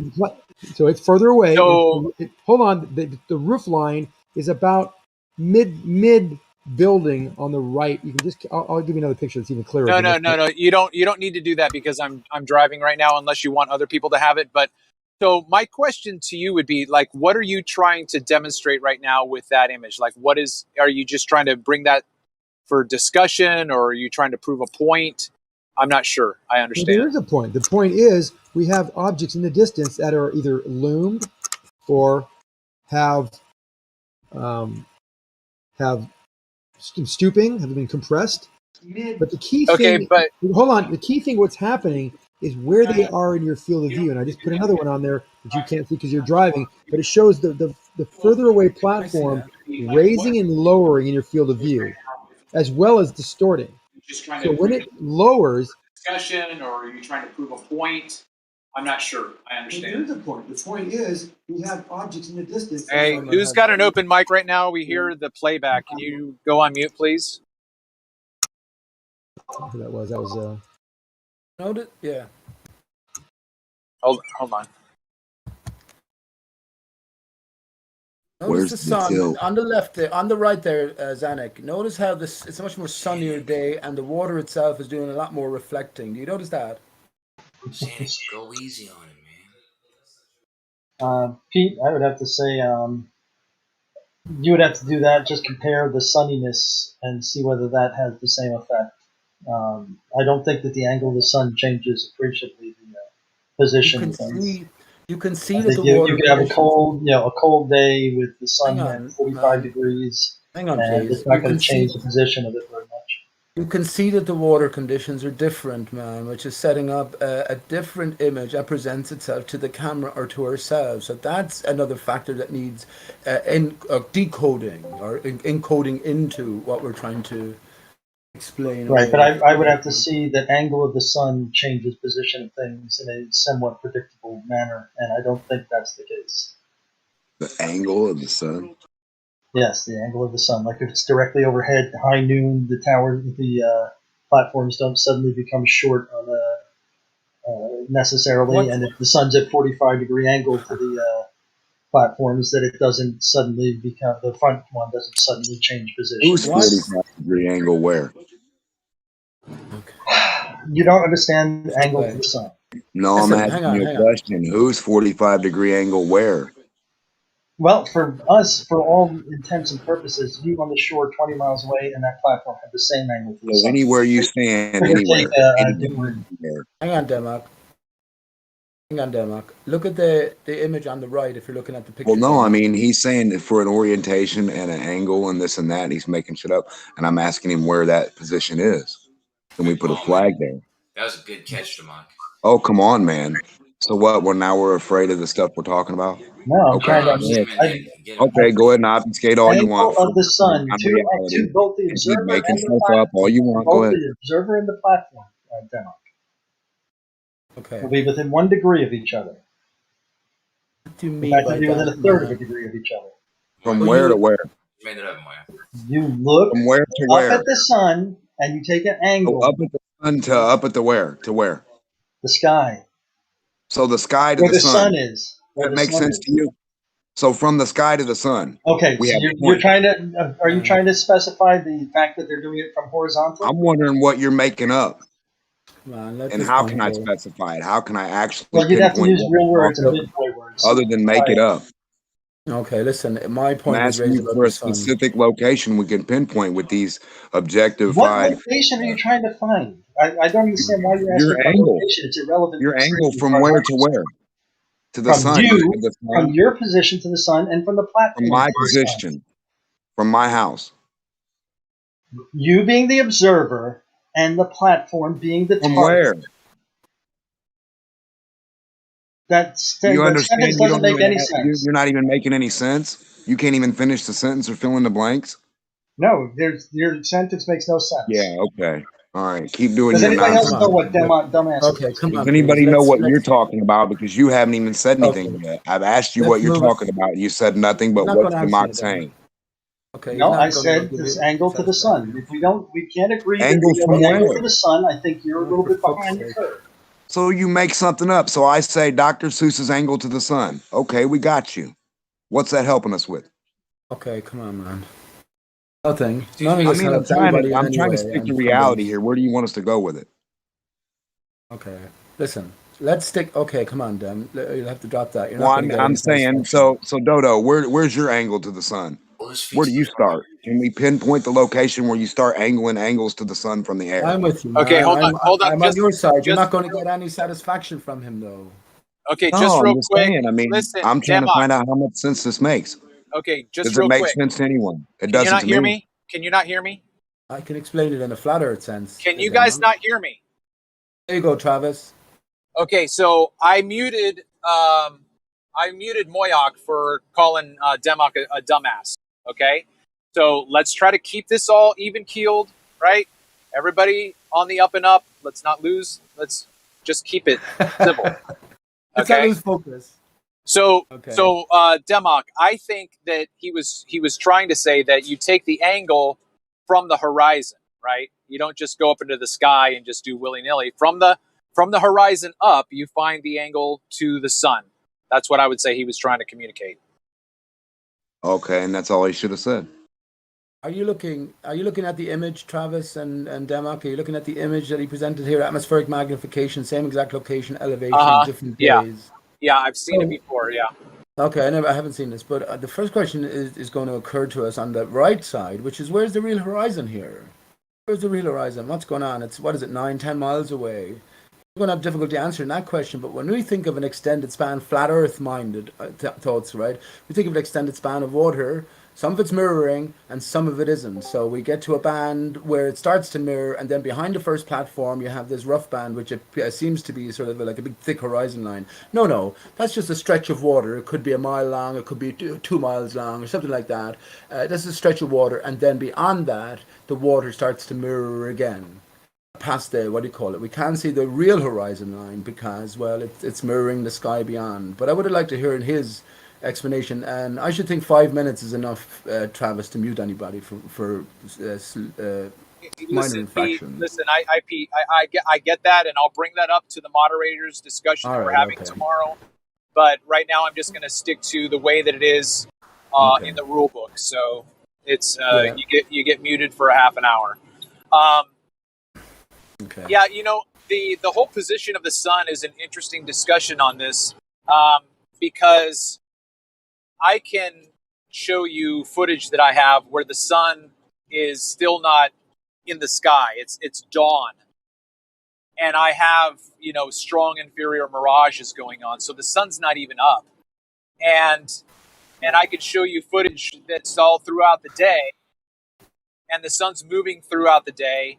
But I have the same observation and nothing changes. So I will say that I'm sure the sun has something to do with it.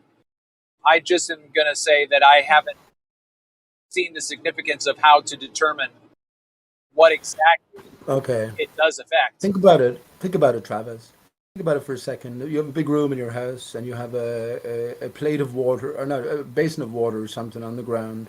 And it's dark time, right? So as you walk in, you can't distinguish anything. There's nothing happening. As you introduce light to the situation, then you will notice the water. And one of the primary properties of the water that you will notice, it's reflective properties. You'll be able to see something if the water's on the ground. You'll be able to see something reflecting from the back wall or something, depending on your angle of view. So light, the sun, it's paramount in terms of what we see. No one's going to deny that. But when it comes to mirroring, I'm not saying it's the only factor involved, but it is one of the primary factors, which we can all go and testify by looking at a mirror, or not a mirror, a puddle of water, when the sun is around and when the sun isn't around. But that's the basic point.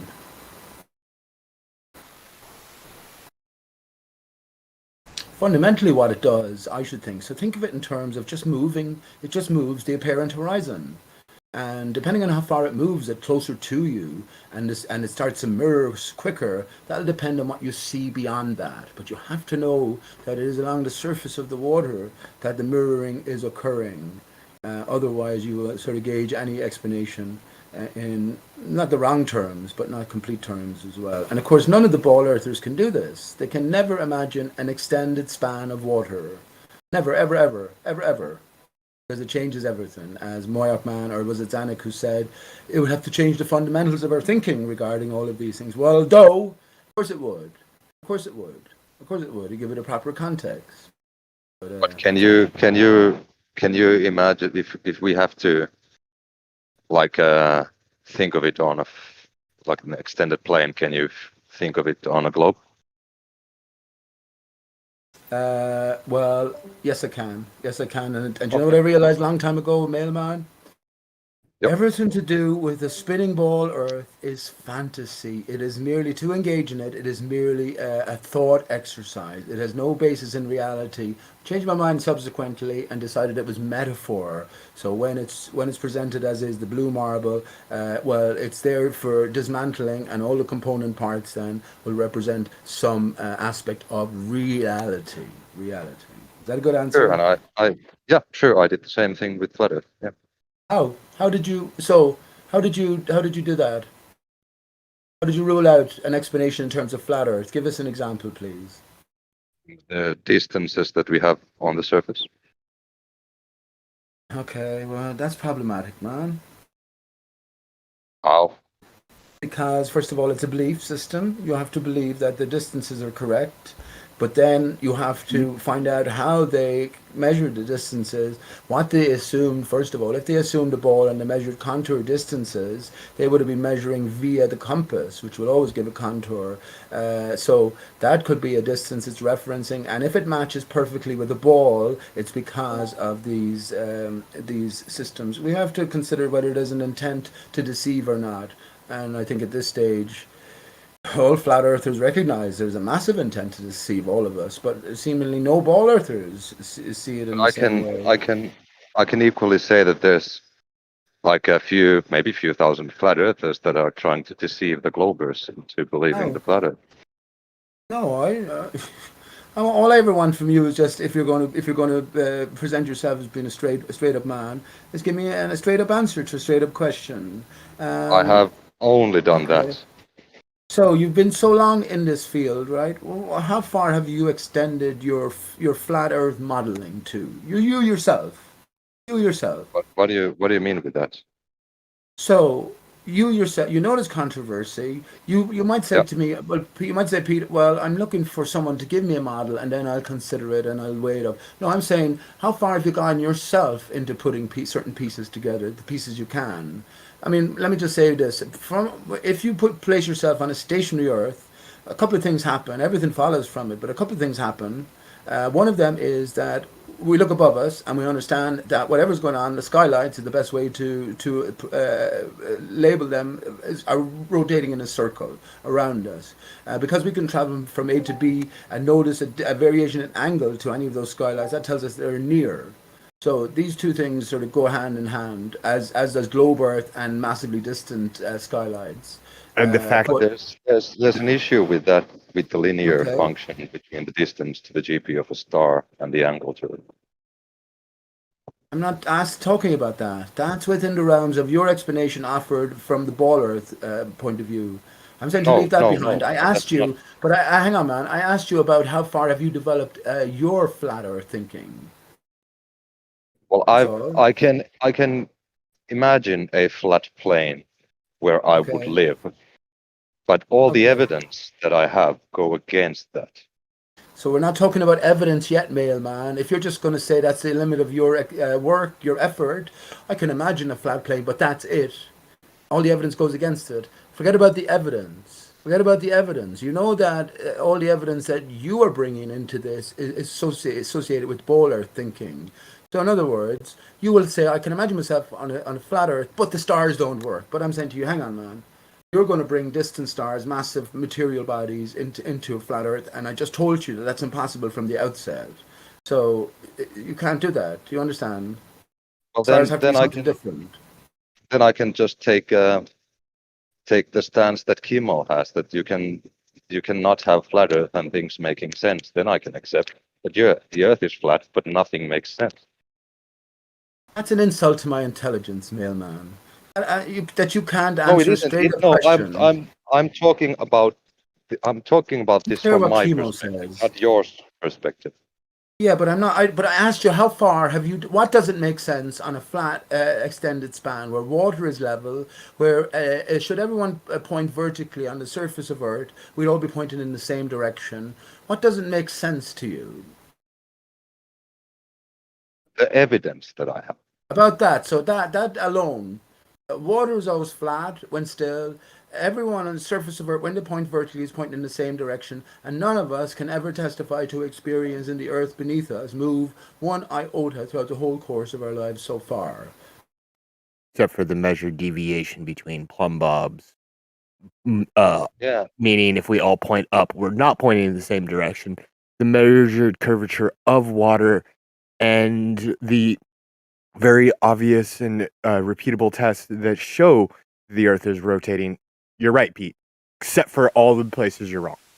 So again, you said a whole lot of Deviate nothing. from How would you prove to me, RC Meisty, that you dropping a plumb bob in America, Wasn't wherever you RC. are, who is RC that? Meisty, that's Kool-Aid.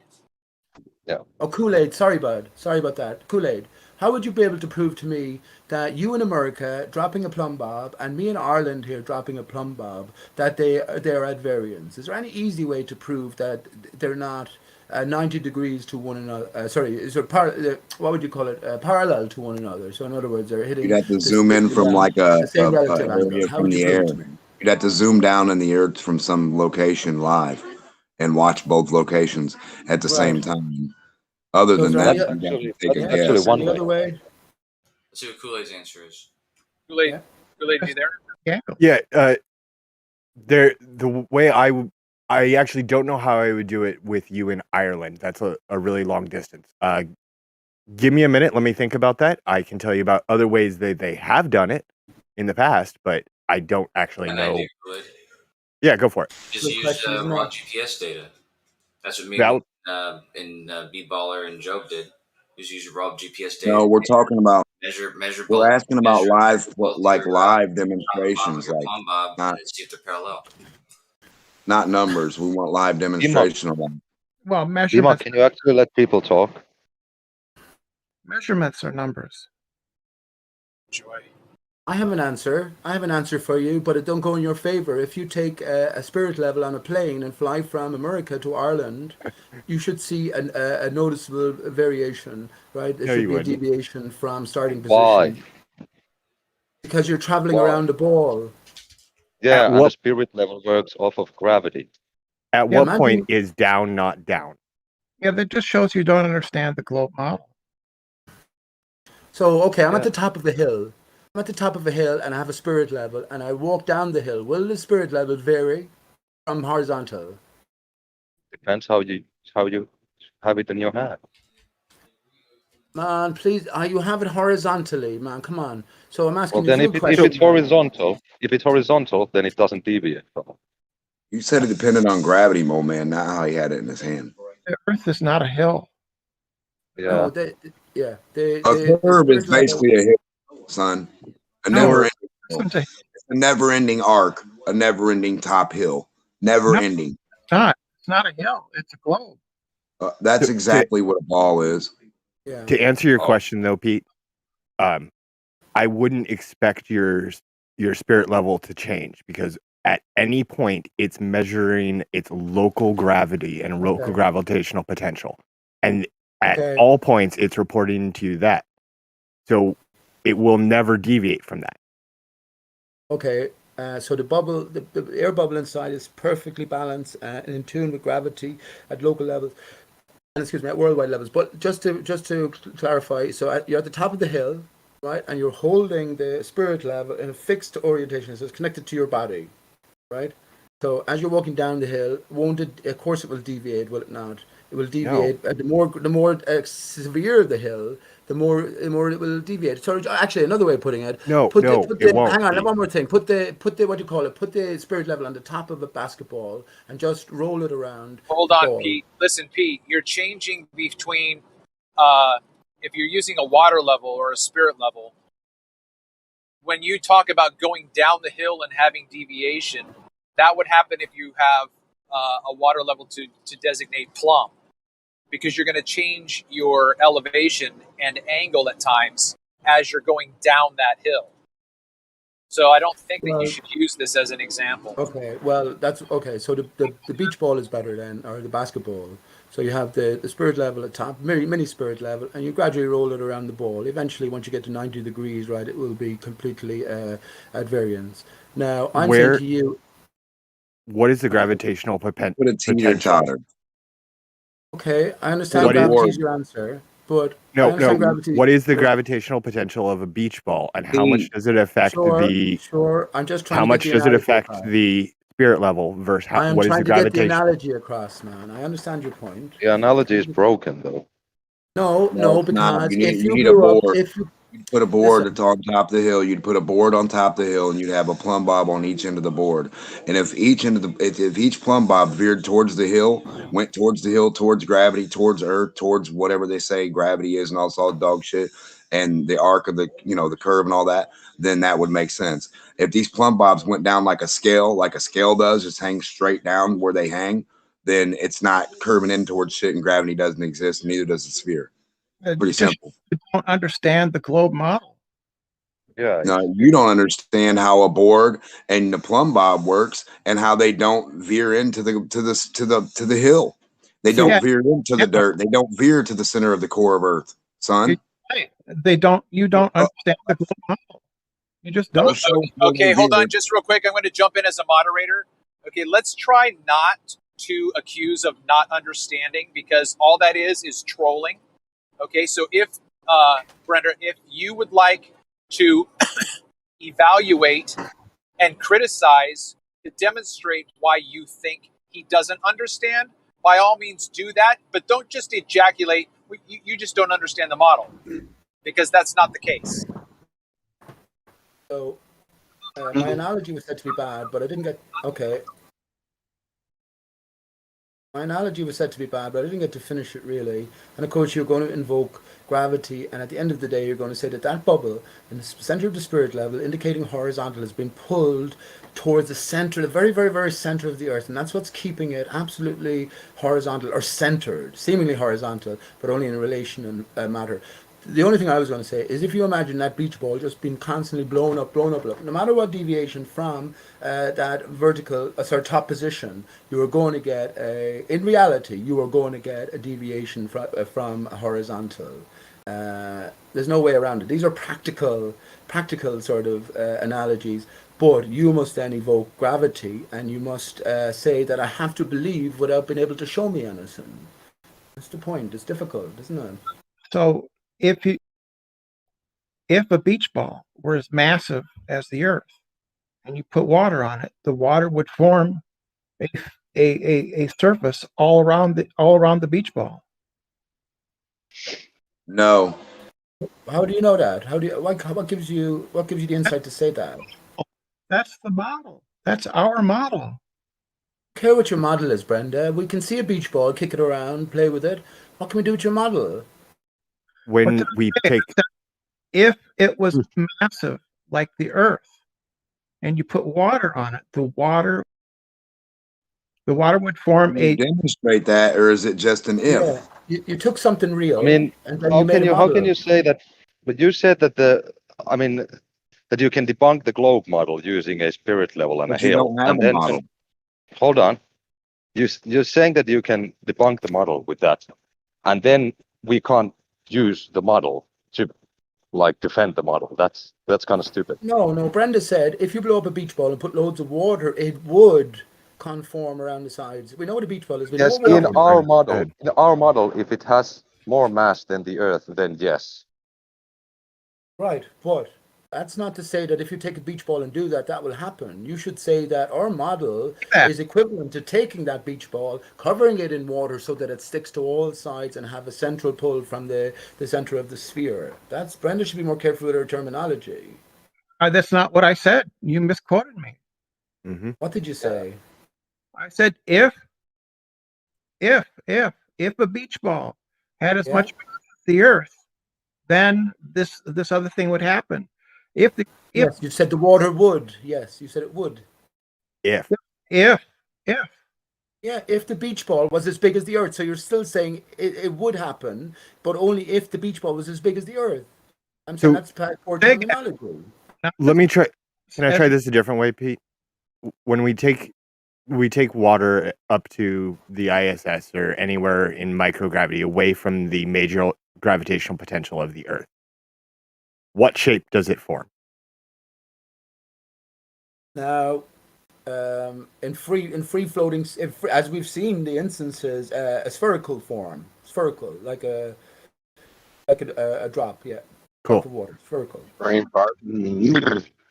So it seems, but you can't bring the ISS when there's so much suspicion surrounding it. So I was talking about getting. Sorry, go Hold ahead. on, did you say a raindrop?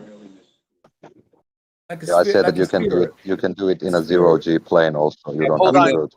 Kool-Aid, I have a question real quick. So, in what you're describing, I'm sure you could show it. Would you be able to show what you're talking about so I could see it? So, are you yeah, telling? Okay, are you telling me that this body of water is not dynamic at all, but static and spherical?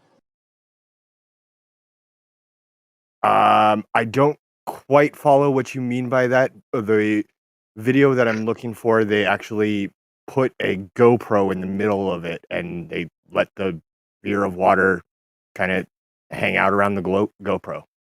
Okay, was the sphere of water dynamic or static? I think what you're asking is it was dynamic. It moves. It doesn't just hold still. But then it wasn't a sphere. It wasn't. No, a sphere has a fixed shape. It's not an amoeba. Right, it holds its rigidity. So if you're going to Okay. show me, right? You're So right. if you're, hold on, yeah. So if you're going to show me a body of water in motion dynamically around a GoPro, I could give a shit. Right, because you don't want it. I mean, I just posted one. This actually isn't the one around the GoPro. This is just them playing with bubbles. Well, the Earth. I would say that shape is spherical. What shape would you say that is? I'm driving right now, so watching a video is not high on my priority. Yeah, So, you've seen the illustrations, Travis. I'm sure you can imagine what they're talking about. Well, when yeah, people, but I've seen the body of water moving dynamically. It's not a sphere. What shape is it? It's just like an amoeba. It's just this Not a shape. moving, odd, dynamic shape of water. It's a Morpheus. It's a globe. It's an amoeboid. It's Morpheus. It morphs. It's a globe then, right? It's a sphere. It modulates. Oh. No, it's not a sphere. When it rests, it is. When it's resting, they don't touch it. It is. How does that sphere bubble of water on the So you mean- ISS hold on, just hold on, rest Pete. there? So when you it's mean supposed to be going so you mean when it 17,000 has miles an resistance? Hold on. So when it has hearing resistance on all sides, you're saying it's a sphere and not a teardrop? It's only a teardrop when gravity's pulling it down. When do we see that not happen? When do we see that not happen? That's a weird question. On the No, ISS. In saying space. when you drop water In space, in I guess. nature, The video I just posted. the parabolic flight, does it hold a sphere shape? Is what Travis asked you. That's what we're trying to ask you. A sphere is a certain shape, like a basketball. It doesn't fucking ovulate. It doesn't obfuscate from that. It doesn't move and melt and bend and mold. It stays that. Let me put one more. Okay, let me put one more kink into my objection. Yeah. Would you please put something inside that water and spin it? You were told that While- you said you were not interested at all when I offered you this less than a minute ago. What's that got to do with me still offering up a thought? Because you already rejected this thought. No. I didn't reject it. I said I'm driving right now, so watching a video, right? Okay, You look. didn't say I don't care about that video with the around the GoPro with it spinning at all. Don't even bother showing me that shit. That wasn't what you said, Travis. Okay, hold on. Was the GoPro rotating? Yes. So the GoPro was spinning inside the water. Not like you want. Was it spinning? Okay, hold on just real quick. So can you hear me, Kool-Aid? Yes.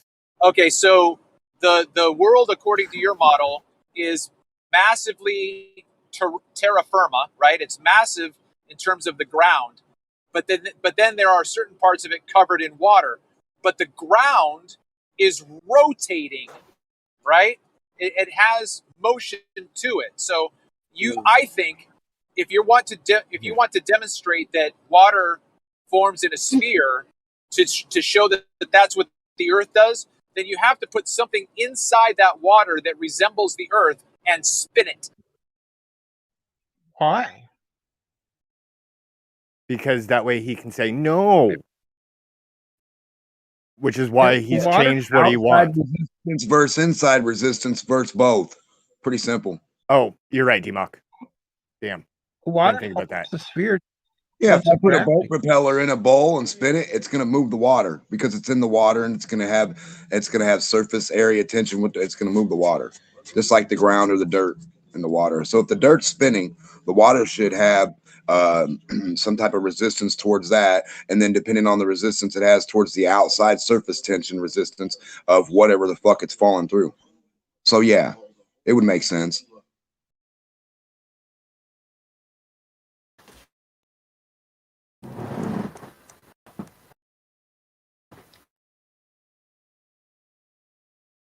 Think in terms of 17,500 miles an hour, though, that the ship itself, the ISS, the astronauts inside, all the equipment, and the water itself are all subject to the same forces.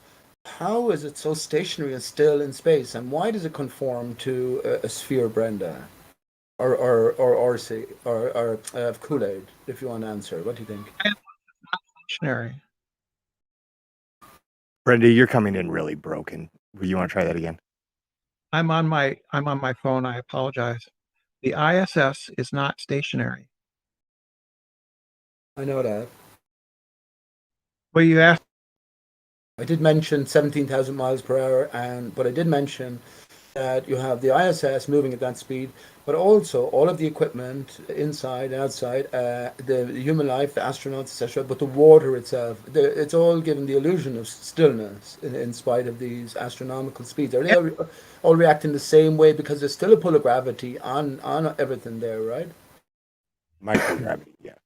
But isn't it about 90% of the Earth's gravity or something? They're all moving at the same speed.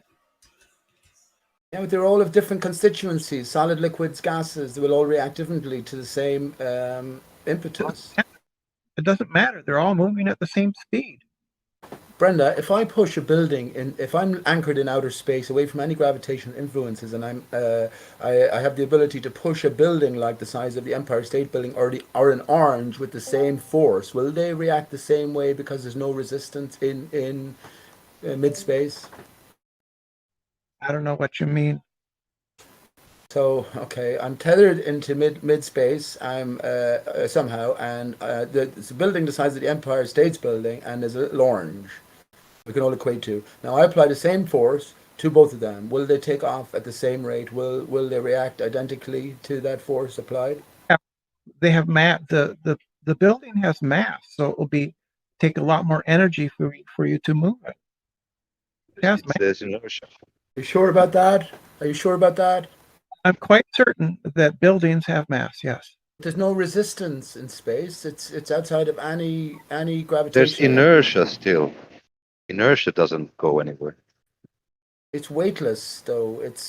I'm not telling you what I think the answer is, because obviously I don't know, but I'm curious. So it's very curious. It has inertia, which means it exists. So you're saying it would take a lot more force to impel the building to the same degree as the orange, just because it's millions of times its weight. So hang on, Travis. Hang on, please. Here's my question then. Brilliant. When ISS loses orbit and it has to boost back into orbit, because of the speeds it's going, will that not take an enormous amount of energy to put it back on track? No, because they're pushing in the same direction it's already going. But it's already going tangential to Earth at every point, right? It's in danger of being thrown off orbit if it goes too quickly, or thrown into Earth if it goes too slowly. Now, you just said that in space, because of inertia, it would take much more force to have an effect on a larger mass. The ISS is many, many millions of tons, you can be sure. How much force would it take, and what are the maths you use to correct the orbit when it drops out of orbit? It has rocket engines. It has engines. A satellite is a better example than if it has a rocket engines, the ISS, or just what do you call those little thrusters? Satellites have thrusters too. Yeah. So how are you going to calculate the force required to bring a satellite back into orbit, Brenda? You would calculate it depending on its mass. And inertia. What is inertia? Resistance to being accelerated. Resistance to motion, right? So the greater the mass, the greater the resistance to motion. Now, mass, if you're going faster, to calculate momentum, angular momentum, it's a product of mass times velocity times radius from the center, usually the Earth's center. Massive figure you have to counteract, and you're talking about a little thruster being able to correct an orbit of something that's going many, many thousands of miles an hour around the Earth at a radius of what, 20, 25, 30,000 miles? I'm not sure if the maths add up, Brenda. A little thruster couldn't do that. Inertia is not resistance to motion. It's resistance to acceleration. Well, which comes first, motion or acceleration? It's already moving. Well, so our imagination leads us to think anyway that there are satellites up there, or the ISS is up there doing what it says on the tin. So satellites and the ISS lose their orbital velocity because of friction with the little air that's there, and so they need a boost. Okay, so I have a question now to that. So when they lose their orbital velocity, do they descend in altitude?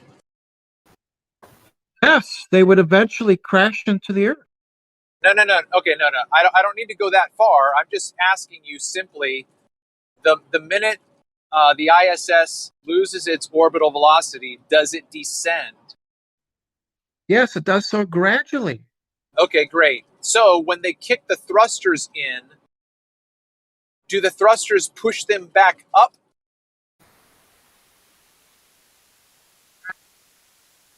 It pushes them, it gains speed. If the gain Okay, in speed okay.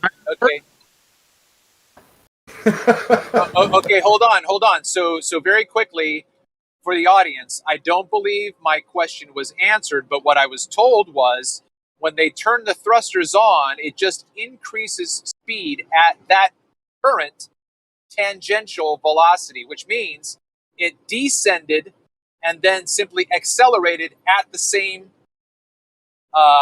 altitude that is now lower than it was before. Yeah, you're adding energy to it. It's moving, right? In respect to your energy to that, it's going to kick it up to a higher orbit. Why wouldn't it just increase? Why wouldn't it just accelerate on the same tangential path? Because it has more energy. It has, Okay. So you're telling me, which is what my question is. Now I feel like you're answering my question, in that the thrusters do change the direction of the ISS by moving it upward. Well, it would push. They would be in the rear, and they would push it forward and increase its velocity. The increase in velocity would cause it to go to a higher orbit. Okay, so you're still answering the question the way that you. Okay, so would there not be an experience of inertia in that motion?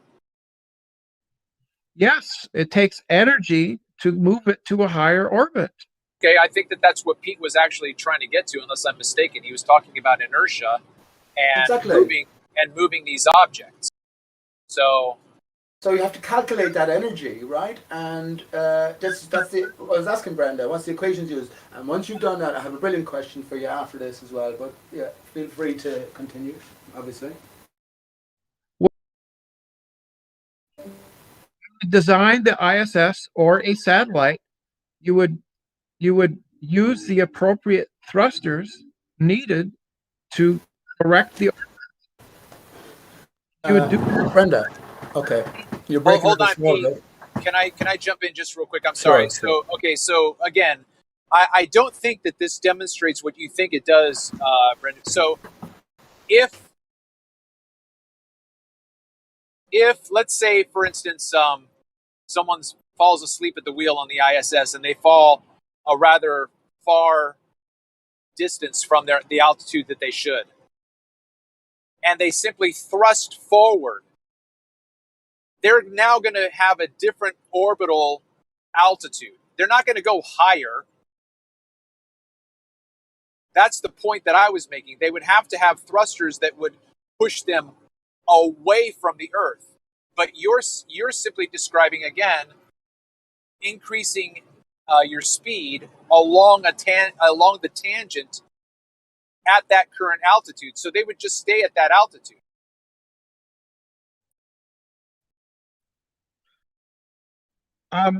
That's also how airplanes work. Airplane increases its speed. It ascends to a higher altitude. That's how airplanes work. Without any adjustments to its flaps? I'm not 100% sure. I'm not a pilot. Right. I don't believe that the pilot has to adjust the flaps. I think So then it's just going to stay straight. Yeah. So he's just going to stay on the same. No. Go high. No. No. If you're flying straight and level and you simply increase the speed, you will elevate. You will go up.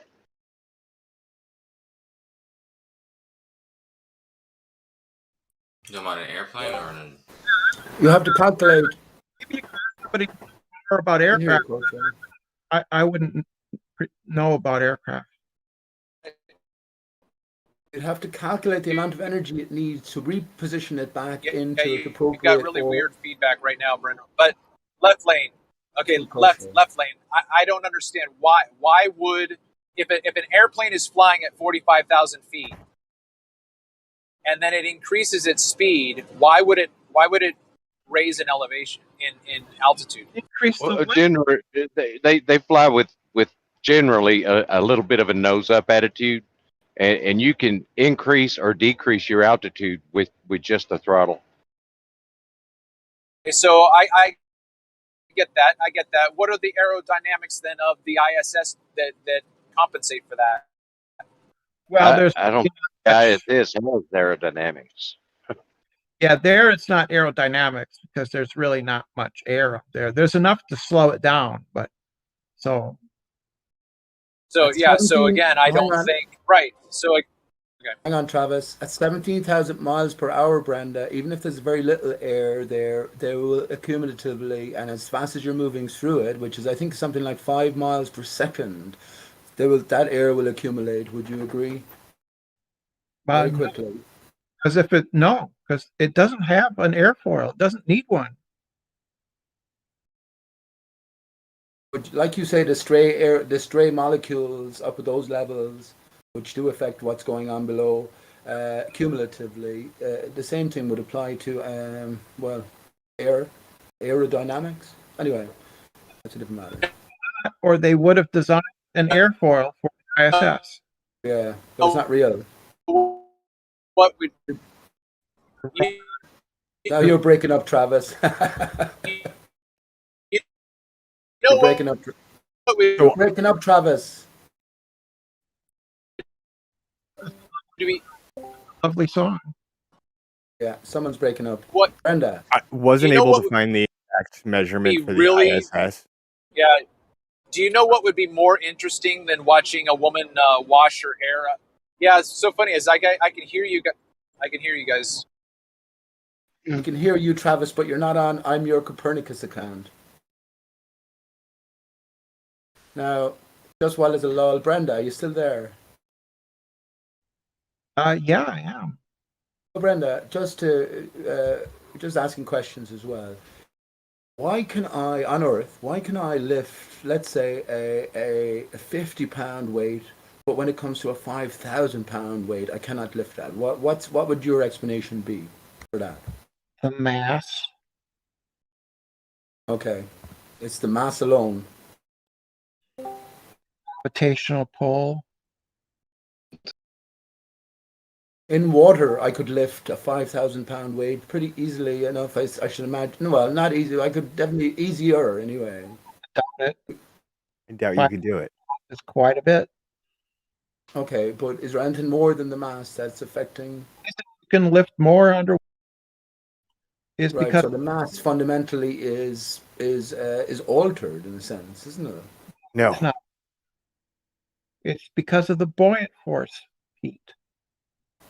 Okay.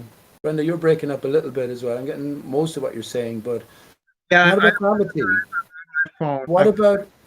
Yeah, you're still breaking up a little bit. What about? Let me lead you a little bit then. What about the pull of gravity towards the center of the Earth? Is it? I know it's the same, but will it manifest to a greater degree on the heavier mass? I don't understand the question.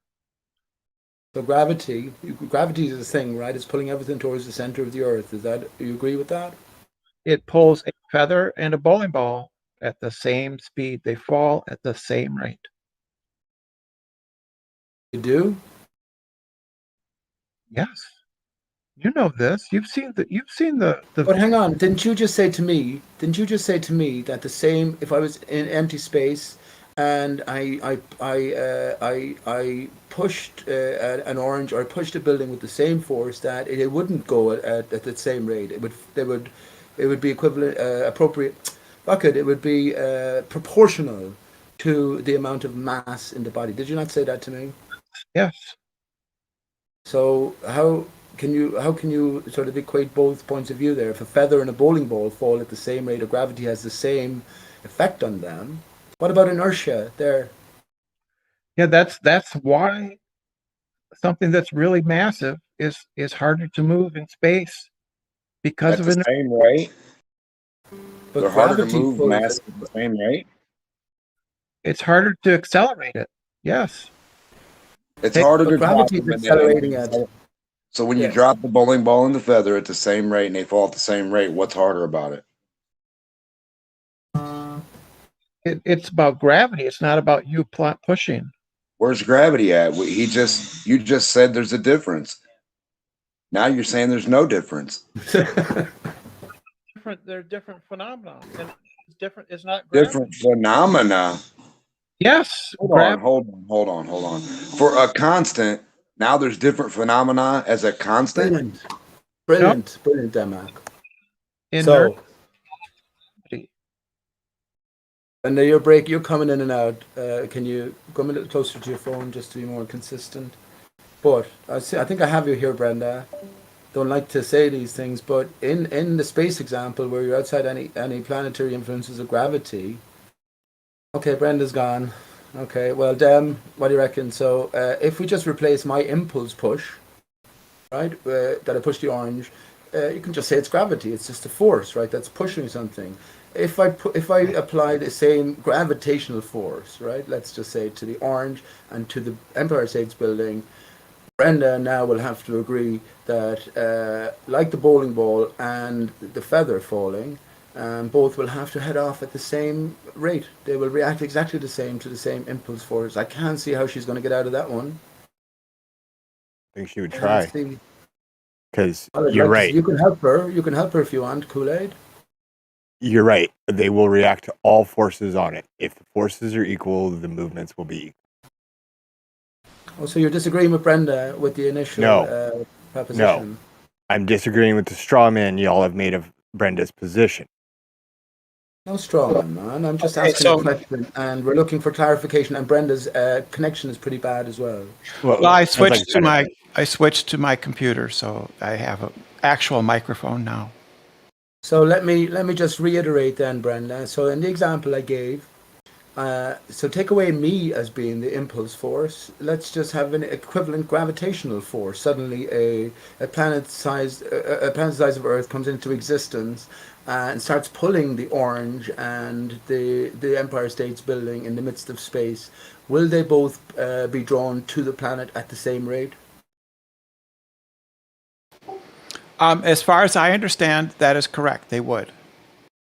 So, but you said initially that my push would send the orange off at a much slower rate. Right, Sorry, the building because- off at a much slower rate because of its greater mass inertia. Because you are not gravity. But I could produce a force the same as strength as gravity, Brenda, No, you and couldn't. apply it to both objects. It's different phenomenon. You pushing something isn't the same as gravity, right? What if I said pulling something then? Gravity is a pulling force, right? Gravity technically isn't a force. Okay, but in the sense that you always like to use it, and we go with that. It's a pushing or a pulling force. Let's use it. Gravity is a pseudo force. It's an emergent or an apparent force that comes about because you're bending space time. But that's which not causes- getting us any closer to anything, Brenda. It causes. We can't imagine space time. We can't imagine it. Yeah, But remember, hold on. If we're going to go back, let's go all the way back to Pete. This is you trying to defend you standing on a hill with a spirit level. No, it's not. No, it's not. That's a completely different question. Right. That was the question that was the question that you ran away from to this question because you didn't like the fact that even the non-globe proponents were shooting you down as it being listen to absolute. me. No, I changed. Sorry. The middle of my sentence was right in the middle of yours. I apologize because for you're that, wronging Pete. me Go now. ahead. You talk. You talk now. Okay, but you were trying to wrong me. You were trying to say the rest of them. That's because the rest of them are putting you down, sniping. Sniping. Yeah. No, that's not what was happening. I changed my analogy. That's all.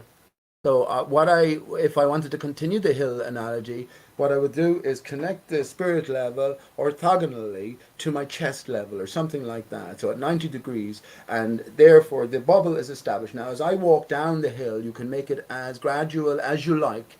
There's going to a variation show on that spirit level in relation to its positioning orthogonal to my being. That is just incorrect. And I Of course welcome it is you. not. How can I it be incorrect? I welcome you to go out and try it. Do you know what I mean by Do orthogonal? it in your house. Stand on the second floor of your house. Look at a spirit level. Walk down the stairs. Does that level change? Oh no. No. I'm not talking about down the stairs, Kool-Aid. That's where you're walking on horizontal steps. Of course it will remain horizontal. I'm talking about a gradual incline where gradually your feet, right, the relationship between the soles of your feet or your shoes and the horizontal that you started off at the top changes. So necessarily the spirit level orthogonal to your heart level is going to change. Do you deny that? Pete, when you go walk down a hill, you remain upright, don't you? You don't stick out, right? That's because the hill. It's because the hill doesn't have very much gravity. Have you ever walk up a hill? Do your feet remain horizontal, like if you're walking along a racetrack? Your body remains upright, though. Well, you try to keep it upright. Yeah. You try to, but you don't succeed, Brenda. Yeah, you do. Otherwise, you fall over.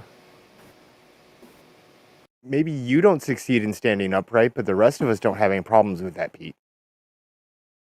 And that's because the gravity of the Earth overwhelms any kind of gravitational attraction that the hill would have.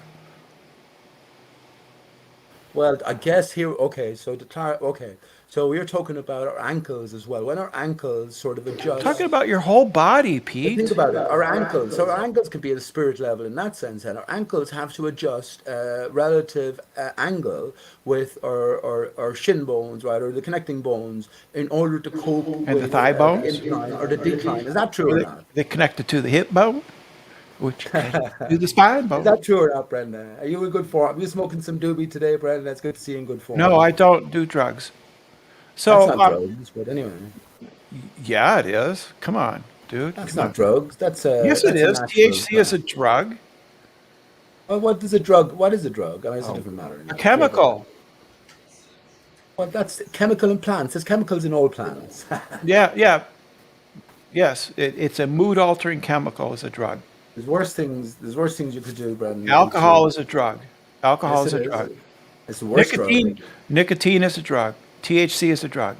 They're all drugs. Yeah, but they all have to be extracted, whereas cannabis can just be grown and smoked. So it's still a drug.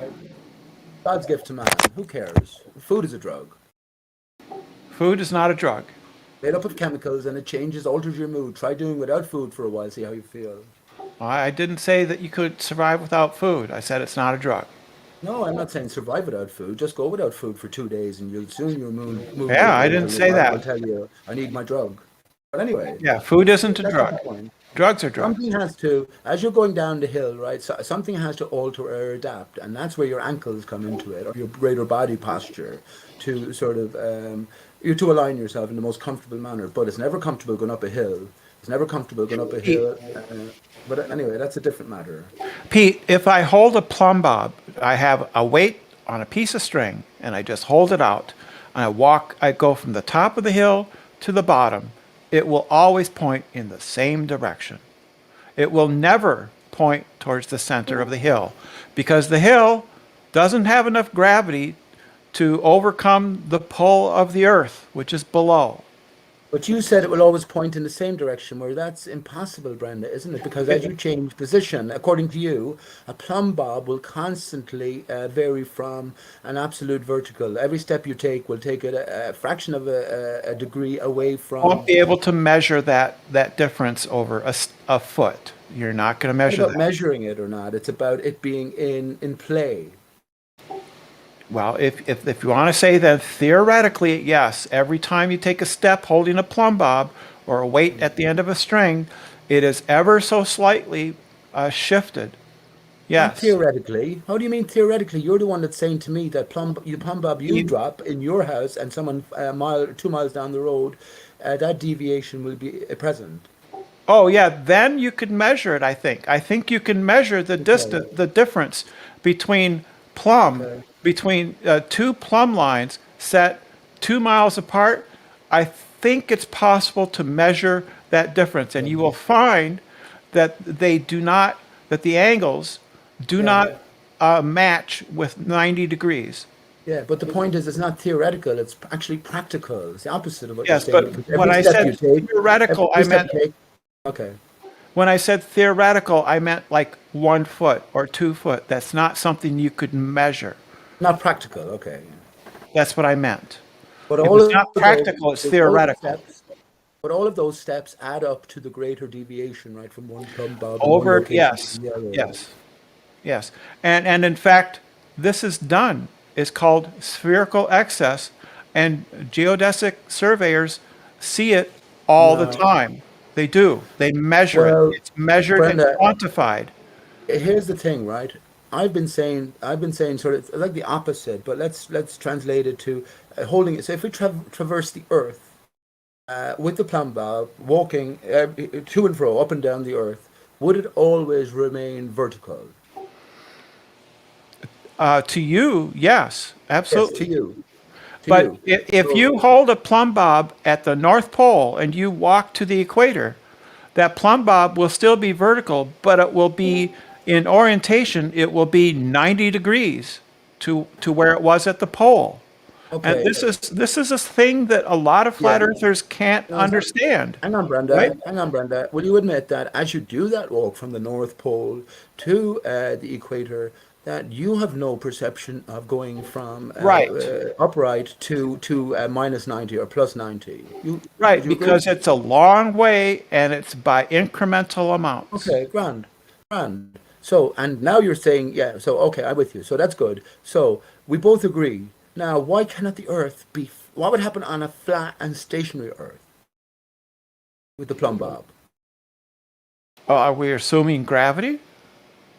No, okay, so you're going to say I have to go into imaginary world to imagine a flat and stationary, because you live on a... You live on a pole. Okay, how will I phrase that? If you had a flat stationary disk, with the surface area of the Earth, right? Then as you went to the edge, the plumb bob would start pointing towards the center of the disk. No, so let's say gravity is a force from the top down. So no matter where you are on Earth, it's always a vertical force. Let's say that, as we experience as well. So it's nothing to do with the center of the Earth. You can't, don't be saying what applies to a ball Earth applies to a flat Earth. So let's just take it that gravity is a force all the way, just from the top down. It's always vertical. Oh. So now, what would you expect to happen on a flat Earth now? Well, then you're into the Flat Earth Society model of the flat Earth then. I'm asking you, Brenda. You said what would happen on a ball Earth, on a flat Earth, and I just gave you, let's just say gravity is a force, like we can all experience that. If I jump up here, or if I jump up in Australia, I'll be forced back down vertically, not to the side, vertically. So let's just say gravity is a mysterious force. I agree. But just from above. From above. Yeah, that's the flat Earth Society model for the flat Earth. That is their model. Okay, but would you expect the plumb bob, after we walking up and down the face of the Earth, would you expect it to behave exactly the same way? I'm sorry, I'm the same way as what? In the same way as we agreed that we would experience it. If we walked with a plumb bob up and down the Earth, in reality, then it would always remain vertical. No, if we walk from the pole to the equator, we would experience a flat that we hadn't traversed 90 degrees, right, around the ball. Right. What you would see is you would have two plumb lines established, say, a couple miles apart. Then they would both be 90 degrees perpendicular to the surface of the Earth, unlike what we see in reality. Well, you don't see that in reality, Brendan. Yeah, we do. It's measured. It's been measured and verified. So how would you prove that to me then? I asked the question earlier on to Kool-Aid about him being in America. This was what started it, and me being in Ireland. But let's say I was even two miles down. Pick something pretty straight, man, as straight as you can get it. You know, there's a rocket track. It's perfectly horizontal. It's about 7 miles long, and somewhere in America. Let's say along that track, it's perfectly horizontal, like one of the racing tracks in Germany is as well. It's about 7 miles long and perfectly straight. What's going on there? How those conditions apply? What you do is you do what the main surveyor did. You set up a station A and a station B some distance away, right? You establish perpendicular. You establish zenith at each station, and then you establish perpendicular at each station, and then you measure the angles between them, and he gets an excess of 180 degrees, which shows that they are not parallel.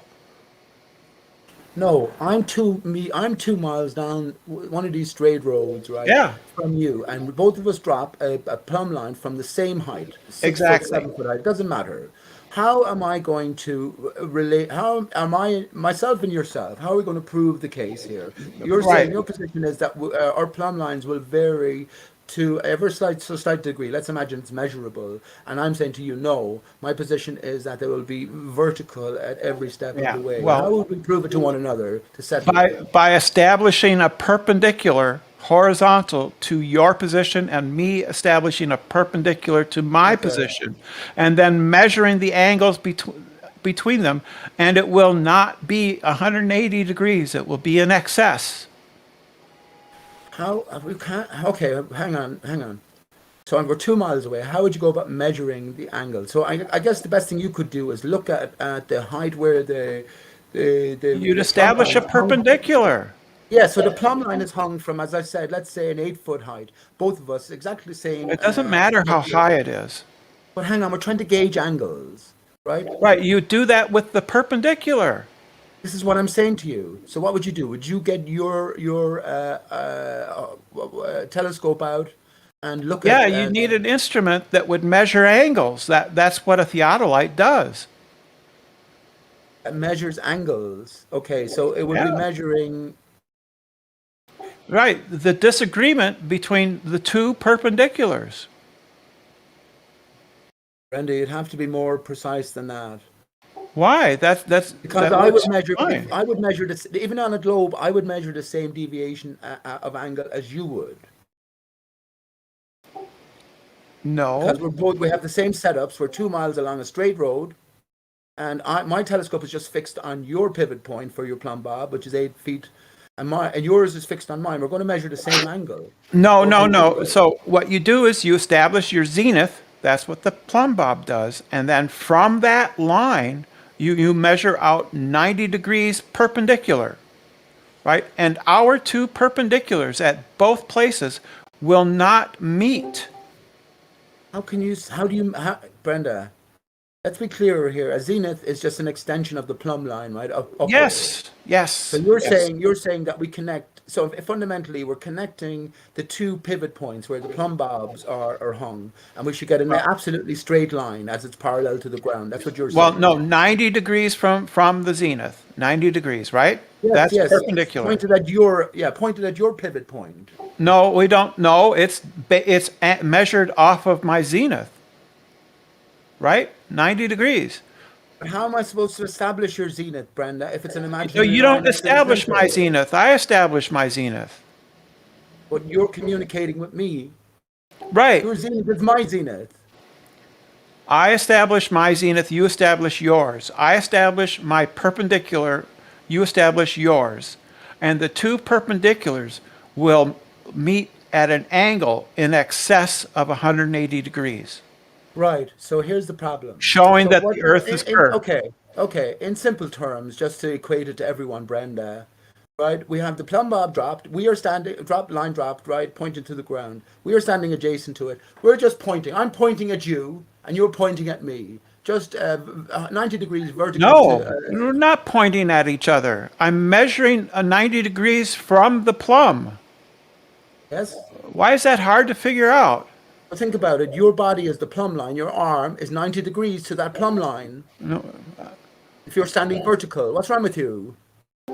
I have a string, and then I use a theodolite, but let's imagine simple machines like a protractor. I'd hold the protractor up to the string, and I would measure 90 degrees. Good is Right? that to me, Brenda? I'm 2 miles away, waiting for you to I'm get your not shit pointing together. at you. I'm not pointing at you. I'm measuring 90 degrees from the string. The string is straight up and down. It's plumb. And then I measure out 90 degrees. And you do the same thing at your end. If we extend those horizontals, they will not meet. They will meet at an angle in excess of 180 degrees. In excess of 180 degrees? Yes. Because the Earth is curved. No, Brenda. That's Yeah, it how's is. the Earth, It really But is. how's the Earth curved when we just found ourselves on the straightest track in Europe? I remember I put us on the 2 mile horizontal track, and it's absolutely horizontal. What should happen? No, there? it's not straight though. It's curved. No, it's horizontal. No, They made it look. Listen to me. I know this for a fact now because I a few suggestion videos. It's the I can't think of the rocket track, but it's about 7.5 miles long, and it's absolutely straight. It's like the LIGO. It isn't. It's absolutely It isn't, objectively horizontal, as opposed to following the contour of the Earth. So we're on one of those tracks, Brenda. The LIGO arms are objectively straight, and they refute the flat Earth. I don't care what refutes the flat Earth. I just want the truth, man. But Well, I'm that's saying how to you get to the truth. That's how you get to Yeah, the but truth. you're not making it any clearer, though. If you were to explain that to a child, how far do you think they'd follow you? I think we would have been done half an hour ago.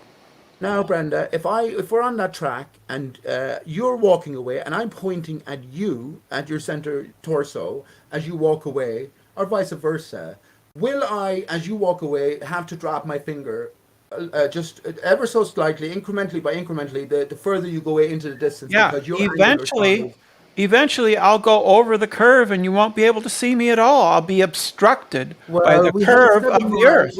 We have a 7 mile horizontal track, and also, the rocket track is built alongside a road. So there's no major deviation from horizontal there. But my point is, you can walk away as much as you like. As you're walking away, will I have to gradually lower Yes. my pointer finger? Yes, eventually I will disappear. And that's because of I'll be angular obstructed. perspective, right? No, it's because I'll be obstructed by curvature. It has nothing Just to do with told you there's no perspective. curvature, Brenda, on the track we're on. You're wrong. You want to put a bet on it? You're already down €1,000, right? I'm not down to anything. Anyway, You're do you want to put a wrong. bet It's on not these sort of perfectly things? straight.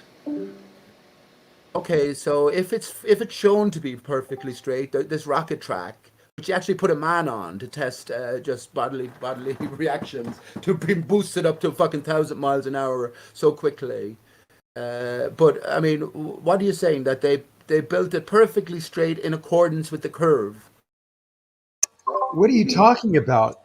I really don't. I've lost track. I don't know what rocket track. I'm talking you're about the talking rocket track. There's a rocket track. It's about 8 miles long. It's in America. Oh, that. Okay.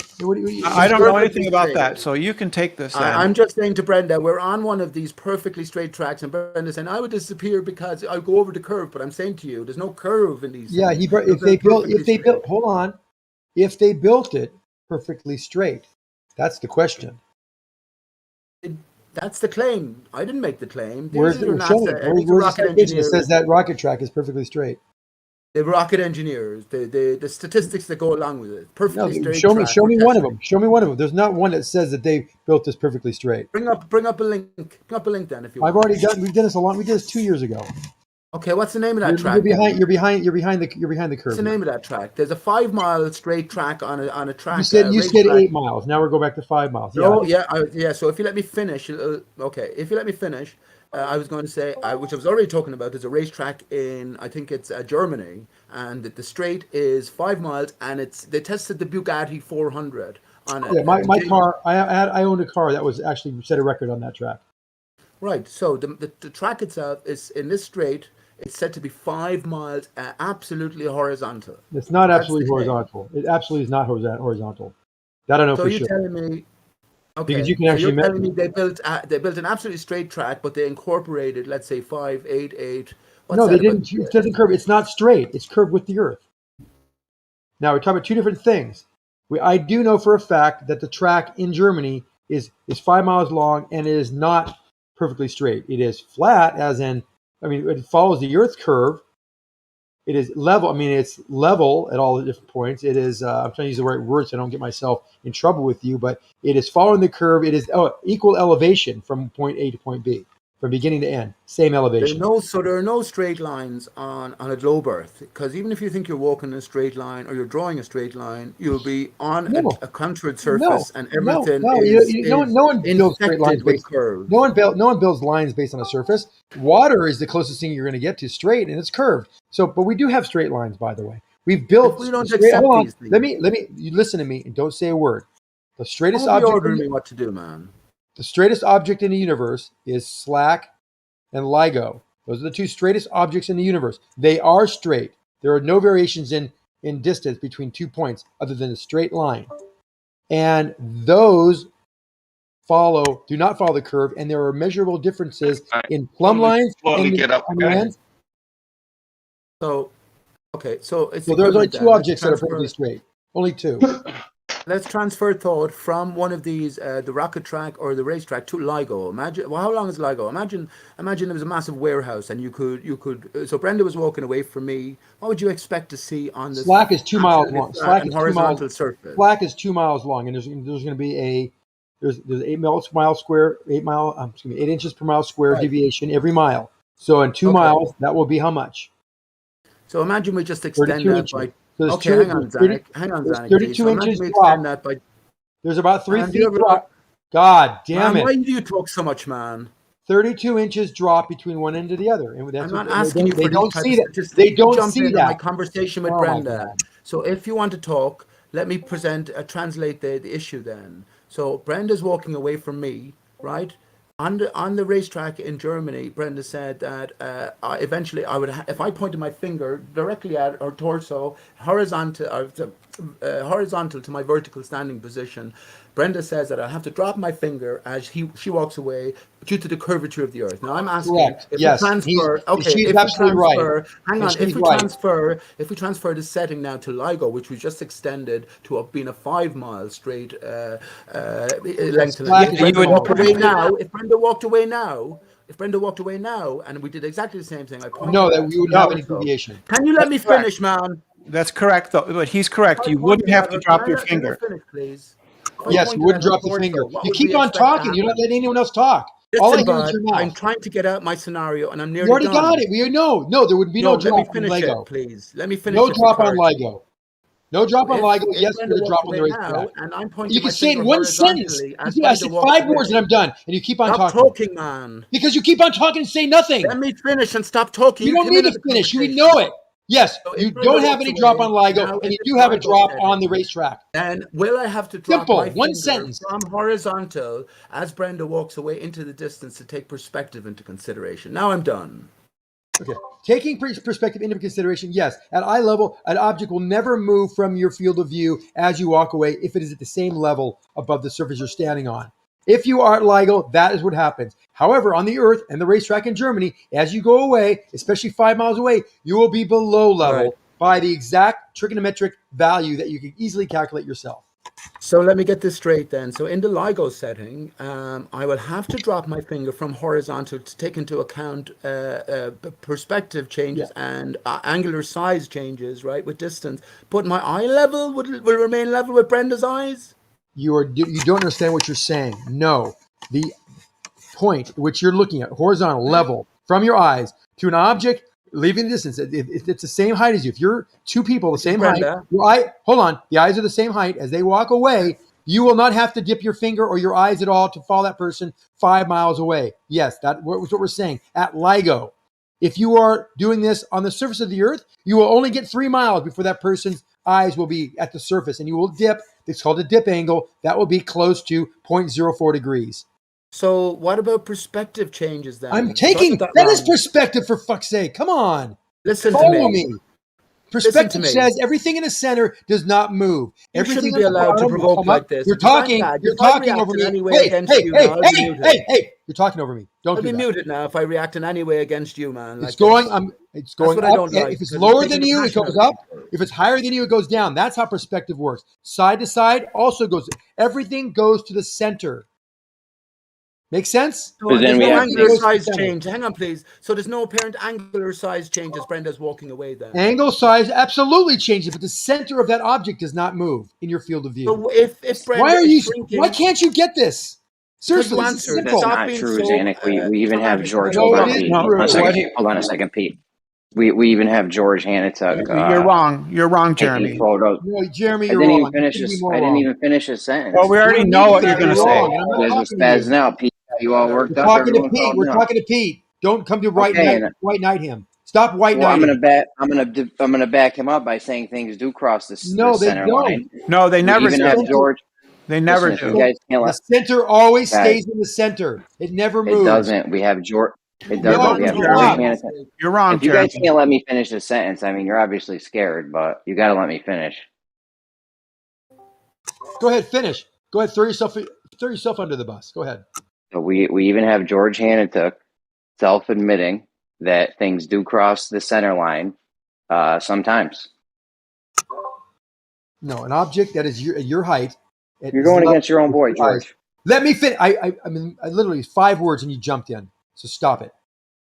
You have something at your eye level, right? It's level with your eyes. Same height above the floor as your feet. If you move away, that will always be at your center point field of view to infinity. As long as the surface is the same, is not curved. If the surface is straight and the person walks away for a million miles, it will always be at your same eye level. Doesn't move higher or lower. Not true. You never ever point down. It is true. No. But however, you're wrong. We have George admitting that things cross the line. Hold on, his hat will come talking, down, man. and his underwear will come up. But the center of your eyes, with his eyes, that'll always be at eye level. It will never move, and you're wrong to think otherwise. False. That's just false. Jeremy.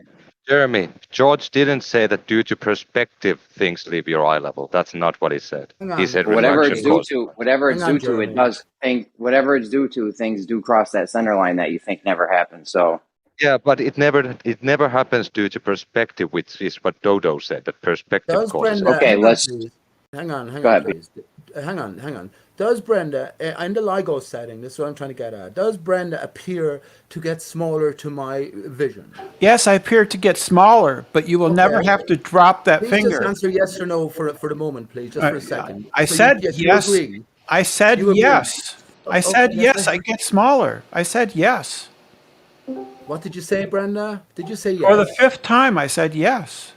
That was 6 times, but don't worry about it. I heard you the first time. Wait, Brenda. Why did you ask me If you get 4 times? smaller, if you get smaller, Brenda, how cannot my finger, right, which is pointing at you, which is pointing at your torso, how can that not change orientation to account for that apparent diminution in size?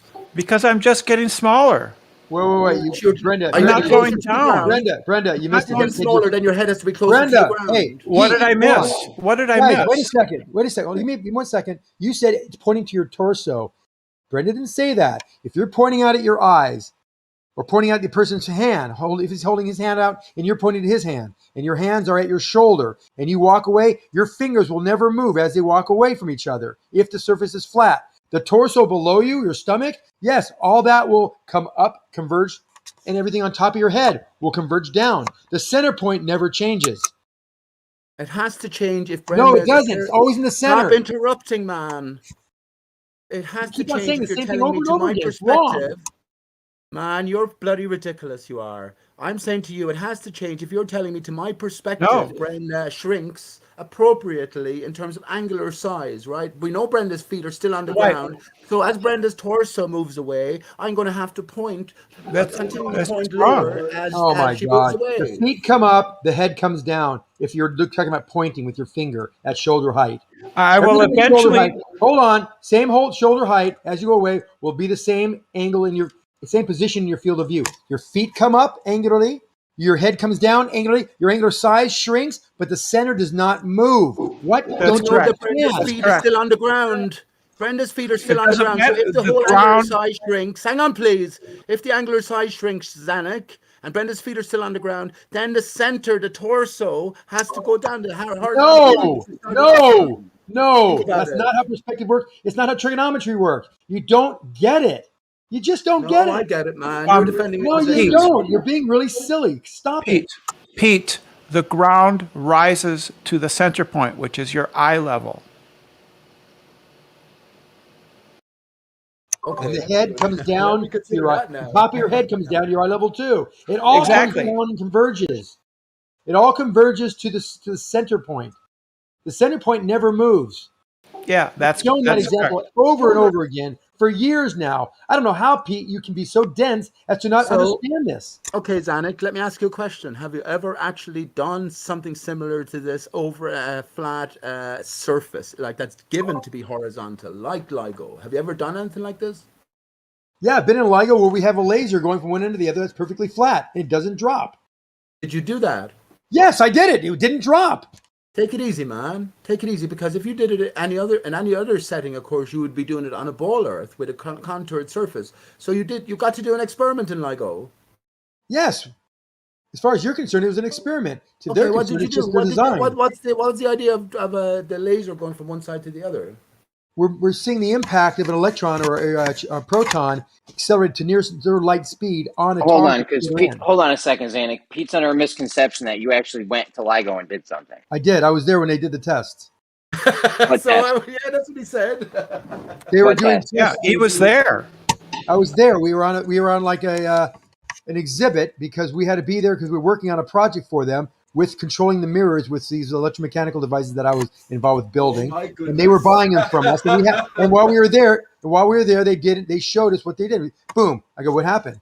or we just accelerated this electron or a proton. I don't believe you. To light speed. You go, I how do might I be know some that? crazy Because nutcase skeptic, the but I impact. don't believe you. Here's the impact on the target, and the guy on the other end shows here's the result, and he send the results over in the computer. And okay, that's interesting. I had no idea what they were doing. I mean, it's not Right, my yeah, no, that's cool. That's no, cool. You're that's not my waffling. You're The point waffling right is, now. you can Why see, don't you just show? you can Why don't you just see, show us? you can see. Look, I'll show you a picture of it. If you want to see a picture, you don't need to Yeah, talk let's about see the some pyramid. video of You don't what the think experiment they did. you can build this $1 billion facility and just have fun with flashlights? I want to see a video of the test they did.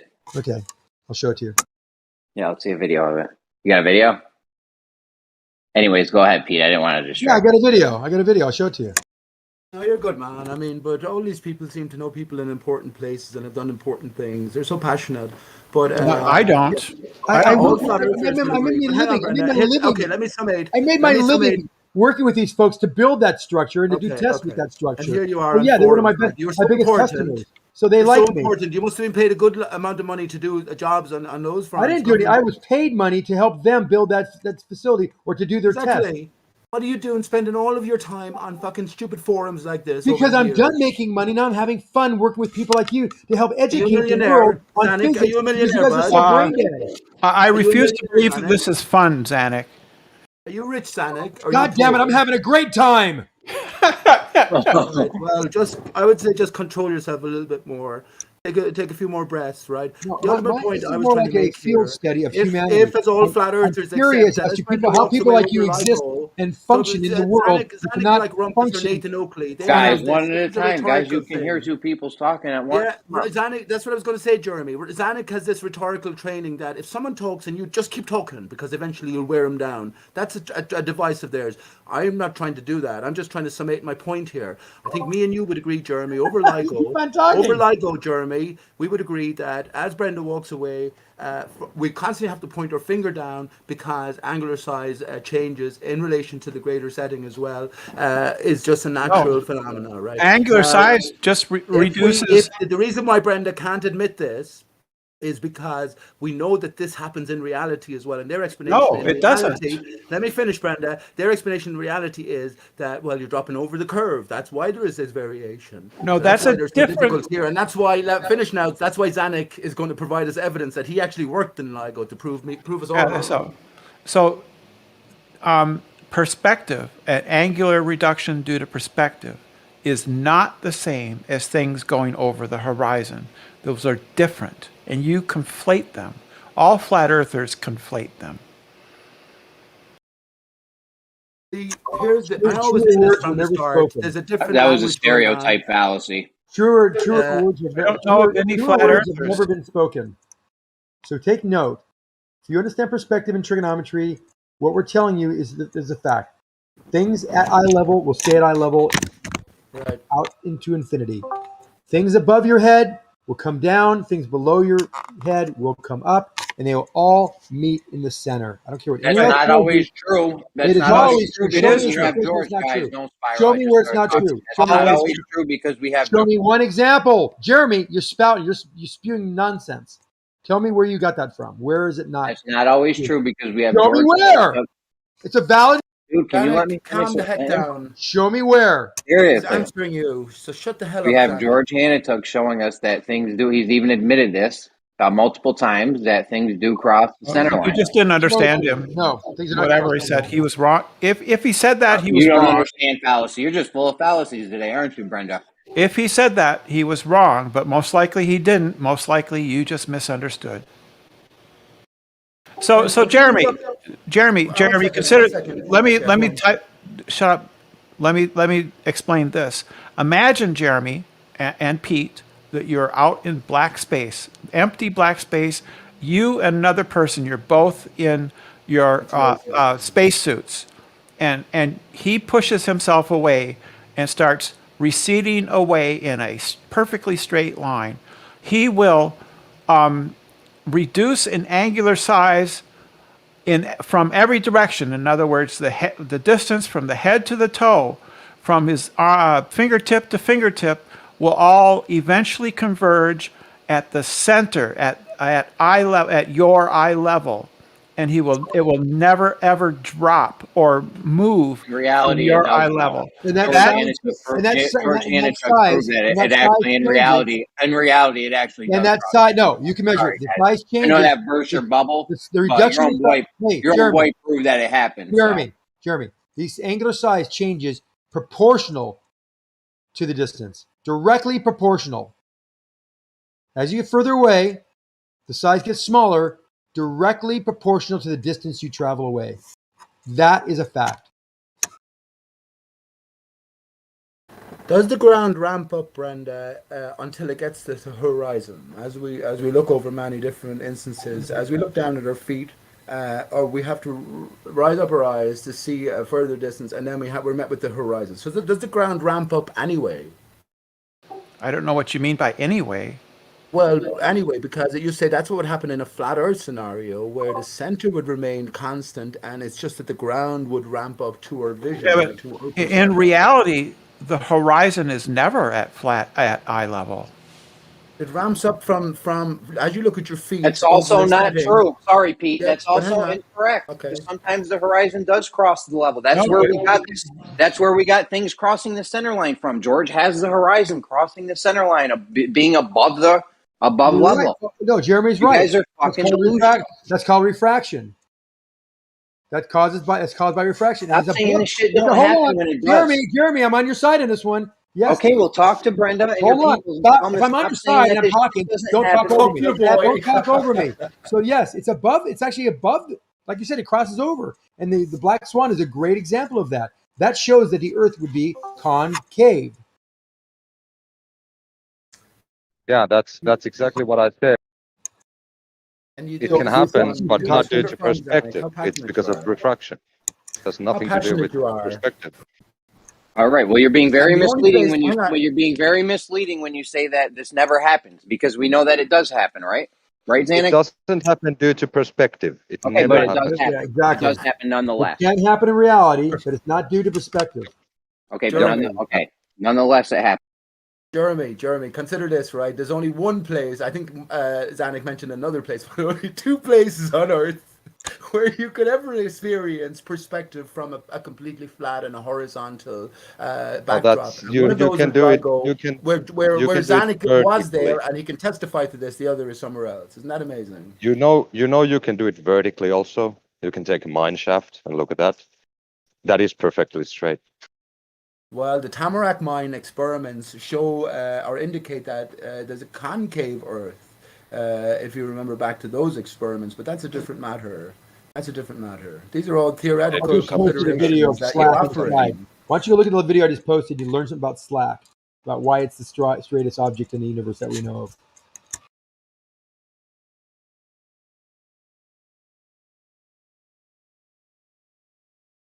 You're so passionate, Zanuck, aren't you? And you do this for fun.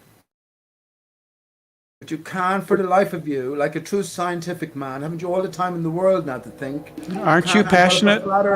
You can't develop a flat Earth and follow it up somewhat. You must always gauge every single answer in relation to the one and only model. You're passionate, Pete. You're passionate about this. Yeah, but I mean, all the tests I do, I understand, and I see it all validates what most people believe to be the shape of the Earth. Now, most people don't. I agree. Let me finish. Most people don't understand it as well as even you do about how you would test for a round Earth. They just trust the books. They trust the pictures. You and I and the rest of this group are somewhat a little different. We actually do tests to show that the Earth is either round or flat. And all the tests I do show that it's round. All the tests you may do you're confused about because you don't know what you're looking at. Well, But you haven't. That seems when like you say a reasonable, test, logical answer, right? when you say test, we're not talking scientific hypothesis. Yeah, scientific. Yes, absolutely. Oh, let's hear one. Perfect. Okay, so if the Earth is round, then that means hold on. What's your observed phenomena? The boat's getting blocked by the horizon. Okay, boat's getting blocked by the horizon. What's the dependent variable? No, you're getting ahead. You see, this is why you don't know what's the horizon. I don't want you to go right. I don't want you to go all the way through this. The observed phenomena right is part. No, the observed phenomena is part of the hypothesis. So I I see. know. It's So a dependent variable. you're jumping into experience. Jeremy, I'm trying to help Dependent you. variable. Hey, listen. And then you need, Listen. and then you're gonna need a cause. Listen, when you want to tell me how to clean the toilet, I'll ask you. I'm not a janitor anymore. I'm not a janitor anymore, Zan. Okay, well then whatever you're good at. He got into crypto. He got into crypto. Here's what you do. Yeah, well, that's good. I'm glad you got out of that into crypto. Fantastic, because it's rocking right now, by the way. So listen, if you want to do look at a hypothesis, that what my hypothesis is, you can ask me, and then I'll tell you what our observed phenomena is, and that would led us to formulate our hypothesis. Then we start doing the tests, the experiments. Yeah, sure. You're about to do the test. Hold on. And then the experiments incorporate a independent and dependent variable relationship. I haven't got there yet. You asked what the hypothesis was. Nick, we heard all this before. So the hypothesis is the Earth is curved, therefore the ships are getting blocked by the horizon. I can make it more details of that. What have you defined the horizon as? It's not a hypothesis. That is absolutely. It's not even a valid hypothesis. That's ridiculous. That's my hypothesis is 3-year-old made that hypothesis. Let me finish. The ships are being blocked by the ships are being obscured. What's causing that? I think my hypothesis for that happening is the fact that the Earth is curved, and as things get further away, based on the curvature, the equation, that parts will be unseenable, and that would be the cause of these ships being blocked. Okay, the Earth being curved. Now the experiment would be, okay, if that's true, then I should be able to go 3 miles away at 6 foot tall and see an object, and another mile further away, and suddenly it'll be blocked by another certain percentage of that object, and that's what we see as well. And those are the tests I've done. So hold on, let me finish. You want to see what my hypothesis? Oh my God! You wanted to see what my independent variable. Listen, so my test would then be go further away. That's changing an independent distance as the independent variable, and see if more is blocked, and yet it is. And do it again, and do it again, and do it again, and eventually every move I make. Talk to you, Zanuck. You're just waffling. You're monologuing. More. That's my scientific test. I'm changing the independent variable, not changing anything else, controlling the control variables. As I go further away, it gets further and further hidden, and that's what I've seen. I'm not engaging with you because you monologue nonstop, and I can't. You want to know science. I showed you how to do it, and you just talk over me. So fuck you. So fuck off. He's a monologue master. Now, so in your experiment, he does. Yeah. In your experiment, you're manipulating not your independent variable. You're manipulating something else. You said the cause. No, I'm manipulating the independent variable. You idiot! Come on. So the cause is not Earth curve, and the cause of things. The cause of things is stop it. Manic, don't rumpus me. I am. So the cause in your experiment. The independent variable I'm changing is the independent variable I'm changing is the independent variable I'm changing. Calm down, please. Let me speak. The independent variable. Downshift a little bit. All right. The independent variable that I'm changing is the distance to the object. That is an independent variable. The dependent variable is the effect on that object in your vision, in your line of sight. And when you see half of missing, I'm almost done. When you see half of visit, that is the dependent variable. It has changed because I've seen half of it missing now. Okay, the independent variable is your cause. So you're saying the variable is not the cause. Oh boy! Wow, you got some real fucking. The experiment has an effect. It has an effect on the dependent variable. It's not the cause. It's an effect. I know. I feel you, Pete. It has an effect on the dependent variable. By moving further away, that causes the object to be half seen or some portion of it missing. That's the dependent variable. The cause and effect relationship, you're confusing again, as I've said for years. I'm not confusing shit. You're being a weirdo. You're being a weirdo. How do you prove the cause of the Earth curve from all those experimental results? How do you prove the cause of the Earth curve? If it comport, according to my hypothesis, as I go further away, this much more of the object will be hidden. And that's what I do. I go further away, and that much more of the object is hidden. Therefore, the Earth is curved. Oh, that's your hypothesis then, is it? That's not a very I gave you my hypothesis. The Earth is curved. That is causing it to be hidden as I travel further away from the object over water. So you're never going to manipulate the actual cause. Yes, you're never going to manipulate the cause. Are you listening to me? You're saying the cause is Earth. I didn't say. I said the effect on the dependent variable is the independent variable. So Earth curve isn't the cause. Earth curve is the cause. Yes. Hang on, Jeremy. So hang on, Zanuck. So if you find an exception, so we won't mention Black Swan. There's plenty of exceptions out there. Then does that not invalidate your hypothesis? No, because remember the control variable. You probably forgot about that. So if we see an observation where that doesn't happen, then we say, okay, well, let's go up in altitude. Let's go up in elevation and see what happens. And then coincidentally enough, we can actually find the exact amount of refraction for every meter or foot you rise above from that the original observation point. And that can actually plot, you apply your refraction value from 0 to whatever altitude you end up at to prove that it is not caused by refraction. So if you do find something from altitude, oh my God. Yes, you were finished. If you do find something at altitude that goes against that again, you will always invoke some other factor. No, you can test for it. It's so convoluted, isn't it, Jeremy? I think he would get an E or something, a D possibly in science or something in high school. In college, he's getting a straight F. Engineering, where I went to the university to study this shit. But I used it in work for freaking 30 years. It never failed me then. Suddenly I come to a fucking flat Earth forum, and you guys think you know more than me. Really, he's getting worse than that. That's very rich. Pete, he's getting worse than an F. They're going to drag him out of there in a straitjacket. Yeah, he's so invested. His whole life has revolved around all of this. He can't bear to think that he was fooled or, you know. Well, it's good to be invested. You've been bamboozled. I wouldn't care less. They've already supported my life for 20 years. Why would I care? You can do it differently. You can do it differently if you don't like what Zanuck is doing. You can manipulate the curve by going on topography and see where there's more curvature, the obstruction is quicker. So in your hypothesis, what if the Earth is flat? Should we expect to see these disappearances over a flat stationary Earth surface, water surface particularly? If not, how do you decide now? We know water and we know atmosphere can cause all manner of visual effects. So how have you expanded the alternative hypothesis, Zanuck? If you say that the atmosphere can do all kinds of things, how did you come to the conclusion that the Earth actually is flat? Because you can't use observations then. Well, we'd have to develop a hypothesis as well. Well, not really as well, because it's not. These are sort of what's happening in reality questions, which is outside the scientific, the testability, sort of, in a big sense. I think it is anyway. But that's not to say, okay, I was asking Zanuck that anyway, because he put forward the hypothesis.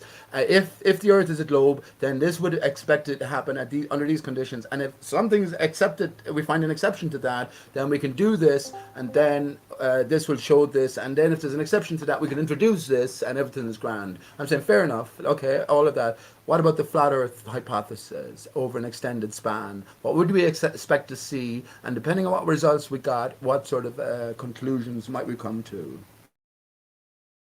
That's a tough question because give us the hypothesis. Go ahead, give us the hypothesis for a flat Earth showing what we see. Can you even formulate a hypothesis? First of all, let me say this. First of all, things don't disappear consistently at the rate at which you seem to say that all observations deem them to. Right? That's one. When you control the control Second, hang on, please. The second no, they thing don't. The second thing is, hang on, Zanuck. The second thing is that you have to define terms precisely when you form your hypothesis. You introduced a term called horizon, something disappearing over the horizon. You have to explain that properly and appropriately. So again, there's lots of different. Hold on, just real quick, Pete. Let's not miss the opportunity here. Zanuck, can you please provide any of these observations that you're talking about where variables were controlled? And I'd like to know how he controlled for atmospheric conditions. How do you control the atmosphere? Right. So again, just to reiterate, are you talking about making these observations and tests out in the field or in a laboratory? And Both. then, okay, Both. great. Okay, great. So I'm not really interested in the laboratories. Can you please just demonstrate any controlled variables with the condition or with the scenarios that we're talking about in the field?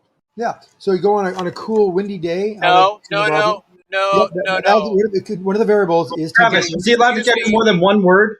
No, Unbelievable. I want to. You're unbelievable, Okay, dude. hold You're on. being so I unbelievable. want to listen. You didn't understand what I asked. I did. Did you show me an example of how you control the control variables? And I do. Okay. The control variables would be temperature, wind, humidity. Oh my God. Everything. So we're going to Okay. use. Oh my God. We're going to go on days Listen where those very variables carefully. are controlled. They're the same. We're trying to keep those variables the same and see what observations You're the we make. American rumpus. Oh my You're the God! American You can't help rumpus. yourself, can you? You just can't. Okay, All I'm right, gonna listen. I'm gonna ask the question again so that it's more clear.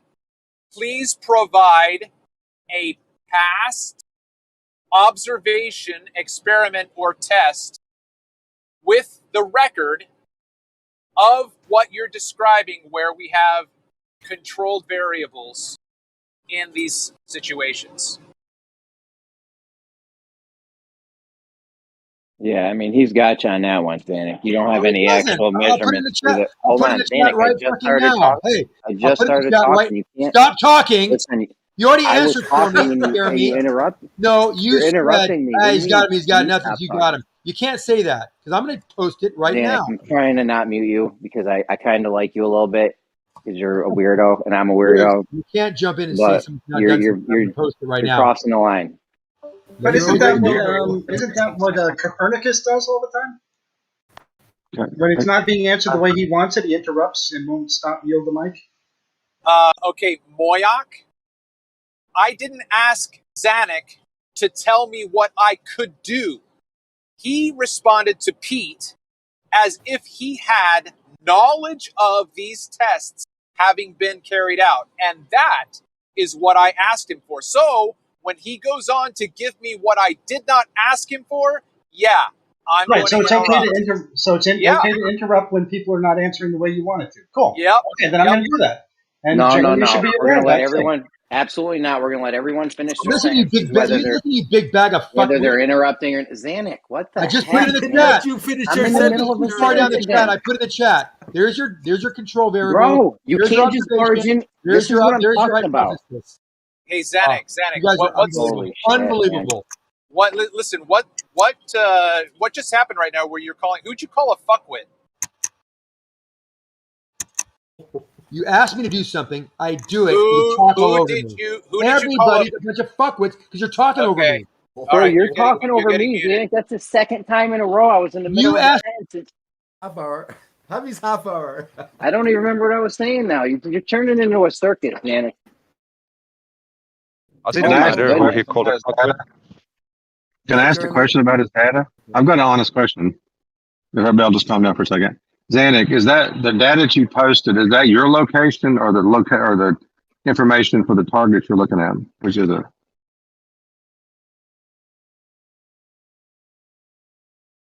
When you're measuring, they're measured at both positions. The temperature. So how did you get the temperature at the target and at your location? How did you get that? Well, you travel to one versus the other. You can go. There's only 400 yards away. How do you know what Did happened you- in the middle? Hold on. Did he do that? Did you do that? I didn't do this test. This is someone else's test. That's not valid. Someone else's test. Why should I do someone I else's don't test? know. I've already done it. So how did you validate his information? How Why do you know do this? you say it? Why does it matter? What does it matter? How's it going to affect the result? Okay, hold on just real quick. Zanuck, okay, just real quick. Zanuck, I brought you out of your mute to answer this question, okay? So you're going to go back into mute land because of your outburst earlier. Don't mute him. Just let him control himself. Please, Zanuck, try it for us. Try to control yourself. Why can't we all just get along? Why can't we all just not talk over people? Let people finish I was barred sentences. for half an hour earlier. You're the one who had an outburst in calling people names, okay? Because they're talking over me. No. Zanuck, you were talking over me the whole Control time. yourself. I tried to talk 2 times in a row and you talked over me both times. You made it. I was mid-sentence, bro. Okay, Well, so we all got to be better. Let's move on. Let's go on. All right. Okay, so what are the parameters of this post that you just put up? Like, what was this? Who was doing this observation, and what does it entail? And are there photographs? The photographs on it and the details are on the post as well. Moppy kid.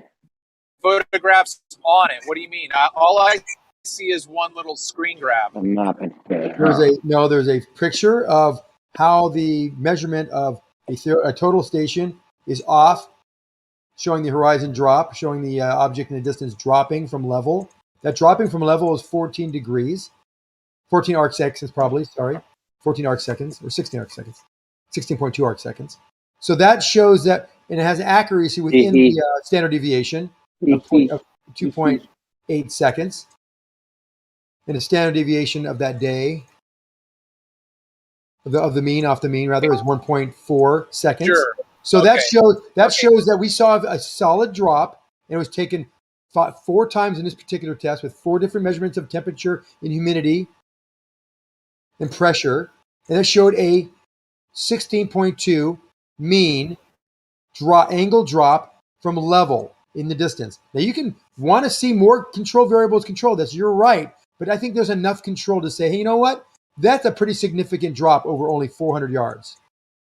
Okay, so again, you're referring to this Kozlowski observation, right?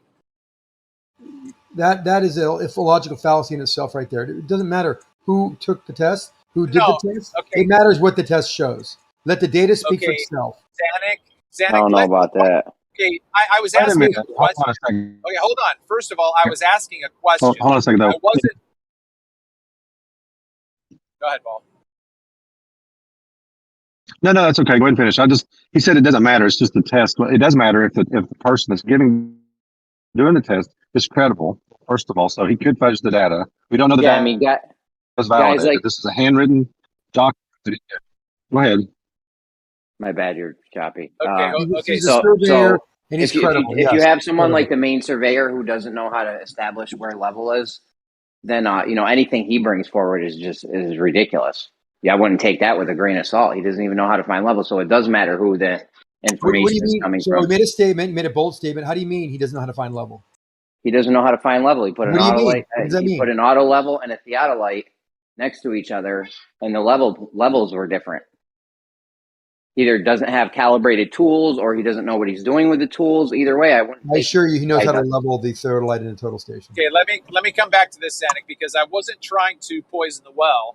I was trying to orient myself because I've seen the picture through the theodolite before. So I'm just asking for confirmation that this is Jesse Kozlowski's observation, right? Yes? It's main surveyors data and activities. Ooh, that's It's not not- good, Zanuck. You don't want to be using him. He Okay, doesn't even know how to okay, hold find on. level. Yeah, He shut can't up. even find Okay, level. cool. Okay, Level's hold on, nothing. just real quick. Level's Okay, pretty so easy to find. okay, great. So Zanuck, my point is that I would like to see other observations throughout the year in different conditions, because my prediction is you're never going to have the same result in every single observation. Even though he did this in one day, he should have done it again 4 days later and a month later. Well, can I say something about that? Now, that's a valid request. We're talking about 400 yards. You're not going to see anything different. I don't know how cold the day is. If it's raining, foggy, Okay, it's not going to change. No, we don't see refraction created like that over that short of a distance. Okay? We're talking about a 16. Hold on. We're talking about a 16 arc second variate. Let me finish. A 16 arc. You keep on talking. A 16 arc second variation. And you want to see what? Right. So then You think it's going to be 16 arc seconds off by a day? Some day over 400 yards is going to change 16 arc seconds? Hey, it's valid. Valid. Zanuck, you have to stop talking at some point so Travis hold can respond. I also want to get on this because you're arguing about. Yeah, Go ahead, right. though, Travis. I'm sure you do Go that ahead. to other people when they talk to them. I know. Go ahead, Travis. I know. I think I'm. Yeah, you're breaking up. roboting. I can You're roboting. We can't you guys hear you. We can't hear you at all, bro. Sit this one out. We got this one. Now you got this main surveyor guy who I don't know why Travis is trying to argue about it with you. This guy is incompetent at best. He can't find level. He has an autolite and a theodolite right next to each other, and they're showing different levels. This guy does not know what he's doing. Anything you present from him is going to be dismissed immediately because it's obviously clear. You made a claim. You made a bold Obviously claim. clear that he does not know what he's doing. Jeremy, That's you poisoning made the a well. bold claim. Why don't you show us It's not graphically what you're talking about? Because all I hear is words out of you. All right, Oh, SCD. He's Hold got a- on, you said- hold you said on. he I'm had going a to total get it for you. seven- hold on. You said he had a First total stop. I'm solution going to get and it an for you. R11 next to each If you other. keep You said talking, that. I'll never be able to ask for it. Because I'm asking Okay. you a question. You I said know. he had a total station and a. No, and he I said couldn't he find So they had an auto. Okay, we're gonna get the information if you ever stop talking. Now, SE or somebody's got the picture of when the main surveyor had the auto level and the theodolite or whatever he was using right What was next his to each other. explanation, Jeremy? I SE, you don't got have it. that one, Jeremy. Jeremy, It's what was all his over Bev's explanation? video. It's all over Bev's video. You know what? I think I got it. Hold on a second. Hey, I'm Jeremy, sure what was Bev his has it. explanation for that? He had a reason for that. His explanation is he doesn't know how to find level. No, his No, it's not explanation what is that his No, auto his level was out of explanation calibration. was that's to be expected. His explanation was that his auto level was out of calibration. Yeah, Then so don't he's take using something out of uncalibrated. He's uncalibrated. using uncalibrated And tools. That's not a well, good start. the further explanation is since this measurement didn't involve the horizontal, it was not required that he use that. He was just using it as a telescope, essentially. Correct. So this is not a measurement at all of anything. No, it's an observation of two objects that are in the inappropriate position from each other. Okay. Well, I don't know The why the taller main object in the surveyor. background is shorter than the higher object in the foreground. All right. Well, I don't know why the main surveyor is walking around with uncalibrated auto levels or theodolites or whatever one was uncalibrated. So that's not a good sign from this guy. Did he use the uncalibrated one when he was making this measurement?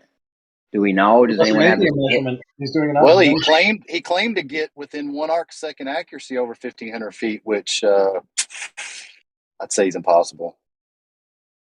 That's within the Oh, I specs got that of the one tool. too. That was a good Now, one. I just oh, saw wait, that you just from can't Bev the jump other day. in.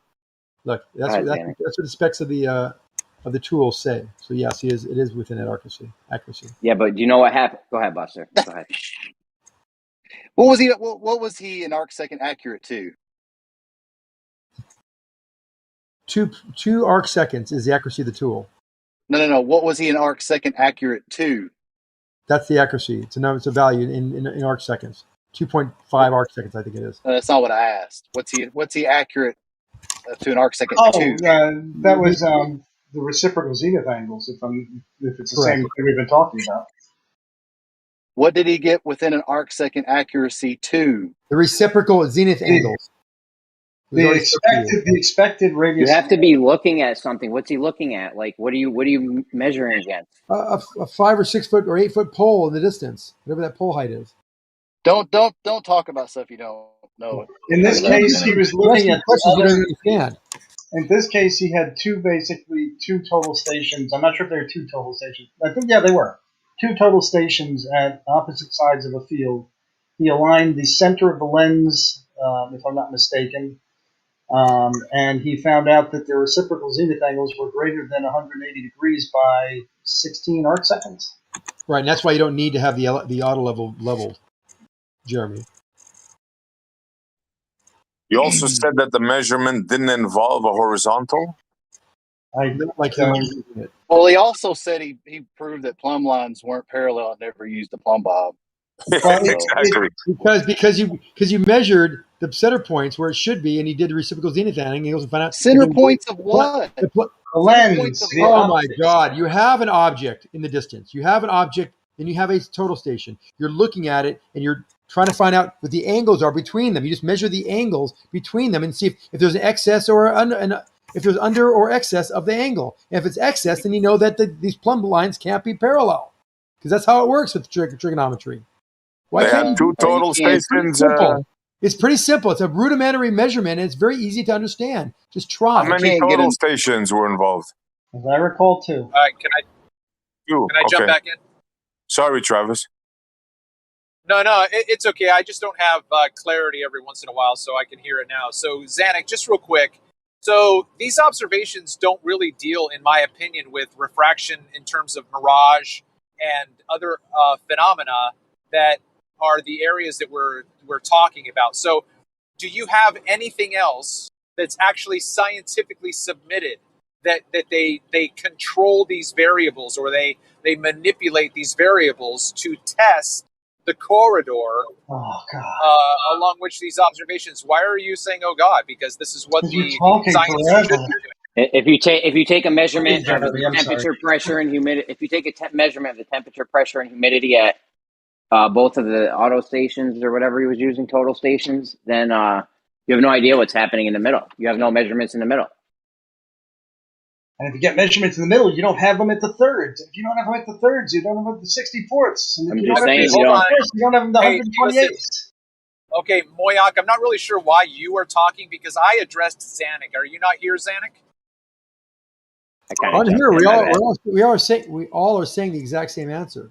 You don't need to have a mid-span measurement. We're talking 400 yards. We know how refraction works. We know how the atmosphere works, and we know why can't I finish 5 words? You aren't answering my question. I can take over. Okay, look. This isn't difficult. I asked Zanuck a question, and then he didn't answer. Moyak spoke up. You still gotta let him finish though. Let him finish his ramblings, and then tell him at the end he didn't answer, just so he feels better about himself at least. Plus, we gotta all let it. I don't play that way. Okay, Zanuck, No, did you hear my Moyak, question? a simple answer. Moyak explained it perfectly. I asked you though. Why didn't you answer? I asked you. Quicker, because everyone knows the answers here. You're asking about things that just aren't usually asked by people that understand the concepts here. Okay, great. So since I forgot Moyak's answer, please, Zanuck.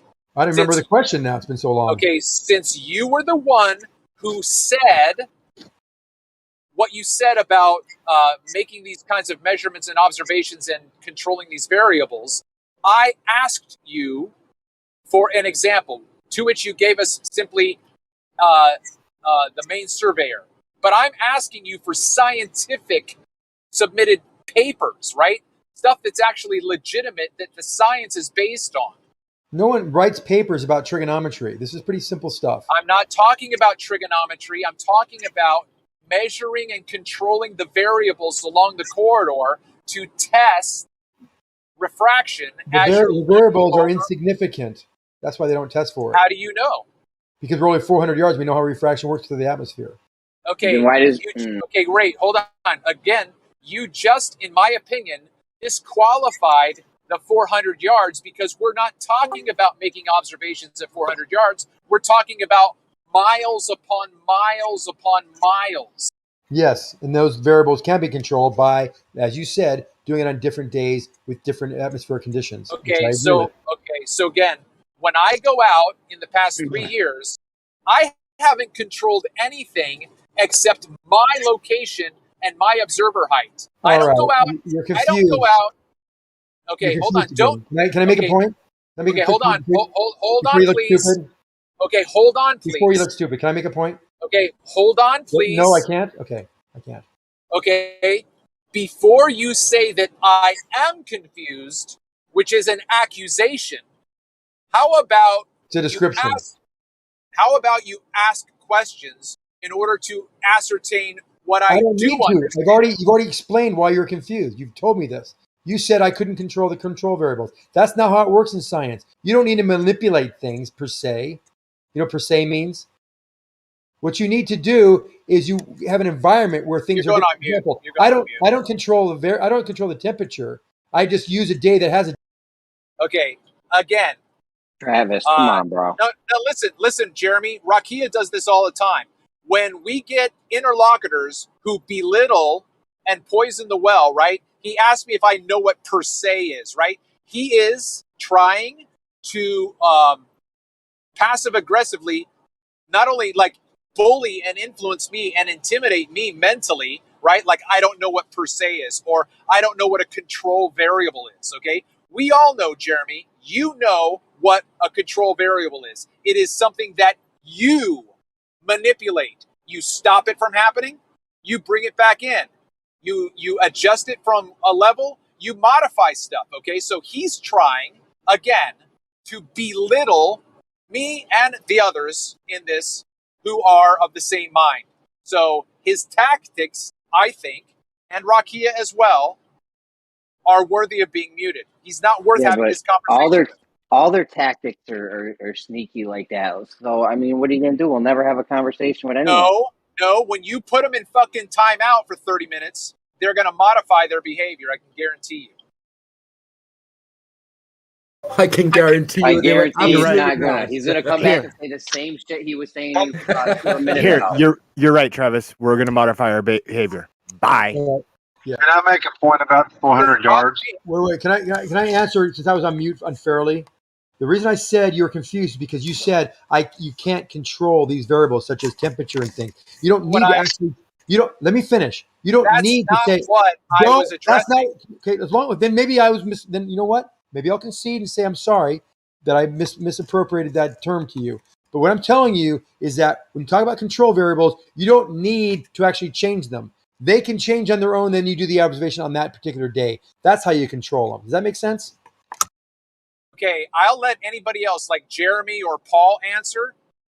You guys want to answer? Does that make sense to you the way he described what a control variable is? Anyone? Oh, I wasn't listening. I got Xanax. Okay, Paul. See if Mayak say it again. No. I don't want Moyak. I want anyone else. I want Mayak. I asked if you understand. Is that simple? I probably disagree if it was Xanax sense. talking about science. Okay, I'll say it again. If you want to control a control variable such as temperature, you don't need to actually change the temperature yourself. You can wait until it changes and then do your measurement on that next day. So it's controlling. That's controlling That's controlling the control variable, but it's not you actually making a change yourself to that control variable. Does that make sense? Absolutely. Okay, great. We have one absolutely. Anyone else? I mean, that sounds good to me. I can understand why. I'd love to disagree. Go ahead. I can understand why he says that because it is hard to control the environment itself. That actually wasn't the point I was going to make. I asked a specific question, like measuring the temperature of the observer and the target. And honestly, even like Travis said, the corridor in between, because I remember driving through Las Vegas and I had the windows down, or I had the windows up because it's kind of chilly, and all of a sudden it got hot. And I'd roll the windows down. It was like within a few seconds as I was traveling. So temperature variations can occur even over short distances. So, and to say that doesn't occur. Hold on. So just to say that that's not a variable and you're only measuring your location where you're observing, and there's a problem there. So I would think that the way you would normalize for that would be to watch it over time and see how much it does vary. Well, you'd have to know the temperature at the location of what you're looking at and your location, and it would be a good idea to have the measurements in between too, because even in between there could be temperature variation. I mean, Absolutely. ideally, We don't yeah, have them in between. Go ahead, Moya. Ideally, yeah, but now we don't always have ideals. So can we, at over 400 yards, do you think that we can make a reasonable assumption that the temperature will be similar? I mean, if there's a huge temperature gradient, you'll have a wind. Why are you assuming goofy shit? We're supposed to be doing science here. Why would you ever assume? Reasonable assumption. What happens when you assume things? What happens? Well, most of the time you're right. Okay, so why are you assuming in scientific endeavors? Why are you assuming? Well, no, it's not only an assumption. The evidence is there in the fact that you don't have a wind. If you have a huge temperature variation, you're going to have a wind. You have a wind? No. Hold on a second. Could there be a wind at the location that you're looking at and not a wind where you're at? Can you have? Yes. Yes. Okay. Can you have a condition where it's continuously like that? You tell me. I'm just questioning the data that's been given and how you got it.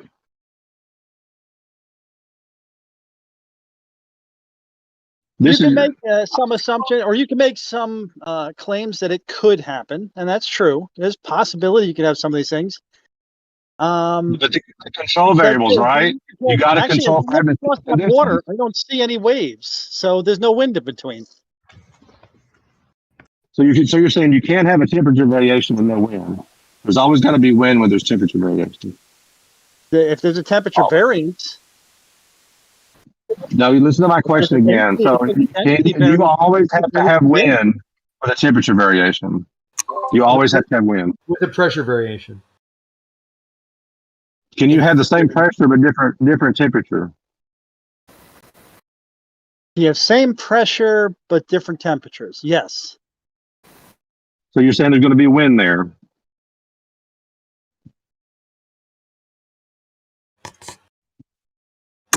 I think through what you just said.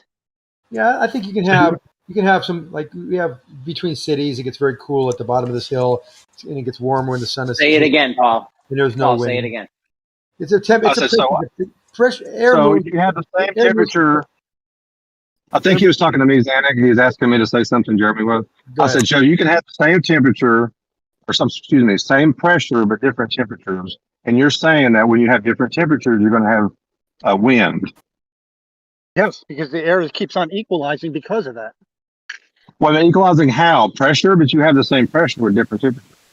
How would it equalize? Okay. On a microscopic level, there's a tiny increase in pressure which immediately spreads out, causing a wind. Okay, That so we you have can different tell. pressures. You're saying, Oh, my bad. Go ahead. Go ahead, Paul. no, so he's saying anytime there's a temperature variation, there should be wind. So if I can show one where that's not the case, that would debunk your statement, would it not? It's more of a density change, but yes. I think it'd be very difficult not to get a density change with it. So I think Okay, okay, so now we get into barometric pressure. So now you got two things. You got temperature and you got barometric pressure. Have you got those readings at those locations? Yes, we do. Yeah, I posted it. I tested those and posted those information on the chart there. I posted. So there it is. Yeah. Did you also get the corridor too? No, you don't need the corridor. Why do you need the corridor? We don't see a wind down. You're looking so for the temperature variation has to be minor. Why do you need the corridor? It could vary along the way, but if it's the same temperature and pressure at the same ends, why do you care? Wouldn't it equalize itself out at the end? It could move you around. guys can Can the light be bending up and down? This is pretty scientific, Paul. Pretty scientific stuff. We can make it as accurate as you want, but I think this is pretty damn accurate. At 400 yards with incredibly accurate equipment, we're actually measuring this 16 arc seconds variation. Now, if you go over 5 miles or 3 miles, we're seeing hugely. We can go 30,000 feet in the air and see 3 degrees, 3 full degrees, not just arc seconds, 3 degrees of horizon drop. That's kind of you can't see the horizon at 30,000 feet, man. It blurs into no. You say that, but that's not the way it happens. It blurs into a cloud layer necessarily, bud. Nope, that's not what happens at all. Over the distance, it does. We can prove that. We can prove that. Give me an example. Give us an Hold example on. of a high altitude. When you fly at that height, or fly less than 20,000 feet, or 15,000 feet, which I've flown at before, and you can see a light tower at an airport that's probably 50, 60 miles away. You can see the beacon. And then you can't see the beacon. If you're a little further away, you can't see it. You can see some of the light shining up, but you can't see the beacon itself. We have to believe. And we know how far it is because we have radar and we have maps and we can time how far we are away. So no, you're wrong. The answer is to what Paul was saying. You have assumed, right, the outcome, which is you live in a spinning ball, and everything else then is fitted around that philosophy. That's all it is. Simple as that. And let me just say, remember I said at the start, with your hypothesis, boats seem to sink over the horizon. You have only defined horizon in terms of a spinning ball Earth to begin with. No, that's not what we said at all. What's an horizon then? No, you said that. Horizon is horizon? a point at which something becomes obscured from vision. That's a horizon by definition. Obscured from vision? Yes. Okay, so can you please provide a citation that defines the horizon that way, please? It's so you step behind the car that I'm looking. The car is an horizon? Pardon me? You step behind a car or a bus or something that if you're coming over a hill, you could literally say that it's coming over the horizon, but it's a little sloppy. Okay, again, Zanuck, I wouldn't be happy with your definition of a horizon. So, do you have a definition? Of course, I do. Okay, great. Thank you. Go on. Thank you. Excellent. It has to be nailed down to begin with. All these words have to be nailed down to begin with. In your hypothesis, you have to stress exactly what you mean by horizon. I told you that the point is that a horizon is the point of obscurity of objects in the distance, specifically over water, caused by Earth curve. That is horizon. Now I'll get you. So then you're saying. Hold on. So then you're saying, okay.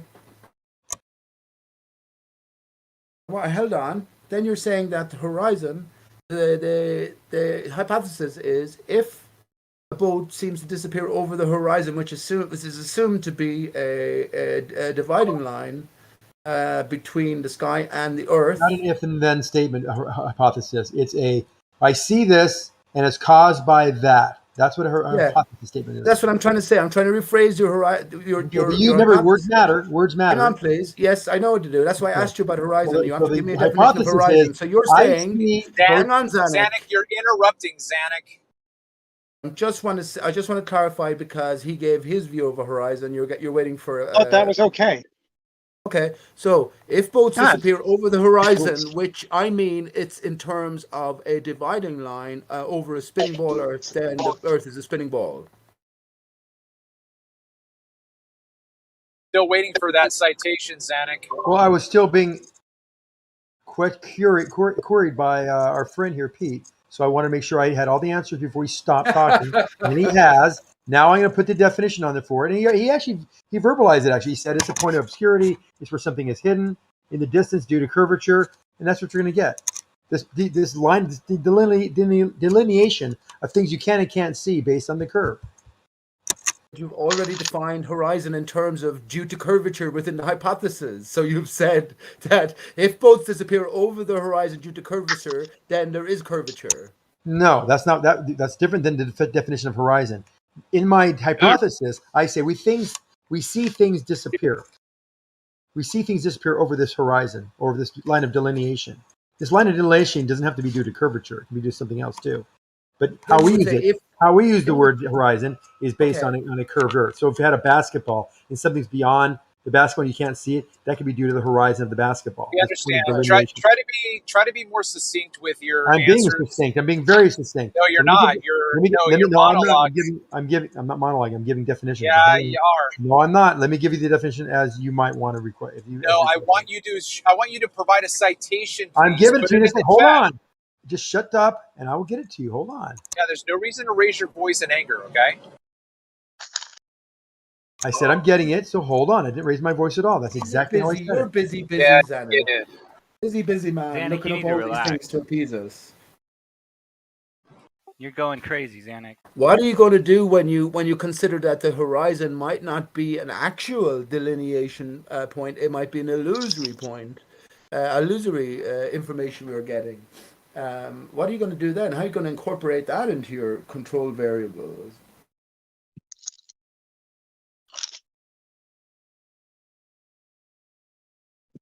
Okay, so just going back, I would not be happy with taking a 400-yard observation and making that the standard for what we think is going to happen with refraction when we're making observations in different climates over farther distance.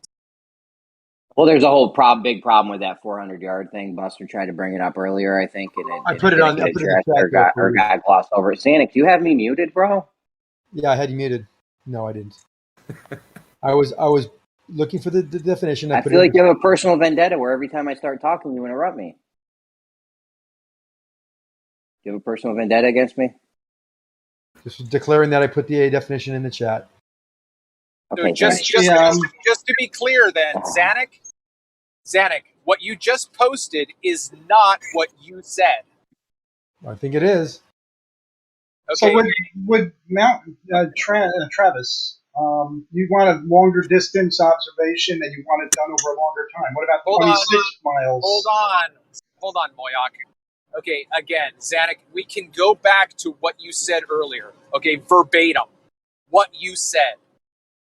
What you posted I said that the horizon is the point of delineation between things you can and can't see by the curvature of the Earth. Okay, that's not what this says. This doesn't say anything like that.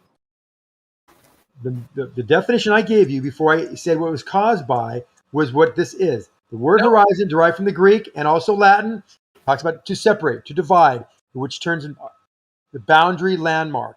That is the horizon. This is where this delineation between what we can and can't see is the horizon. Okay, when you say hold on. When you say the delineation of what we can and cannot see, please point that out in this citation. Separating circle. To divide, to separate. That does not say what you said, dude. Man, you're getting very pedantic. Seriously. Try something else. Try a different tack. If anybody else wants to speak up and either agree or disagree with you, go ahead. We all know what horizon means. You learn it in But freaking notice first grade. that. Okay, hold on, Pete. Hold on, Pete. Yeah, here's my definition of the horizon: the apparent meeting of the sky and the earth. No, because there's times when it's not apparent. It's actual. Okay. When? What are you talking about? When there's no atmosphere. When there's no atmosphere. Oh, okay. No, I'm talking about defined words. Now, No further questions. if there's an atmosphere on the Earth, then it has to be taken into account. I would agree. But the word horizon means this point of delineation, the separation between the sky and the ground. It is a point where things are obscured behind it.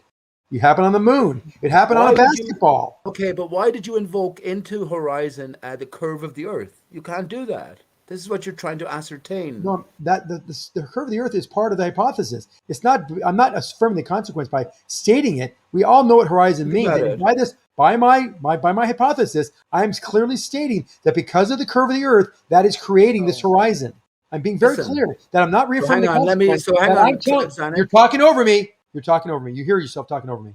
So I'm being very clear that this horizon, which is the point of obscurity, where things are obscured behind it, is due to curvature, and that is a hypothesis. Not affirming the consequence. Right. What you're saying, right? So don't interrupt me now. So you're saying that the hypothesis is if something seems to disappear over the horizon, which you gauge in terms of the dividing line. I don't know. 24 westbound is closed. Left lane hot mic, bro. Sorry, man. If something disappears over the horizon, which you equate to this dividing aspect of a sphere, are you saying you're not saying anything about the horizon and its association with the sphere? You're just observing phenomena. Hang on 1 second. You're just observing phenomena which are occurring with the horizon, and then you're extrapolating, saying that if it's a sphere of certain proportions or dimensions, this amount of vanishing should happen. Is that what you're saying? This amount of vanishing and the this amount of disappearance from the bottom up should happen. Can you hear me? Yes. Okay. I just said it would give you the amount that would be obscured and the angle at which it would be obscured below your level vision, level sight. But you've already evoked a sphere of certain dimensions. I'm being very honest with you. I'm saying that this obscurity, this object being obscured in a distance, and how the amount it is being obscured is due to the Earth being curved. The obscurity is called the horizon. We can call it point of obscurity. I don't care. We don't need it. We're talking about why things are being hidden past a certain point. Doesn't matter whether it's a horizon or anything else. Okay, I have a question just real quick.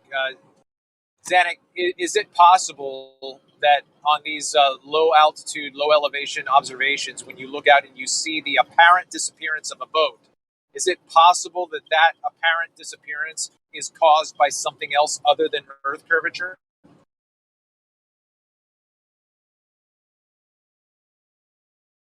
Since everything's possible, or anything is possible. Yeah, I guess for that definition. Okay, again, why is Moyak answering Zanuck? Zanuck, are you not here? Oh, so we're not allowed to talk. I see. It's only you. I get it. It's all about Mr. Copernicus. Yeah, don't be a jerk, Travis. He said, probable, not so much. Possible, sure. Anything's possible. Moyak's right. Zanuck, you said earlier there was a time when in the horizon there's no atmosphere. What do you mean?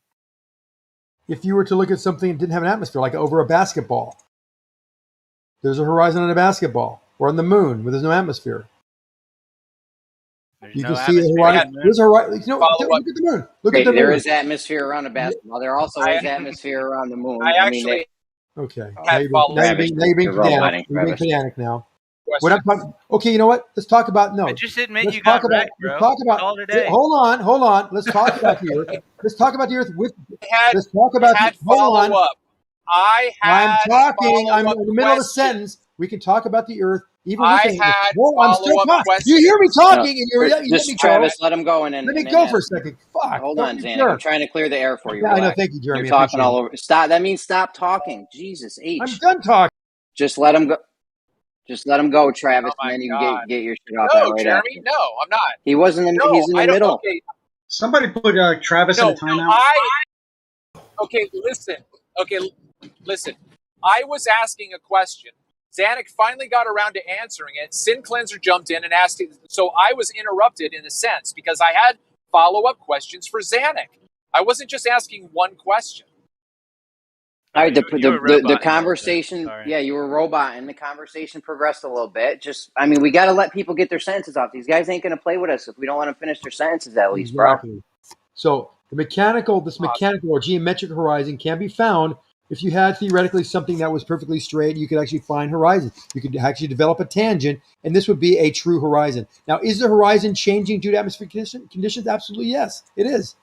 Now, can we rule them out? Yes, we can. We can actually measure this effect by changing one of the independent variables, which is the height above the ground. And if you do that, you can plot out what the refraction actually is for that particular day and distance to that object. Okay. Okay, great. Thanks. So you kind of I don't know, politely nodded that there could be obstruction due to something else other than Earth curve. Correct? Zanuck, correct?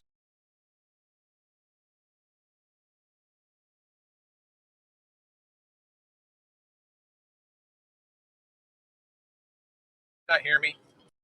I hear you. This is the one time you're actually not Yeah, roboting. there is a chance in a condition called sinking, which is upward refraction, where something could be hidden behind a horizon, the apparent horizon, that wouldn't be following the geometric horizon. So yes, it's possible, but not probable. Already decided your outcome. Okay, hold on. Wait. Hold on. Okay, so again, the obstruction. Could the obstruction that you're seeing be due to an inferior mirage out in the distance? That would cause one too. Okay, so how do you know the difference between when it's Earth curve and when it's not? Good question. And the answer is really simple. All you have to do, and this is something I've talked about with you many times, Travis, you have to figure out a way in some of your observations to determine what level is and where that object lies in your field of view. Once you do that, the world is a lot clearer to you. Holy shit. How do you have level on a ball, right now? Zanuck? You're tripping, dude. What, are we going to play teeter-totter games? Level is an orientation perpendicular to plumb. It's very simple. Yeah, we understand what level is, but you say you live on a sphere. You don't have level on a sphere, dude. We have level on it, absolutely. Level is only, again, I'll say it again, and I shouldn't have to say it a second time, but I'll say it anyway because you asked the same silly question the second time. Level is an orientation perpendicular to plumb. It's all over the sphere. Every time you move somewhere on the sphere, you have a new orientation perpendicular to plumb. But that's what I'm saying. So if we're talking about a level line of sight, long distance line of sight, level goes out the window since it needs to be orientated across the surface of that sphere. You're still confused. Maybe you should leave me. I'm not confused. You should maybe leave me with Travis for this one because we're actually. You're fucking confused. You're making us go backward. No, that's not going to work either. Again, okay.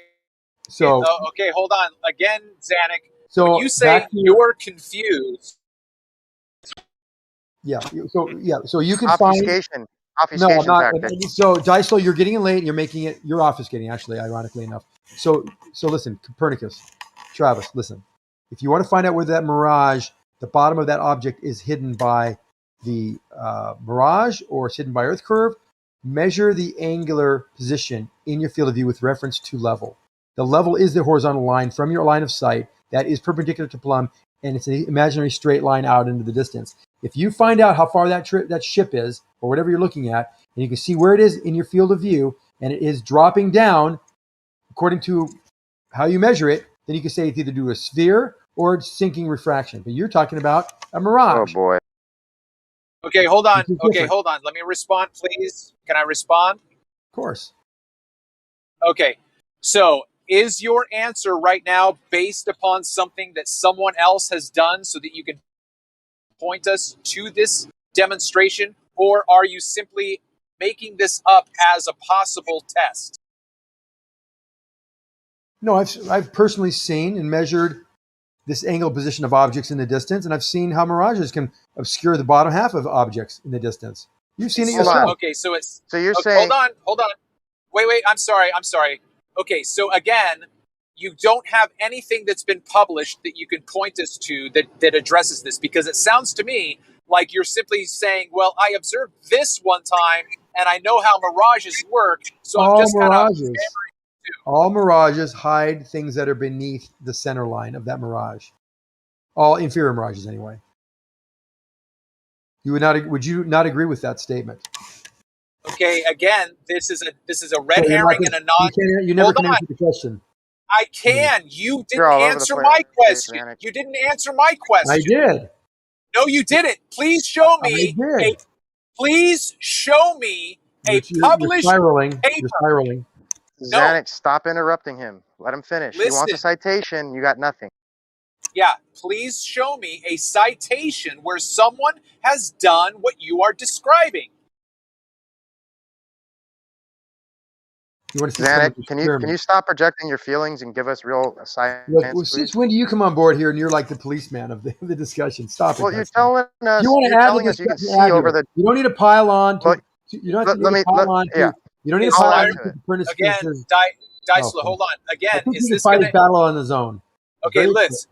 Okay, well listen. All right, let's not lose my request. Zanuck, can you provide a citation for what you suggest?